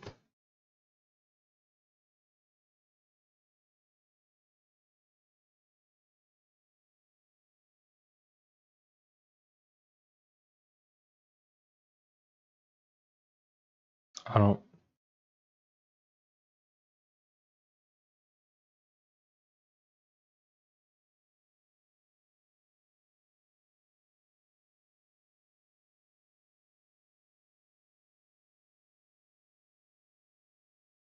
What's races, monsters, class, tactics, or oh, is it spells? Is it just spells? What?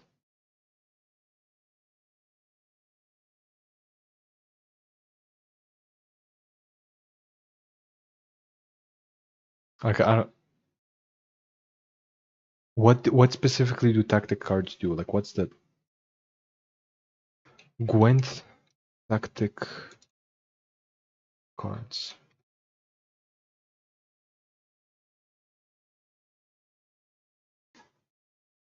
Kind of, yes. What?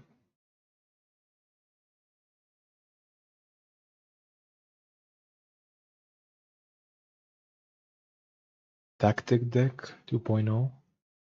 This is just a bunch of tactics? Yeah, tactic, removing it. Okay, yeah, tactics.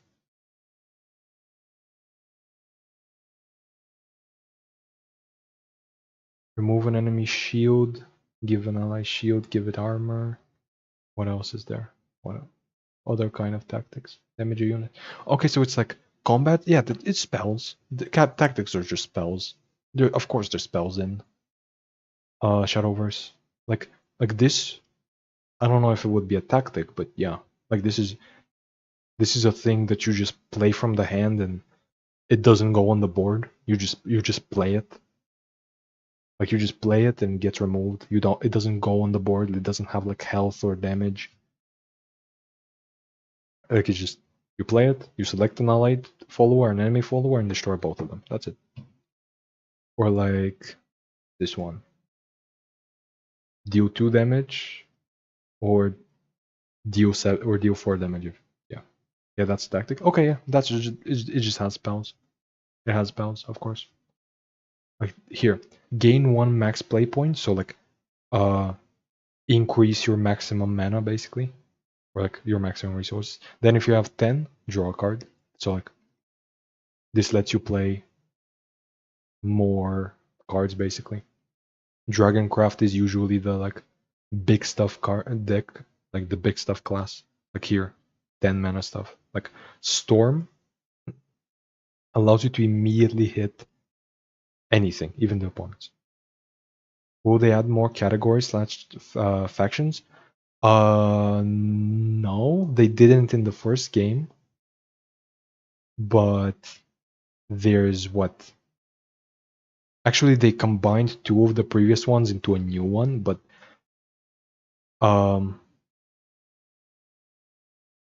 like there's like 8 of them.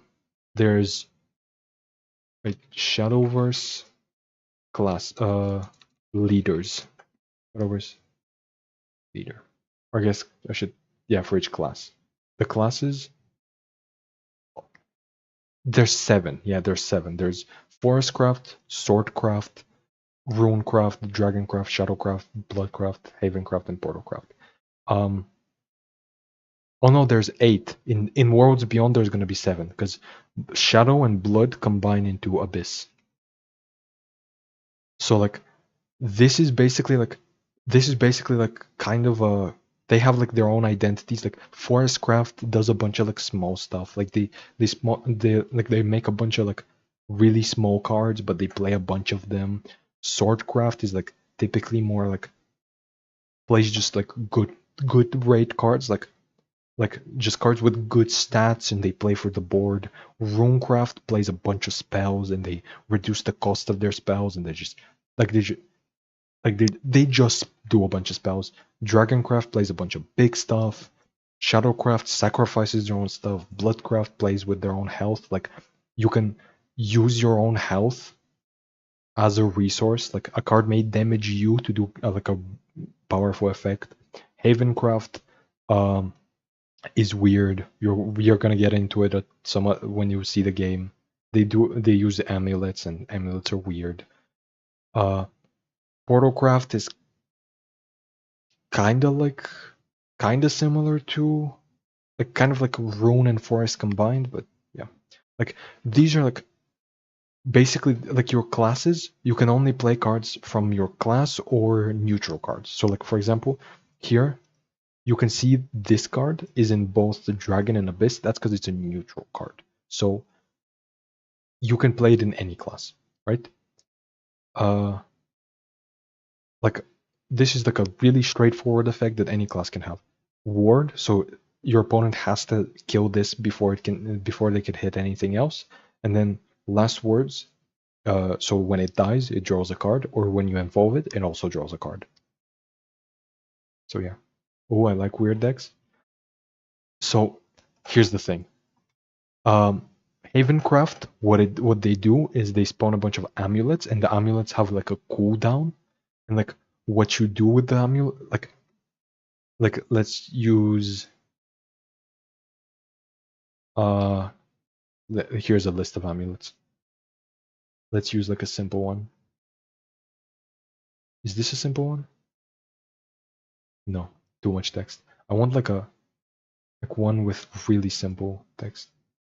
Yeah, there we go. Countdown 1. So after one turn, like you play it on the field, it takes a spot like if it were a minion, like a follower, but instead it's not. Like it's kind of like if a spell took a place on the board for a while, and what it does is when you play it, it buffs a Swordcraft follower, and then when it dies, it summons a thing. So it's like it has a countdown, and like it ticks down, and like when you and like the whole thing about like Havencraft, like every class has amulets, but like Havencraft specifically has like a bunch of amulets, and like they speed up their cooldowns, or like they time them correctly, and yeah. Hello, just passing through before sleeping. Have you managed to try the card game? No, I'm gonna do it tomorrow. Tomorrow is gonna be like dedicated to specifically the card game.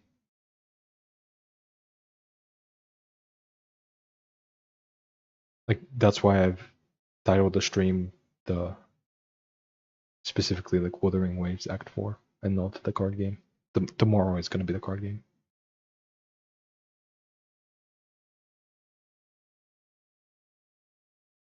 That sounds like the Syndicate faction, maybe? I don't know. But it's like, yeah, my faction, my class, the one I played a lot was Blood. Because I just don't care about my own health, as long as as they say in card games, the only point of health that matters is the last one. As long as you're not dead, health is just a resource. Like that's why there's a lot of cards where like you might pay your own health to like get a powerful effect. Like you might pay like let's say you might pay some health to draw a bunch of cards or something. Like this is my class. Or Shadowcraft, which they now put together into one, which is Abysscraft. But yeah, anyway. Okay, gotta go sleep. I have work in 6 hours. Fair. Good luck at work. Good luck at work. Havencraft does sound like Syndicate. I might be playing it. I mean, you can try out all the classes. In fact, a lot of the time, what may happen is a new set might come out, and a class might be really weak, but another class might have the playstyle you want. For example, like a lot of times I find myself playing Runecraft, because what Runecraft does is like they have spells that are like they have the spell boost keyword, which is like when you play a spell while this card is in your hand, it gets a spell boost, and certain cards may be like spell boost 10. So like if you've played 10 spells while this is in your hand, get a big effect or something, and they just play like more and more and more spells. Like they just dump spells on the field, and it can be really fun. Like unfortunately, they haven't shown off Runecraft here. They've only showed off Portalcraft for some reason. But like, actually, let me see. Okay, yeah, pre-download. So the game is available for pre-download, but it's not available to play yet.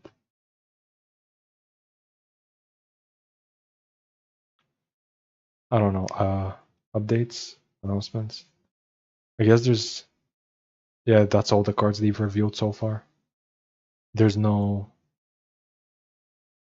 They haven't revealed Runecraft, but Runecraft can be very fun. You mentioned Havencraft having money playstyle involved. A money playstyle?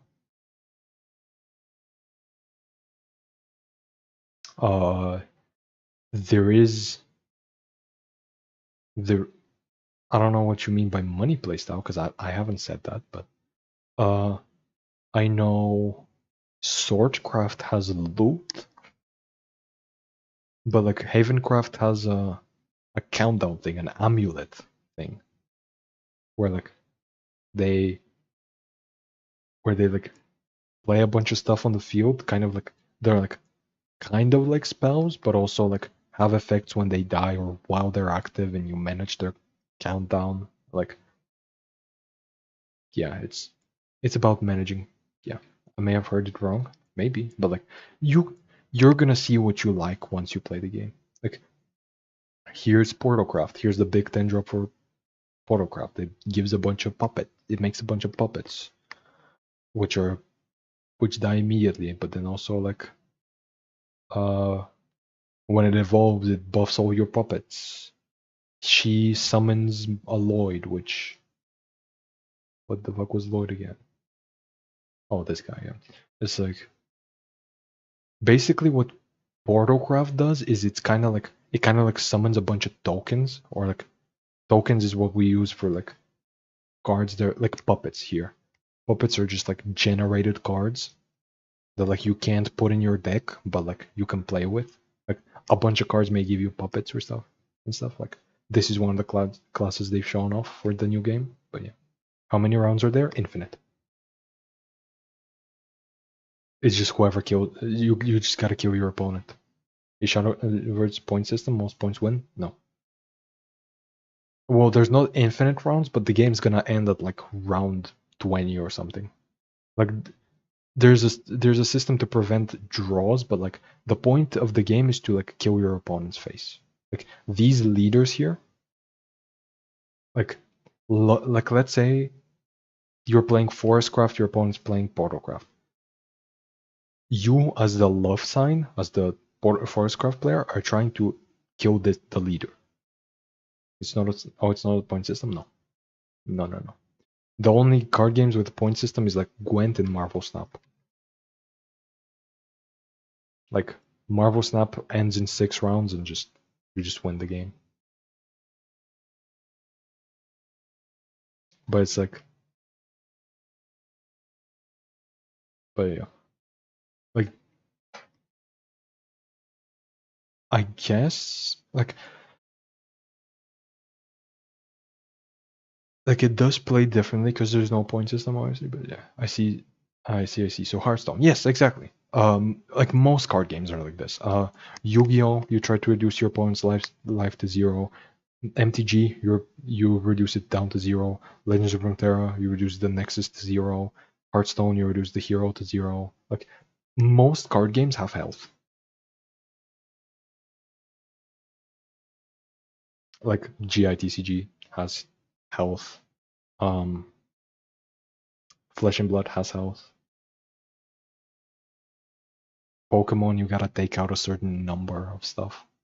But yeah, it's like most card games are based on your opponent having health. But honestly, here's the thing. The way you win oftentimes is not why people play. card games. Like the goal is not why people play card games. They play it for like the actual like cards and effects and stuff. So I see that the WoA card game mashed all the card games together. Maybe I'll see what's up with it, but yeah, maybe.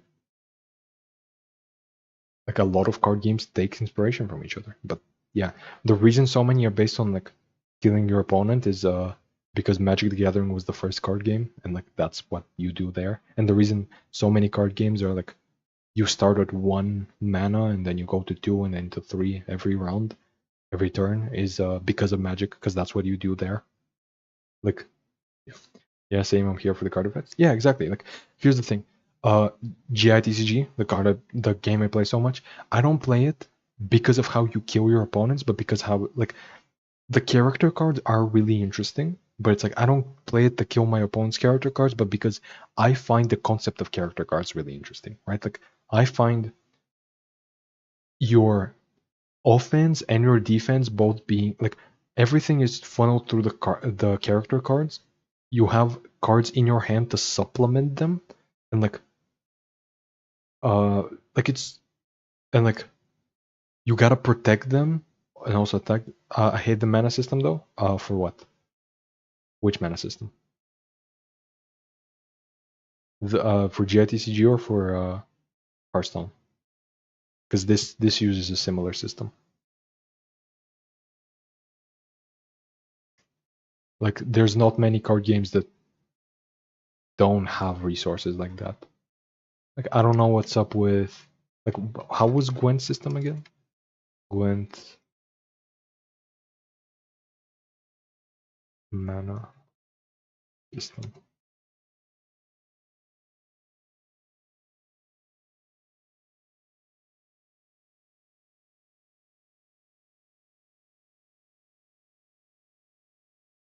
Oh, Gwent has no mana system? Unfortunate. Because here's the thing, the only card games that don't have them are like Gwent and Yu-Gi-Oh! Most card games have a mana system. But it's like here's the, as you can see, like 4 mana. Like one you play it for 4 and then you do whatever. Like even Marvel Snap, who also is on a point-based system, like Gwent, where it's like the game ends at a certain point and whoever has more points wins, even that has mana. But like, I mean, if you don't like mana, you can play classes that like cheat it. Like here, Dragoncraft, I showed you this earlier, gain 1 max play point. This means that every turn you're gonna have 1 more than usual. So like starting from turn 3, you're gonna be getting 1 more than your opponent every turn. Or like you may play something like Runecraft that I was talking about earlier, where they just discount their spells and they play a bunch of spells at once. I feel like the mana system felt restrictive. It doesn't if you have a good deck. Because here's the thing, a lot of the best effects in these games just like ignore the mana system. They just cheat it. Like, remember that Hearthstone card that I showed you for 125 mana? The reason why it's 125 is because it reduces its cost by 1 every time a card is drawn, played, or destroyed. So like, it goes down to 0.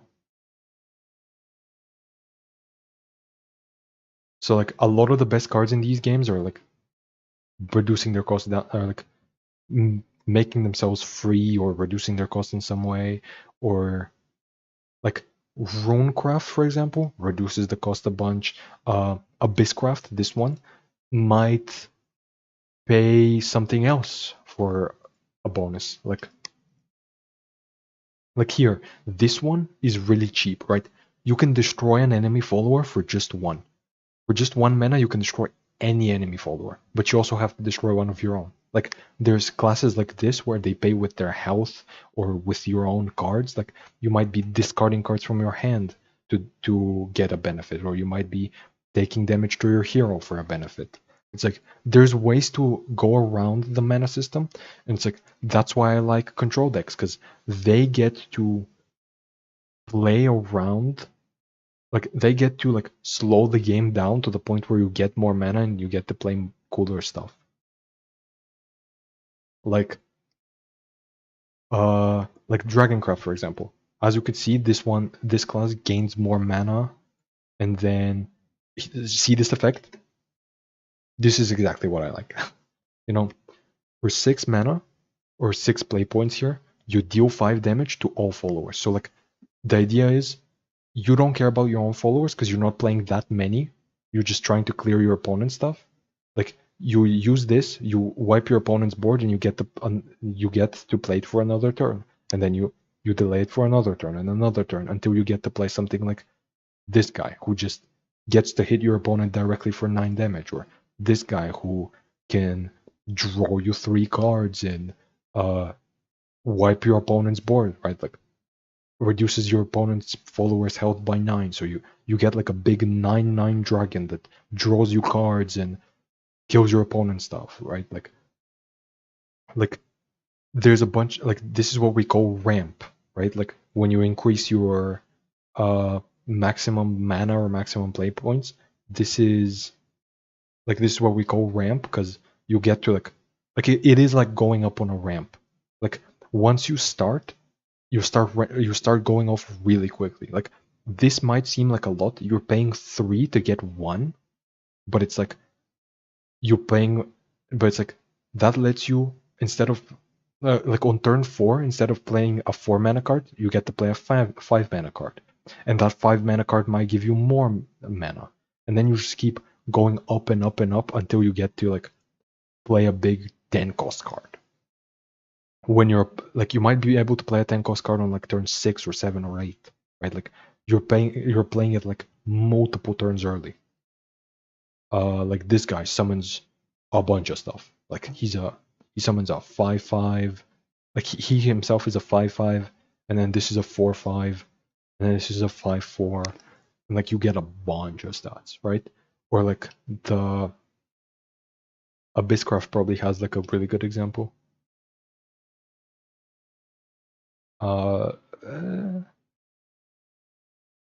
Kind of. No, I'm not seeing any good example. Like here's the thing, not necromancy. Where is it? Reanimate 4. What this does is it revives a follower that has died this game for like with the highest cost that's matching this. So like you reanimate a 4 cost follower. So like you have a bunch of classes like this that can just like do a bunch of extra stuff. Like, but like this is an example. I wanted to show an example of like reducing costs, because like there's usually a bunch of classes that can make like a 3 cost card cost only 1. Or like this is a really good example. When you play it, you draw 2 cards, you heal for 2, and you immediately get 2 back. So it's basically like a 5 cost, draw 2, heal 2. And then when you super evolve this, you can super evolve something else. So it's like it's basically giving you a bunch of extra resources.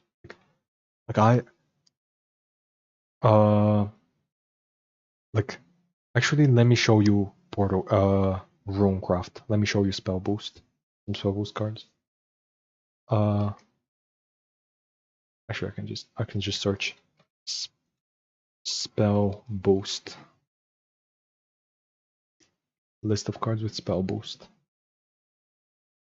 Lightning Shooter. No. Again, I've forgotten all of these cards because I haven't played in a while. But it's like, I know there's cards that reduce their cost.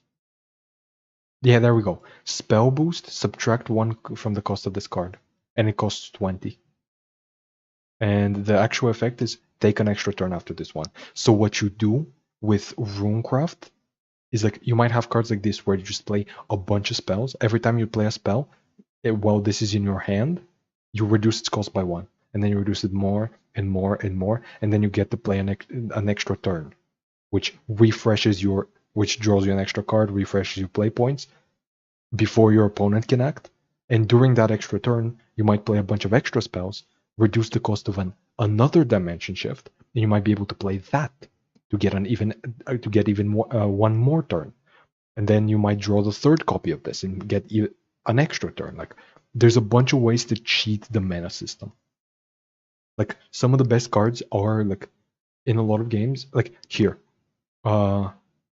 change history, like when this card was changed from 18 to 20 cost because it was just too good at 18. Like, it was too easy to discount. So like a lot of the really good cards discount themselves. And when you, or like not all of them obviously, but a lot of them, and like when you put a bunch of them like together, like this one, when you play a spell, reduce its cost by 1, and then when you play it, it's a 2/2 that summons another thing. What was it? A 1/3, and then yeah, it's just like you play a bunch of spells, and then they discount each other, and then when they cost 0, you can play it out. You can play it out for free, obviously, when it costs 0, and then that's gonna discount the spells in your hand again, and then another one might cost 0 now, and then you play that, and then another one might cost 0, and if any of them draw you cards, you're gonna draw extra cards, obviously. Like, let's see if there's a spell boost that... I know there's a spell boost card that draws cards, but it's like, let's see if I can find one. Because, again, I haven't played this game in a while.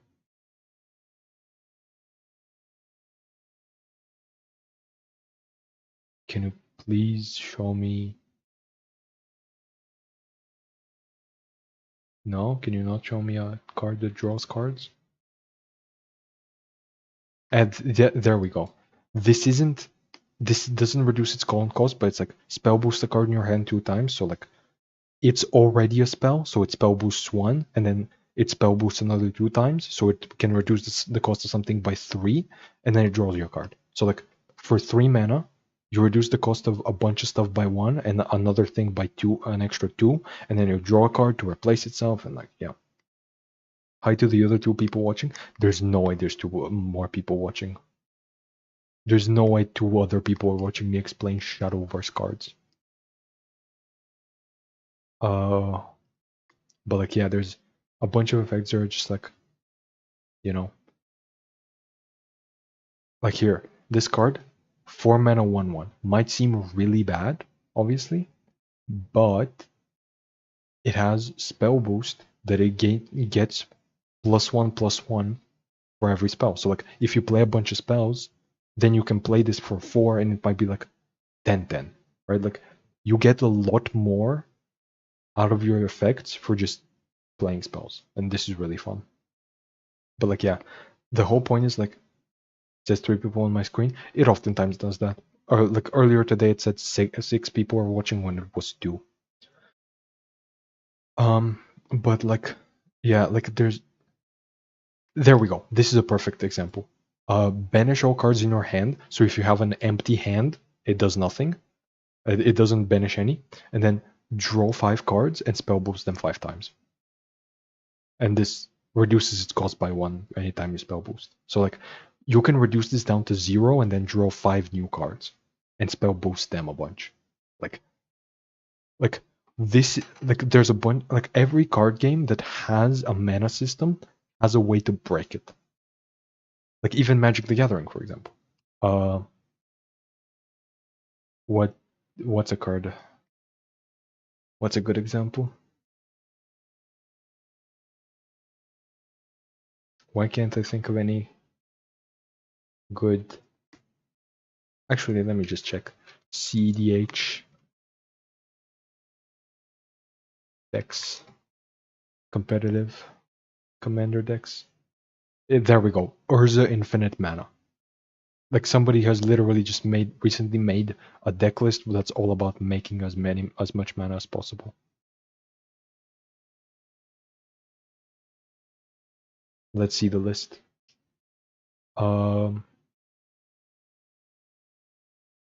Like,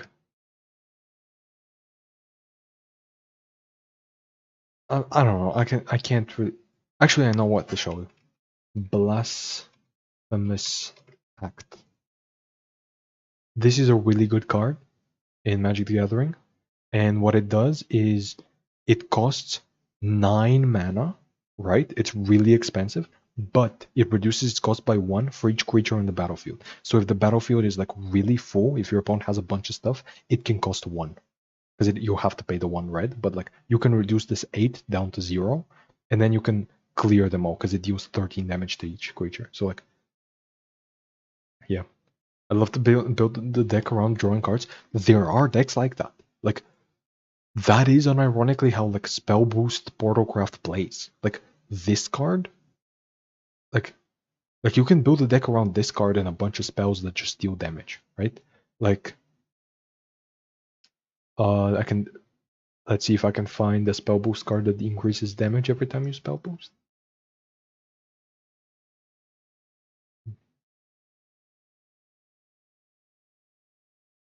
This, I need something that's like increased by 1 every time. Yeah, there we go. Deal 1 damage to a random enemy follower. Do this 1 time. Spell boost, repeat 1 time. So if you have a deck that just draws a bunch of cards, discounts a bunch of cards, this will eventually just clear a full board just by itself. This can eventually deal like 20 damage if you really need it to. Or then there's...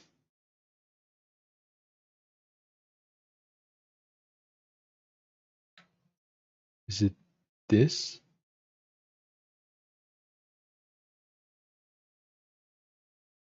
There we go.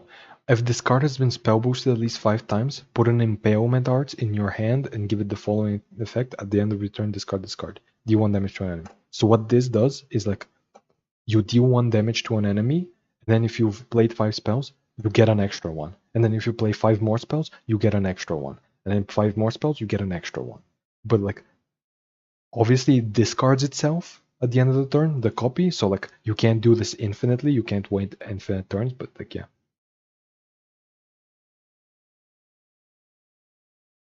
Well, you know a lot of about well, you know a lot of cards. I wouldn't be surprised if you pull out of your ass. I mean, I could probably just make up a card on the spot, and it's probably true. So it's probably real. So yeah, this could be really cool if it was a point system. I mean, like in a way, it is. Like health is kind of a point system. Like it's just like you don't. It doesn't go up. It goes down. You know what I mean? Like there's absolutely like cool things you can do with a point system. Yeah, like I have personally broken the integer limit on Marvel Snap. Like I have gotten a negative score that has won me the game. Like a score so big that it's written as negative, but it actually wins because it's huge. And like obviously you can do that kind of stuff in like point games, but like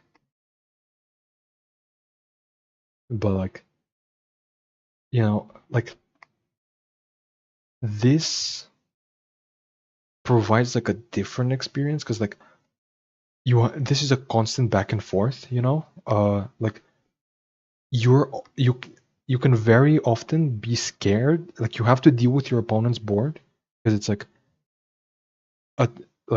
oftentimes you might be threatened, like you might die at any moment, so you gotta like, well, not at any moment, like you're not always gonna be at the brink of death, but like your opponent is pressuring you, but you also gotta pressure them. So like what it does is like you gotta find a way to deal with what your opponent's doing while also dealing with them. Whereas a point system, you kind of have to like you kind of just have to do your own thing. Like obviously you can interact with your opponent, obviously, but like in a point system, oftentimes what you try to do is just focus on your own thing, and you don't deal with what your opponent is doing. So it can oftentimes like have like way more like games can oftentimes feel way more like solitaire. Like Gwent obviously does have interaction with your opponents, but like it's not as much. Like here, every single follower that they play, you have to deal with at some point, or else it's over time gonna kill you, right? It's like every single spell it's like you gotta deal with your opponent's stuff. You gotta build a board of your own. You gotta interact with them. It's like it's a whole different experience.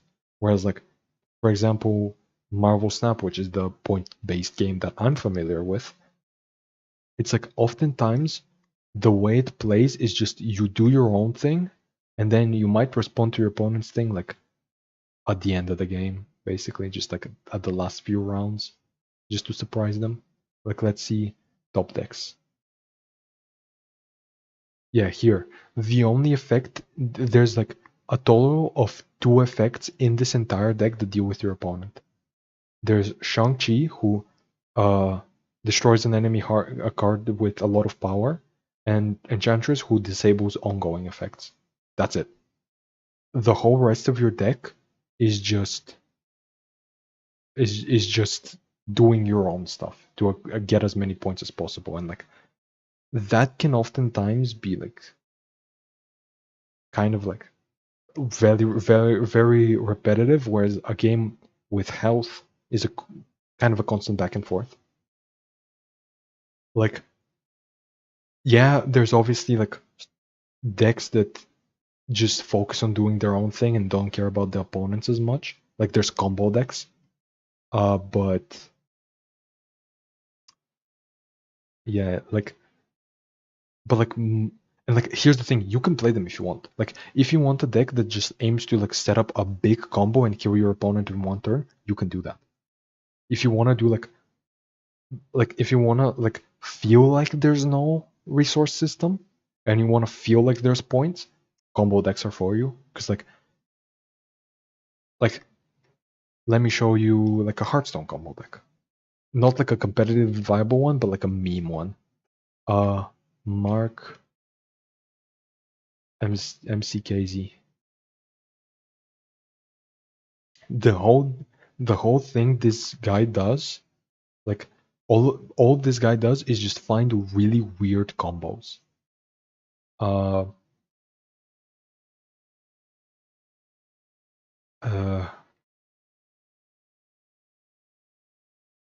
was it?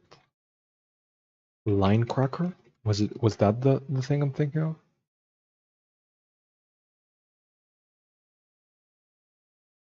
Yeah, look at this. 1 billion armor. This is a real thing you can do in the game. You can give yourself 1 billion armor.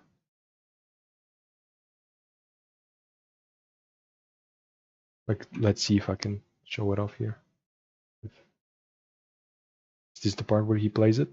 Yeah, like look at this. He has like 20 max mana. He had like 17 mana before he started this combo. Everything in his hand cost 1. This is not like a this is not like a combo you'd see regularly. This is not like a competitively viable combo, but like if you wanted to do wacky stuff, you could.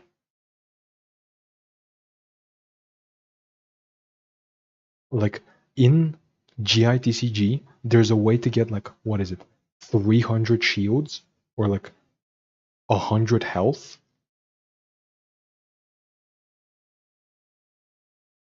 Like this is like if having like what is it, a 1 million, or actually how much stats does this have? Yeah, if having a it keeps going. How big is it at the end? If having a 1 billion health or 1 billion attack minion and having 1 billion armor does not feel like a point system, I don't know what does. Like obviously it took him like I don't know which turn this is, but like yeah, like actually I believe Hearthstone tells you which turn it is. No, it doesn't. But like yeah, like as you can see, like he got himself to 20 max mana. He has a bunch of ways to like get a bunch of stuff. Like here's the thing: a lot of these cards are viable. Like this hero that increases your max mana to 20, he's viable. He's like actually a really good card. And then there's this other card that makes it so that whenever a minion dies this turn, you get a mana back. That's viable.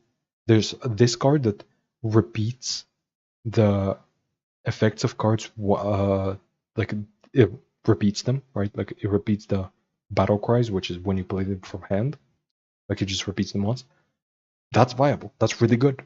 The way he reduced the cost of his cards to 1, there's a card that does that reduces everything in your deck to 1. That card has seen competitive play.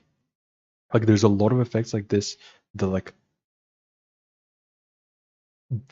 not just in Hearthstone, but like in every card game that where like you can probably do something infinitely and do like 100 damage when you only need, like in Hearthstone you only need 30 or 40 damage. Here, this can do 1 billion, right? Like I don't know if I can think of like a Legends of Runeterra combo, but like actually no, I can.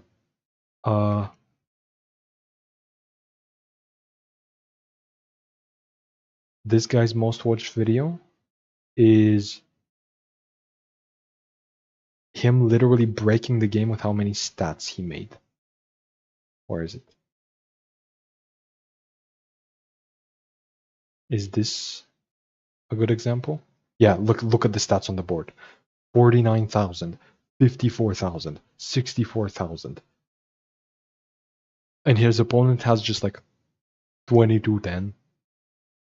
You know? It's like this game. Let's see how much it. Here he needs 2 rows of numbers to fit it. Like, let's see when he gets the chimes. Oh no, he's just doubling stats. Okay. He's not actually drawing the chimes. But like yeah, like you can, I believe, yeah, the stats get even crazier. Like there's multiple numbers on the second row now. Let's see what happens at the end, because I don't remember. Oh yeah, he attacks for negative damage. He attacks for negative damage, which kills. That's because like a computer, like once a number reaches a high enough amount, it loops back to negatives in computers. This is the integer limit. He has passed the integer limit. And his opponent just has a 3/3. But to be fair, this is like he has set this game up with somebody so they can go on for as long as possible so he can achieve those numbers. In a real game, you're probably just gonna be like, at most, a combo might, this kind of combo deck might give you like 100 damage when you need just 20. But like obviously dealing 100 damage when you need just 20 is enough.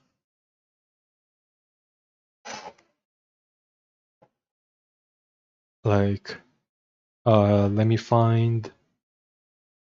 In Magic the Gathering, it's incredibly common to have infinite stats or infinite mana or just some sort of infinite. Let's see, Bristle Bill or whatever his name was. Bristly Bill, yeah. Let's see.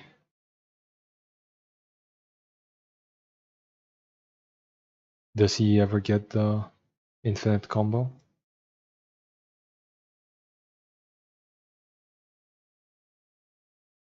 I don't know if he does. But like, this is a card that doubles stats, so like, if you have enough resources, you double, and then you double, and then you double, and then you double, but like, no. He didn't get the combo. But like, there's so many ways to get infinite mana, and then if you have infinite mana, and you have a way to spend it infinitely, that's infinite stats, right?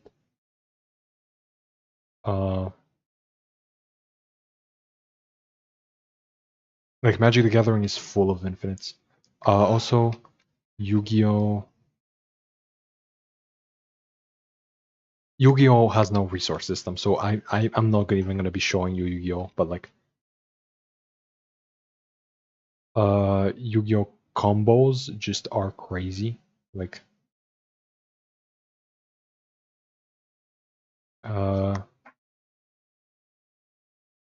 let's show a Dragon Maid combo. Like, that's my deck.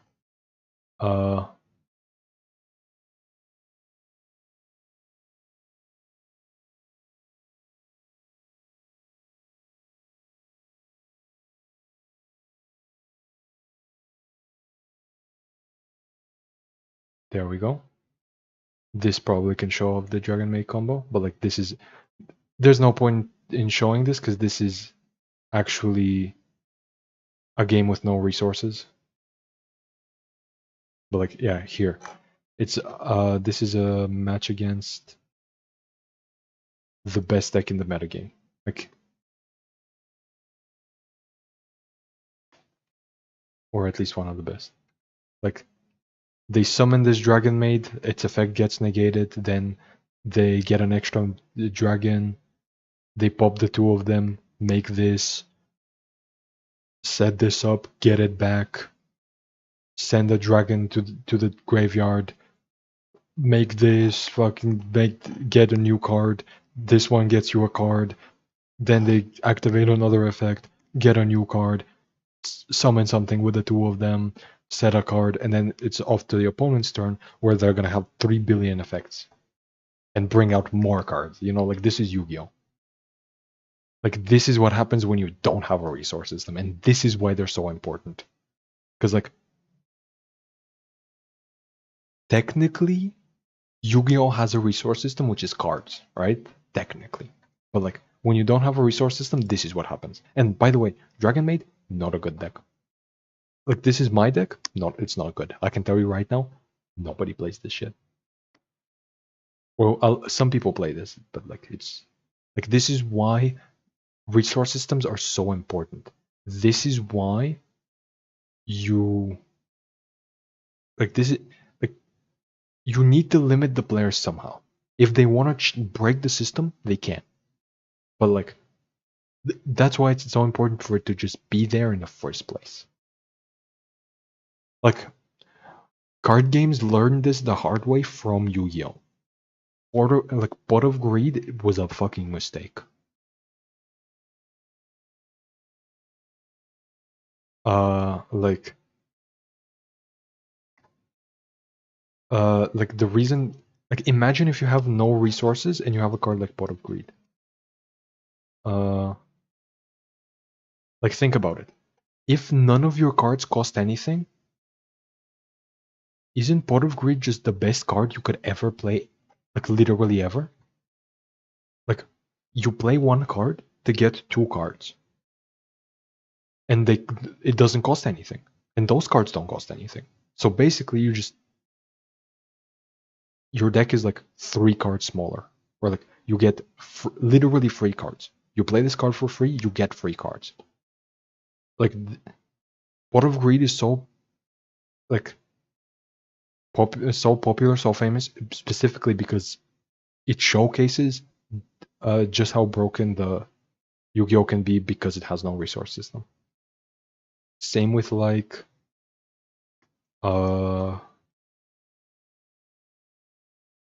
actually I don't know if I can think of a loophole. Yeah, kind of like here's the thing.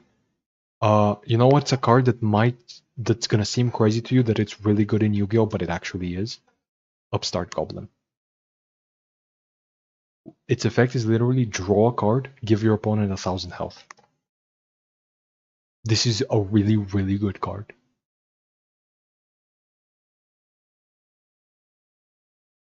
Because, like, here's the thing. If you have a 40 card deck and you have 3 Upstart Goblins, because they immediately replace themselves, you actually kind of have a 37 card deck. Because it's like, when you play this card, it replaces itself for free, because this game has no costs, right? So like, it's like if you didn't put 3 cards in your deck at all. So it makes your deck so much more consistent. It's like you don't care about giving your opponent 1,000 health because you set up such a crazy combo that you're gonna kill them anyway. Like who cares if they have 8,000 or 10,000? Doesn't matter. Like you can do 12,000 probably. Another really good card like let me look at the Forbidden Unlimited list because like it's probably gonna give me an idea of a card that's like so good and might not seem that good to like any other game. Like there's probably a card here that might not seem crazy, but it actually really, really is.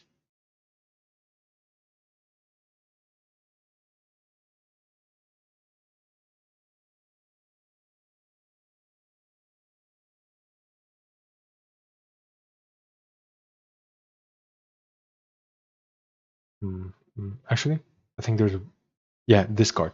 This card is limited to 1. Gusto Emerald.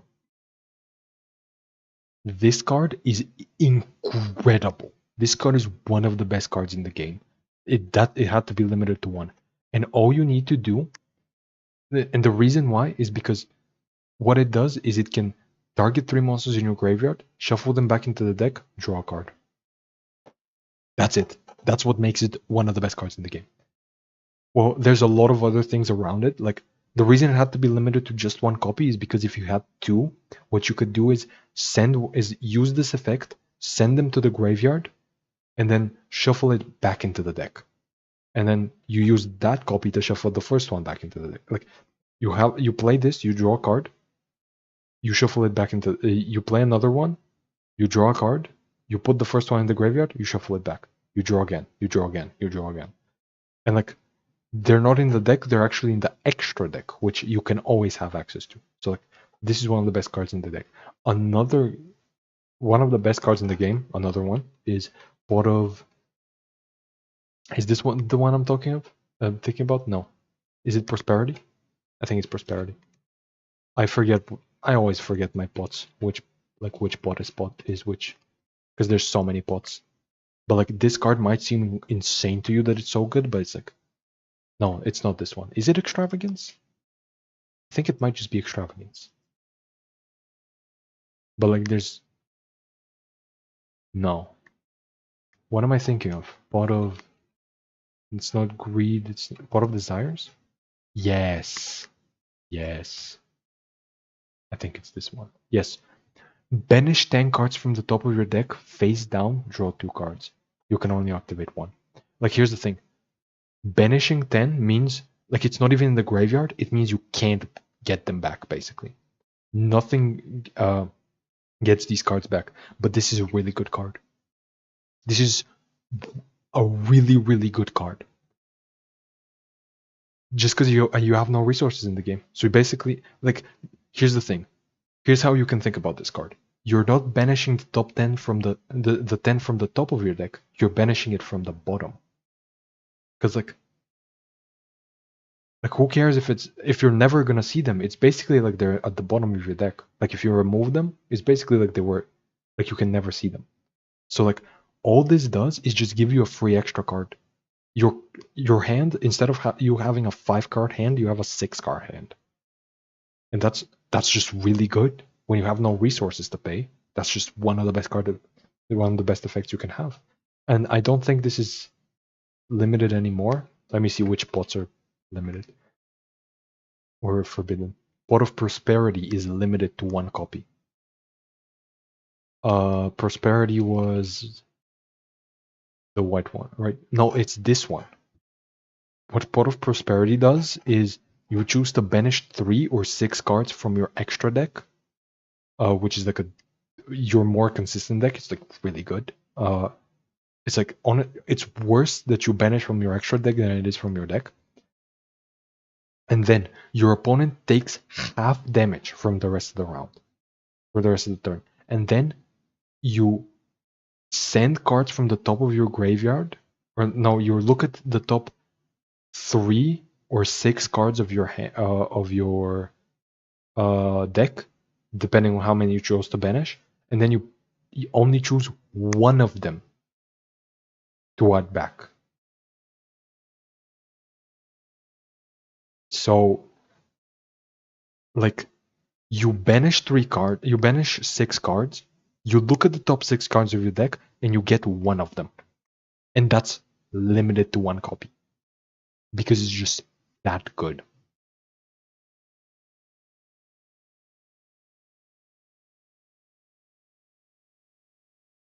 Like, this isn't even a +1. This isn't even like Pot of Greed where you draw 2. You just get 1 card back. But because you can be any of those 6 cards, like when you get to look at 6 cards in your deck, it's very likely that one of those is going to be really important for your combo. And if you find a really important combo, yeah. Thank you so much for the insight, but I think I should be sleeping. Same. I didn't know how to say it earlier. You could have just said it. I could have stopped a long time ago. Like I'm realistically, I only kept going because you kept chatting. Like you could have just said good night and left. Like Luke came in, said good night and left. You could have done it with him. Like I don't mind. At the end of the day, it's also like 1 a.m. for me. You seem to be so passionate. I would love to listen further. I mean, there's more streams. Like Shadowverse is gonna come out soon. I'm gonna be playing Shadowverse.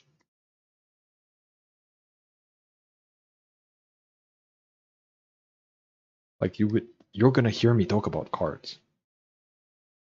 Like you're gonna see me live reacting to really cool cards and like evaluating them.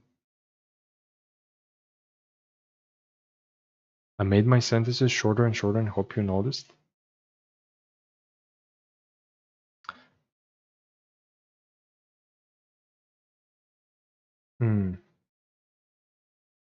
I did not notice.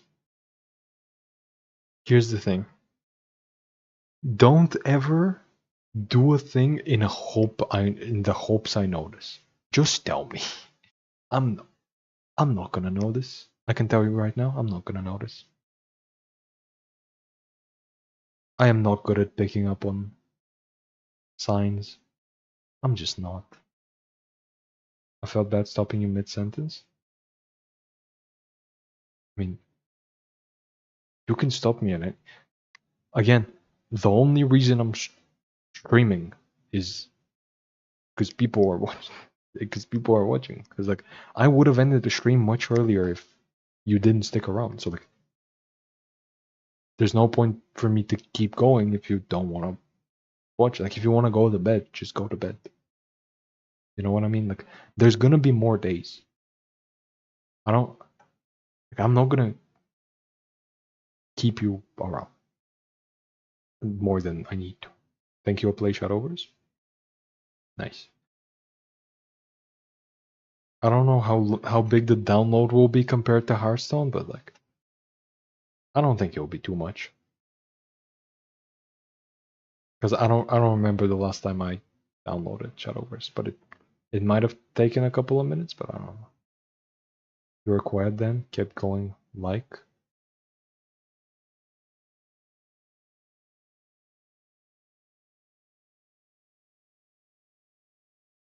Did it?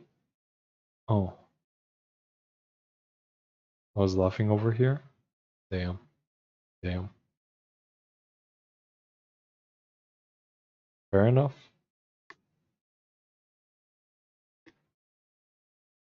But yeah. Anyway. You should go to bed.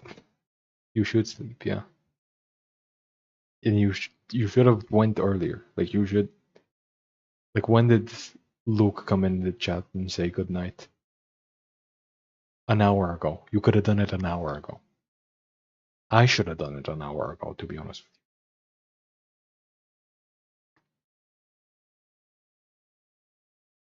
you. I can literally see the sun. Oh no. Good night. Good night.